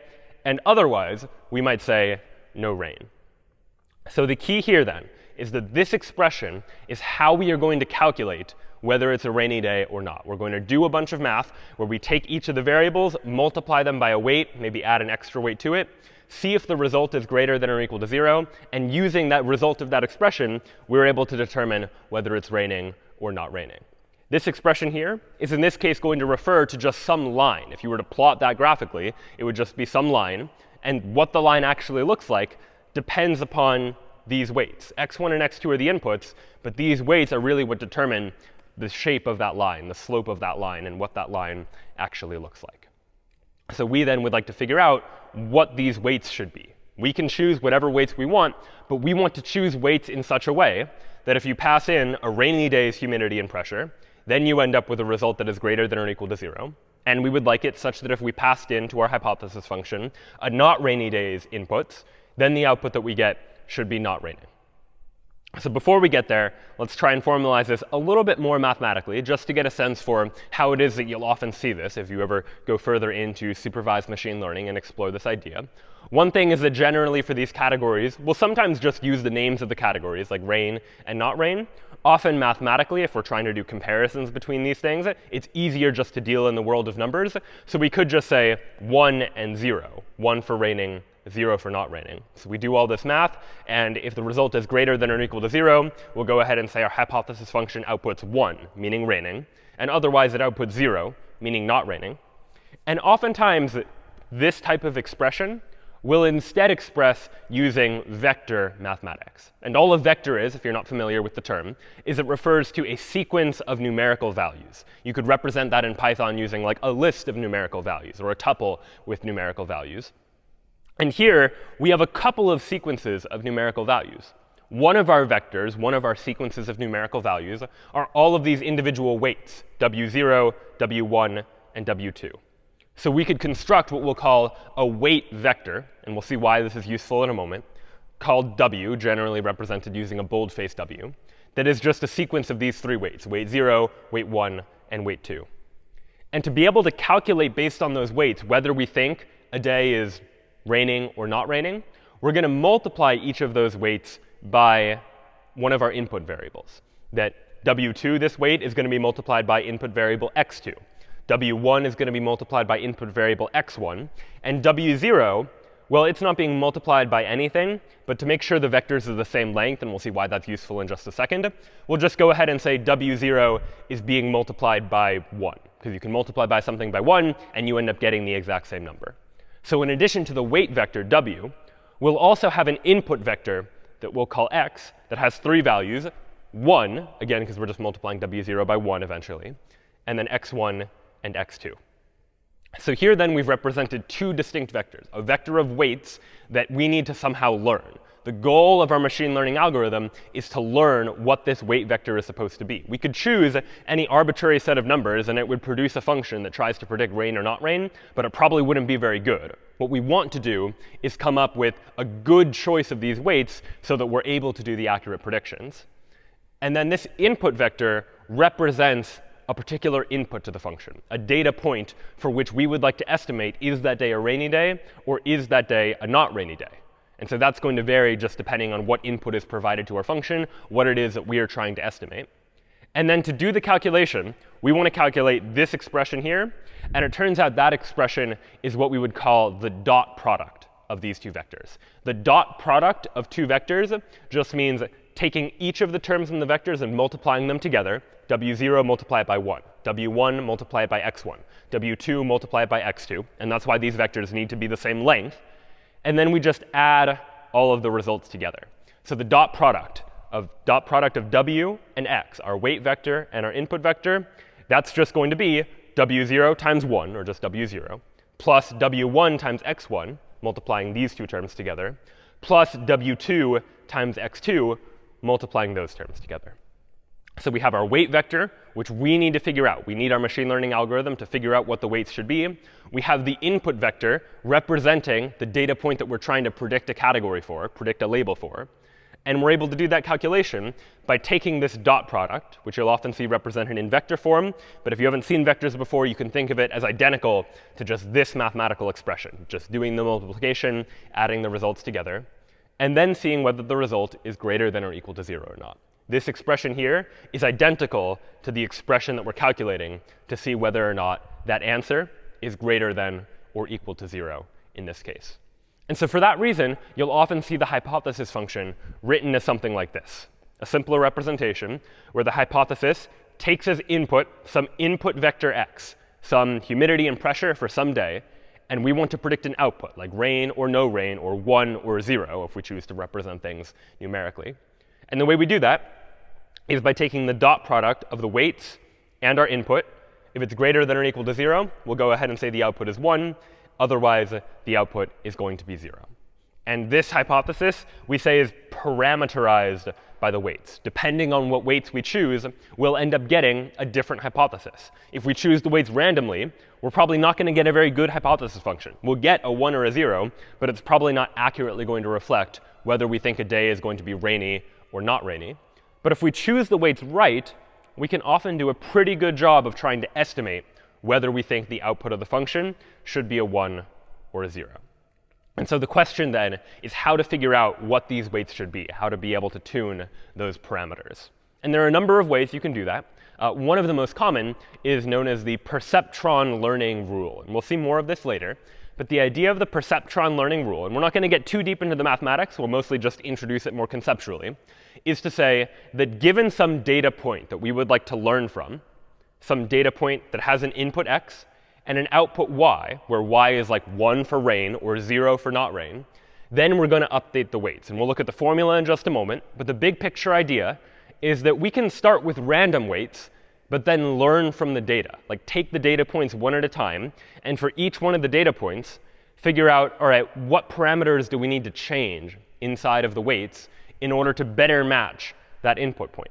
And so that is the value of having access to a lot of data in the supervised machine learning algorithm, is that you take each of the data points and maybe look at them multiple times and constantly try and figure out whether you need to shift your weights in order to better create some weight vector that is able to correctly or more accurately try to estimate what the output should be, whether we think it's going to be raining or whether we think it's not going to be raining. So what does that weight update look like? Without going into too much of the mathematics, we're going to update each of the weights to be the result of the original weight plus some additional expression. And to understand this expression, y, well, y is what the actual output is. And hypothesis of x, the input, that's going to be what we thought the input was. And so I can replace this by saying like what the actual value was minus what our estimate was. And based on the difference between the actual value and what our estimate was, we might want to change our hypothesis, change the way that we do that estimation. If the actual value and the estimate were the same thing, meaning we were correctly able to predict what category this data point belonged to, well, then actual value minus estimate, that's just going to be 0, which means this whole term on the right-hand side goes to be 0, and the weight doesn't change. Weight I, where I is like weight 1 or weight 2 or weight 0, weight I just stays at weight I. And none of the weights change if we were able to correctly predict what category the input belonged to. But if our hypothesis didn't correctly predict what category the input belonged to, well, then maybe then we need to make some changes, adjust the weights so that we're better able to predict this kind of data point in the future. And what is the way we might do that? Well, if the actual value was bigger than the estimate, then, and for now we'll go ahead and assume that these x's are positive values, then if the actual value is bigger than the estimate, well, that means we need to increase the weight in order to make it such that the output is bigger, and therefore we're more likely to get to the right actual value. And so if the actual value is bigger than the estimate, then actual value minus estimate, that'll be a positive number. And so you imagine we're just adding some positive number to the weight just to increase it ever so slightly. And likewise, the inverse case is true, that if the actual value was less than the estimate, the actual value was 0, but we estimated 1, meaning it actually was not raining, but we predicted it was going to be raining, well, then we want to decrease the value of the weight, because then in that case, we want to try and lower the total value of computing that dot product in order to make it less likely that we would predict that it would actually be raining. So no need to get too deep into the mathematics of that, but the general idea is that every time we encounter some data point, we can adjust these weights accordingly to try and make the weights better line up with the actual data that we have access to. And you can repeat this process with data point after data point until eventually, hopefully, your algorithm converges to some set of weights that do a pretty good job of trying to figure out whether a day is going to be rainy or not rainy. And just as a final point about this particular equation, this value alpha here is generally what we'll call the learning rate. It's just some parameter, some number we choose for how quickly we're actually going to be updating these weight values. So that if alpha is bigger, then we're going to update these weight values by a lot. And if alpha is smaller, then we'll update the weight values by less. And you can choose a value of alpha. Depending on the problem, different values might suit the situation better or worse than others. So after all of that, after we've done this training process of take all this data and using this learning rule, look at all the pieces of data and use each piece of data as an indication to us of do the weights stay the same? Do we increase the weights? Do we decrease the weights? And if so, by how much? What you end up with is effectively a threshold function. And we can look at what the threshold function looks like this. On the x-axis here, we have the output of that function, taking the weights, taking the dot product of it with the input. And on the y-axis, we have what the output is going to be. 0, which in this case represented like not raining, and 1, which in this case represented raining. And the way that our hypothesis function works is it calculates this value. And if it's greater than 0 or greater than some threshold value, then we declare that it's a rainy day. And otherwise, we declare that it's a not rainy day. And this then graphically is what that function looks like. That initially, when the value of this dot product is small, it's not raining, it's not raining, it's not raining.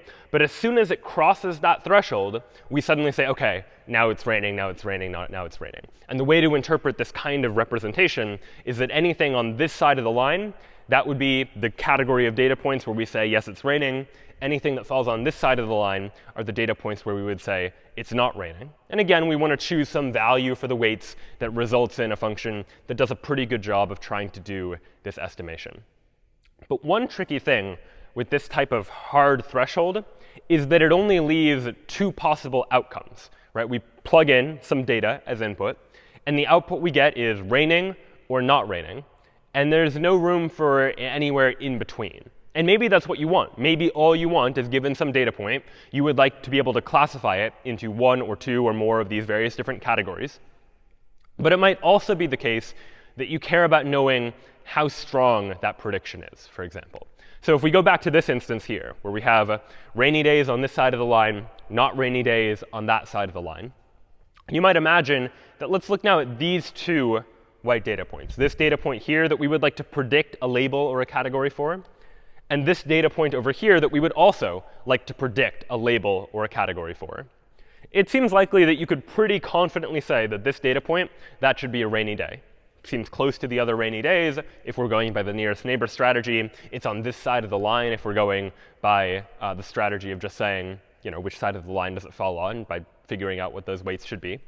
And if we're using the line strategy of just which side of the line does it fall on, which side of this decision boundary, well, we'd also say that this point here is also a rainy day, because it falls on the side of the line that corresponds to rainy days.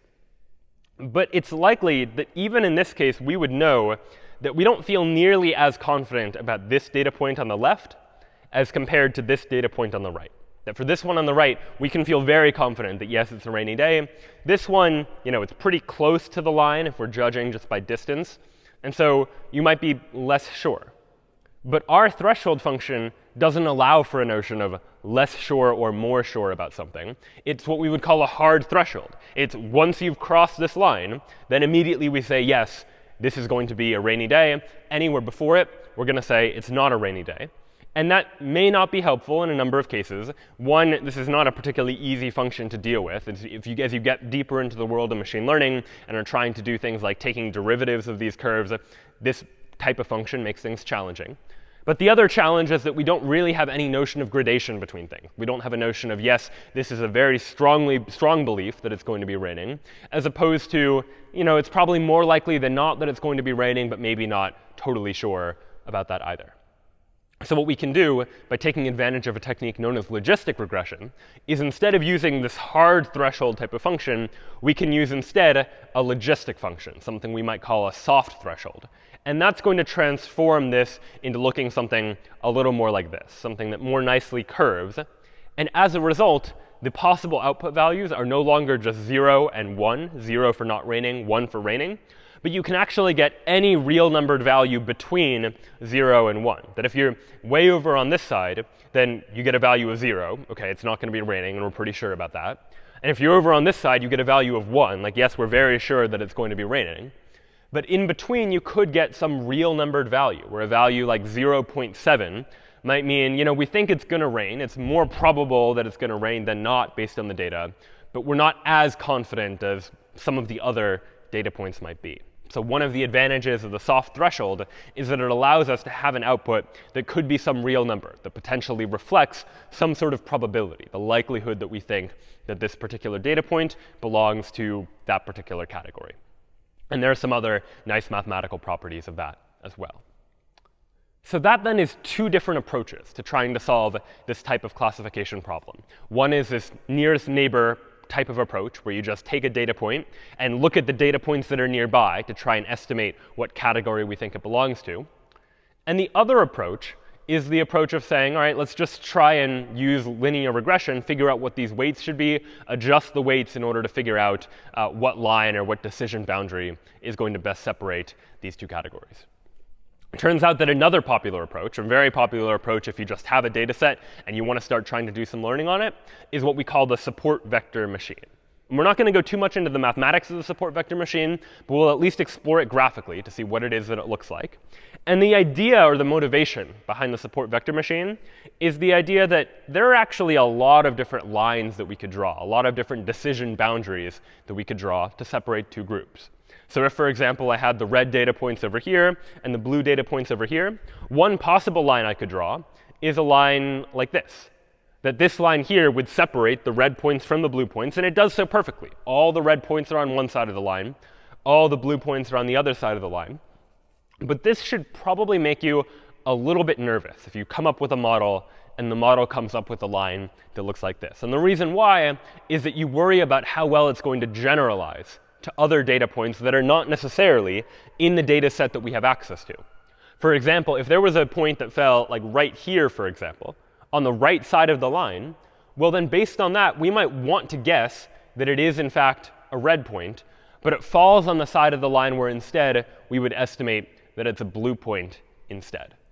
And so based on that, this line is probably not a great choice just because it is so close to these various data points. We might instead prefer like a diagonal line that just goes diagonally through the data set like we've seen before. But there too, there's a lot of diagonal lines that we could draw as well. For example, I could draw this diagonal line here, which also successfully separates all the red points from all of the blue points. From the perspective of something like just trying to figure out some setting of weights that allows us to predict the correct output, this line will predict the correct output for this particular set of data every single time, because the red points are on one side, the blue points are on the other. But yet again, you should probably be a little nervous because this line is so close to these red points, even though we're able to correctly predict on the input data. If there was a point that fell somewhere in this general area, our algorithm, this model, would say that, yeah, we think it's a blue point, when in actuality it might belong to the red category instead, just because it looks like it's close to the other red points. What we really want to be able to say, given this data, how can you generalize this as best as possible, is to come up with a line like this that seems like the intuitive line to draw. And the reason why it's intuitive is because it seems to be as far apart as possible from the red data and the blue data, so that if we generalize a little bit and assume that maybe we have some points that are different from the input but still slightly further away, we can still say that something on this side, probably red, something on that side, probably blue, and we can make those judgments that way. And that is what support vector machines are designed to do. They're designed to try and find what we call the maximum margin separator, where the maximum margin separator is just some boundary that maximizes the distance between the groups of points, rather than come up with some boundary that's very close to one set or the other, where in the case before we wouldn't have cared. As long as we're categorizing the input well, that seems all we need to do. The support vector machine will try and find this maximum margin separator, some way of trying to maximize that particular distance. And it does so by finding what we call the support vectors, which are the vectors that are closest to the line, and trying to maximize the distance between the line and those particular points. And it works that way in 2 dimensions. It also works in higher dimensions, where we're not looking for some line that separates the 2 data points, but instead looking for what we generally call a hyperplane, some decision boundary, effectively, that separates one set of data from the other set of data. And this ability of support vector machines to work in higher dimensions actually has a number of other applications as well. But one is that it helpfully deals with cases where data may not be linearly separable. So we talked about linear separability before, this idea that you can take data and just draw a line or some linear combination of the inputs that allows us to perfectly separate the 2 sets from each other. There are some data sets that are not linearly separable, and some where even too, you would not be able to find a good line at all that would try to do that kind of separation. Something like this, for example, where if you imagine here are the red points and the blue points surround it. If you try to find a line that divides the red points from the blue points, it's actually going to be difficult, if not impossible, to do. That any line you choose, well, if you draw a line here, then you've ignored all of these blue points that should actually be blue and not red. Anywhere else you draw a line, there's going to be a lot of error, a lot of mistakes, a lot of what we'll soon call loss to that line that you draw, a lot of points that you're going to categorize incorrectly. What we really want is to be able to find a better decision boundary that may not be just a straight line through this 2-dimensional space. And what support vector machines can do is they can begin to operate in higher dimensions and be able to find some other decision boundary, like this circle in this case, that actually is able to separate one of these sets of data from the other set of data a lot better. So oftentimes in data sets where the data is not linearly separable, support vector machines, by working in higher dimensions, can actually figure out a way to solve that kind of problem effectively. So that then, 3 different approaches to trying to solve these sorts of problems. We've seen support vector machines, and we've seen trying to use linear regression and the perceptron learning rule to be able to figure out how to categorize inputs and outputs. We've seen the nearest neighbor approach.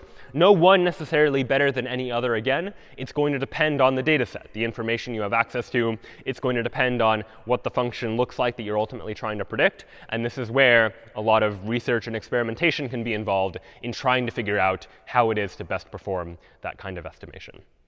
But classification is only one of the tasks that you might encounter in supervised machine learning, because in classification, what we're trying to predict is some discrete category. We're trying to predict red or blue, rain or not rain, authentic or counterfeit. But sometimes what we want to predict is a real numbered value. And for that, we have a related problem, not classification, but instead known as regression. And regression is the supervised learning problem where we try and learn a function mapping inputs to outputs, same as before. But instead of the outputs being discrete categories, things like rain or not rain, in a regression problem, the output values are generally continuous values, some real number that we would like to predict. This happens all the time as well. You might imagine that a company might take this approach if it's trying to figure out, for instance, what the effect of its advertising is. Like, how do advertising dollars spent translate into sales for the company's product, for example? And so they might like to try to predict some function that takes as input the amount of money spent on advertising. And here we're just going to use one input. But again, you could scale this up to many more inputs as well if you have a lot of different kinds of data you have access to. And the goal is to learn a function that given this amount of spending on advertising, we're going to get this amount in sales. And you might judge based on having access to a whole bunch of data, like for every past month, here's how much we spent on advertising, and here is what sales were. And we would like to predict some sort of hypothesis function that, again, given the amount spent on advertising, can predict, in this case, some real number, some number estimate of how much sales we expect that company to do in this month or in this quarter or whatever unit of time we're choosing to measure things in. And so again, the approach to solving this type of problem, we could try using a linear regression type approach where we take this data and we just plot it. On the x-axis, we have advertising dollars spent. On the y-axis, we have sales. And we might just want to try and draw a line that does a pretty good job of trying to estimate this relationship between advertising and sales. And in this case, unlike before, we're not trying to separate the data points into discrete categories, but instead, in this case, we're just trying to find a line that approximates this relationship between advertising and sales, so that if we want to figure out what the estimated sales are for a particular advertising budget, you just look it up in this line, figure out for this amount of advertising, we would have this amount of sales, and just try and make the estimate that way. And so you can try and come up with a line, again, figuring out how to modify the weights using various different techniques to try and make it so that this line fits as well as possible. So with all of these approaches, then, to trying to solve machine learning style problems, the question becomes, how do we evaluate these approaches? How do we evaluate the various different hypotheses that we could come up with? Because each of these algorithms will give us some sort of hypothesis, some function that maps inputs to outputs, and we want to know how well does that function work. And you can think of evaluating these hypotheses and trying to get a better hypothesis as kind of like an optimization problem. In an optimization problem, if you recall from before, we were either trying to maximize some objective function by trying to find a global maximum, or we were trying to minimize some cost function by trying to find some global minimum.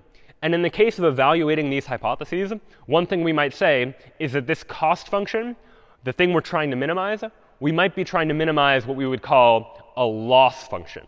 And what a loss function is it is a function that is going to estimate for us how poorly our function performs. More formally, it's like a loss of utility. By whenever we predict something that is wrong, that is a loss of utility. That's going to add to the output of our loss function.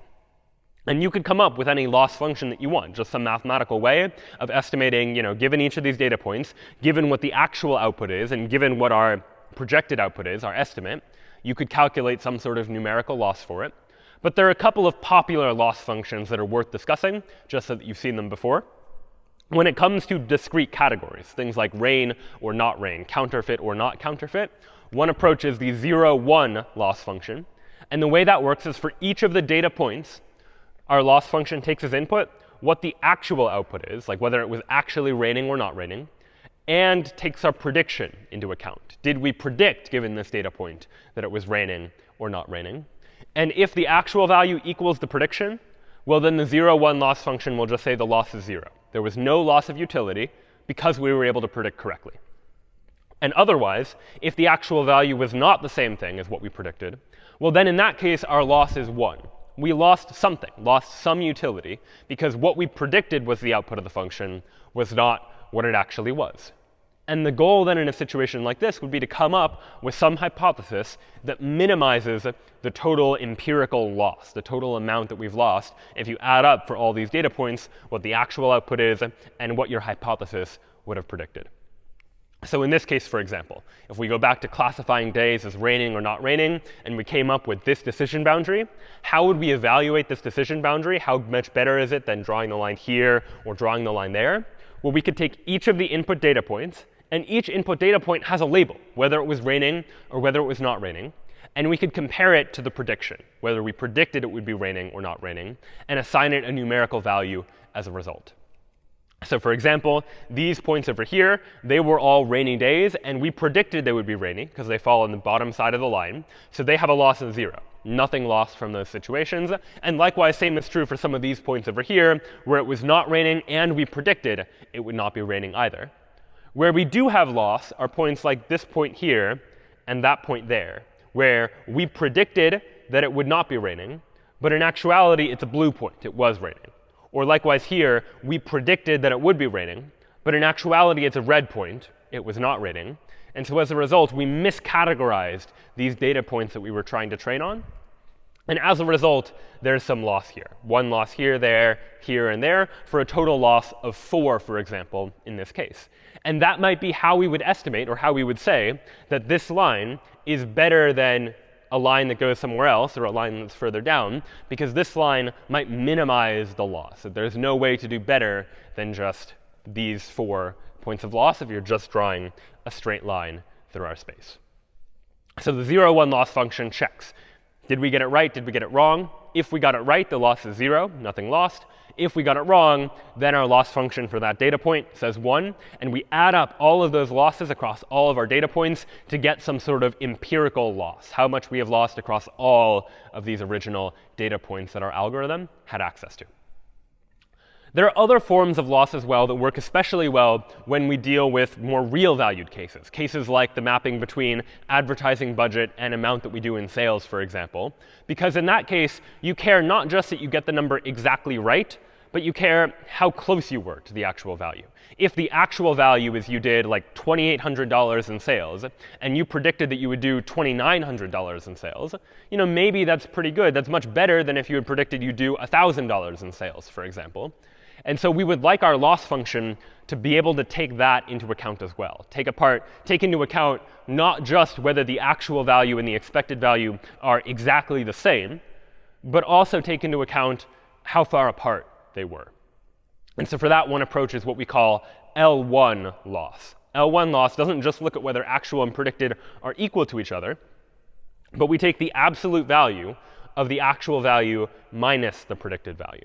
In other words, we just ask how far apart were the actual and predicted values, and we sum that up across all of the data points to be able to get what our answer ultimately is. So what might this actually look like for our data set? Well, if we go back to this representation, where we had advertising along the x-axis, sales along the y-axis, our line was our prediction, our estimate for any given amount of advertising, what we predicted sales was going to be. And our L1 loss is just how far apart vertically along the sales axis our prediction was from each of the data points. So we could figure out exactly how far apart our prediction was from each of the data points and figure out, as a result of that, what our loss is overall for this particular hypothesis just by adding up all of these various different individual losses for each of these data points. And our goal then is to try and minimize that loss, to try and come up with some line that minimizes what the utility loss is by judging how far away our estimate amount of sales is from the actual amount of sales. And turns out there are other loss functions as well. One that's quite popular is the L2 loss. The L2 loss, instead of just using the absolute value, like how far away the actual value is from the predicted value, it uses the square of actual minus predicted. So how far apart are the actual and predicted value, and it squares that value, effectively penalizing much more harshly anything that is a worse prediction. So you imagine if you have 2 data points that you predict as being 1 value away from their actual value, as opposed to 1 data point that you predict as being 2 away from its actual value. The L2 loss function will more harshly penalize that one that is 2 away, because it's going to square however much the difference is between the actual value and the predicted value. And depending on the situation, you might want to choose a loss function depending on what you care about minimizing. If you really care about minimizing the error on more outlier cases, then you might want to consider something like this. But if you've got a lot of outliers and you don't necessarily care about modeling them, then maybe an L1 loss function is preferable. But there are trade-offs here that you need to decide based on a particular set of data. But what you do run the risk of with any of these loss functions, with anything that we're trying to do, is a problem known as overfitting. And overfitting is a big problem that you can encounter in machine learning, which happens anytime a model fits too closely with a data set, and as a result fails to generalize. We would like our model to be able to accurately predict data and inputs and output pairs for the data that we have access to. But the reason we want it to do so is because we want our model to generalize well to data that we haven't seen before. I would like to take data from the past year of whether it was raining and not raining, and use that data to generalize it towards the future, to say in the future, is it going to be raining or not raining? Or if I have a whole bunch of data on what counterfeit and not counterfeit US dollar bills look like in the past when people have encountered them, I'd like to train a computer to be able to, in the future, generalize to other dollar bills that I might see as well. And the problem with overfitting is that if you try and tie yourself too closely to the data set that you're training your model on, you can end up not generalizing very well.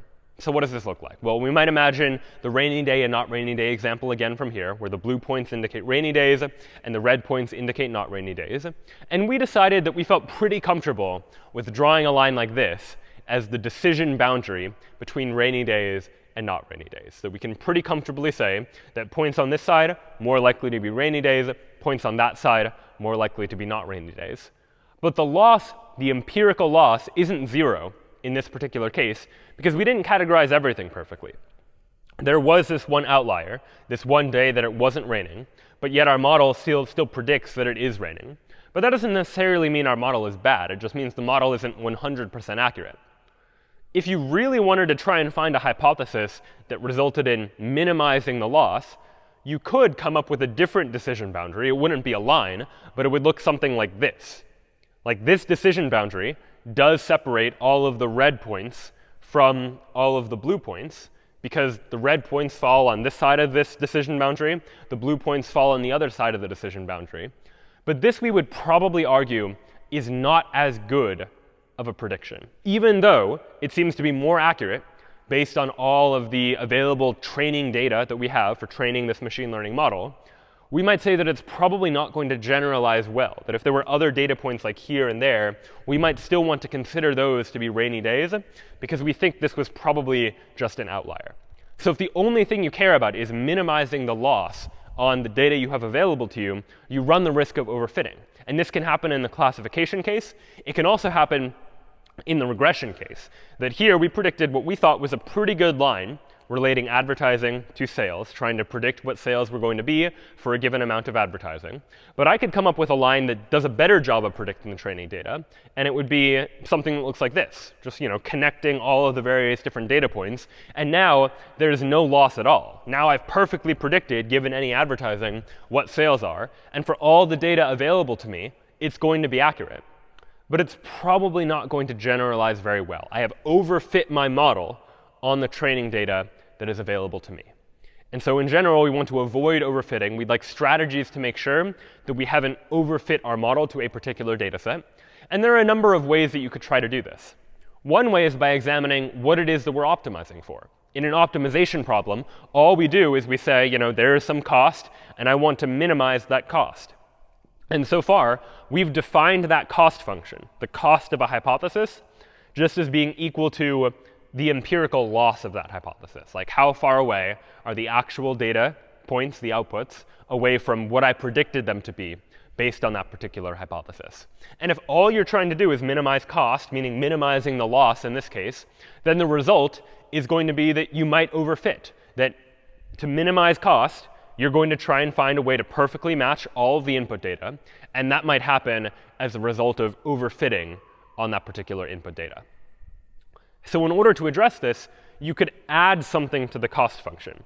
What counts as cost? Well, not just loss, but also some measure of the complexity of the hypothesis, where the complexity of the hypothesis is something that you would need to define for, how complicated does our line look? This is sort of an Occam's razor style approach where we want to give preference to a simpler decision boundary, like a straight line, for example, some simpler curve, as opposed to something far more complex that might represent the training data better, but might not generalize as well. We'll generally say that a simpler solution is probably the better solution, and probably the one that is more likely to generalize well to other inputs. So we measure what the loss is, but we also measure the complexity. And now that all gets taken into account when we consider the overall cost. That yes, something might have less loss if it better predicts the training data, but if it's much more complex, it still might not be the best option that we have. And we need to come up with some balance between loss and complexity. And for that reason, you'll often see this represented as multiplying the complexity by some parameter that we have to choose, parameter lambda in this case, where we're saying, if lambda is a greater value, then we really want to penalize more complex hypotheses. Whereas if lambda is smaller, we're going to penalize more complex hypotheses a little bit. And it's up to the machine learning programmer to decide where they want to set that value of lambda. For how much do I want to penalize a more complex hypothesis that might fit the data a little better? And again, there's no one right answer to a lot of these things. That depending on the data set, depending on the data you have available to you and the problem you're trying to solve, your choice of these parameters may vary, and you may need to experiment a little bit to figure out what the right choice of that is ultimately going to be. This process, then, of considering not only loss, but also some measure of the complexity, is known as regularization. Regularization is the process of penalizing a hypothesis that is more complex in order to favor a simpler hypothesis that is more likely to generalize well, more likely to be able to apply to other situations that are dealing with other input points, unlike the ones that we've necessarily seen before. So oftentimes you'll see us add some regularizing term to what we're trying to minimize in order to avoid this problem of overfitting. Now, another way of making sure we don't overfit is to run some experiments and to see whether or not we are able to generalize our model that we've created to other data sets as well. And it's for that reason that oftentimes when you're doing a machine learning experiment, when you've got some data and you want to try and come up with some function that predicts, given some input, what the output is going to be, you don't necessarily want to do your training on all of the data you have available to you, that you could employ a method known as holdout cross-validation, where in holdout cross-validation, we split up our data. We split up our data into a training set and a testing set. The training set is the set of data that we're going to use to train our machine learning model, and the testing set is the set of data that we're going to use in order to test to see how well our machine learning model actually performed. So the learning happens on the training set. We figure out what the parameters should be. We figure out what the right model is. And then we see, all right, now that we've trained the model, see how well it does at predicting things inside of the testing set, some set of data that we haven't seen before. And the hope then is that we're going to be able to predict the testing set pretty well if we're able to generalize based on the training data that's available to us. If we've overfit the training data, though, and we're not able to generalize, well, then when we look at the testing set, it's likely going to be the case that we're not going to predict things in the testing set nearly as effectively. So this is one method of cross-validation, validating to make sure that the work we have done is actually going to generalize to other data sets as well. And there are other statistical techniques we can use as well. One of the downsides of this just holdout cross-validation is if you say I just split it 50-50. I train using 50% of the data and test using the other 50%, or you could choose other percentages as well, is that there's a fair amount of data that I am now not using to train, that I might be able to get a better model as a result, for example. So one approach is known as k-fold cross-validation. In k-fold cross-validation, rather than just divide things into two sets and run one experiment, we divide things into k different sets. So maybe I divide things up into 10 different sets and then run 10 different experiments. So if I split up my data into 10 different sets of data, then what I'll do is each time for each of my 10 experiments, I will hold out one of those sets of data, where I'll say, let me train my model on these 9 sets, and then test to see how well it predicts on set number 10. And then pick another set of 9 sets to train on, and then test it on the other one that I held out, where each time I train the model on everything minus the one set that I'm holding out, and then test to see how well our model performs on the test that I did hold out. And what you end up getting is 10 different results, 10 different answers for how accurately our model worked. And oftentimes you could just take the average of those 10 to get an approximation for how well we think our model performs overall. But the key idea is separating the training data from the testing data, because you want to test your model on data that is different from what you trained the model on. Because the training, you want to avoid overfitting. You want to be able to generalize. And the way you test whether you're able to generalize is by looking at some data that you haven't seen before and seeing how well we're actually able to perform. And so if we want to actually implement any of these techniques inside of a programming language like Python, number of ways we could do that. We could write this from scratch on our own, but there are libraries out there that allow us to take advantage of existing implementations of these algorithms, that we can use the same types of algorithms in a lot of different situations. And so there's a library, very popular one, known as scikit-learn, which allows us in Python to be able to very quickly get set up with a lot of these different machine learning models. So this library has already written an algorithm for nearest neighbor classification, for doing perceptron learning, for doing a bunch of other types of inference and supervised learning that we haven't yet talked about. But using it, we can begin to try actually testing how these methods work and how accurately they perform. So let's go ahead and take a look at one approach to trying to solve this type of problem. All right, so I'm first going to pull up banknotes.csv, which is a whole bunch of data provided by UC Irvine, which is information about various different banknotes. So people took pictures of various different banknotes and measured various different properties of those banknotes. And in particular, some human categorized each of those banknotes as either a counterfeit banknote or as not counterfeit. And so what you're looking at here is each row represents one banknote. This is formatted as a CSV spreadsheet. We're just comma-separated values separating each of these various different fields. We have 4 different input values for each of these data points, just information, some measurement that was made on the banknote. And what those measurements exactly are aren't as important as the fact that we do have access to this data.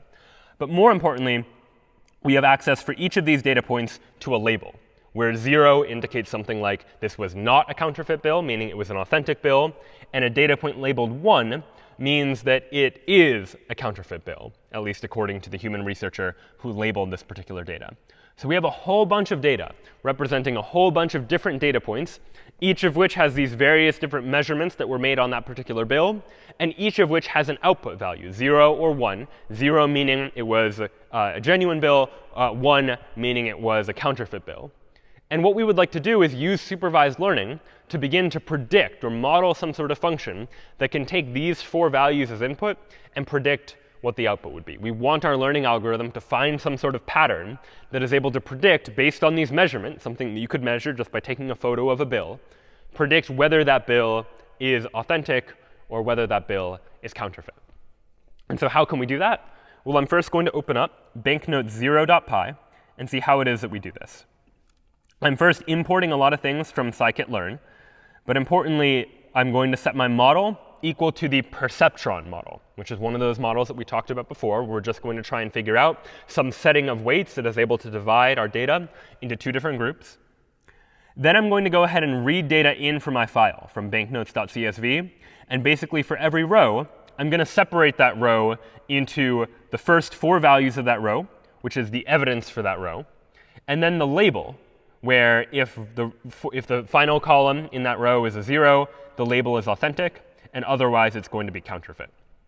So I'm effectively reading data in from the CSV file, dividing it into a whole bunch of rows where each row has some evidence, those 4 input values that are going to be inputs to my hypothesis function, and then the label, the output, whether it is authentic or counterfeit. That is the thing that I am then trying to predict. So the next step is that I would like to split up my data set into a training set and a testing set. Some set of data that I would like to train my machine learning model on, and some set of data that I would like to use to test that model, see how well it performed. So what I'll do is I'll go ahead and figure out length of the data. How many data points do I have? I'll go ahead and take half of them, save that number as a number called holdout. That is how many items I'm going to hold out from my data set to save for the testing phase. I'll randomly shuffle the data so it's in some random order. And then I'll say my testing set will be all of the data up to the holdout. So I'll take holdout many data items, and that will be my testing set. My training data will be everything else, the information that I'm going to train my model on. And then I'll say I need to divide my training data into 2 different sets. I need to divide it into my x values, where x here represents the inputs. So the x values that I'm going to train on, are basically for every row in my training set, I'm going to get the evidence for that row, those 4 values, where it's basically a vector of 4 numbers, where that is going to be all of the input. And then I need the y values. What are the outputs that I want to learn from, the labels that belong to each of these various different input points? Well, that's going to be the same thing for each row in the training data. But this time, I take that row and get what its label is, whether it is authentic or counterfeit. So I end up with one list of all of these vectors of my input data, and one list which follows the same order, but is all of the labels that correspond with each of those vectors.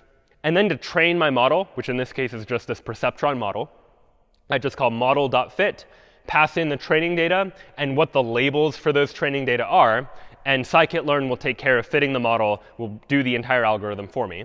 And then when it's done, I can then test to see how well that model performed. So I can say, let me get all of these input vectors for what I want to test on. So for each row in my testing data set, go ahead and get the evidence. And the y values, those are what the actual values were for each of the rows in the testing data set, what the actual label is. But then I'm going to generate some predictions. I'm going to use this model and try and predict, based on the testing vectors, I want to predict what the output is. And my goal then is to now compare y testing with predictions. I want to see how well my predictions, based on the model, actually reflect what the y values were, what the output is that were actually labeled. Because I now have this labeled data, I can assess how well the algorithm worked. And so now I can just compute how well we did. I'm going to, this zip function basically just lets me look through two different lists one by one at the same time. So for each actual value and for each predicted value, if the actual is the same thing as what I predicted, I'll go ahead and increment the counter by 1. Otherwise, I'll increment my incorrect counter by 1. And so at the end, I can print out, here are the results. Here's how many I got right. Here's how many I got wrong. And here was my overall accuracy, for example. So I can go ahead and run this. I can run python banknote0.py. And it's going to train on half the data set and then test on half the data set. And here are the results for my perceptron model. In this case, it correctly was able to classify 679 bills as correctly either authentic or counterfeit, and incorrectly classified 7 of them for an overall accuracy of close to 99% accurate. So on this particular data set, using this perceptron model, we were able to predict very well what the output was going to be. And we can try different models too. That scikit-learn makes it very easy just to swap out one model for another model. So instead of the perceptron model, I can use the support vector machine using the SVC, otherwise known as a support vector classifier, using a support vector machine to classify things into two different groups. And now see, all right, how well does this perform? And all right, this time, we were able to correctly predict 682 and incorrectly predicted 4 for accuracy of 99.4%. And we could even try the k neighbors classifier as the model instead. And this takes a parameter, n neighbors, for how many neighbors do you want to look at. Let's just look at one neighbor, the one nearest neighbor, and use that to predict. Go ahead and run this as well. And it looks like, based on the k neighbors classifier, looking at just one neighbor, we were able to correctly classify 685 data points, incorrectly classified 1. Maybe let's try 3 neighbors instead of just using one neighbor. Do more of a k nearest neighbors approach, where I look at the 3 nearest neighbors and see how that performs. And that one, in this case, seems to have gotten 100% of all of the predictions correctly described as either authentic banknotes or as counterfeit banknotes. And we could run these experiments multiple times, because I'm randomly reorganizing the data every time. We're technically training these on slightly different data sets, and so you might want to run multiple experiments to really see how well they're actually going to perform. But in short, they all perform very well. And while some of them perform slightly better than others here, that might not always be the case for every data set. But you can begin to test now by very quickly putting together these machine learning models using scikit-learn to be able to train on some training set and then test on some testing set as well. And this splitting up into training groups and testing happens so often that scikit-learn has functions built in for trying to do it. I did it all by hand just now. But if we take a look at banknotes 1, we take advantage of some other features that exist in scikit-learn, where we can really simplify a lot of our logic. That there is a function built into scikit-learn called train test split, which will automatically split data into a training group and a testing group. I just have to say what proportion should be in the testing group, something like 0.5, half the data inside the testing group. Then I can fit the model on the training data, make the predictions on the testing data, and then just count up. And scikit-learn has some nice methods for just counting up how many times our testing data match the predictions, how many times our testing data didn't match the predictions. So very quickly, you can write programs with not all that many lines of code. It's maybe like 40 lines of code to get through all of these predictions, and then as a result, see how well we're able to do. So these types of libraries can allow us, without really knowing the implementation details of these algorithms, to be able to use the algorithms in a very practical way to be able to solve these types of problems. So that then was supervised learning, this task of given a whole set of data, some input-output pairs, we would like to learn some function that maps those inputs to those outputs. But turns out there are other forms of learning as well. And another popular type of machine learning, especially nowadays, is known as reinforcement learning. And the idea of reinforcement learning is rather than just being given a whole data set at the beginning of input-output pairs, reinforcement learning is all about learning from experience. In reinforcement learning, our agent, whether it's like a physical robot that's trying to make actions in the world or just some virtual agent that is a program running somewhere, our agent is going to be given a set of rewards or punishments in the form of like numerical values, but you can think of them as reward or punishment. And based on that, it learns what actions to take in the future. That our agent, our AI, will be put in some sort of environment. It will make some actions, and based on the actions that it makes, it learns something. It either gets a reward when it does something well, it gets a punishment when it does something poorly, and it learns what to do or what not to do in the future based on those individual experiences. And so what this will often look like is it will often start with some agent, some AI, which might, again, be a physical robot if you're imagining a physical robot moving around, but it could also just be a program. And our agent is situated in their environment, where the environment is where they're going to make their actions, and it's what's going to give them rewards or punishments for various actions that they're in. So for example, the environment is going to start off by putting our agent inside of a state. Our agent has some state that in a game might be the state of the game that the agent is playing. In a world that the agent is exploring might be some position inside of a grid representing the world that they're exploring. But the agent is in some sort of state. And in that state, the agent needs to choose to take an action. The agent likely has multiple actions they can choose from, but they pick an action. So they take an action in a particular state. And as a result of that, the agent will generally get two things in response as we model them. The agent gets a new state that they find themselves in. After being in this state, taking one action, they end up in some other state. And they're also given some sort of numerical reward. Positive meaning reward, meaning it was a good thing. Negative, generally meaning they did something bad, they received some sort of punishment. And that is all the information the agent has. It's told what state it's in. It makes some sort of action. And based on that, it ends up in another state, and it ends up getting some particular reward. And it needs to learn, based on that information, what actions to begin to take in the future. And so you could imagine generalizing this to a lot of different situations. This is oftentimes how you train, if you've ever seen those robots that are now able to like walk around sort of the way humans do. It would be quite difficult to program the robot in exactly the right way to get it to walk the way humans do.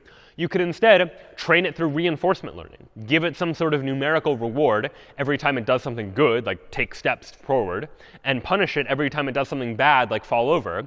And then let the AI just learn. Based on that sequence of rewards, based on trying to take various different actions, you can begin to have the agent learn what to do in the future and what not to do. So in order to begin to formalize this, the first thing we need to do is formalize this notion of what we mean about states and actions and rewards, like what does this world look like? And oftentimes we'll formulate this world as what's known as a Markov decision process. Similar in spirit to Markov chains, which you might recall from before. But a Markov decision process is a model that we can use for decision making, for an agent trying to make decisions in its environment. And it's a model that allows us to represent the various different states that an agent can be in, the various different actions that they can take, and also what the reward is for taking one action as opposed to another action. So what then does it actually look like? Well, if you recall a Markov chain from before, a Markov chain looked a little something like this, where we had a whole bunch of these individual states, and each state immediately transitioned to another state based on some probability distribution. We saw this in the context of the weather before, where if it was sunny, we said with some probability it'll be sunny the next day, with some other probability it'll be rainy, for example. But we could also imagine generalizing this. It's not just sun and rain anymore. We just have these states, where one state leads to another state according to some probability distribution. But in this original model, there was no agent that had any control over this process. It was just entirely probability-based, where with some probability, we move to this next state, but maybe it's going to be some other state with some other probability. What we'll now have is the ability for the agent in this state to choose from a set of actions, where maybe instead of just one path forward, they have 3 different choices of actions that each lead down different paths. And even this is a bit of an oversimplification, because in each of these states, you might imagine more branching points where there are more decisions that can be taken as well. So we've extended the Markov chain to say that from a state, you now have available action choices. And each of those actions might be associated with its own probability distribution of going to various different states. Then in addition, we'll add another extension where anytime you move from a state, taking an action, going into this other state, we can associate a reward with that outcome, saying either R is positive, meaning some positive reward, or R is negative, meaning there was some sort of punishment. And this then is what we'll consider to be a Markov decision process. That a Markov decision process has some initial set of states, so states in the world that we can be in. We have some set of actions that, given a state, I can say, what are the actions that are available to me in that state, an action that I can choose from. Then we have some transition model.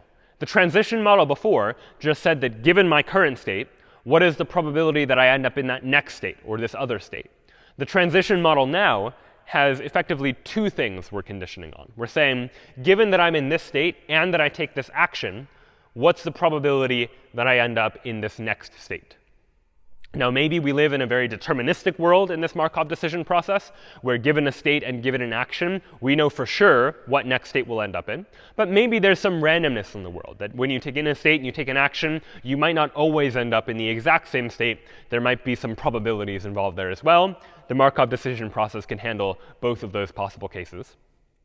And then finally, we have a reward function, generally called R, that in this case says, what is the reward for being in this state, taking this action, and then getting to S prime, this next state.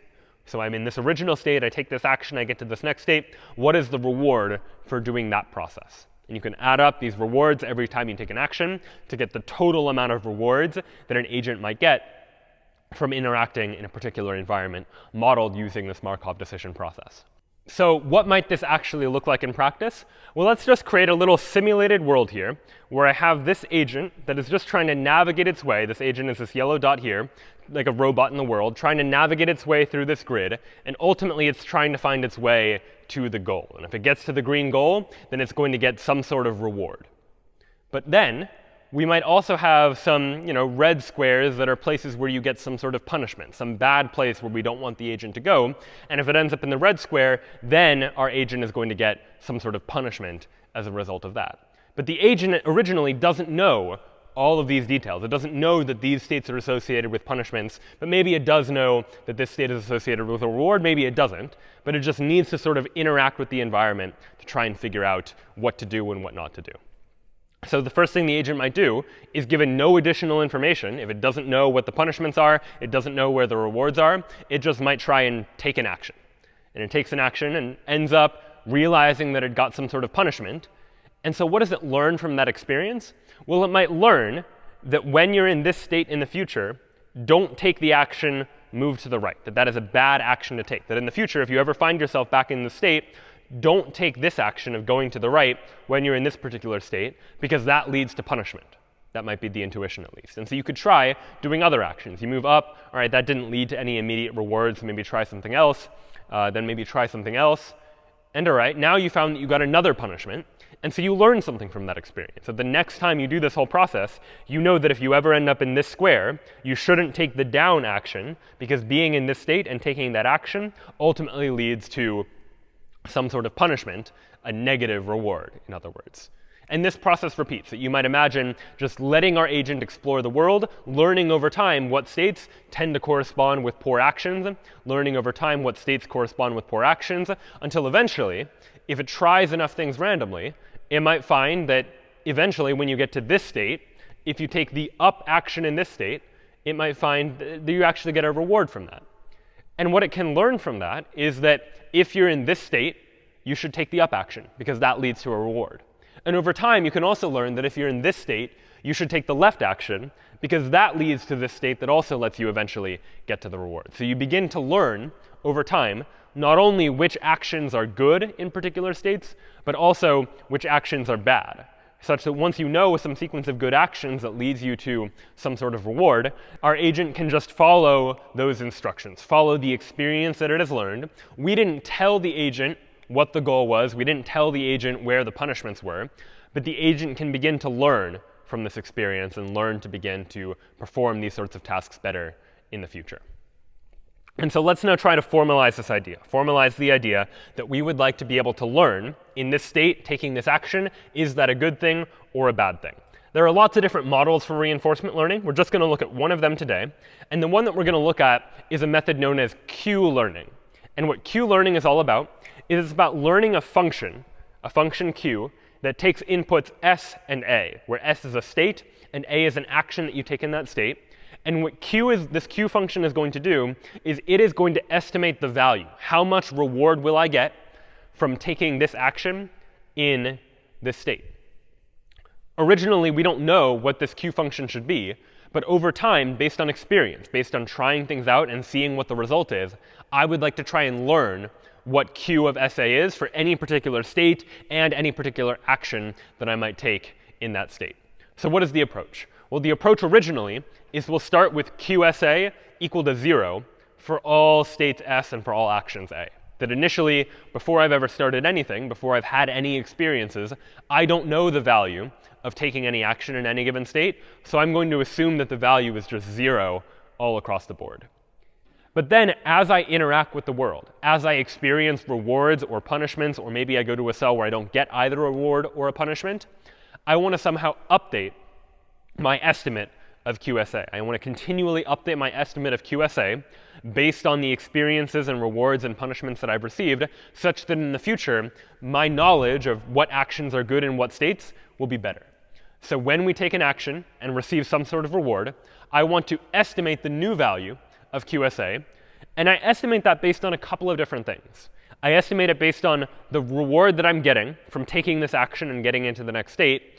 But assuming like the situation isn't over, assuming there are still future actions that I might take as well, I also need to take into account the expected future rewards. That if you imagine an agent interacting with the environment, and sometimes you'll take an action and get a reward, but then you can keep taking more actions and get more rewards, that these both are relevant, both the current reward I'm getting from this current step and also my future reward. And it might be the case that I'll want to take a step that doesn't immediately lead to a reward because later on down the line, I know it will lead to more rewards as well. So there's a balancing act between current rewards that the agent experiences and future rewards that the agent experiences as well. And then we need to update QSA. So we estimate the value of QSA based on the current reward and the expected future rewards. And then we need to update this Q function to take into account this new estimate. Now we already, as we go through this process, we'll already have an estimate for what we think the value is. Now we have a new estimate, and then somehow we need to combine these two estimates together, and we'll look at more formal ways that we can actually begin to do that. So to actually show you what this formula looks like, here is the approach we'll take with Q-learning. We're going to, again, start with Q of S and A being equal to 0 for all states. And then every time we take an action A in state S and observe a reward R, we're going to update our value, our estimate, for Q of SA. And the idea is that we're going to figure out what the new value estimate is minus what our existing value estimate is. So we have some preconceived notion for what the value is for taking this action in this state. Maybe our expectation is we currently think the value is 10. But then we're going to estimate what we now think it's going to be. Maybe the new value estimate is something like 20. So there's a delta of like 10 that our new value estimate is 10 points higher than what our current value estimate happens to be. And so we have a couple of options here. We need to decide how much we want to adjust our current expectation of what the value is of taking this action in this particular state, and what that difference is, how much we add or subtract from our existing notion of how much we expect the value to be, is dependent on this parameter alpha, also called a learning rate. And alpha represents, in effect, how much we value new information compared to how much we value old information. An alpha value of 1 means we really value new information. That if we have a new estimate, then it doesn't matter what our old estimate is. We're only going to consider our new estimate because we always just want to take into consideration our new information. So the way that works is that if you imagine alpha being 1, well, then we're taking the old value of QSA and then adding 1 times the new value minus the old value, and that just leaves us with the new value. So when alpha is 1, all we take into consideration is what our new estimate happens to be. But over time, as we go through a lot of experiences, we already have some existing information. We might have tried taking this action 9 times already, and now we just tried it a 10th time. And we don't only want to consider this 10th experience. I also want to consider the fact that my prior 9 experiences, those were meaningful too. And that's data I don't necessarily want to lose. And so this alpha controls that decision, controls how important is the new information. 0 would mean ignore all the new information, just keep this Q value the same. 1 means replace the old information entirely with the new information. And somewhere in between, keep some sort of balance between these two values. We can put this equation a little bit more formally as well. The old value estimate is our old estimate for what the value is of taking this action in a particular state. That's just Q of S and A. So we have it once here, and we're going to add something to it. We're going to add alpha times the new value estimate minus the old value estimate. But the old value estimate we just look up by calling this Q function. And what then is the new value estimate? Based on this experience we have just taken, what is our new estimate for the value of taking this action in this particular state? Well, it's going to be composed of 2 parts. It's going to be composed of what reward did I just get from taking this action in this state? And then it's going to be what can I expect my future rewards to be from this point forward? So it's going to be R, some reward I'm getting right now, plus whatever I estimate I'm going to get in the future. And how do I estimate what I'm going to get in the future? Well, it's a bit of another call to this Q function. It's going to be take the maximum across all possible actions I could take next and say, all right, of all of these possible actions I could take, which one is going to have the highest reward? So this then looks a little bit complicated. This is going to be our notion for how we're going to perform this kind of update. That I have some estimate, some old estimate for what the value is of taking this action in this state, and I'm going to update it based on new information. That I experience some reward, I predict what my future reward is going to be, and using that I update what I estimate the reward will be for taking this action in this particular state. And there are other additions you might make to this algorithm as well. Sometimes it might not be the case that future rewards you want to weight equally to current rewards. Maybe you want an agent that values like reward now over reward later. And so sometimes you can even add another term in here, some other parameter, where you discount future rewards and say future rewards are not as valuable as rewards immediately. That getting reward in the current time step is better than waiting a year and getting rewards later. But that's something up to the programmer to decide what that parameter ought to be. But the big picture idea of this entire formula is to say that every time we experience some new reward, we take that into account. We update our estimate of how good is this action. And then in the future, we can make decisions based on that algorithm. Once we have some good estimate for every state and for every action, what the value is of taking that action, then we can do something like implement a greedy decision-making policy. That if I am in a state and I want to know what action should I take in that state, well, then I consider, for all of my possible actions, what is the value of QSA? What is my estimated value of taking that action in that state? And I will just pick the action that has the highest value after I evaluate that expression. So I pick the action that has the highest value, and based on that, that tells me what action I should take. At any given state that I'm in, I can just greedily say, across all my actions, this action gives me the highest expected value, and so I'll go ahead and choose that action as the action that I take as well.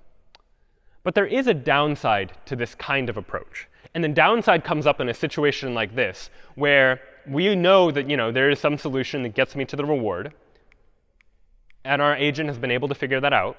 But it might not necessarily be the best way or the fastest way. If the agent is allowed to explore a little bit more, it might find that it can get the reward faster by taking some other route instead, by going through this particular path that is a faster way to get to that ultimate goal. And maybe we would like for the agent to be able to figure that out as well. But if the agent always takes the actions that it knows to be best, well, when it gets to this particular square, it doesn't know that this is a good action because it's never really tried it. But it knows that going down eventually leads its way to this reward. So it might learn in the future that it should just always take this route, and it's never going to explore and go along that route instead. So in reinforcement learning, there's this tension between exploration and exploitation. And exploitation generally refers to using knowledge that the AI already has. The AI already knows that this is a move that leads to reward, so we'll go ahead and use that move. And exploration is all about exploring other actions that we may not have explored as thoroughly before, because maybe one of these actions, even if I don't know anything about it, might lead to better rewards faster or to more rewards in the future. And so an agent that only ever exploits information and never explores might be able to get reward, but it might not maximize its rewards because it doesn't know what other possibilities are out there, possibilities that it would only know about by taking advantage of exploration. And so how can we try and address this? Well, one possible solution is known as the epsilon greedy algorithm, where we set epsilon equal to how often we want to just make a random move, where occasionally we will just make a random move in order to say, let's try to explore and see what happens. And then the logic of the algorithm will be, with probability 1 minus epsilon, choose the estimated best move. In a greedy case, we'd always choose the best move. But in epsilon greedy, we're most of the time going to choose the best move, or sometimes going to choose the best move. But sometimes, with probability epsilon, we're going to choose a random move instead. So every time we're faced with the ability to take an action, sometimes we're going to choose the best move, sometimes we're just going to choose a random move. So this type of algorithm then can be quite powerful in a reinforcement learning context by not always just choosing the best possible move right now, but sometimes, especially early on, allowing yourself to make random moves that allow you to explore various different possible states and actions more. And maybe over time, you might decrease your value of epsilon, more and more often choosing the best move after you're more confident that you've explored what all of the possibilities actually are. So we can put this into practice, and one very common application of reinforcement learning is in game playing. That if you want to teach an agent how to play a game, you just let the agent play the game a whole bunch, and then the reward signal happens at the end of the game. When the game is over, if our AI won the game, it gets a reward of like 1, for example. And if it lost the game, it gets a reward of -1. And from that, it begins to learn what actions are good and what actions are bad. You don't have to tell the AI what's good and what's bad, but the AI figures it out based on that reward. Winning the game is some signal, losing the game is some signal, and based on all of that, it begins to figure out what decisions it should actually make. So one very simple game, which you may have played before, is a game called NIM. And in the game of NIM, you've got a whole bunch of objects in a whole bunch of different piles, where here I've represented each pile as an individual row. So you've got 1 object in the first pile, 3 in the second pile, 5 in the third pile, 7 in the fourth pile. And the game of NIM is a 2-player game where players take turns removing objects from piles. And the rule is that on any given turn, you are allowed to remove as many objects as you want from any one of these piles, any one of these rows. You have to remove at least 1 object, but you can remove as many as you want from exactly 1 of the piles. And whoever takes the last object loses. So player 1 might remove 4 from this pile here. Player 2 might remove 4 from this pile here. So now we've got 4 piles left, 1, 3, 1, and 3. Player 1 might remove the entirety of the second pile. Player 2, if they're being strategic, might remove 2 from the third pile. Now we've got 3 piles left, each with 1 object left. Player 1 might remove 1 from one pile. Player 2 removes 1 from the other pile. And now player 1 is left with choosing this 1 object from the last pile, at which point player 1 loses the game. So fairly simple game, piles of objects. Any turn you choose how many objects to remove from a pile. Whoever removes the last object loses. And this is the type of game you could encode into an AI fairly easily, because the states are really just 4 numbers. Every state is just how many objects in each of the 4 piles. And the actions are things like, how many am I going to remove from each one of these individual piles? And the reward happens at the end. That if you were the player that had to remove the last object, then you get some sort of punishment. But if you were not, and the other player had to remove the last object, well, then you get some sort of reward. So we could actually try and show a demonstration of this, that I've implemented an AI to play the game of NIM. All right, so here, what we're going to do is create an AI as a result of training the AI on some number of games that the AI is going to play against itself, where the idea is the AI will play games against itself, learn from each of those experiences, and learn what to do in the future. And then I, the human, will play against the AI.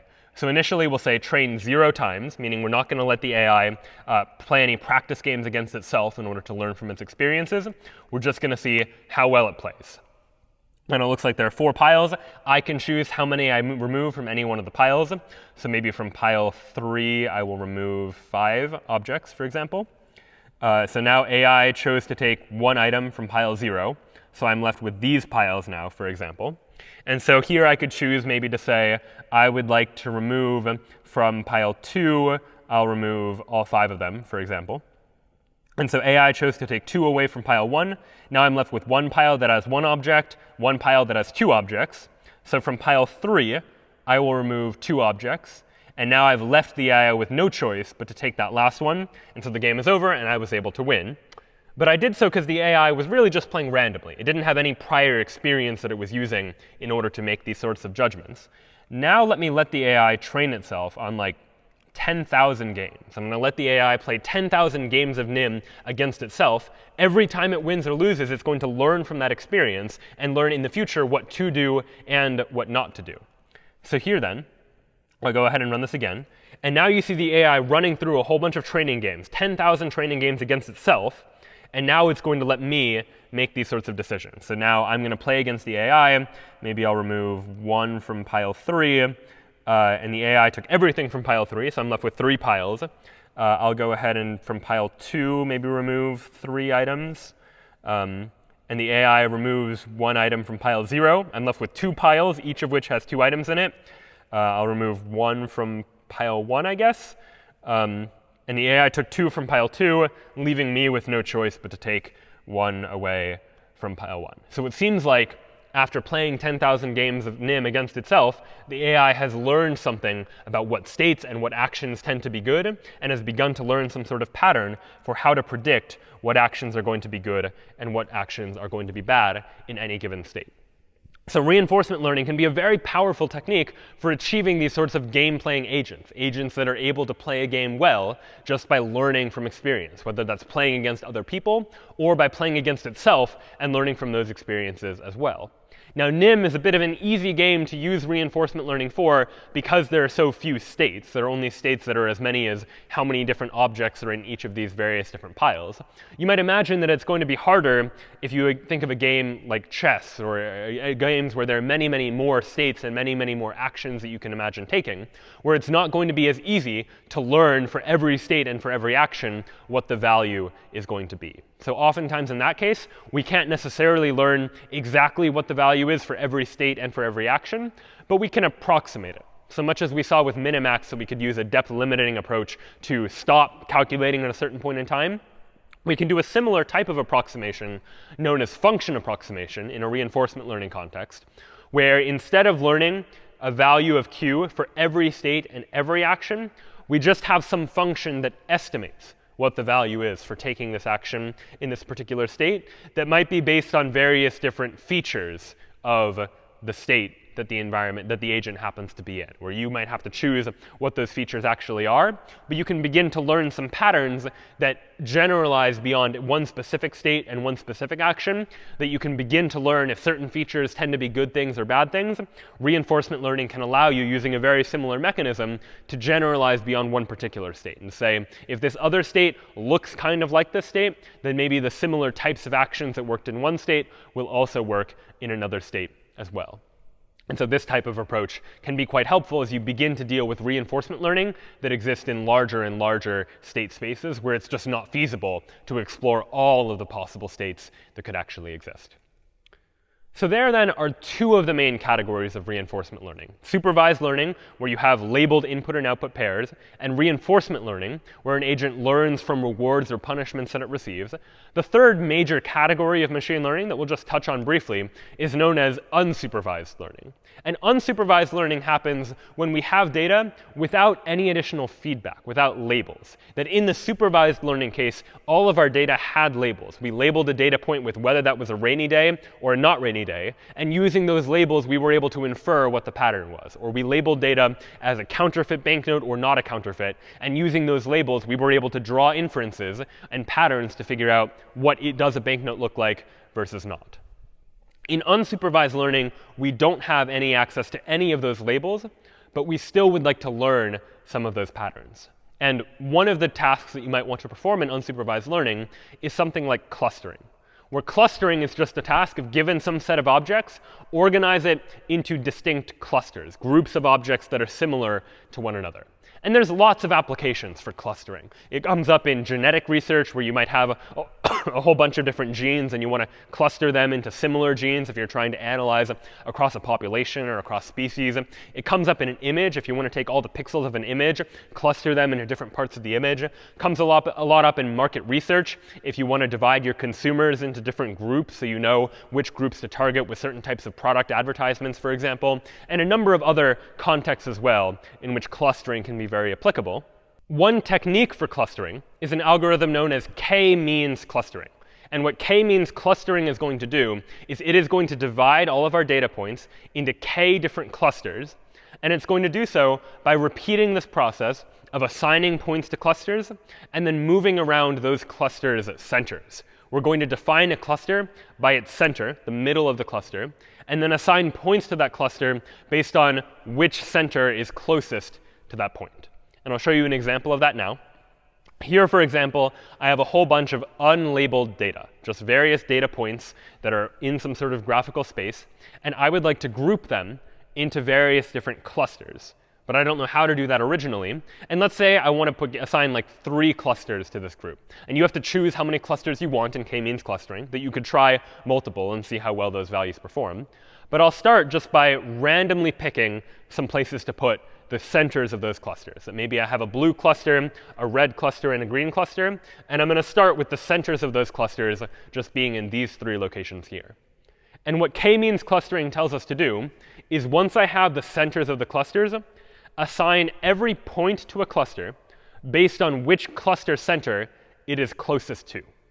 So we end up with something like this, where all of these points are closer to the blue cluster center than any other cluster center.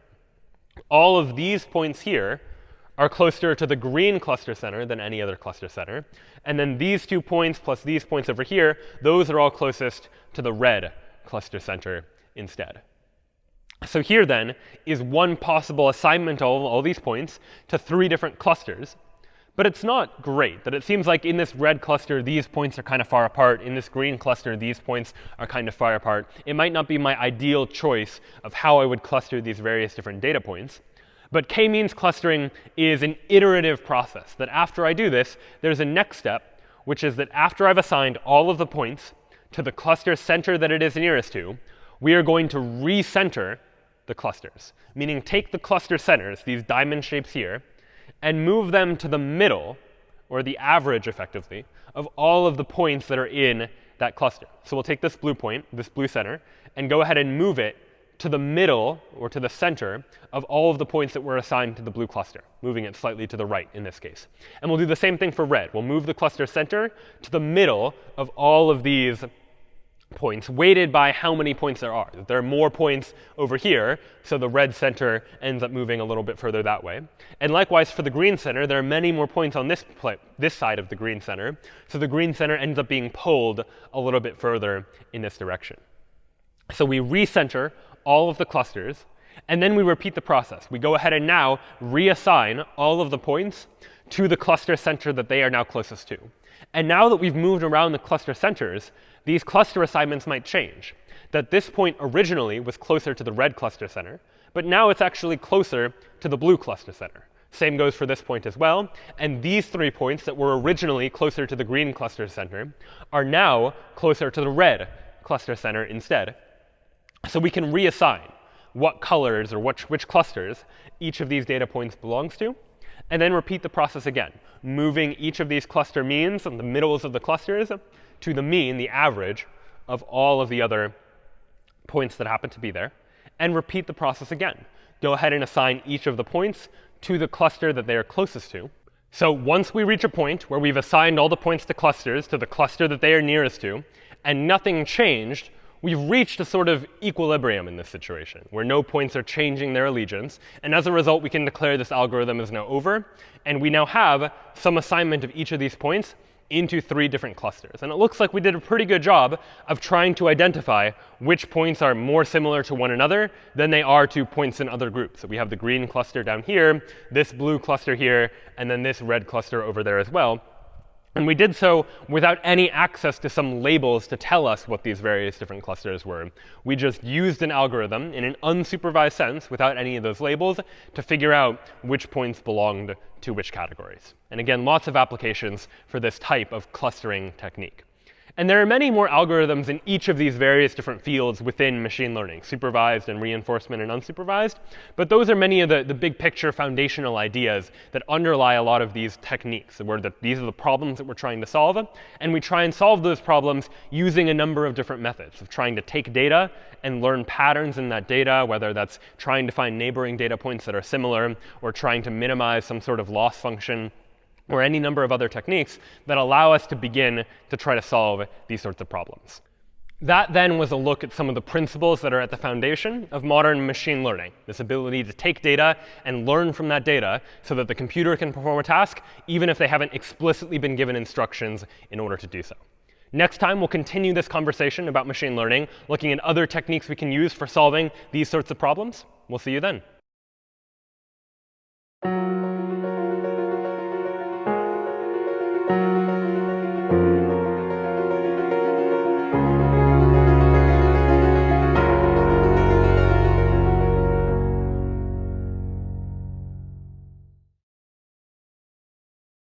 All right, welcome back, everyone, to an introduction to artificial intelligence with Python. Now, last time we took a look at machine learning, a set of techniques that computers can use in order to take a set of data and learn some patterns inside of that data, learn how to perform a task, even if we, the programmers, didn't give the computer explicit instructions for how to perform that task. Today, we transition to one of the most popular techniques and tools within machine learning, that of neural networks. And neural networks were inspired as early as the 1940s by researchers who were thinking about how it is that humans learn, studying neuroscience in the human brain, and trying to see whether or not we could apply those same ideas to computers as well, and model computer learning off of human learning. So how is the brain structured? Well, very simply put, the brain consists of a whole bunch of neurons, and those neurons are connected to one another and communicate with one another in some way. In particular, if you think about the structure of a biological neural network, something like this, there are a couple of key properties that scientists observed. One was that these neurons are connected to each other and receive electrical signals from one another, that one neuron can propagate electrical signals to another neuron. And another point is that neurons process those input signals and then can be activated, that a neuron becomes activated at a certain point and then can propagate further signals onto neurons in the future. And so the question then became, could we take this biological idea of how it is that humans learn with brains and with neurons and apply that to a machine as well, in effect designing an artificial neural network, or an ANN, which will be a mathematical model for learning that is inspired by these biological neural networks. And what artificial neural networks will allow us to do is they will first be able to model some sort of mathematical function. Every time you look at a neural network, which we'll see more of later today, each one of them is really just some mathematical function that is mapping certain inputs to particular outputs based on the structure of the network, that depending on where we place particular units inside of this neural network, that's going to determine how it is that the network is going to function. And in particular, artificial neural networks are going to lend themselves to a way that we can learn what the network's parameters should be. We'll see more on that in just a moment. But in effect, we want a model such that it is easy for us to be able to write some code that allows for the network to be able to figure out how to model the right mathematical function given a particular set of input data. So in order to create our artificial neural network, instead of using biological neurons, we're just going to use what we're going to call units. Units inside of a neural network, which we can represent kind of like a node in a graph, which will here be represented just by a blue circle like this. And these artificial units, these artificial neurons, can be connected to one another. So here, for instance, we have two units that are connected by this edge inside of this graph, effectively. And so what we're going to do now is think of this idea as some sort of mapping from inputs to outputs. So we have one unit that is connected to another unit that we might think of this side as the input and that side as the output. And what we're trying to do then is to figure out how to solve a problem, how to model some sort of mathematical function. And this might take the form of something we saw last time, which was something like we have certain inputs, like variables x1 and x2. And given those inputs, we want to perform some sort of task, a task like predicting whether or not it's going to rain. And ideally, we'd like some way, given these inputs, x1 and x2, which stand for some sort of variables to do with the weather, we would like to be able to predict, in this case, a Boolean classification. Is it going to rain, or is it not going to rain? And we did this last time by way of a mathematical function. We defined some function, h, for our hypothesis function, that took as input x1 and x2, the two inputs that we cared about processing, in order to determine whether we thought it was going to rain or whether we thought it was not going to rain. The question then becomes, what does this hypothesis function do in order to make that determination? And we decided last time to use a linear combination of these input variables to determine what the output should be. So our hypothesis function was equal to something like this: weight 0 plus weight 1 times x1 plus weight 2 times x2. So what's going on here is that x1 and x2, those are input variables, the inputs to this hypothesis function. And each of those input variables is being multiplied by some weight, which is just some number. So x1 is being multiplied by weight 1, x2 is being multiplied by weight 2. And we have this additional weight, weight 0, that doesn't get multiplied by an input variable at all, that just serves to either move the function up or move the function's value down. You can think of this as either a weight that's just multiplied by some dummy value, like the number 1, and it's multiplied by 1, and so it's not multiplied by anything. Or sometimes you'll see in the literature, people call this variable weight 0 a bias, so that you can think of these variables as slightly different. We have weights that are multiplied by the input, and we separately add some bias to the result as well. You'll hear both of those terminologies used when people talk about neural networks and machine learning. So in effect, what we've done here is that in order to define a hypothesis function, we just need to decide and figure out what these weights should be to determine what values to multiply by our inputs to get some sort of result. Of course, at the end of this, what we need to do is make some sort of classification, like rainy or not rainy. And to do that, we use some sort of function that defines some sort of threshold. And so we saw, for instance, the step function, which is defined as 1 if the result of multiplying the weights by the inputs is at least 0, otherwise it's 0. And you can think of this line down the middle as kind of like a dotted line. Effectively, it stays at 0 all the way up to 1 point, and then the function steps or jumps up to 1. So it's 0 before it reaches some threshold, and then it's 1 after it reaches a particular threshold.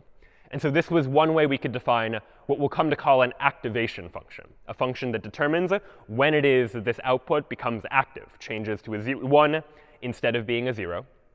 But we also saw that if we didn't just want a purely binary classification, we didn't want purely 1 or 0, but we wanted to allow for some in-between real numbered values, we could use a different function. And there are a number of choices, but the one that we looked at was the logistic sigmoid function that has sort of an S-shaped curve, where we could represent this as a probability that maybe somewhere in between, the probability of rain is something like 0.5. Maybe a little bit later, the probability of rain is 0.8. And so rather than just have a binary classification of 0 or 1, we could allow for numbers that are in between as well. And it turns out there are many other different types of activation functions, where an activation function just takes the output of multiplying the weights together and adding that bias, and then figuring out what the actual output should be. Another popular one is the rectified linear unit, otherwise known as ReLU. And the way that works is that it just takes its input and takes the maximum of that input and 0. So if it's positive, it remains unchanged. But if it's negative, it goes ahead and levels out at 0. And there are other activation functions that we could choose as well. But in short, each of these activation functions you can just think of as a function that gets applied to the result of all of this computation. We take some function g and apply it to the result of all of that calculation. And this then is what we saw last time, the way of defining some hypothesis function that takes in inputs, calculates some linear combination of those inputs, and then passes it through some sort of activation function to get our output. And this actually turns out to be the model for the simplest of neural networks, that we're going to instead represent this mathematical idea graphically by using a structure like this. Here then is a neural network that has two inputs. We can think of this as x1 and this is x2, and then one output, which you can think of as classifying whether or not we think it's going to rain or not rain, for example, in this particular instance. And so how exactly does this model work? Well, each of these two inputs represents one of our input variables, x1 and x2. And notice that these inputs are connected to this output via these edges, which are going to be defined by their weights. So these edges each have a weight associated with them, weight 1 and weight 2. And then this output unit, what it's going to do is it is going to calculate an output based on those inputs and based on those weights. This output unit is going to multiply all the inputs by their weights, add in this bias term, which you can think of as an extra W0 term that gets added into it, and then we pass it through an activation function. So this then is just a graphical way of representing the same idea we saw last time, just mathematically. And we're going to call this a very simple neural network. And we'd like for this neural network to be able to learn how to calculate some function. That we want some function for the neural network to learn, and the neural network is going to learn what should the values of W0, W1, and W2 be, what should the activation function be, in order to get the result that we would expect. So we can actually take a look at an example of this. What then is a very simple function that we might calculate? Well, if we recall back from when we were looking at propositional logic, one of the simplest functions we looked at was something like the OR function, that takes two inputs, x and y, and outputs 1, otherwise known as true, if either one of the inputs or both of them are 1, and outputs a 0 if both of the inputs are 0 or false. So this then is the OR function, and this was the truth table for the OR function, that as long as either of the inputs are 1, the output of the function is 1, and the only case where the output is 0 is where both of the inputs are 0. So the question is, how could we take this and train a neural network to be able to learn this particular function? What would those weights look like? Well, we could do something like this. Here's our neural network. And I'll propose that in order to calculate the OR function, we're going to use a value of 1 for each of the weights. And we'll use a bias of -1. And then we'll just use this step function as our activation function. How then does this work? Well, if I wanted to calculate something like 0 or 0, which we know to be 0, because false or false is false, then what are we going to do? Well, our output unit is going to calculate this input multiplied by the weight. 0 times 1, that's 0. Same thing here. 0 times 1, that's 0. And we'll add to that the bias, -1. So that'll give us a result of -1. If we plot that on our activation function, -1 is here. It's before the threshold, which means either 0 or 1. It's only 1 after the threshold. Since -1 is before the threshold, the output that this unit provides is going to be 0. And that's what we would expect it to be, that 0 or 0 should be 0. What if instead we had had 1 or 0, where this is a number 1? Well, in this case, in order to calculate what the output is going to be, we again have to do this weighted sum. 1 times 1, that's 1. 0 times 1, that's 0. Sum of that so far is 1. Add -1 to that, well, then the output is 0. And if we plot 0 on this step function, 0 ends up being here. It's just at the threshold. And so the output here is going to be 1, because the output of 1 or 0, that's 1. So that's what we would expect as well. And just for one more example, if I had 1 or 1, what would the result be? Well, 1 times 1 is 1. 1 times 1 is 1. The sum of those is 2. I add the bias term to that. I get the number 1. 1 plotted on this graph is way over there. That's well beyond the threshold. And so this output is going to be 1 as well. The output is always 0 or 1, depending on whether or not we're past the threshold. And this neural network then models the OR function, a very simple function, definitely, but it still is able to model it correctly. If I give it the inputs, it will tell me what x1 or x2 happens to be. And you could imagine trying to do this for other functions as well, a function like the AND function, for instance, that takes two inputs and calculates whether both x and y are true. So if x is 1 and y is 1, then the output of x and y is 1. But in all the other cases, the output is 0. How could we model that inside of a neural network as well? Well, it turns out we could do it in the same way, except instead of -1 as the bias, we can use -2 as the bias instead. What does that end up looking like? Well, if I had 1 and 1, that should be 1, because 1 true and true is equal to true. Well, I take 1 times 1, that's 1. 1 times 1 is 1. I get a total sum of 2 so far. Now I add the bias of -2, and I get the value 0. And 0, when I plot it on the activation function, is just past that threshold, and so the output is going to be 1. But if I add any other input, for example, like 1 and 0, well, the weighted sum of these is 1 plus 0 is going to be 1. -2 is going to give us -1. And -1 is not past that threshold. And so the output is going to be 0. So those then are some very simple functions that we can model using a neural network that has 2 inputs and 1 output, where our goal is to be able to figure out what those weights should be in order to determine what the output should be. And you could imagine generalizing this to calculate more complex functions as well, that maybe given the humidity and the pressure, we want to calculate what's the probability that it's going to rain, for example. Or we might want to do a regression style problem, where given some amount of advertising and given what month it is maybe, we want to predict what our expected sales are going to be for that particular month. So you could imagine these inputs and outputs being different as well. And it turns out that in some problems, we're not just going to have 2 inputs. And the nice thing about these neural networks is that we can compose multiple units together, make our networks more complex just by adding more units into this particular neural network. So the network we've been looking at has 2 inputs and 1 output. But we could just as easily say, let's go ahead and have 3 inputs in there, or have even more inputs, where we could arbitrarily decide however many inputs there are to our problem, all going to be calculating some sort of output that we care about figuring out the value of. How then does the math work for figuring out that output? Well, it's going to work in a very similar way. In the case of 2 inputs, we had 2 weights indicated by these edges, and we multiplied the weights by the numbers, adding this bias term. And we'll do the same thing in the other cases as well. If I have 3 inputs, you'll imagine multiplying each of these 3 inputs by each of these weights. If I had 5 inputs instead, we're going to do the same thing. Here I'm saying sum up from 1 to 5. xi multiplied by weight I. So take each of the 5 input variables, multiply them by their corresponding weight, and then add the bias to that. So this would be a case where there are 5 inputs into this neural network, for example. But there could be more, arbitrarily many nodes that we want inside of this neural network, where each time we're just going to sum up all of those input variables multiplied by their weight, and then add the bias term at the very end. And so this allows us to be able to represent problems that have even more inputs just by growing the size of our neural network. Now, the next question we might ask is a question about how it is that we train these neural networks. In the case of the OR function and the AND function, they were simple enough functions that I could just tell you, like, here are what the weights should be, and you could probably reason through it yourself, what the weights should be in order to calculate the output that you want.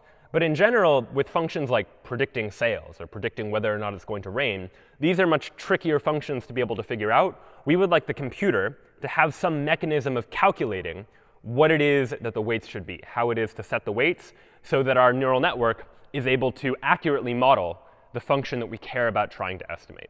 And it turns out that the strategy for doing this, inspired by the domain of calculus, is a technique called gradient descent. And what gradient descent is, it is an algorithm for minimizing loss when you're training a neural network. And recall that loss refers to how bad our hypothesis function happens to be, that we can define certain loss functions.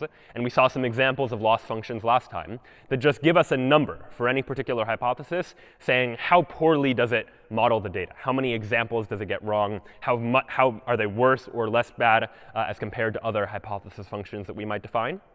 And this loss function is just a mathematical function. And when you have a mathematical function, in calculus what you could do is calculate something known as the gradient, which you can think of as like a slope. It's the direction the loss function is moving at any particular point.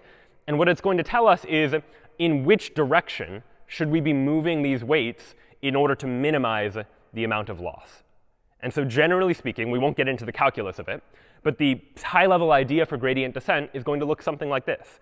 If we want to train a neural network, we'll go ahead and start just by choosing the weights randomly. Just pick random weights for all of the weights in the neural network. And then we'll use the input data that we have access to in order to train the network, in order to figure out what the weights should actually be. So we'll repeat this process again and again. The first step is we're going to calculate the gradient based on all of the data points. So we'll look at all the data and figure out what the gradient is at the place where we currently are for the current setting of the weights, which means in which direction should we move the weights in order to minimize the total amount of loss, in order to make our solution better. And once we've calculated that gradient, which direction we should move in the loss function, well, then we can just update those weights according to the gradient. Take a small step in the direction of those weights in order to try to make our solution a little bit better. And the size of the step that we take, that's going to vary, and you can choose that when you're training a particular neural network. But in short, the idea is going to be take all the data points, figure out based on those data points in what direction the weights should move, and then move the weights one small step in that direction. And if you repeat that process over and over again, adjusting the weights a little bit at a time based on all the data points, eventually you should end up with a pretty good solution to trying to solve this sort of problem. At least that's what we would hope to happen. Now, as you look at this algorithm, a good question to ask anytime you're analyzing an algorithm is, what is going to be the expensive part of doing the calculation? What's going to take a lot of work to try to figure out? What is going to be expensive to calculate?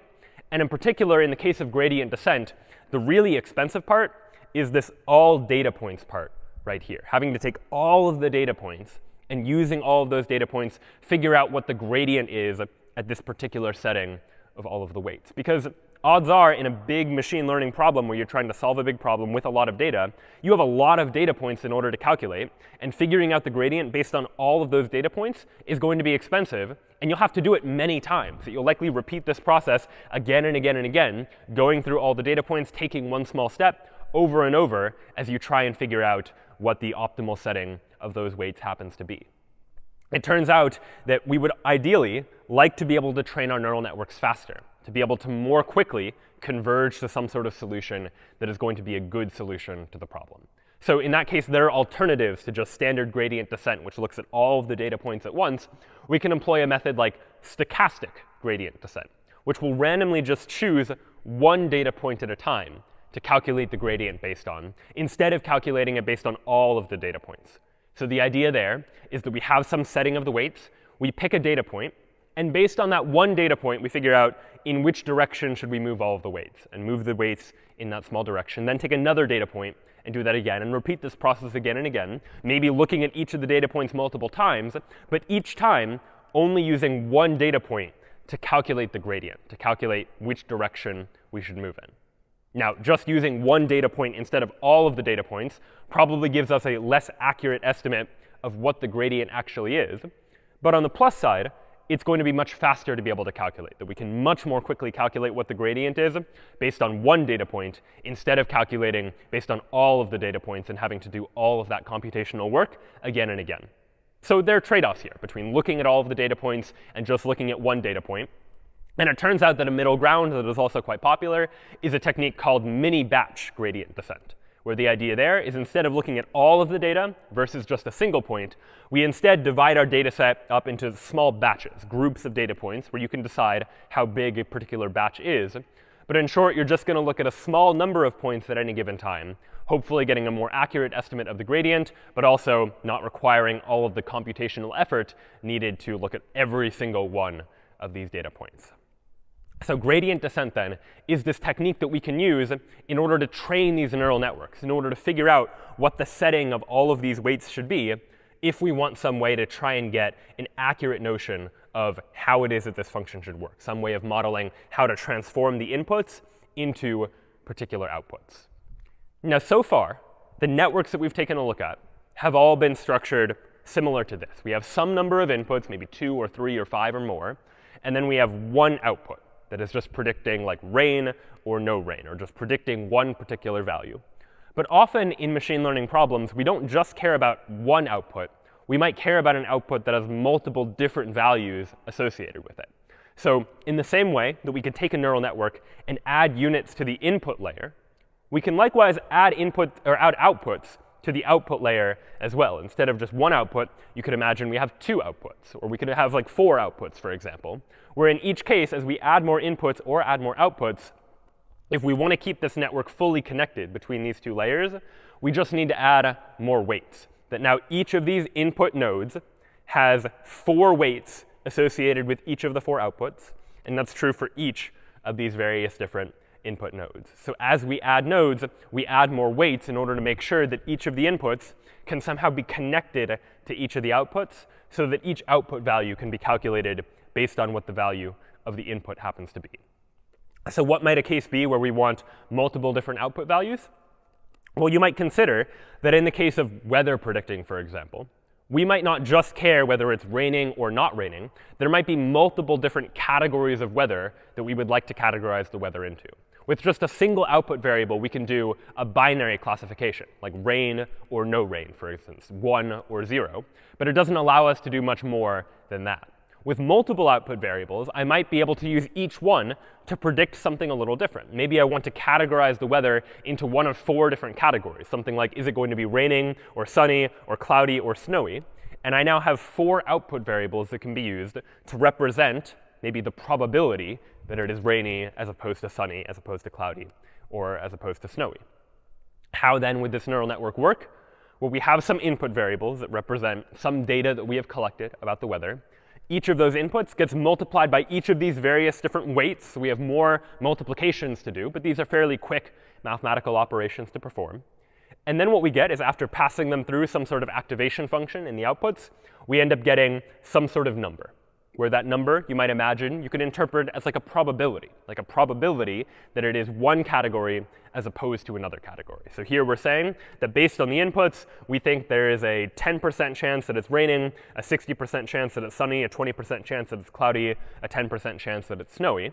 And given that output, if these represent like a probability distribution, well, then you could just pick whichever one has the highest value, in this case sunny, and say that, well, most likely, we think that this categorization of inputs means that the output should be snowy, or it should be sunny, and that is what we would expect the weather to be in this particular instance.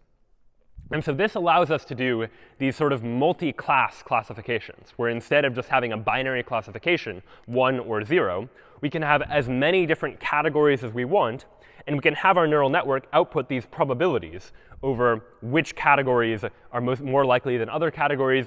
And using that data, we're able to draw some sort of inference on what it is that we should do. So this was sort of the idea of supervised machine learning. I can give this neural network a whole bunch of data, a whole bunch of input data corresponding to some label, some output data, like we know that it was raining on this day, we know that it was sunny on that day. And using all of that data, the algorithm can use gradient descent to figure out what all of the weights should be in order to create some sort of model that hopefully allows us a way to predict what we think the weather is going to be. But neural networks have a lot of other applications as well. You could imagine applying the same sort of idea to a reinforcement learning sort of example as well, where you remember that in reinforcement learning, what we wanted to do is train some sort of agent to learn what action to take depending on what state they currently happen to be in. So depending on the current state of the world, we wanted the agent to pick from one of the available actions that is available to them. And you might model that by having each of these input variables represent some information about the state, some data about what state our agent is currently in.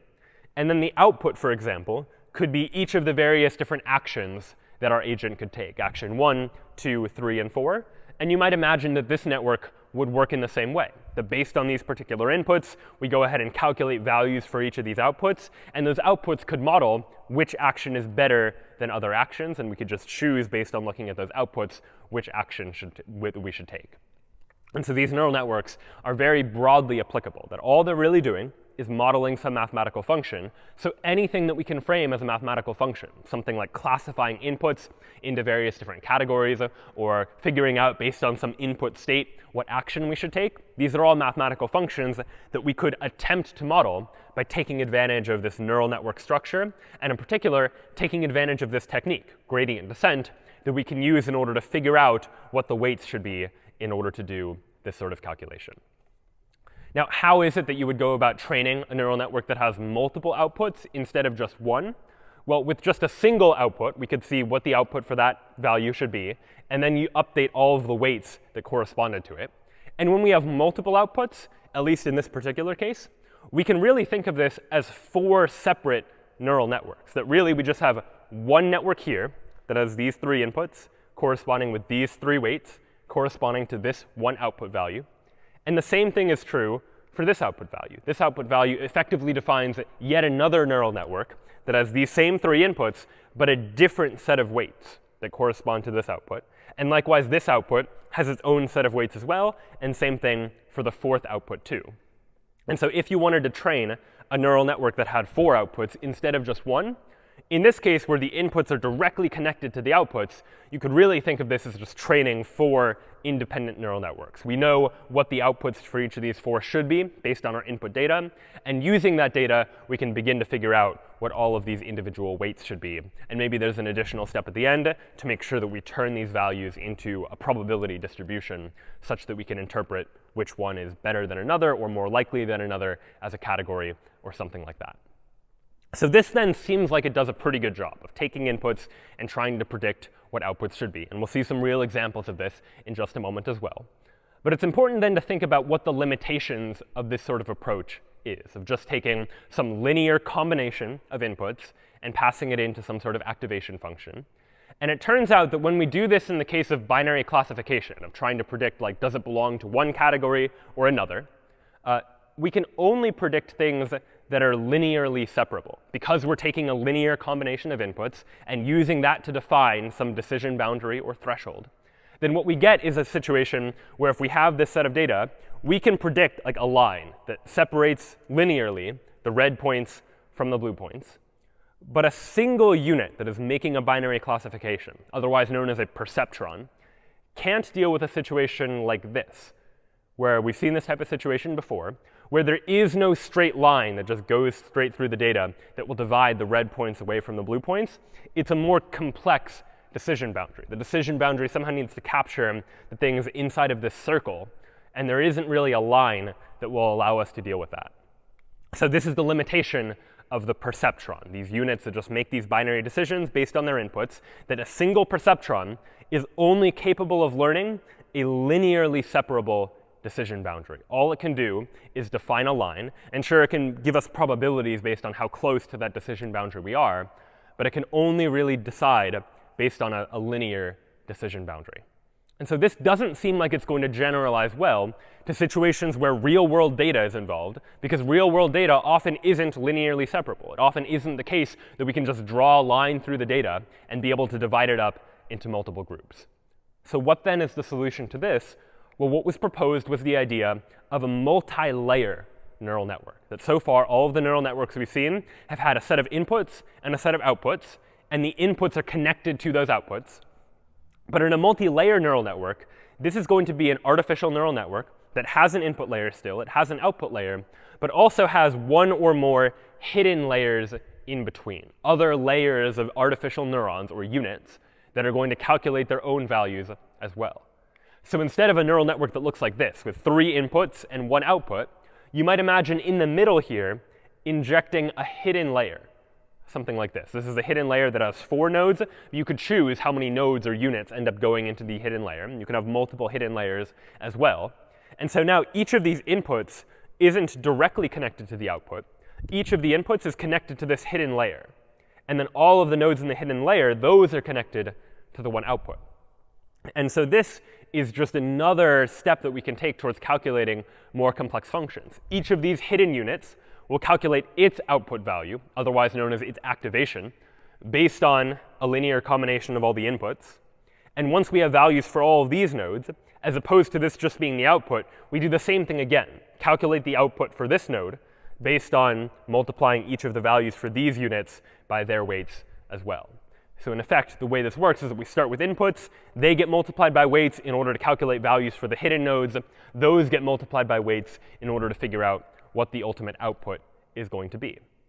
And the advantage of layering things like this is it gives us an ability to model more complex functions. That instead of just having a single decision boundary, a single line dividing the red points from the blue points, each of these hidden nodes can learn a different decision boundary. And we can combine those decision boundaries to figure out what the ultimate output is going to be. And as we begin to imagine more complex situations, you could imagine each of these nodes learning some useful property or learning some useful feature of all of the inputs, and us somehow learning how to combine those features together in order to get the output that we actually want. Now, the natural question when we begin to look at this now is to ask the question of how do we train a neural network that has hidden layers inside of it? And this turns out to initially be a bit of a tricky question, because the input data that we are given values for all of the inputs, and we're given what the value of the output should be, what the category is, for example.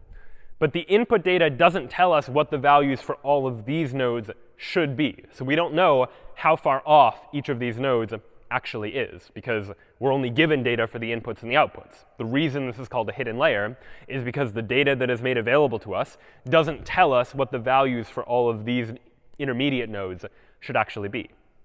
And so the strategy people came up with was to say that if you know what the error or the loss is on the output node, well, then based on what these weights are, if one of these weights is higher than another, you can calculate an estimate for how much the error from this node was due to this part of the hidden node, or this part of the hidden layer, or this part of the hidden layer, based on the values of these weights. In effect, saying that based on the error from the output, I can back-propagate the error and figure out an estimate for what the error is for each of these nodes in the hidden layer as well. And there's some more calculus here that we won't get into the details of, but the idea of this algorithm is known as backpropagation. It's an algorithm for training a neural network with multiple different hidden layers.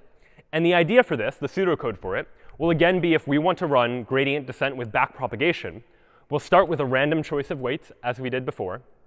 And now we'll go ahead and repeat the training process again and again. But what we're going to do each time is now we're going to calculate the error for the output layer first. We know the output and what it should be, and we know what we calculated, so we can figure out what the error there is. But then we're going to repeat for every layer, starting with the output layer, moving back into the hidden layer, then the hidden layer before that, if there are multiple hidden layers, going back all the way to the very first hidden layer, assuming there are multiple.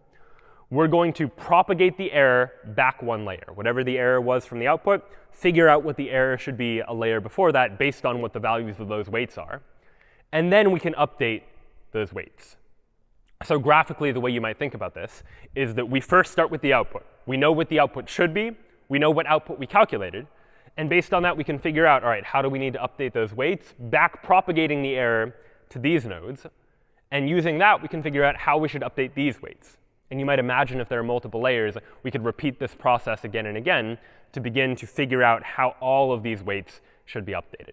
And this backpropagation algorithm is really the key algorithm that makes neural networks possible. It makes it possible to take these multi-level structures and be able to train those structures depending on what the values of these weights are in order to figure out how it is that we should go about updating those weights in order to create some function that is able to minimize the total amount of loss, to figure out some good setting of the weights that will take the inputs and translate it into the output that we expect. And this works, as we said, not just for a single hidden layer, but you can imagine multiple hidden layers, where each hidden layer, we just define however many nodes we want, where each of the nodes in one layer, we can connect to the nodes in the next layer, defining more and more complex networks that are able to model more and more complex types of functions. And so this type of network is what we might call a deep neural network, part of a larger family of deep learning algorithms, if you've ever heard that term. And all deep learning is about is it's using multiple layers to be able to predict and be able to model higher level features inside of the input, to be able to figure out what the output should be.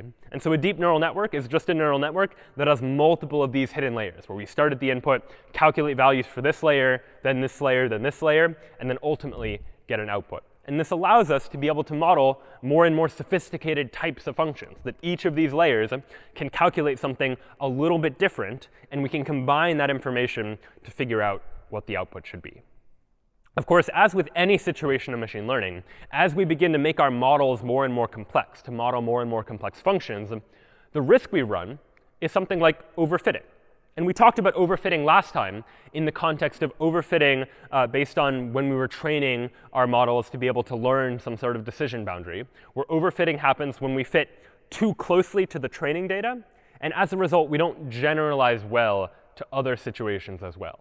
And one of the risks we run with a far more complex neural network that has many, many different nodes is that we might overfit based on the input data. We might grow over-reliant on certain nodes to calculate things just purely based on the input data that doesn't allow us to generalize very well to the output. And there are a number of strategies for dealing with overfitting. But one of the most popular in the context of neural networks is a technique known as dropout. And what dropout does is when we're training the neural network, what we'll do in dropout is temporarily remove units, temporarily remove these artificial neurons from our network, chosen at random. And the goal here is to prevent over-reliance on certain units. So what generally happens in overfitting is that we begin to over-rely on certain units inside the neural network to be able to tell us how to interpret the input data. What dropout will do is randomly remove some of these units in order to reduce the chance that we over-rely on certain units to make our neural network more robust, to be able to handle the situations even when we just drop out particular neurons entirely.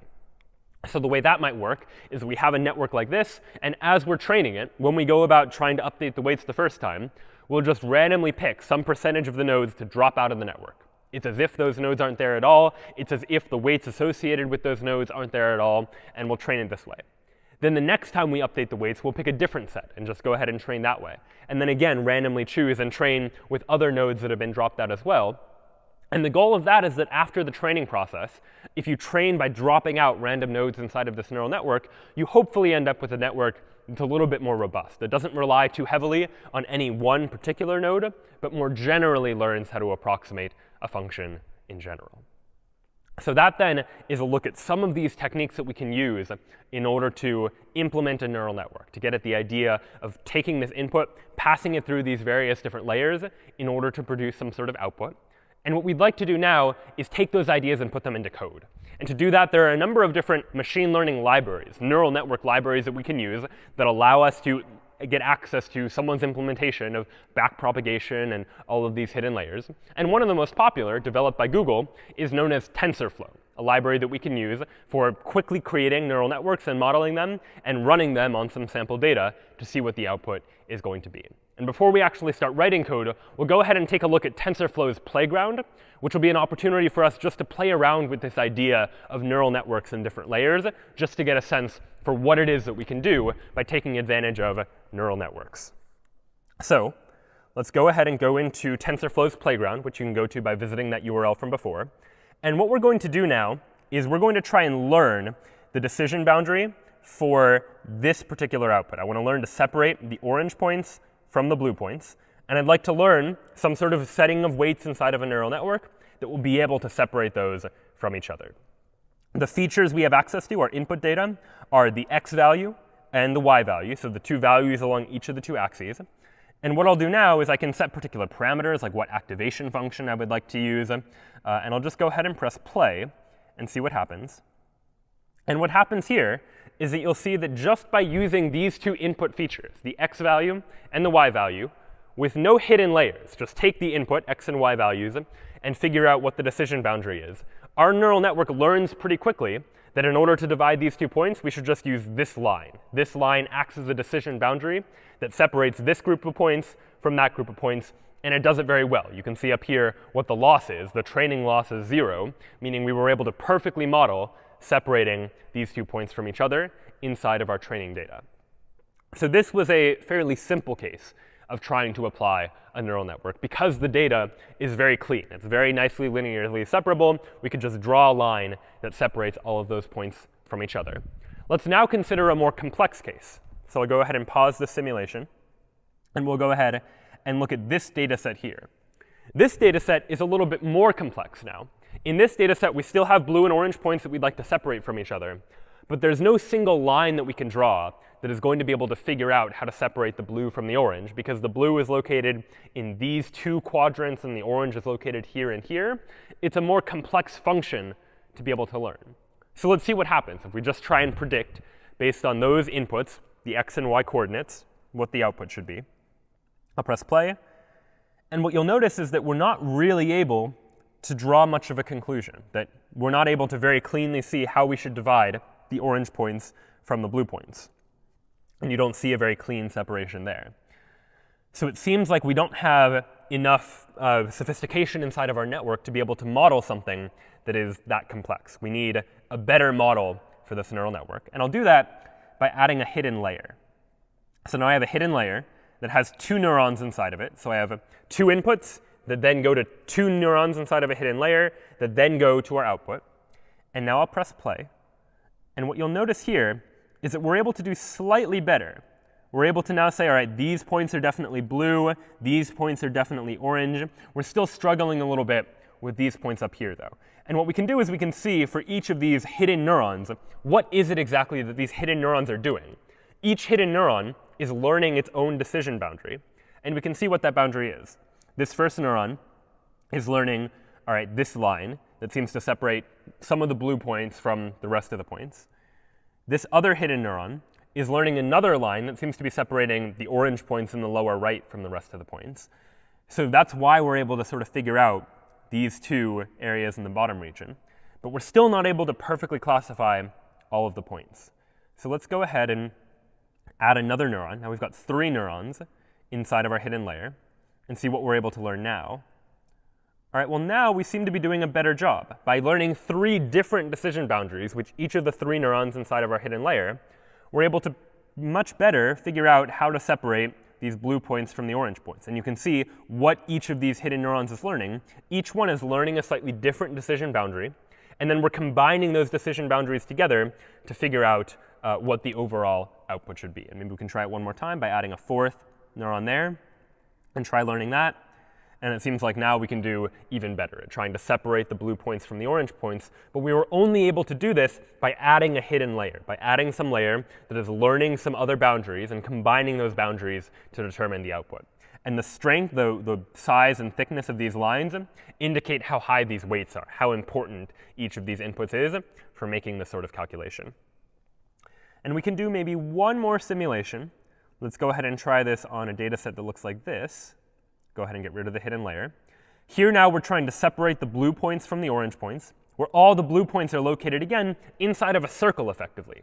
So we're not going to be able to learn a line. Notice I press play, and we're really not able to draw any sort of classification at all, because there is no line that cleanly separates the blue points from the orange points. So let's try to solve this by introducing a hidden layer. I'll go ahead and press play. And all right, with 2 neurons in a hidden layer, we're able to do a little better, because we effectively learn 2 different decision boundaries. We learn this line here, and we learn this line on the right-hand side. And right now we're just saying, all right, well, if it's in between, we'll call it blue, and if it's outside, we'll call it orange. So not great, but certainly better than before, that we're learning one decision boundary and another, and based on those, we can figure out what the output should be. But let's now go ahead and add a 3rd neuron and see what happens now. I go ahead and train it.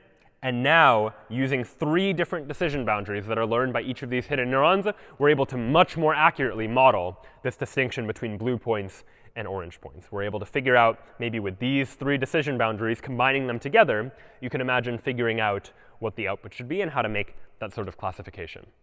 And so the goal here is just to get a sense for having more neurons in these hidden layers allows us to learn more structure in the data, allows us to figure out what the relevant and important decision boundaries are. And then using this backpropagation algorithm, we're able to figure out what the values of these weights should be in order to train this network to be able to classify one category of points away from another category of points instead. And this is ultimately what we're going to be trying to do whenever we're training a neural network. So let's go ahead and actually see an example of this. You'll recall from last time that we had this banknotes file that included information about counterfeit banknotes as opposed to authentic banknotes, where I had like 4 different values for each banknote, and then a categorization of whether that banknote is considered to be authentic or a counterfeit note. And what I wanted to do was, based on that input information, figure out some function that could calculate based on the input information what category it belonged to. And what I've written here in banknotes.py is a neural network that will learn just that, a network that learns, based on all of the input, whether or not we should categorize a banknote as authentic or as counterfeit. The first step is the same as what we saw from last time. I'm really just reading the data in and getting it into an appropriate format. And so this is where more of the writing Python code on your own comes in terms of manipulating this data, massaging the data into a format that will be understood by a machine learning library like scikit-learn or like TensorFlow. And so here I separate it into a training and a testing set. And now what I'm doing down below is I'm creating a neural network. Here I'm using TF, which stands for TensorFlow. Up above, I said import TensorFlow as TF. TF just an abbreviation that we'll often use, so we don't need to write out TensorFlow every time we want to use anything inside of the library. I'm using tf.keras.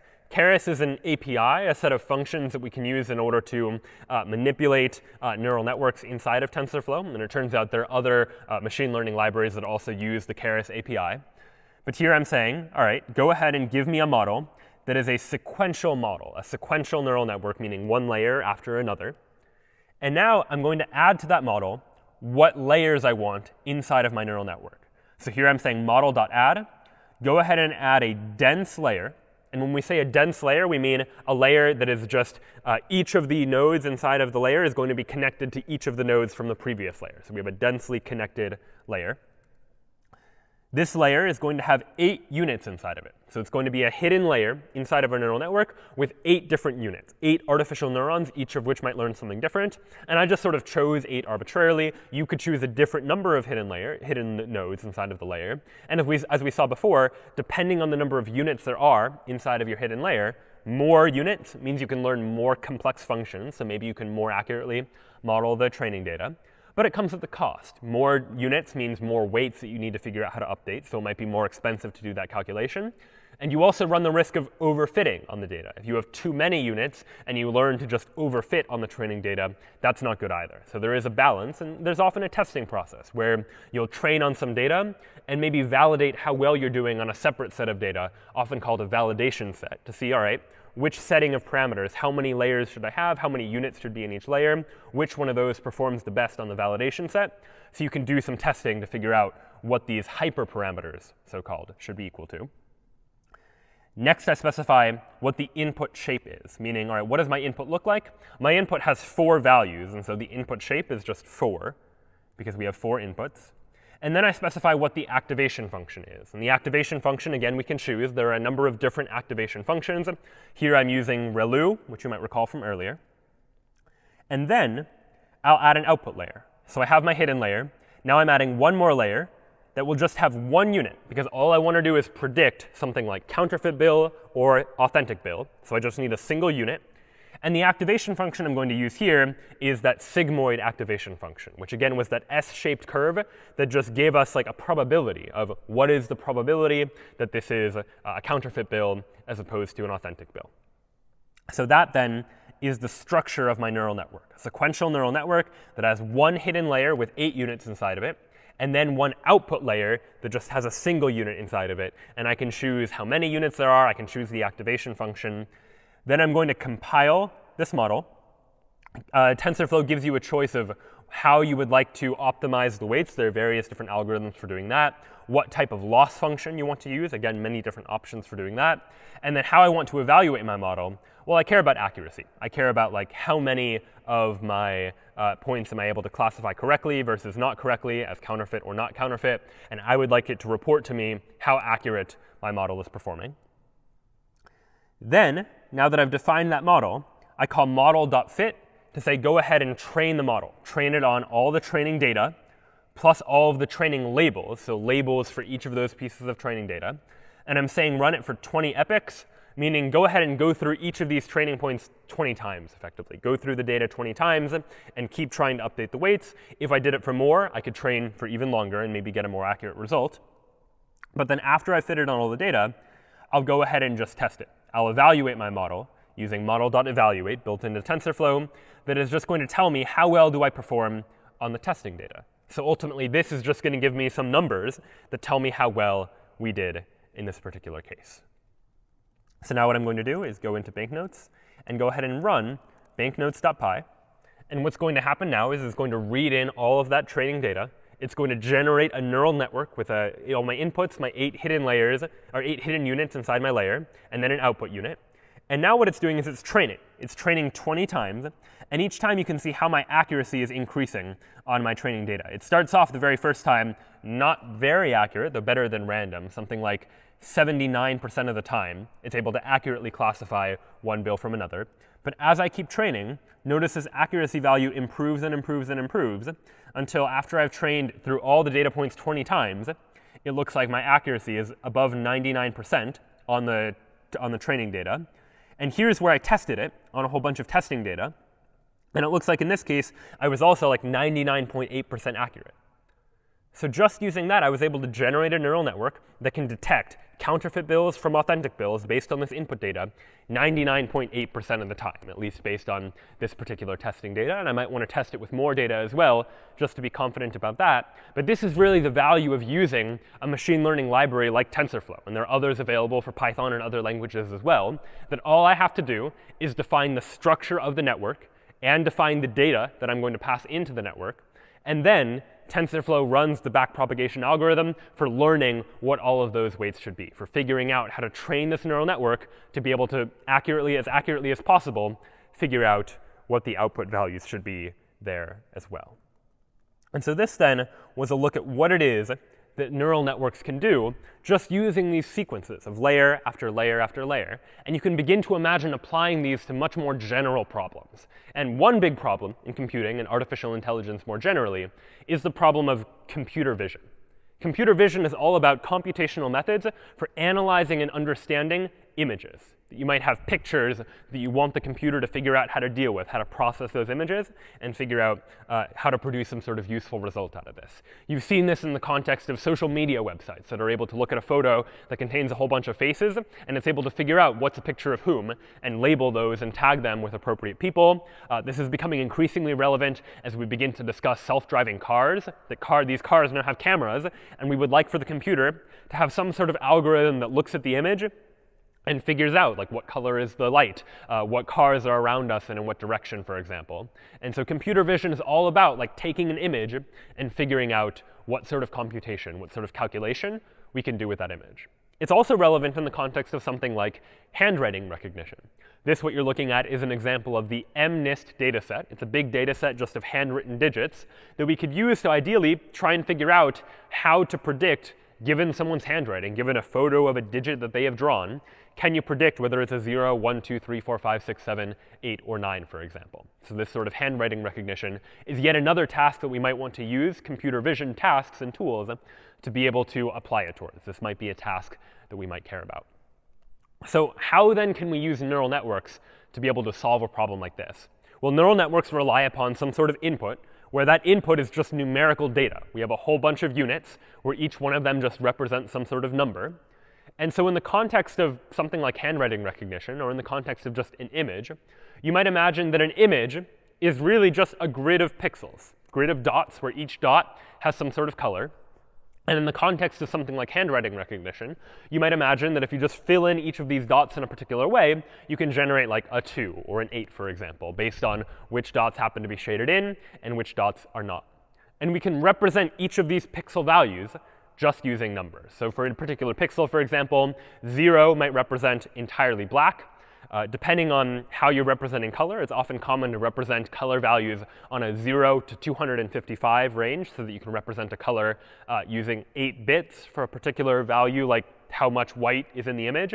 So 0 might represent all black. 255 might represent entirely white as a pixel, and somewhere in between might represent some shade of gray, for example. But you might imagine not just having a single slider that determines how much white is in the image, but if you had a color image, you might imagine 3 different numerical values, a red, green, and blue value, where the red value controls how much red is in the image. We have one value for controlling how much green is in the pixel, and one value for how much blue is in the pixel as well. And depending on how it is that you set these values of red, green, and blue, you can get a different color. And so any pixel can really be represented, in this case, by 3 numerical values, a red value, a green value, and a blue value. And if you take a whole bunch of these pixels, assemble them together inside of a grid of pixels, then you really just have a whole bunch of numerical values that you can use in order to perform some sort of prediction task.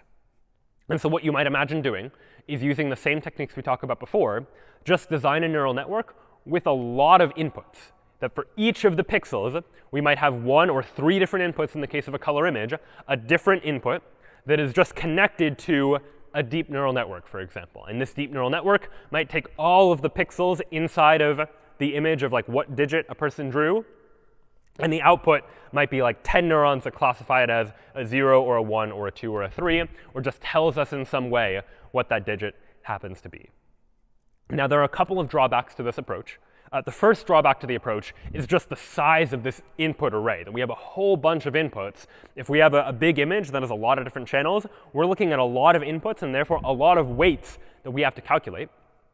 And a second problem is the fact that by flattening everything into just this structure of all the pixels, we've lost access to a lot of the information about the structure of the image that's relevant. That really, when a person looks at an image, they're looking at particular features of that image. They're looking at curves. They're looking at shapes. They're looking at what things can you identify in different regions of the image and maybe put those things together in order to get a better picture of what the overall image is about.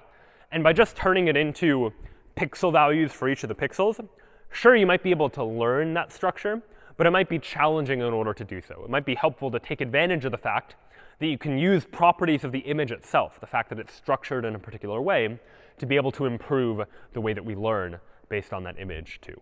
So in order to figure out how we can train our neural networks to better be able to deal with images, we'll introduce a couple of ideas, a couple of algorithms that we can apply that allow us to take the image and extract some useful information out of that image. And the first idea we'll introduce is the notion of image convolution. And what image convolution is all about is it's about filtering an image, sort of extracting useful or relevant features out of the image. And the way we do that is by applying a particular filter that basically adds the value for every pixel with the values for all of the neighboring pixels to it, according to some sort of kernel matrix, which we'll see in a moment, is going to allow us to weight these pixels in various different ways. And the goal of image convolution, then, is to extract some sort of interesting or useful features out of an image, to be able to take a pixel and, based on its neighboring pixels, maybe predict some sort of valuable information. Something like taking a pixel and looking at its neighboring pixels, you might be able to predict whether or not there's some sort of curve inside the image, or whether it's forming the outline of a particular line or a shape, for example. And that might be useful if you're trying to use all of these various different features to combine them to say something meaningful about an image as a whole. So how then does image convolution work? Well, we start with a kernel matrix. And the kernel matrix looks something like this. And the idea of this is that given a pixel, that will be the middle pixel, we're going to multiply each of the neighboring pixels by these values in order to get some sort of result by summing up all the numbers together. So if I take this kernel, which you can think of as like a filter that I'm going to apply to the image, and let's say that I take this image. This is a 4x4 image. We'll think of it as just a black and white image where each one is just a single pixel value. So somewhere between 0 and 255, for example. So we have a whole bunch of individual pixel values like this. And what I'd like to do is apply this kernel, this filter, so to speak, to this image. And the way I'll do that is, all right, the kernel is 3x3. You can imagine a 5x5 kernel or a larger kernel too. And I'll take it and just first apply it to the first 3x3 section of the image. And what I'll do is I'll take each of these pixel values, multiply it by its corresponding value in the filter matrix, and add all of the results together. So here, for example, I'll say 10 times 0 plus 20 times -1 plus 30 times 0, so on and so forth, doing all of this calculation. And at the end, if I take all these values, multiply them by their corresponding value in the kernel, add the results together, for this particular set of 9 pixels, I get the value of 10, for example. And then what I'll do is I'll slide this 3x3 grid effectively over, slide the kernel by 1 to look at the next 3x3 section. And here I'm just sliding it over by 1 pixel, but you might imagine a different stride length where maybe I jump by multiple pixels at a time if you really wanted to. You have different options here. But here I'm just sliding over, looking at the next 3x3 section, and I'll do the same math. 20 times 0 plus 30 times -1 plus 40 times 0 plus 20 times -1, so on and so forth, plus 30 times 5. And what I end up getting is the number 20. Then you can imagine shifting over to this one, doing the same thing, calculating like the number 40, for example, and then doing the same thing here and calculating a value there as well. And so what we have now is what we'll call like a feature map. We have taken this kernel, applied it to each of these various different regions, and what we get is some representation of like a filtered version of that image. And so to give a more concrete example of why it is that this kind of thing could be useful, let's take this kernel matrix, for example, which is quite a famous one, that has an 8 in the middle, and then all of the neighboring pixels get a -1. And let's imagine we wanted to apply that to a 3x3 part of an image that looks like this, where all of the values are the same. They're all 20, for instance. Well, in this case, if you do 20 times 8 and then subtract 20, subtract 20 for each of the 8 neighbors, well, the result of that is you just get that expression, which comes out to be 0. You multiplied 20 by 8, but then you subtracted 20 8 times according to that particular kernel. The result of all of that is just 0. So the takeaway here is that when a lot of the pixels are the same value, we end up getting a value close to 0. If, though, we had something like this, 20s along this first row, then 50s in the second row, and 50s in the third row, well, then when you do this same kind of math, 20 times -1, 20 times -1, so on and so forth, then I get a higher value, a value like 90 in this particular case. And so the more general idea here is that by applying this kernel, -1s, 8 in the middle, and then -1s, what I get is when this middle value is very different from the neighboring values, like 50 is greater than these 20s, then you'll end up with a value higher than 0. Like if this number is higher than its neighbors, you end up getting a bigger output. But if this value is the same as all of its neighbors, then you get a lower output, something like 0. And it turns out that this sort of filter can therefore be used in something like detecting edges in an image. If I want to detect like the boundaries between various different objects inside of an image, I might use a filter like this, which is able to tell whether the value of this pixel is different from the values of the neighboring pixels, if it's like greater than the values of the pixels that happen to surround it. And so we can use this in terms of image filtering. And so I'll show you an example of that. I have here in filter.py a file that uses Python's image library, or PIL, to do some image filtering. I go ahead and open an image, and then all I'm going to do is apply a kernel to that image. It's going to be a 3x3 kernel, same kind of kernel we saw before. And here is the kernel. This is just a list representation of the same matrix that I showed you a moment ago. It's -1, -1, -1. The second row is -1, 8, -1. And the third row is all -1s. And then at the end, I'm going to go ahead and show the filtered image. So if, for example, I go into convolution directory, and I open up an image like bridge.png, this is what an input image might look like, just an image of a bridge over a river. Now I'm going to go ahead and run this filter program on the bridge. And what I get is this image here. Just by taking the original image and applying that filter to each 3x3 grid, I've extracted all of the boundaries, all of the edges inside the image that separate one part of the image from another. So here I've got a representation of boundaries between particular parts of the image. And you might imagine that if a machine learning algorithm is trying to learn like what an image is of, a filter like this could be pretty useful. That maybe the machine learning algorithm doesn't care about all of the details of the image. It just cares about certain useful features. It cares about particular shapes that are able to help it determine that based on the image, this is going to be a bridge, for example. And so this type of idea of image convolution can allow us to apply filters to images that allow us to extract useful results out of those images, taking an image and extracting its edges, for example.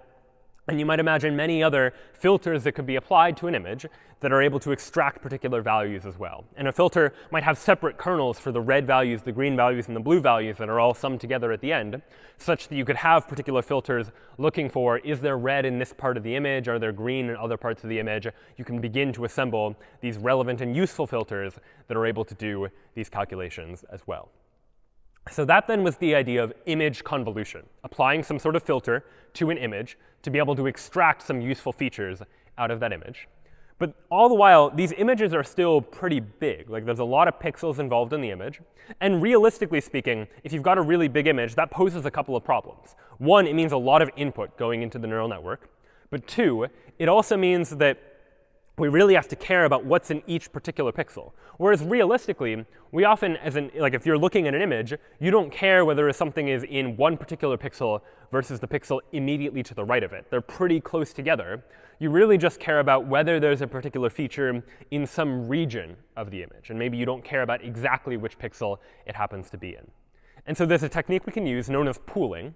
And what pooling is it means reducing the size of an input by sampling from regions inside of the input. So we're going to take a big image and turn it into a smaller image by using pooling. And in particular, one of the most popular types of pooling is called max pooling. And what max pooling does is it pools just by choosing the maximum value in a particular region. So for example, let's imagine I had this 4x4 image, but I wanted to reduce its dimensions. I wanted to make it a smaller image so that I have fewer inputs to work with. Well, what I could do is I could apply a 2x2 max pool, where the idea would be that I'm going to first look at this 2x2 region and say, what is the maximum value in that region? Well, it's the number 50, so we'll go ahead and just use the number 50. And then we'll look at this 2x2 region. What is the maximum value here? It's 110, so that's going to be my value. Likewise here, the maximum value looks like 20. Go ahead and put that there. Then for this last region, the maximum value is 40, so we'll go ahead and use that.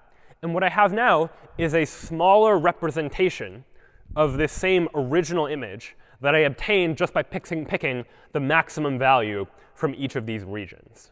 So again, the advantages here are now I only have to deal with a 2x2 input instead of a 4x4. And you could imagine shrinking the size of an image even more. But in addition to that, I'm now able to make my analysis independent of whether a particular value was in this pixel or this pixel. Like, I don't care if the 50 was here or here. As long as it was generally in this region, I'll still get access to that value. So it makes our algorithms a little bit more robust as well.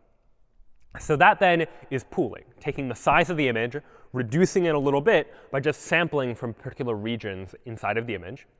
And now we can put all of these ideas together, pooling, image convolution, and neural networks all together into another type of neural network called a convolutional neural network, or a CNN, which is a neural network that uses this convolution step, usually in the context of analyzing an image, for example.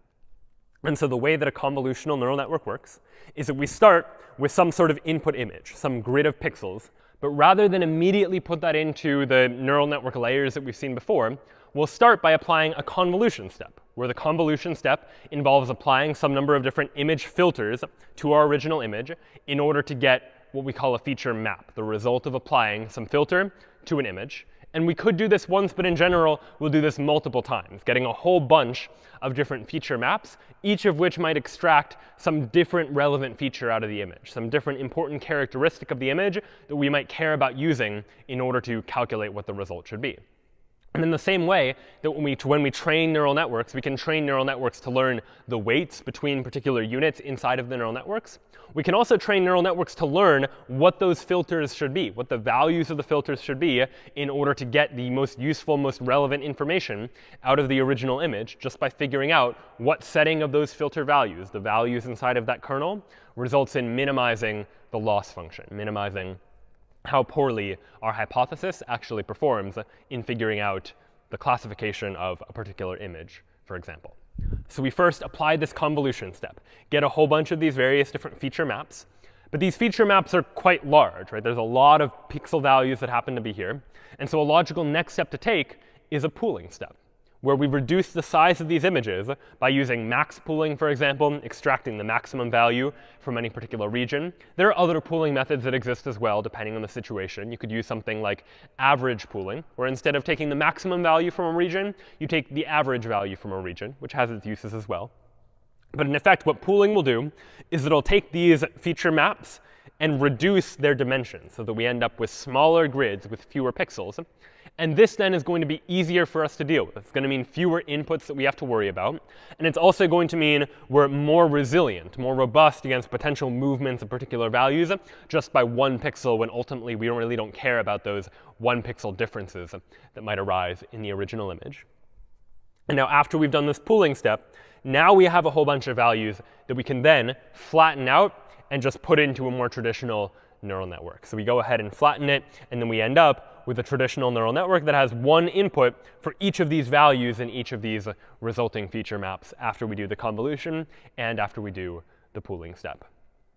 And so this then is the general structure of a convolutional network. We begin with the image, apply convolution, apply pooling, flatten the results, and then put that into a more traditional neural network that might itself have hidden layers. You can have deep convolutional networks that have hidden layers in between this flattened layer and the eventual output to be able to calculate various different features of those values. But this then can help us to be able to use convolution and pooling to use our knowledge about the structure of an image to be able to get better results, to be able to train our networks faster in order to better capture particular parts of the image. And there's no reason necessarily why you can only use these steps once. In fact, in practice, you'll often use convolution and pooling multiple times in multiple different steps. So what you might imagine doing is starting with an image, first applying convolution to get a whole bunch of maps, then applying pooling, then applying convolution again, because these maps are still pretty big. You can apply convolution to try and extract relevant features out of this result. Then take those results, apply pooling in order to reduce their dimensions, and then take that and feed it into a neural network that maybe has fewer inputs. So here I have two different convolution and pooling steps. I do convolution and pooling once, and then I do convolution and pooling a second time, each time extracting useful features from the layer before it, each time using pooling to reduce the dimensions of what you're ultimately looking at. And the goal now of this sort of model is that in each of these steps, you can begin to learn different types of features of the original image. That maybe in the first step, you learn very low-level features. Just learn and look for features like edges and curves and shapes, because based on pixels and their neighboring values, you can figure out, all right, what are the edges, what are the curves, what are the various different shapes that might be present there. But then, once you have a mapping that just represents where the edges and curves and shapes happen to be, you can imagine applying the same sort of process again to begin to look for higher level features, look for objects, maybe look for people's eyes and facial recognition, for example. Maybe look for more complex shapes like the curves on a particular number if you're trying to recognize a digit in a handwriting recognition sort of scenario. And then after all of that, now that you have these results that represent these higher level features, you can pass them into a neural network, which is really just a deep neural network that looks like this, where you might imagine making a binary classification or classifying into multiple categories or performing various different tasks on this sort of model. So convolutional neural networks can be quite powerful and quite popular when it comes towards trying to analyze images. We don't strictly need them. We could have just used a vanilla neural network that just operates with layer after layer, as we've seen before. But these convolutional neural networks can be quite helpful, in particular because of the way they model the way a human might look at an image. That instead of a human looking at every single pixel simultaneously and trying to convolve all of them by multiplying them together, you might imagine that what convolution is really doing is looking at various different regions of the image and extracting relevant information and features out of those parts of the image. The same way that a human might have visual receptors that are looking at particular parts of what they see and using those, combining them to figure out what meaning they can draw from all of those various different inputs. And so you might imagine applying this to a situation like handwriting recognition. So we'll go ahead and see an example of that now, where I'll go ahead and open up handwriting.py. Again, what we do here is we first import TensorFlow. And then TensorFlow, it turns out, has a few data sets that are built into the library that you can just immediately access. And one of the most famous data sets in machine learning is the MNIST dataset, which is just a data set of a whole bunch of samples of people's handwritten digits. I showed you a slide of that a little while ago. And what we can do is just immediately access that data set, which is built into the library, so that if I want to do something like train on a whole bunch of handwritten digits, I can just use the data set that is provided to me. Of course, if I had my own data set of handwritten images, I could apply the same idea. I'd first just need to take those images and turn them into like an array of pixels, because that's the way that these are going to be formatted. They're going to be formatted as effectively an array of individual pixels. Now there's a bit of reshaping I need to do, just turning the data into a format that I can put into my convolutional neural network. So this is doing things like taking all the values and dividing them by 255. If you remember, these color values tend to range from 0 to 255. So I can divide them by 255 just to put them into 0 to 1 range, which might be a little bit easier to train on. And then doing various other modifications to the data just to get it into a nice, usable format. But here's the interesting and important part. Here is where I create the convolutional neural network, the CNN, where here I'm saying go ahead and use a sequential model. And before I could use model.add to say add a layer, add a layer, add a layer, another way I could define it is just by passing as input to this sequential neural network a list of all of the layers that I want. And so here, the very first layer in my model is a convolution layer, where I'm first going to apply convolution to my image. I'm going to use 13 different filters. So my model is going to learn 32 different filters that I would like to learn on the input image, where each filter is going to be a 3x3 kernel. So we saw those 3x3 kernels before, where we could multiply each value in a 3x3 grid by a value, multiply and add all the results together. So here I'm going to learn 32 different of these 3x3 filters. I can again specify my activation function, and I specify what my input shape is. My input shape in the banknotes case was just 4. I had 4 inputs. My input shape here is going to be 28, 28, 1, because for each of these handwritten digits, it turns out that the MNIST dataset organizes their data. Each image is a 28 by 28 pixel grid. So we're going to have a 28 by 28 pixel grid. And each one of those images only has one channel value. These handwritten digits are just black and white, so there's just a single color value representing how much black or how much white. You might imagine that in a color image, if you were doing this sort of thing, you might have 3 different channels, a red, a green, and a blue channel, for example. But in the case of just handwriting recognition, recognizing a digit, we're just going to use a single value for like shaded in or not shaded in. And it might range, but it's just a single color value. And that then is the very first layer of our neural network, a convolutional layer that will take the input and learn a whole bunch of different filters that we can apply to the input to extract meaningful features. Next step is going to be a max pooling layer, also built right into TensorFlow, where this is going to be a layer that is going to use a pool size of 2 by 2, meaning we're going to look at 2 by 2 regions inside of the image and just extract the maximum value. Again, we've seen why this can be helpful. It'll help to reduce the size of our input. Once we've done that, we'll go ahead and flatten all of the units just into a single layer that we can then pass into the rest of the neural network. And now, here's the rest of the neural network. Here I'm saying, let's add a hidden layer to my neural network with 128 units, so a whole bunch of hidden units inside of the hidden layer. And just to prevent overfitting, I can add a dropout to that. Say, you know what, when you're training, randomly drop out half of the nodes from this hidden layer, just to make sure we don't become over-reliant on any particular node. We begin to really generalize and stop ourselves from overfitting. So TensorFlow allows us, just by adding a single line, to add dropout into our model as well, such that when it's training, it will perform this dropout step in order to help make sure that we don't overfit on this particular data. And then finally, I add an output layer. The output layer is going to have 10 units, 1 for each category that I would like to classify digits into, so 0 through 9, 10 different categories. And the activation function I'm going to use here is called the softmax activation function. And in short, what the softmax activation function is going to do is it's going to take the output and turn it into a probability distribution. So ultimately, it's going to tell me, like, what did we estimate the probability is that this is a 2 versus a 3 versus a 4. And so it will turn it into that probability distribution for me. Next up, I'll go ahead and compile my model and fit it on all of my training data. And then I can evaluate how well the neural network performs. And then I've added to my Python program, if I've provided a command line argument, like the name of a file, I'm going to go ahead and save the model to a file. And so this can be quite useful too. Once you've done the training step, which could take some time in terms of taking all the time, going through the data, running back propagation with gradient descent to be able to say, all right, how should we adjust the weights of this particular model? You end up calculating values for these weights, calculating values for these filters. You'd like to remember that information so you can use it later. And so TensorFlow allows us to just save a model to a file, such that later, if we want to use the model we've learned, use the weights that we've learned to make some sort of new prediction, we can just use the model that already exists. So what we're doing here is after we've done all the calculation, we go ahead and save the model to a file such that we can use it a little bit later. So for example, if I go into digits, I'm going to run handwriting.py. I won't save it this time. We'll just run it and go ahead and see what happens.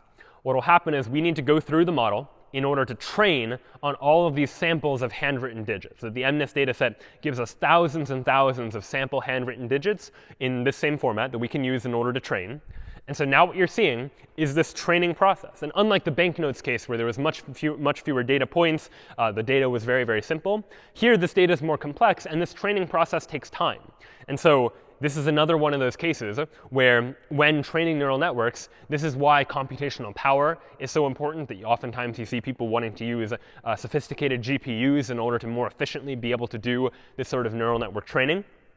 It also speaks to the reason why more data can be helpful. The more sample data points you have, the better you can begin to do this training. So here we're going through 60,000 different samples of handwritten digits. And I said we're going to go through them 10 times. So we're going to go through the data set 10 times, training each time, hopefully improving upon our weights with every time we run through this data set. And we can see over here on the right what the accuracy is each time we go ahead and run this model. That the first time, it looks like we got an accuracy of about 92% of the digits correct based on this training set. We increased that to 96 or 97%. And every time we run this, we're going to see, hopefully, the accuracy improve as we continue to try and use that gradient descent, that process of trying to run the algorithm to minimize the loss that we get in order to more accurately predict what the output should be. And what this process is doing is it's learning not only the weights, but it's learning the features to use, the kernel matrix to use when performing that convolution step, because this is a convolutional neural network, where I'm first performing those convolutions and then doing the more traditional neural network structure. This is going to learn all of those individual steps as well. And so here we see that TensorFlow provides me with some very nice output, telling me about like how many seconds are left with each of these training runs. That allows me to see just how well we're doing. So we'll go ahead and see how this network performs. It looks like we've gone through the data set 7 times. We're going through it an 8th time now. And at this point, the accuracy is pretty high. We went from 92% up to 97%. Now it looks like 98%. And at this point, it seems like things are starting to level out. There's probably a limit to how accurate we can ultimately be without running the risk of overfitting. Of course, with enough nodes, you could just memorize the input and overfit upon them. But we'd like to avoid doing that. And dropout will help us with this. But now we see we're almost done finishing our training step. We're at 55,000. All right, we finished training. And now it's going to go ahead and test for us on 10,000 samples. And it looks like on the testing set, we were 98.8% accurate. So we ended up doing pretty well, it seems, on this testing set to see how accurately can we predict these handwritten digits. And so what we could do then is actually test it out. I've written a program called recognition.py using Pygame. If you pass it a model that's been trained, and I pre-trained an example model using this input data, what we can do is see whether or not we've been able to train this convolutional neural network to be able to predict handwriting, for example. So I can try just like drawing a handwritten digit. I'll go ahead and draw like the number 2, for example. So there's my number 2. Again, this is messy. If you tried to imagine how would you write a program with just like ifs and thens to be able to do this sort of calculation, it would be tricky to do so. But here I'll press classify. And all right, it seems it was able to correctly classify that what I drew was the number 2. I'll go ahead and reset it, try it again. We'll draw like an 8, for example. So here is an 8. I'll press classify. And all right, it predicts that the digit that I drew was an 8. And the key here is this really begins to show the power of what the neural network is doing, somehow looking at various different features of these different pixels, figuring out what the relevant features are, and figuring out how to combine them to get a classification. And this would be a difficult task to provide explicit instructions to the computer on how to do, like to use a whole bunch of if-thens to process all of these pixel values to figure out what the handwritten digit is. Like everyone's going to draw their 8s a little bit differently. If I drew the 8 again, it would look a little bit different. And yet ideally, we want to train a network to be robust enough so that it begins to learn these patterns on its own. All I said was here is the structure of the network, and here is the data on which to train the network. And the network learning algorithm just tries to figure out what is the optimal set of weights, what is the optimal set of filters to use in order to be able to accurately classify a digit into one category or another. Just going to show the power of these sorts of convolutional neural networks. And so that then was a look at how we can use convolutional neural networks to begin to solve problems with regards to computer vision, the ability to like take an image and begin to analyze it. And so this is the type of analysis you might imagine that's happening in self-driving cars that are able to figure out what filters to apply to an image to understand what it is that the computer is looking at, or the same type of idea that might be applied to facial recognition in social media to be able to determine how to recognize faces in an image as well. You can imagine a neural network that instead of classifying into one of 10 different digits, could instead classify like, is this person A or is this person B, trying to tell those people apart just based on convolution. And so now what we'll take a look at is yet another type of neural network that can be quite popular for certain types of tasks. But to do so, we'll try to generalize and think about our neural network a little bit more abstractly. That here we have a sampled deep neural network where we have this input layer, a whole bunch of different hidden layers that are performing certain types of calculations, and then an output layer here that just generates some sort of output that we care about calculating. But we could imagine representing this a little more simply like this. Here is just a more abstract representation of our neural network. We have some input that might be like a vector of a whole bunch of different values as our input. That gets passed into a network that performs some sort of calculation or computation, and that network produces some sort of output. That output might be a single value. It might be a whole bunch of different values. But this is the general structure of the neural networks that we've seen. There is some sort of input that gets fed into the network. And using that input, the network calculates what the output should be.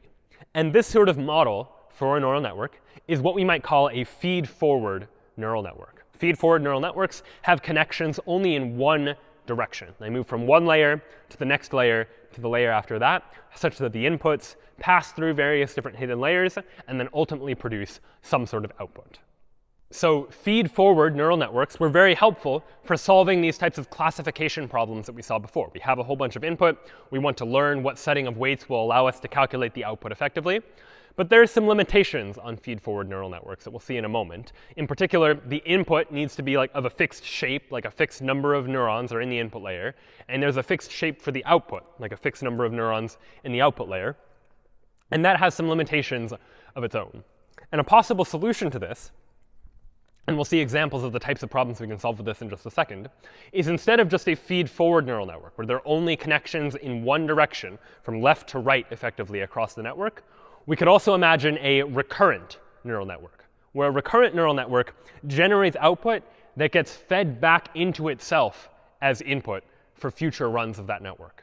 So whereas in a traditional neural network, we have inputs that get fed into the network, that get fed into the output, and the only thing that determines the output is based on the original input and based on the calculation we do inside of the network itself. This goes in contrast with a recurrent neural network, where in a recurrent neural network, you can imagine output from the network feeding back to itself into the network again as input for the next time that you do the calculations inside of the network. What this allows is it allows the network to maintain some sort of state, to store some sort of information that can be used on future runs of the network. Previously, the network just defined some weights, and we passed inputs through the network, and it generated outputs. But the network wasn't saving any information based on those inputs to be able to remember for future iterations or for future runs. What a recurrent neural network will let us do is let the network store information that gets passed back in as input to the network again the next time we try and perform some sort of action. And this is particularly helpful when dealing with sequences of data. So we'll see a real-world example of this right now, actually. Microsoft has developed an AI known as the caption bot. And what the caption bot does is it says, I can understand the content of any photograph, and I'll try to describe it as well as any human. I'll analyze your photo, but I won't store it or share it.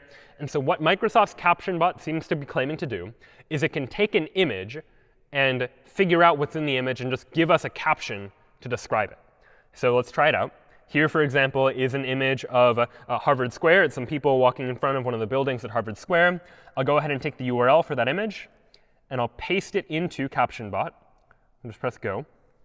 So CaptionBot is analyzing the image, and then it says, I think it's a group of people walking in front of a building, which seems amazing. The AI is able to look at this image and figure out what's in the image. And the important thing to recognize here is that this is no longer just a classification task. We saw being able to classify images with a convolutional neural network, where the job was, take the image and then figure out, is it a 0 or a 1 or a 2, or is it this person's face or that person's face? What seems to be happening here is the input is an image, and we know how to get networks to take input as images. But the output is text, like it's a sentence, it's a phrase, like a group of people walking in front of a building. And this would seem to pose a challenge for our more traditional feed-forward neural networks, for the reason being that in traditional neural networks, we just have a fixed size input and a fixed size output. There are a certain number of neurons in the input to our neural network, and a certain number of outputs for our neural network, and then some calculation that goes on in between. But the size of the inputs, the number of values in the input, and the number of values in the output, those are always going to be fixed based on the structure of the neural network. And that makes it difficult to imagine how a neural network could take an image like this and say, it's a group of people walking in front of the building, because the output is text, like it's a sequence of words. Now, it might be possible for a neural network to output like one word. One word you could represent as like a vector of values, and you could imagine ways of doing that. And next time, we'll talk a little bit more about AI as it relates to language and language processing. But a sequence of words is much more challenging, because depending on the image, you might imagine the output is a different number of words. We could have sequences of different lengths, and somehow we still want to be able to generate the appropriate output. And so the strategy here is to use a recurrent neural network, a neural network that can feed its own output back into itself as input for the next time. And this allows us to do what we call a one-to-many relationship for inputs to outputs. That in vanilla, more traditional neural networks, these are what we might consider to be one-to-one neural networks. You pass in one set of values as input, you get one vector of values as the output. But in this case, we want to pass in one value as input, the image, and we want to get a sequence, many values as output, where each value is like one of these words that gets produced by this particular algorithm. And so the way we might do this is we might imagine starting by providing input, the image, into our neural network. And the neural network is going to generate output, but the output is not going to be the whole sequence of words, because we can't represent the whole sequence of words using just a fixed set of neurons. Instead, the output is just going to be the first word. We're going to train the network to output what the first word of the caption should be. And you could imagine that Microsoft has trained this by running a whole bunch of training samples through the AI, giving it a whole bunch of pictures and what the appropriate caption was, and having the AI begin to learn from that. But now, because the network generates output that can be fed back into itself, you could imagine the output of the network being fed back into the same network. This here looks like a separate network, but it's really the same network that's just getting different input. That this network's output gets fed back into itself, but it's going to generate another output. And that other output is going to be like the second word in the caption. And this recurrent neural network then this network is going to generate other output that can be fed back into itself to generate yet another word, fed back into itself to generate another word. And so recurrent neural networks allow us to represent this sort of one-to-many structure. You provide one image as input, and the neural network can pass data into the next run of the network, and then again and again, such that you could run the network multiple times, each time generating a different output, still based on that original input. And this is where recurrent neural networks become particularly useful when dealing with sequences of inputs or outputs. And my output is a sequence of words, and since I can't very easily represent outputting an entire sequence of words, I'll instead output that sequence one word at a time by allowing my network to pass information about what still needs to be said about the photo into the next stage of running the network. So you could run the network multiple times, the same network with the same weights, just getting different input each time. First, getting input from the image, and then getting input from the network itself as additional information about what additionally needs to be given in a particular caption, for example. So this then is a one-to-many relationship inside of a recurrent neural network. But it turns out there are other models that we can use, other ways we can try and use recurrent neural networks to be able to represent data that might be stored in other forms as well. We saw how we could use neural networks in order to analyze images in the context of convolutional neural networks that take an image, figure out various different properties of the image, and are able to draw some sort of conclusion based on that. But you might imagine that something like YouTube, they need to be able to do a lot of learning based on video. They need to look through videos to detect if there are like copyright violations, or they need to be able to look through videos to maybe identify what particular items are inside of the video, for example. And video, you might imagine, is much more difficult to put in as input to a neural network, because whereas an image, you could just treat each pixel as a different value, videos are sequences. They're sequences of images, and each sequence might be of different length. And so it might be challenging to represent that entire video as a single vector of values that you could pass in to a neural network. And so here, too, recurrent neural networks can be a valuable solution for trying to solve this type of problem. That instead of just passing in a single input into our neural network, we could pass in the input like one frame at a time, you might imagine. First, taking the first frame of the video, passing it into the network, and then maybe not having the network output anything at all yet. Let it take in another input, and this time pass it into the network, but the network gets information from the last time we provided an input into the network. Then we pass in a third input and then a fourth input, where each time what the network gets is it gets the most recent input, like each frame of the video, but it also gets information the network processed from all of the previous iterations. So on frame number 4, you end up getting the input for frame number 4, plus information the network has calculated from the first 3 frames. And using all of that data combined, this recurrent neural network can begin to learn how to extract patterns from a sequence of data as well. And so you might imagine if you want to classify a video into a number of different genres, like an educational video or a music video or different types of videos, that's a classification task where you want to take as input each of the frames of the video, and you want to output something like what it is, what category that it happens to belong to. And you can imagine doing this sort of thing, this sort of many-to-one learning, anytime your input is a sequence. And so input is a sequence in the context of video. It could be in the context of, like, if someone has typed a message and you want to be able to categorize that message, like if you're trying to take a movie review and trying to classify it as, is it a positive review or a negative review? That input is a sequence of words, and the output is a classification, positive or negative. There, too, a recurrent neural network might be helpful for analyzing sequences of words, and they're quite popular when it comes to dealing with language.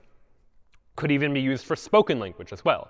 That spoken language is, an audio waveform that can be segmented into distinct chunks, and each of those could be passed in as an input into a recurrent neural network to be able to classify someone's voice, for instance. If you want to do voice recognition to say, is this one person or is this another? Here are also cases where you might want this many-to-one architecture for a recurrent neural network.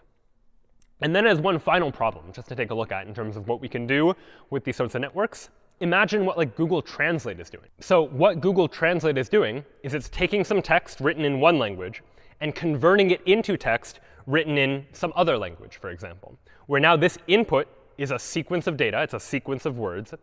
And the output is a sequence of words as well. It's also a sequence. So here we want effectively like a many-to-many relationship. Our input is a sequence, and our output is a sequence as well.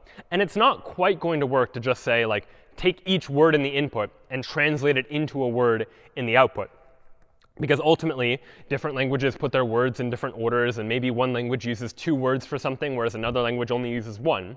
So we really want some way to take this information, this input, encode it somehow, and use that encoding to generate what the output ultimately should be. And this has been one of the big advancements in automated translation technology, is the ability to use the neural networks to do this instead of older, more traditional methods. And this has improved accuracy dramatically.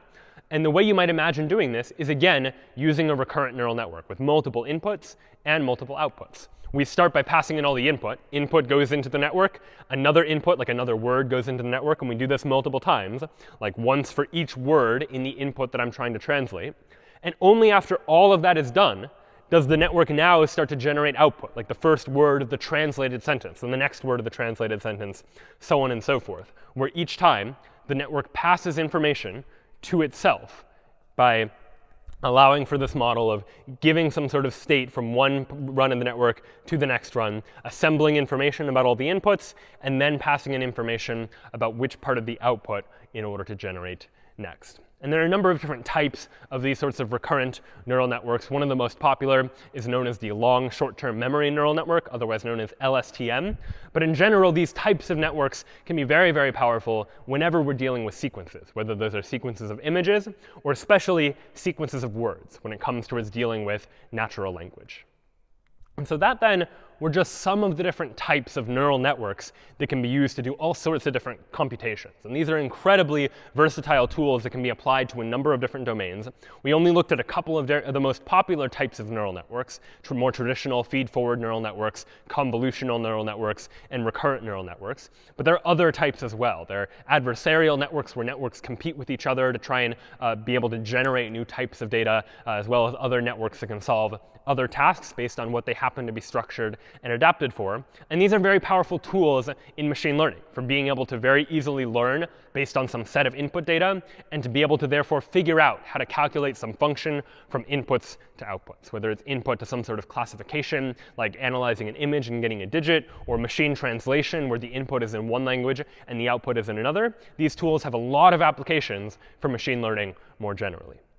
Next time, we'll look at machine learning and AI in particular in the context of natural language. We talked a little bit about this today, but looking at how it is that our AI can begin to understand natural language and can begin to be able to analyze and do useful tasks with regards to human language, which turns out to be a challenging and interesting task. So we'll see you next time.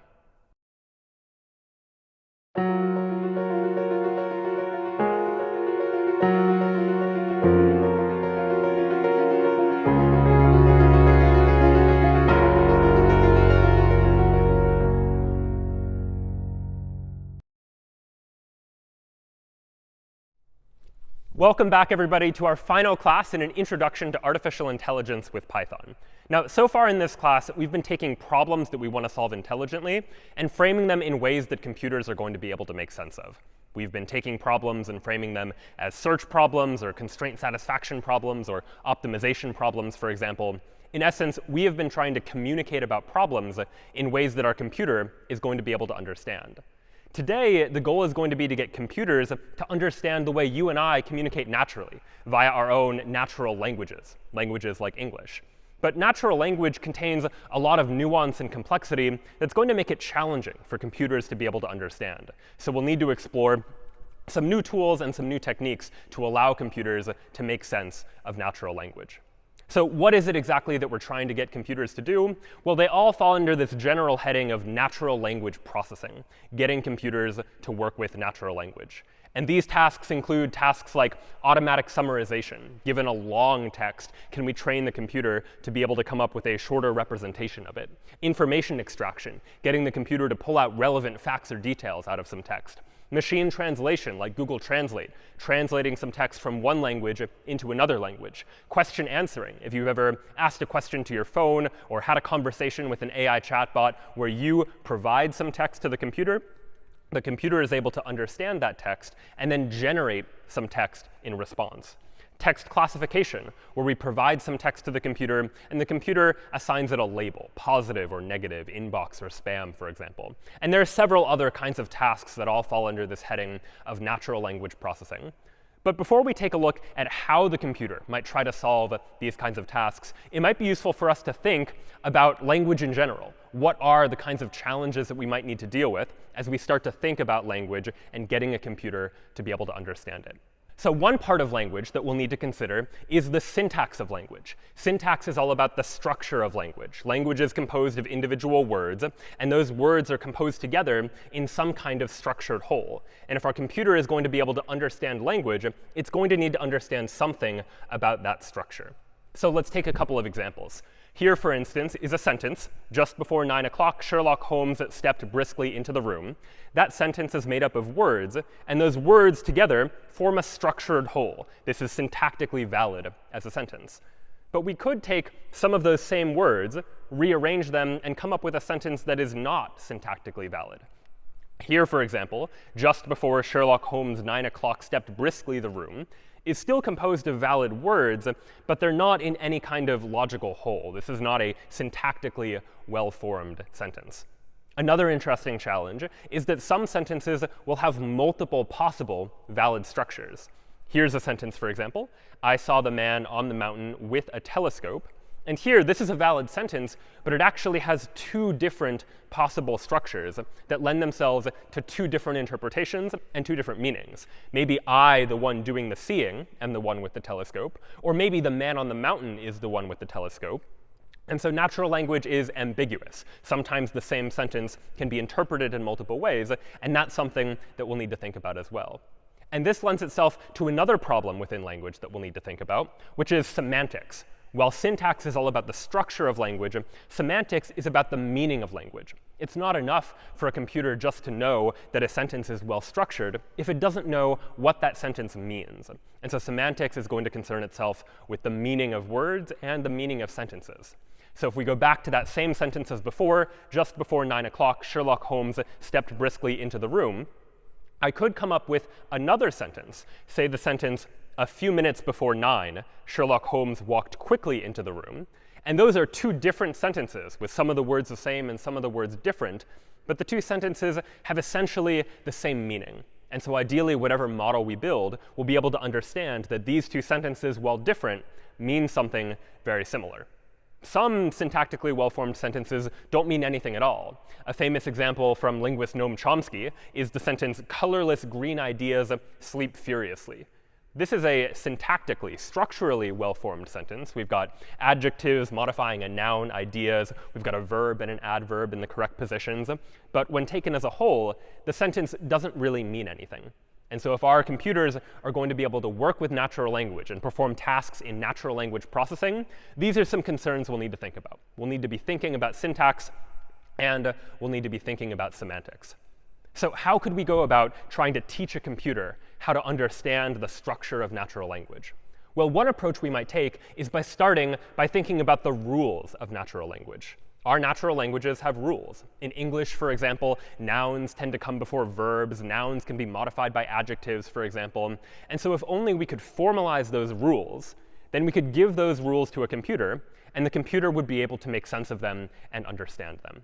And so let's try to do exactly that. We're going to try to define a formal grammar, where a formal grammar is some system of rules for generating sentences in a language. This is going to be a rule-based approach to natural language processing. We're going to give the computer some rules that we know about language and have the computer use those rules to make sense of the structure of language. And there are a number of different types of formal grammars. Each one of them has slightly different use cases. But today, we're going to focus specifically on one kind of grammar known as a context-free grammar. So how does a context-free grammar work? Well, here's a sentence that we might want a computer to generate. She saw the city. And we're going to call each of these words a terminal symbol. A terminal symbol because once our computer has generated the word, there's nothing else for it to generate. Once it's generated the sentence, the computer is done. We're going to associate each of these terminal symbols with a non-terminal symbol that generates it. So here we've got N, which stands for noun, like she or city. We've got V as a non-terminal symbol, which stands for a verb. And then we have D, which stands for determiner. A determiner is a word like the or a or an in English, for example. So each of these non-terminal symbols can generate the terminal symbols that we ultimately care about generating. But how do we know, or how does the computer know which non-terminal symbols are associated with which terminal symbols? Well, to do that, we need some kind of rule. Here are some what we call rewriting rules that have a non-terminal symbol on the left-hand side of an arrow. And on the right side is what that non-terminal symbol can be replaced with. So here, we're saying the non-terminal symbol n, again, which stands for noun, could be replaced by any of these options, separated by vertical bars. N could be replaced by she, or city, or car, or Harry. D for determiner could be replaced by the, a, or an, and so forth. Each of these non-terminal symbols could be replaced by any of these words.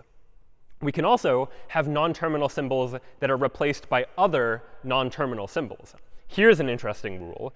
NP arrow n bar dn. So what does that mean? Well, NP stands for a noun phrase. Sometimes when we have a noun phrase in a sentence, it's not just a single word. It could be multiple words. And so here we're saying a noun phrase could be just a noun, or it could be a determiner followed by a noun. So we might have a noun phrase that's just a noun, like she. That's a noun phrase. Or we could have a noun phrase that's multiple words. Something like the city also acts as a noun phrase. But in this case, it's composed of two words, a determiner, the, and a noun, city. We could do the same for verb phrases. A verb phrase, or VP, might be just a verb, or it might be a verb followed by a noun phrase. So we could have a verb phrase that's just a single word, like the word walked, or we could have a verb phrase that is an entire phrase, something like saw the city as an entire verb phrase. A sentence, meanwhile, we might then define as a noun phrase followed by a verb phrase. And so this would allow us to generate a sentence like she saw the city, an entire sentence made up of a noun phrase, which is just the word she, and then a verb phrase, which is saw the city, saw, which is a verb, and then the city, which itself is also a noun phrase. And so if we could give these rules to a computer, explaining to it what non-terminal symbols could be replaced by what other symbols, then a computer could take a sentence and begin to understand the structure of that sentence. And so let's take a look at an example of how we might do that. And to do that, we're going to use a Python library called NLTK, or the Natural Language Toolkit, which we'll see a couple of times today. It contains a lot of helpful features and functions that we can use for trying to deal with and process natural language. So here we'll take a look at how we can use NLTK in order to parse a context-free grammar. So let's go ahead and open up cfg0.py, cfg standing for context-free grammar. And what you'll see in this file is that I first import NLTK, the Natural Language Toolkit. And the first thing I do is define a context-free grammar, saying that a sentence is a noun phrase followed by a verb phrase. I'm defining what a noun phrase is, defining what a verb phrase is, and then giving some examples of what I can do with these non-terminal symbols D for determiner, N for noun, and V for verb. We're going to use NLTK to parse that grammar. Then we'll ask the user for some input in the form of a sentence and split it into words. And then we'll use this context-free grammar parser to try to parse that sentence and print out the resulting syntax tree. So let's take a look at an example. We'll go ahead and go into my CFG directory, and we'll run cfg0.py. And here I'm asked to type in a sentence. Let's say I type in she walked. And when I do that, I see that she walked is a valid sentence where she is a noun phrase and walked is the corresponding verb phrase. I could try to do this with a more complex sentence too. I could do something like she saw the city. And here we see that she is the noun phrase, and then saw the city is the entire verb phrase that makes up this sentence. So that was a very simple grammar. Let's take a look at a slightly more complex grammar. Here is cfg1.py, where a sentence is still a noun phrase followed by a verb phrase, but I've added some other possible non-terminal symbols too. I have ap for adjective phrase and pp for prepositional phrase. And we specified that we could have an adjective phrase before a noun phrase, or a prepositional phrase after a noun, for example. So lots of additional ways that we might try to structure a sentence and interpret and parse one of those resulting sentences. So let's see that one in action. We'll go ahead and run cfg1.py with this new grammar. And we'll try a sentence like, she saw the wide street. Here, Python's NLTK is able to parse that sentence and identify that she saw the wide street has this particular structure, a sentence with a noun phrase and a verb phrase, where that verb phrase has a noun phrase that within it contains an adjective. And so it's able to get some sense for what the structure of this language actually is. Let's try another example. Let's say she saw the dog with the binoculars. And we'll try that sentence. And here, we get one possible syntax tree. She saw the dog with the binoculars. But notice that this sentence is actually a little bit ambiguous in our own natural language. Who has the binoculars? Is it she who has the binoculars or the dog who has the binoculars? And NLTK is able to identify both possible structures for the sentence. In this case, the dog with the binoculars is an entire noun phrase. It's all underneath this NP here. So it's the dog that has the binoculars. But we also got an alternative parse tree where the dog is just the noun phrase, and with the binoculars is a prepositional phrase modifying saw. So she saw the dog, and she used the binoculars in order to see the dog as well. So this allows us to get a sense for the structure of natural language, but it relies on us writing all of these rules. And it would take a lot of effort to write all of the rules for any possible sentence that someone might write or say in the English language. Language is complicated, and as a result, there are going to be some very complex rules. So what else might we try? We might try to take a statistical lens towards approaching this problem of natural language processing. If we were able to give the computer a lot of existing data of sentences written in the English language, what could we try to learn from that data? Well, it might be difficult to try and interpret long pieces of text all at once. So instead, what we might want to do is break up that longer text into smaller pieces of information instead. In particular, we might try to create n-grams out of a longer sequence of text. An n-gram is just some contiguous sequence of n items from a sample of text. It might be n characters in a row or n words in a row, for example. So let's take a passage from Sherlock Holmes, and let's look for all of the trigrams. A trigram is an n-gram where n is equal to 3. So in this case, we're looking for sequences of 3 words in a row. So the trigrams here would be phrases like how often have. That's 3 words in a row. Often have I is another trigram. Have I said to you that. These are all trigrams, sequences of 3 words that appear in sequence. And if we could give the computer a large corpus of text and have it pull out all of the trigrams in this case, it could get a sense for what sequences of 3 words tend to appear next to each other in our own natural language, and as a result, get some sense for what the structure of the language actually is. So let's take a look at an example of that. How can we use NLTK to try to get access to information about n-grams? So here, we're going to open up ngrams.py. And this is a Python program that's going to load a corpus of data, just some text files, into our computer's memory. And then we're going to use NLTK's ngrams function, which is going to go through the corpus of text, pulling out all of the n-grams for a particular value of n.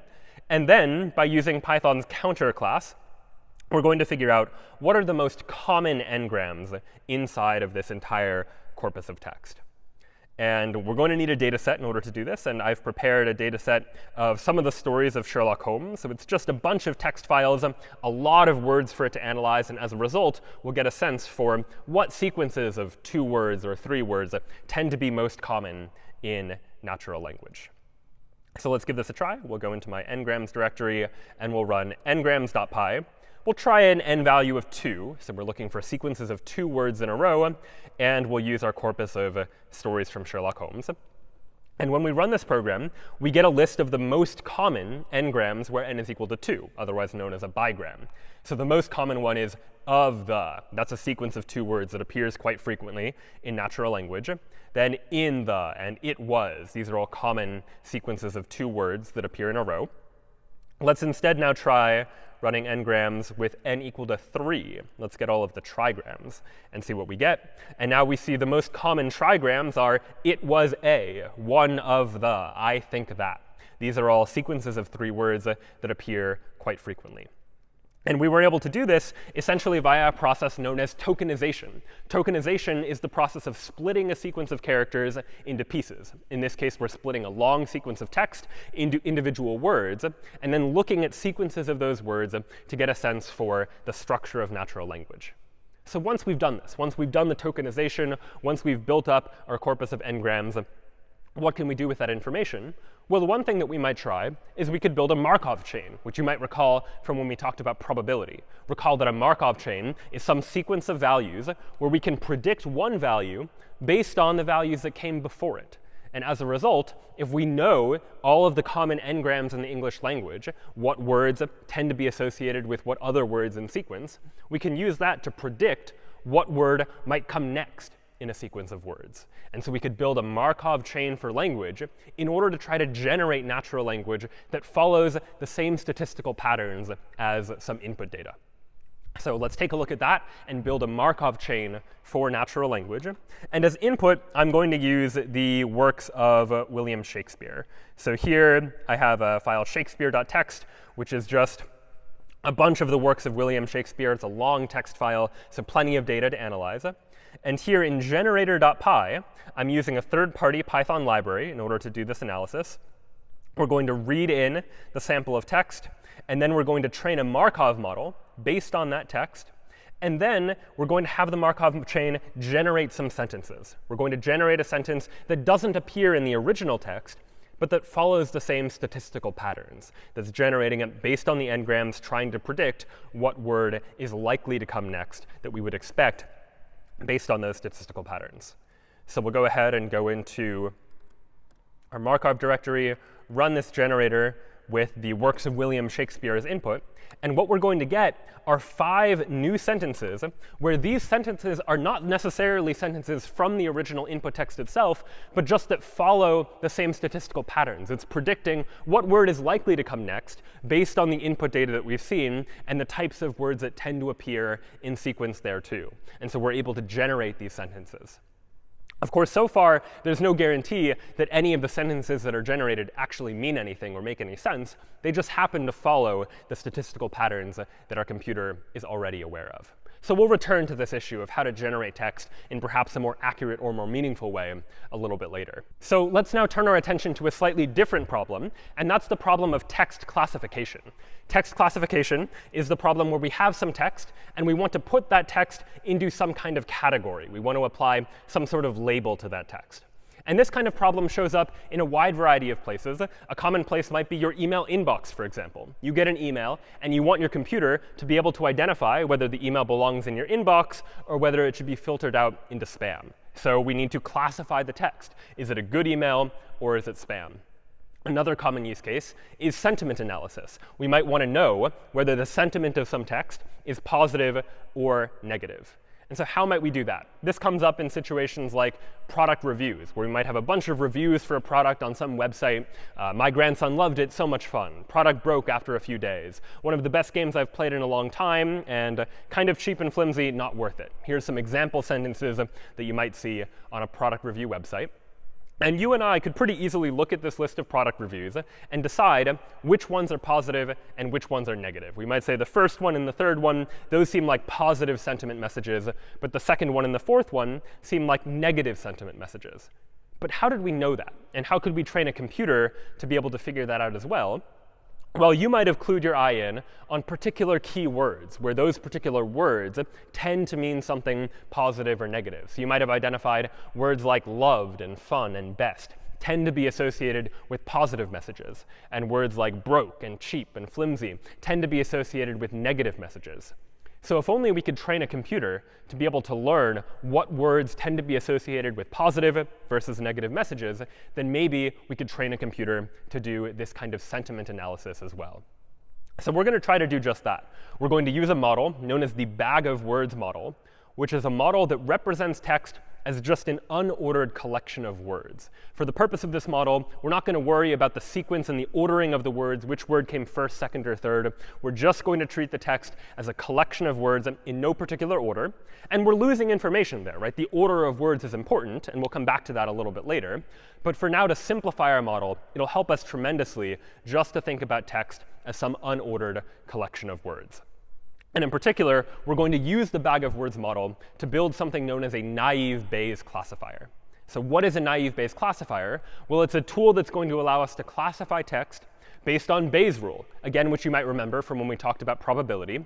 Bayes' rule says that the probability of B given A is equal to the probability of A given B multiplied by the probability of B divided by the probability of A. So how are we going to use this rule to be able to analyze text? Well, what are we interested in? We're interested in the probability that a message has a positive sentiment and the probability that a message has a negative sentiment, which I'm here for simplicity going to represent just with these emoji, happy face and frown face, as positive and negative sentiment. And so if I had a review, something like my grandson loved it, then what I'm interested in is not just the probability that a message has positive sentiment, but the conditional probability that a message has positive sentiment given that this is the message, my grandson loved it. But how do I go about calculating this value, the probability that the message is positive, given that the review is this sequence of words? Well, here's where the bag of words model comes in. Rather than treat this review as a string of a sequence of words in order, we're just going to treat it as an unordered collection of words. We're going to try to calculate the probability that the review is positive, given that all of these words, my grandson loved it, are in the review in no particular order, just this unordered collection of words. And this is a conditional probability, which we can then apply Bayes' rule to try to make sense of. So according to Bayes' rule, this conditional probability is equal to what? It's equal to the probability that all of these four words are in the review, given that the review is positive, multiplied by the probability that the review is positive, divided by the probability that all of these words happen to be in the review. So this is the value now that we're going to try to calculate. Now, one thing you might notice is that the denominator here, the probability that all of these words appear in the review, doesn't actually depend on whether or not we're looking at the positive sentiment or negative sentiment case. So we can actually get rid of this denominator. We don't need to calculate it. We can just say that this probability is proportional to the numerator. And then at the end, we're going to need to normalize the probability distribution to make sure that all of the values sum up to the value 1. So now, how do we calculate this value? Well, this is the probability of all of these words given positive times probability of positive. And that, by the definition of joint probability, is just one big joint probability, the probability that all of these things are the case, that it's a positive review and that all four of these words are in the review. But still, it's not entirely obvious how we calculate that value. And here's where we need to make one more assumption. And this is where the naive part of naive Bayes comes in. We're going to make the assumption that all of the words are independent of each other. And by that, I mean that if the word grandson is in the review, that doesn't change the probability that the word loved is in the review, or that the word it is in the review, for example. And in practice, this assumption might not be true. It's almost certainly the case that the probability of words do depend on each other. But it's going to simplify our analysis and still give us reasonably good results, just to assume that the words are independent of each other, and they only depend on whether it's positive or negative. You might, for example, expect the word loved to appear more often in a positive review than in a negative review. So what does that mean? Well, if we make this assumption, then we can say that this value, the probability we're interested in, is not directly proportional to, but it's naively proportional to this value. The probability that the review is positive times the probability that my is in the review, given that it's positive, times the probability that grandson is in the review, given that it's positive, and so on for the other two words that happen to be in this review. And now this value, which looks a little more complex, is actually a value that we can calculate pretty easily. So how are we going to estimate the probability that the review is positive? Well, if we have some training data, some example data of example reviews where each one has already been labeled as positive or negative, then we can estimate the probability that a review is positive just by counting the number of positive samples and dividing by the total number of samples that we have in our training data. And for the conditional probabilities, the probability of loved, given that it's positive, well, that's going to be the number of positive samples with loved in it divided by the total number of positive samples. So let's take a look at an actual example to see how we could try to calculate these values. Here I've put together some sample data. The way to interpret the sample data is that based on the training data, 49% of the reviews are positive, 51% are negative. And then over here in this table, we have some conditional probabilities. We have, if the review is positive, then there's a 30% chance that my appears in it. And if the review is negative, there's a 20% chance that my appears in it. And based on our training data, among the positive reviews, 1% of them contain the word grandson. And among the negative reviews, 2% contain the word grandson. So using this data, let's try to calculate this value, the value we're interested in. And to do that, we'll need to multiply all of these values together. The probability of positive, and then all of these positive conditional probabilities. And when we do that, we get some value. And then we can do the same thing for the negative case. We're going to do the same thing, take the probability that it's negative, multiply it by all of these conditional probabilities, and we're going to get some other value. And now these values don't sum to 1. They're not a probability distribution yet. But I can normalize them and get some values. And that tells me that we're going to predict that my grandson loved it. We think there's a 68% chance, probability 0.68, that that is a positive sentiment review, and 0.32 probability that it's a negative review. So what problems might we run into here? What could potentially go wrong when doing this kind of analysis in order to analyze whether text has a positive or negative sentiment? Well, a couple of problems might arise. One problem might be, what if the word grandson never appears for any of the positive reviews? If that were the case, then when we try to calculate the value, the probability that we think the review is positive, we're going to multiply all these values together, and we're just going to get 0 for the positive case, because we're going to ultimately multiply by that 0 value. And so we're going to say that we think there's no chance that the review is positive because it contains the word grandson, and in our training data, we've never seen the word grandson appear in a positive sentiment message before. And that's probably not the right analysis, because in cases of rare words, it might be the case that nowhere in our training data did we ever see the word grandson appear in a message that has positive sentiment. So what can we do to solve this problem? Well, one thing we'll often do is some kind of additive smoothing, where we add some value alpha to each value in our distribution just to smooth out the data a little bit. And a common form of this is Laplace smoothing, where we add 1 to each value in our distribution. In essence, we pretend we've seen each value one more time than we actually have. If we've never seen the word grandson for a positive review, we pretend we've seen it once. If we've seen it once, we pretend we've seen it twice, just to avoid the possibility that we might multiply by 0, and as a result, get some results we don't want in our analysis. So let's see what this looks like in practice. Let's try to do some naive Bayes classification in order to classify text as either positive or negative. We'll take a look at sentiment.py. And what this is going to do is load some sample data into memory, some examples of positive reviews and negative reviews. And then we're going to train a naive Bayes classifier on all of this training data. Training data that includes all of the words we see in positive reviews and all of the words we see in negative reviews. And then we're going to try to classify some input. And so we're going to do this based on a corpus of data. I have some example positive reviews. Here's some positive reviews. It was great, so much fun, for example. And then some negative reviews. Not worth it, kind of cheap. These are some examples of negative reviews. So now let's try to run this classifier and see how it would classify particular text as either positive or negative. We'll go ahead and run our sentiment analysis on this corpus. And we need to provide it with a review. So I'll say something like, I enjoyed it. And we see that the classifier says there's about a 0.92 probability that we think that this particular review is positive. Let's try something negative. We'll try kind of overpriced. And we see that there is a 0.96 probability now that we think that this particular review is negative.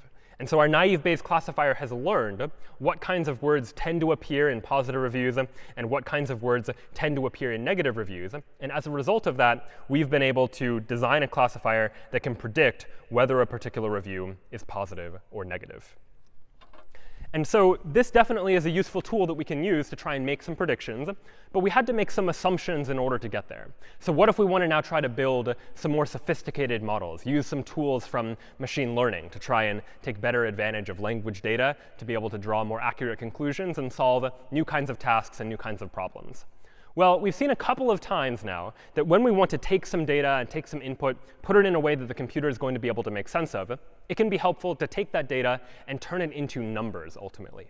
And so what we might want to try to do is come up with some word representation, some way to take a word and translate its meaning into numbers. Because, for example, if we wanted to use a neural network to be able to process language, give our language to a neural network and have it make some predictions or perform some analysis there, a neural network takes as input and produces as output a vector of values, a vector of numbers. And so what we might want to do is take our data and somehow take words and convert them into some kind of numeric representation. So how might we do that? How might we take words and turn them into numbers? Let's take a look at an example. Here's a sentence, he wrote a book. And let's say I wanted to take each of those words and turn it into a vector of values. Here's one way I might do that. We'll say he is going to be a vector that has a 1 in the first position, and the rest of the values are 0. Wrote will have a 1 in the second position, and the rest of the values are 0. A has a 1 in the third position, with the rest of the values 0. And book has a 1 in the fourth position, with the rest of the values 0. So each of these words now has a distinct vector representation. And this is what we often call a one-hot representation, a representation of the meaning of a word as a vector with a single 1, and all of the rest of the values are 0. And so when doing this, we now have a numeric representation for every word. And we could pass in those vector representations into a neural network or other models that require some kind of numeric data as input. But this one-hot representation actually has a couple of problems. And it's not ideal for a few reasons. One reason is here we're just looking at 4 words. But if you imagine a vocabulary of thousands of words or more, these vectors are going to get quite long in order to have a distinct vector for every possible word in a vocabulary. And as a result of that, these longer vectors are going to be more difficult to deal with, more difficult to train, and so forth. And so that might be a problem. Another problem is a little bit more subtle. If we want to represent a word as a vector, and in particular the meaning of a word as a vector, then ideally it should be the case that words that have similar meanings should also have similar vector representations, so that they're close to each other together inside of vector space. But that's not really going to be the case with these one-hot representations, because if we take some similar words, say the word wrote and the word authored, which mean similar things, they have entirely different vector representations. Likewise, book and novel, those 2 words mean somewhat similar things, but they have entirely different vector representations because they each have a 1 in some different position. And so that's not ideal either. So what we might be interested in instead is some kind of distributed representation. A distributed representation is the representation of the meaning of a word distributed across multiple values, instead of just being one-hot with a 1 in one position. Here is what a distributed representation of words might be. Each word is associated with some vector of values with the meaning distributed across multiple values, ideally in such a way that similar words have a similar vector representation. But how are we going to come up with those values? Where do those values come from? How can we define the meaning of a word in this distributed sequence of numbers? Well, to do that, we're going to draw inspiration from a quote from British linguist J.R. Firth, who said, "You shall know a word by the company it keeps." In other words, we're going to define the meaning of a word based on the words that appear around it, the context words around it. Take, for example, this context. For blank he ate, you might wonder what words could reasonably fill in that blank. Well, it might be words like breakfast or lunch or dinner. All of those could reasonably fill in that blank. And so what we're going to say is because the words breakfast and lunch and dinner appear in a similar context, that they must have a similar meaning.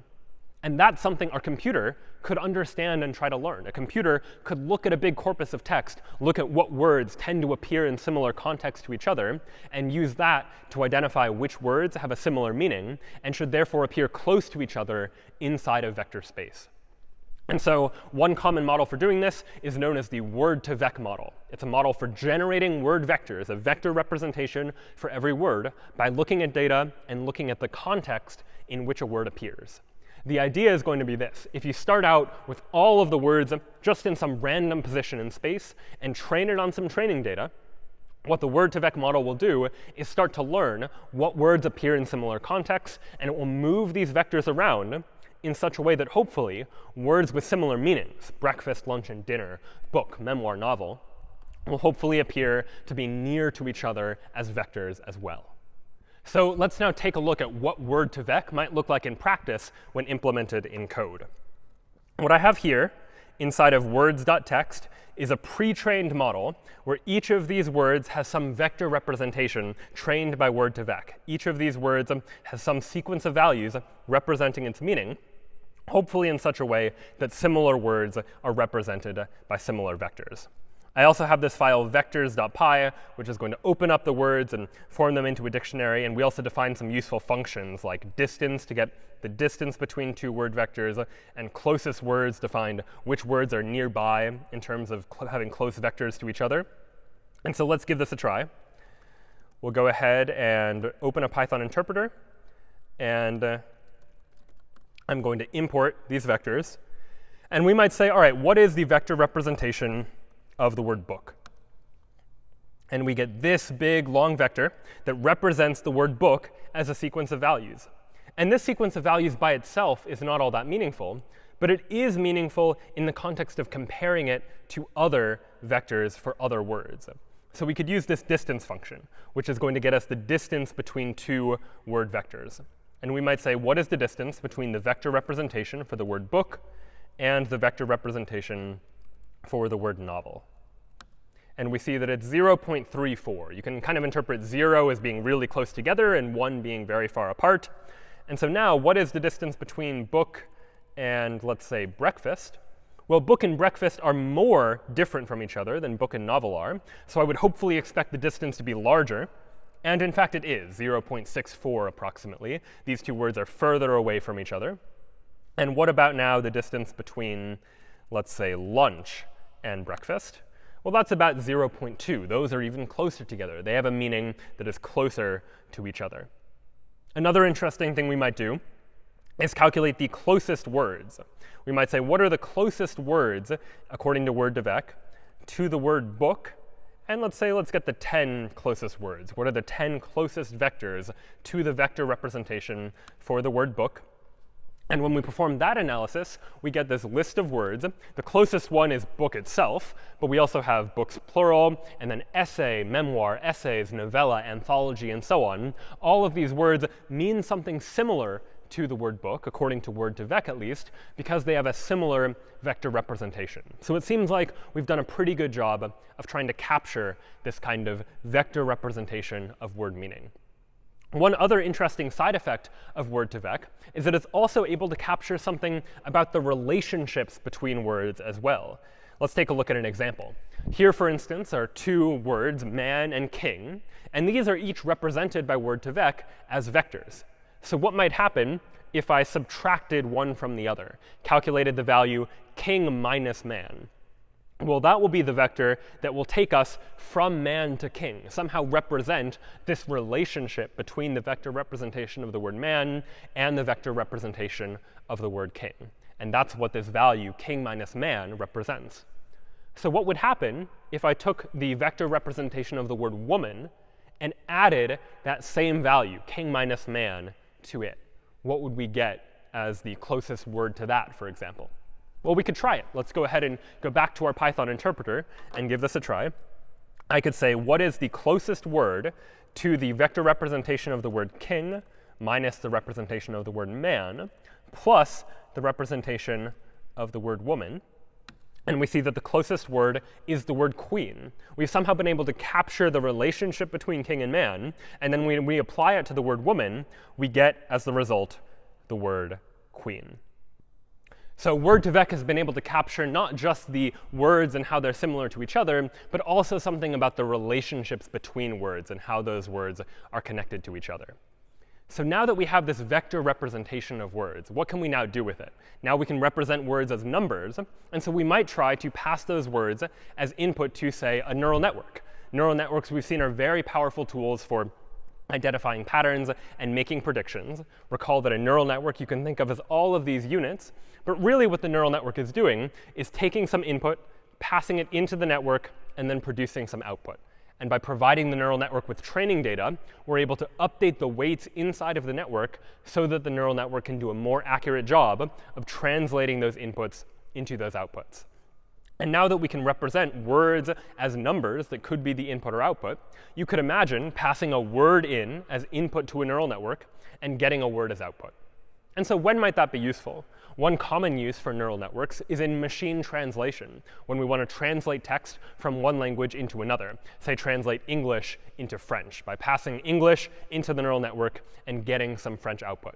You might imagine, for instance, that we could take the English word for lamp, pass it into the neural network, get the French word for lamp as output.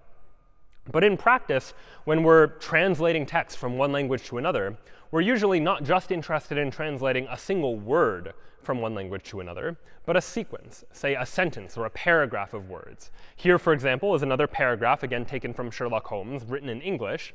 And what I might want to do is take that entire sentence, pass it into the neural network, and get as output a French translation of the same sentence.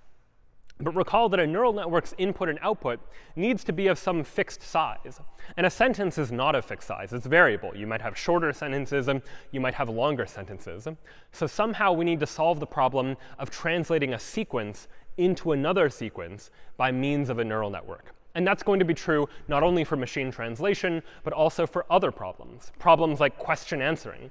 If I want to pass as input a question, something like, what is the capital of Massachusetts, feed that as input into the neural network, I would hope that what I would get as output is a sentence like, the capital is Boston. Again, translating some sequence into some other sequence. And if you've ever had a conversation with an AI chatbot or have ever asked your phone a question, it needs to do something like this. It needs to understand the sequence of words that you, the human, provided as input. And then the computer needs to generate some sequence of words as output. So how can we do this? Well, one tool that we can use is the recurrent neural network, which we took a look at last time, which is a way for us to provide a sequence of values to a neural network by running the neural network multiple times. And each time we run the neural network, what we're going to do is we're going to keep track of some hidden state. And that hidden state is going to be passed from one run of the neural network to the next run of the neural network, keeping track of all of the relevant information.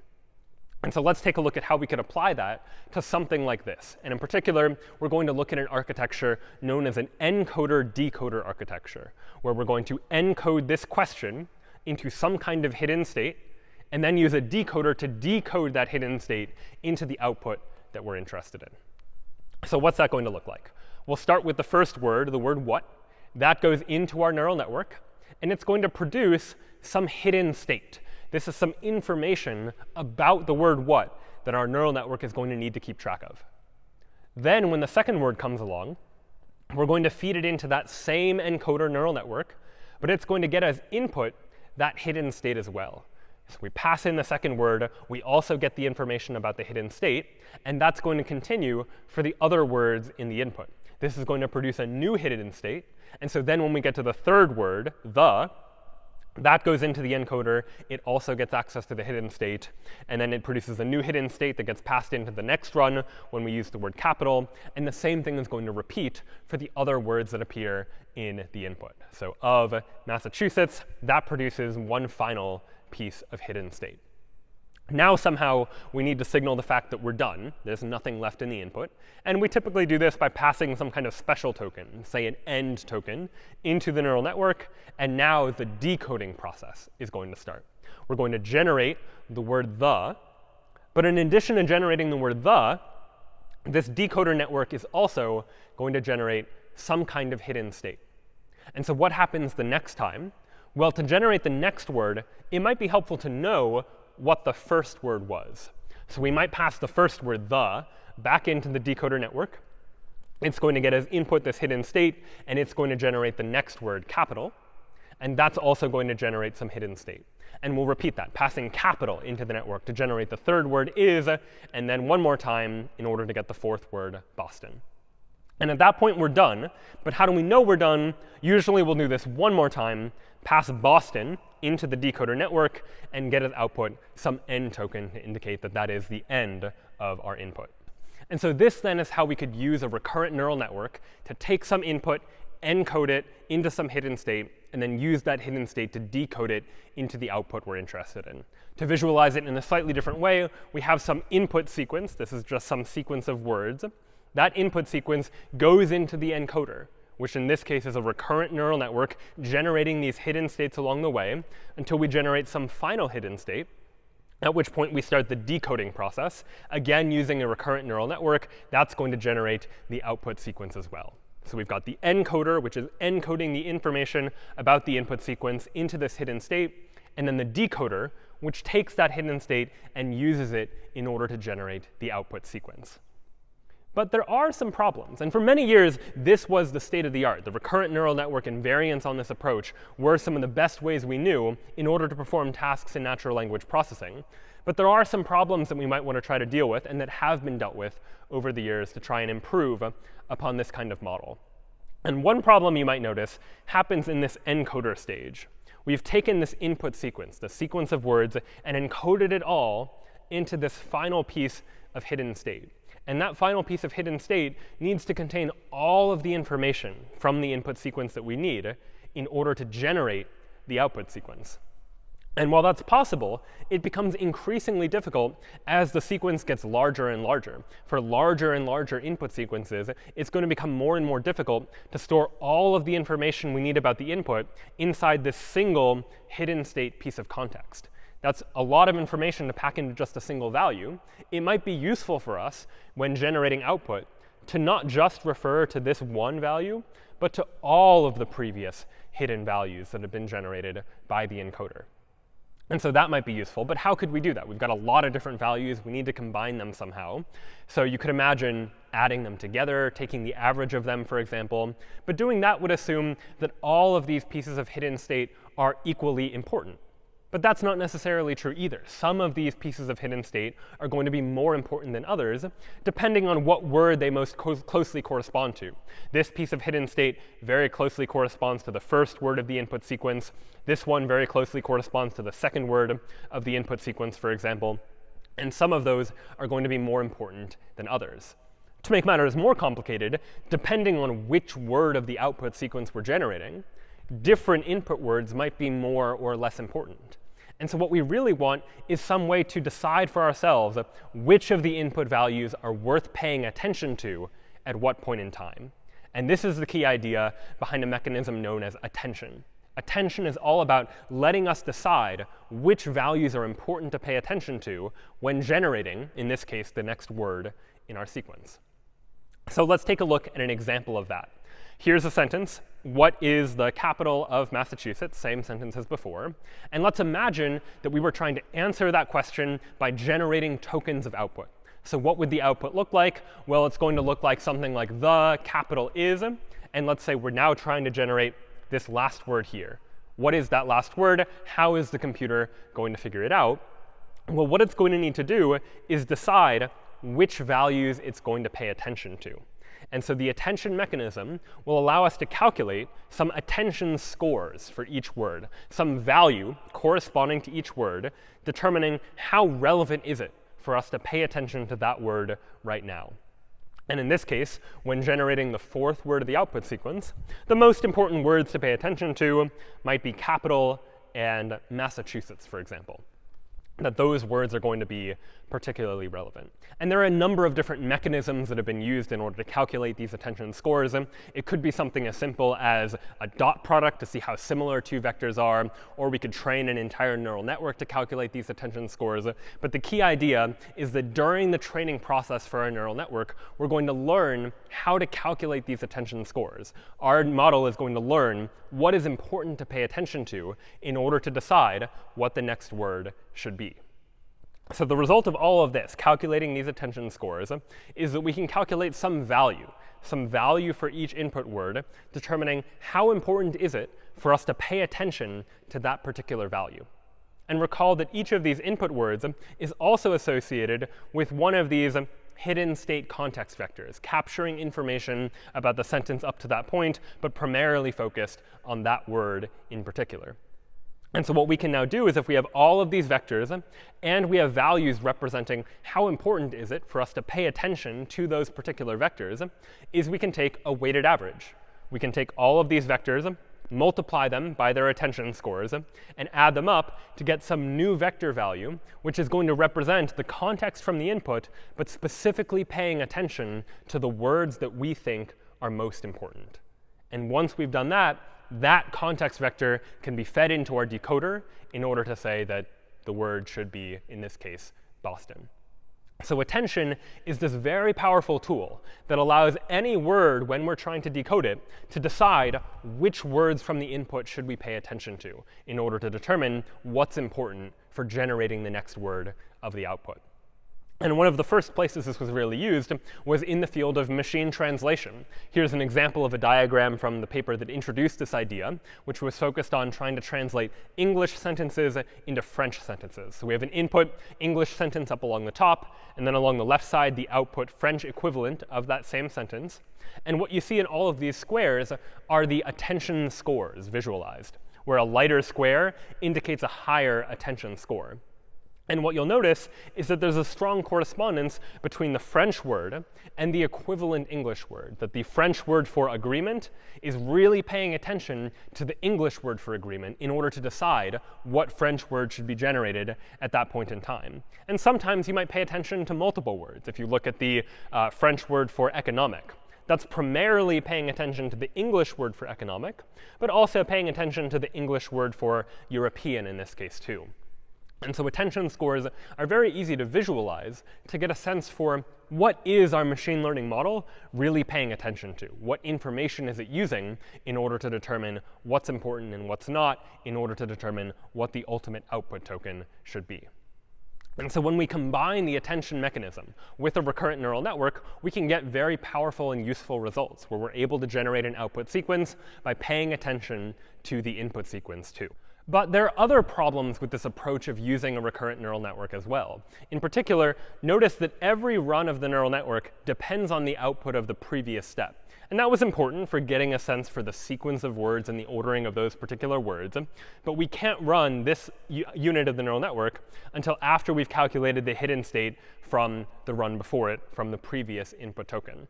And what that means is that it's very difficult to parallelize this process. That as the input sequence gets longer and longer, we might want to use parallelism to try and speed up this process of training the neural network and making sense of all of this language data. But it's difficult to do that, and it's slow to do that with a recurrent neural network because all of it needs to be performed in sequence.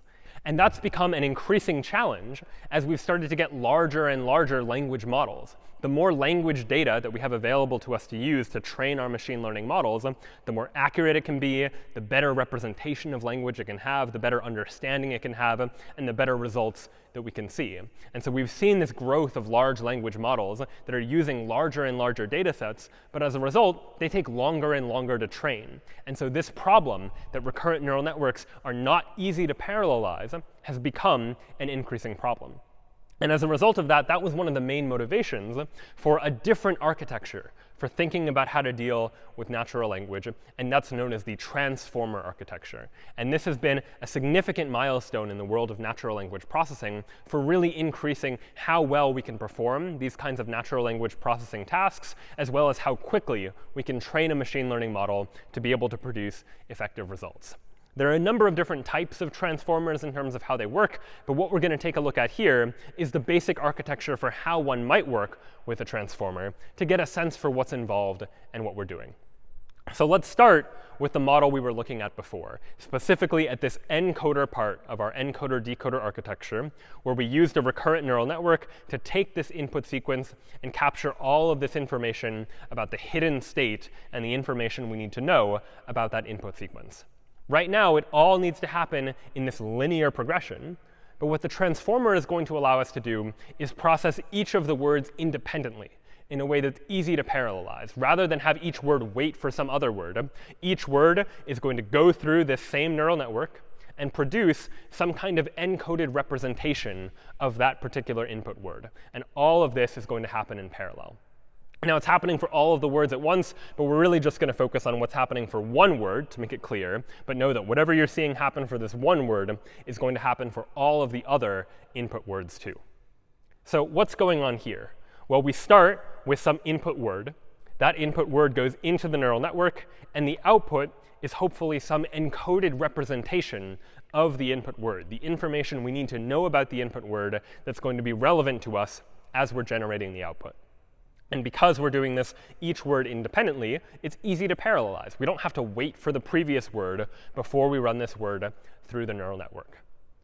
But what did we lose in this process by trying to parallelize this whole thing? Well, we've lost all notion of word ordering. The order of words is important. The sentence, Sherlock Holmes gave the book to Watson, has a different meaning than Watson gave the book to Sherlock Holmes. And so we want to keep track of that information about word position.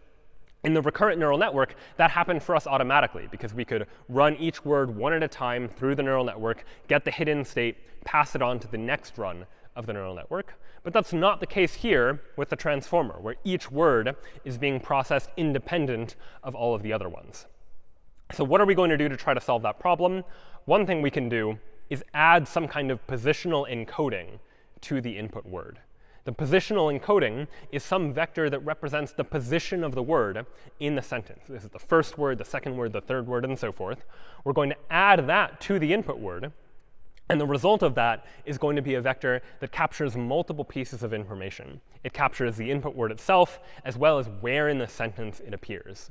The result of that is we can pass the output of that addition, the addition of the input word and the positional encoding, into the neural network. That way the neural network knows the word and where it appears in the sentence and can use both of those pieces of information to determine how best to represent the meaning of that word in the encoded representation at the end of it.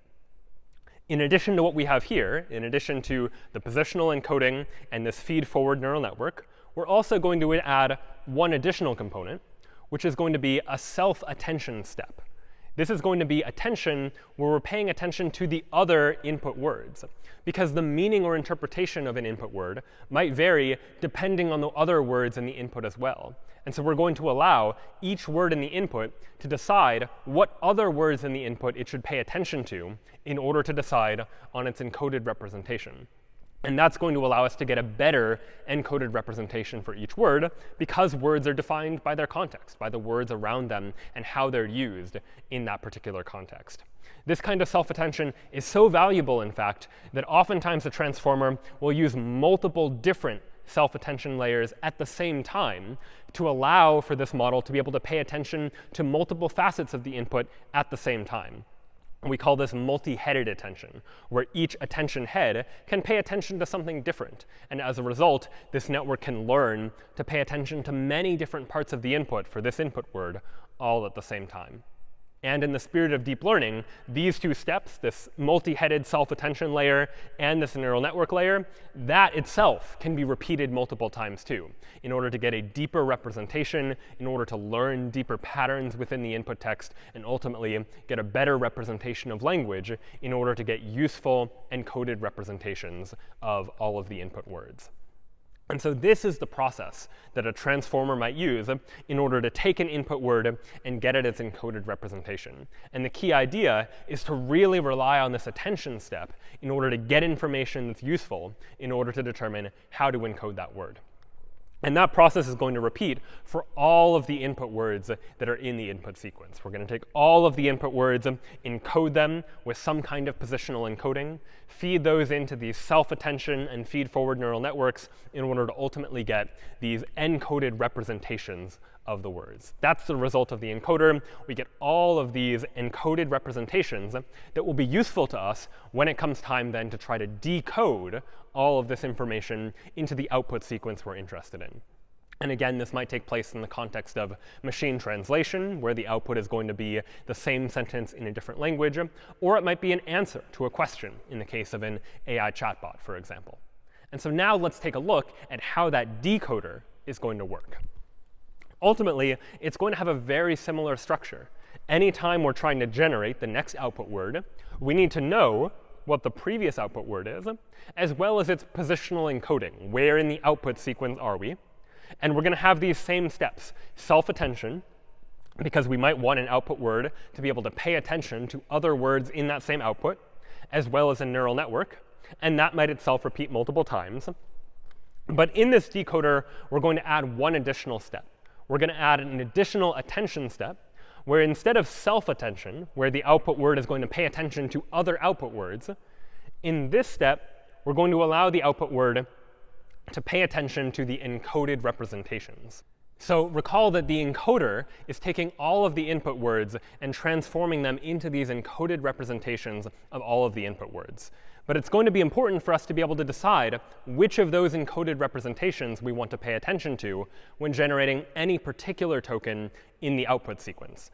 And that's what this additional attention step is going to allow us to do. It's saying that every time we're generating a word of the output, we can pay attention to the other words in the output, because we might want to know what are the words we've generated previously, and we want to pay attention to some of them to decide what word is going to be next in the sequence.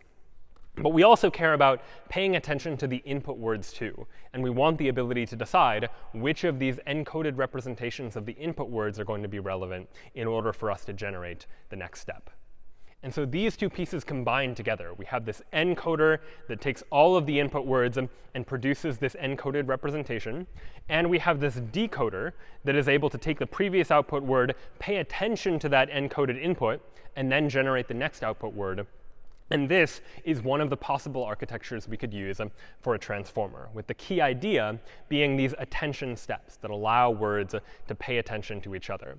During the training process here, we can now much more easily parallelize this, because we don't have to wait for all of the words to happen in sequence.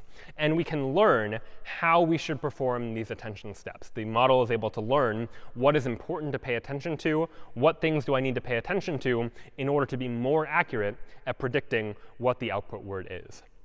And this has proved to be a tremendously effective model for conversational AI agents, for building machine translation systems. And there have been many variants proposed on this model too.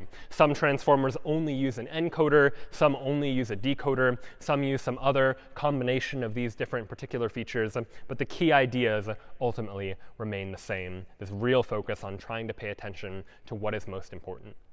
And the world of natural language processing is fast growing and fast evolving.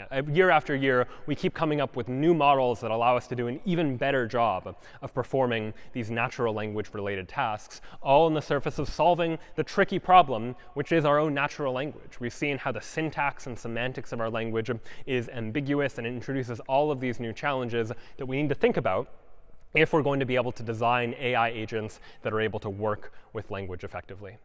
So as we think about where we've been in this class, all of the different types of artificial intelligence we've considered, we've looked at artificial intelligence in a wide variety of different forms now. We started by taking a look at search problems, where we looked at how AI can search for solutions, play games, and find the optimal decision to make. We talked about knowledge, how AI can represent information that it knows and use that information to generate new knowledge as well. Then we looked at what AI can do when it's less certain, when it doesn't know things for sure, and we have to represent things in terms of probability. We then took a look at optimization problems. We saw how a lot of problems in AI can be boiled down to trying to maximize or minimize some function. And we looked at strategies that AI can use in order to do that kind of maximizing and minimizing. We then looked at the world of machine learning from data in order to figure out some patterns and identify how to perform a task by looking at the training data that we have available to it. And one of the most powerful tools there was the neural network, the sequence of units whose weights can be trained in order to allow us to really effectively go from input to output and predict how to get there by learning these underlying patterns. And then today, we took a look at language itself, trying to understand how can we train the computer to be able to understand our natural language, to be able to understand syntax and semantics, make sense of and generate natural language, which introduces a number of interesting problems too.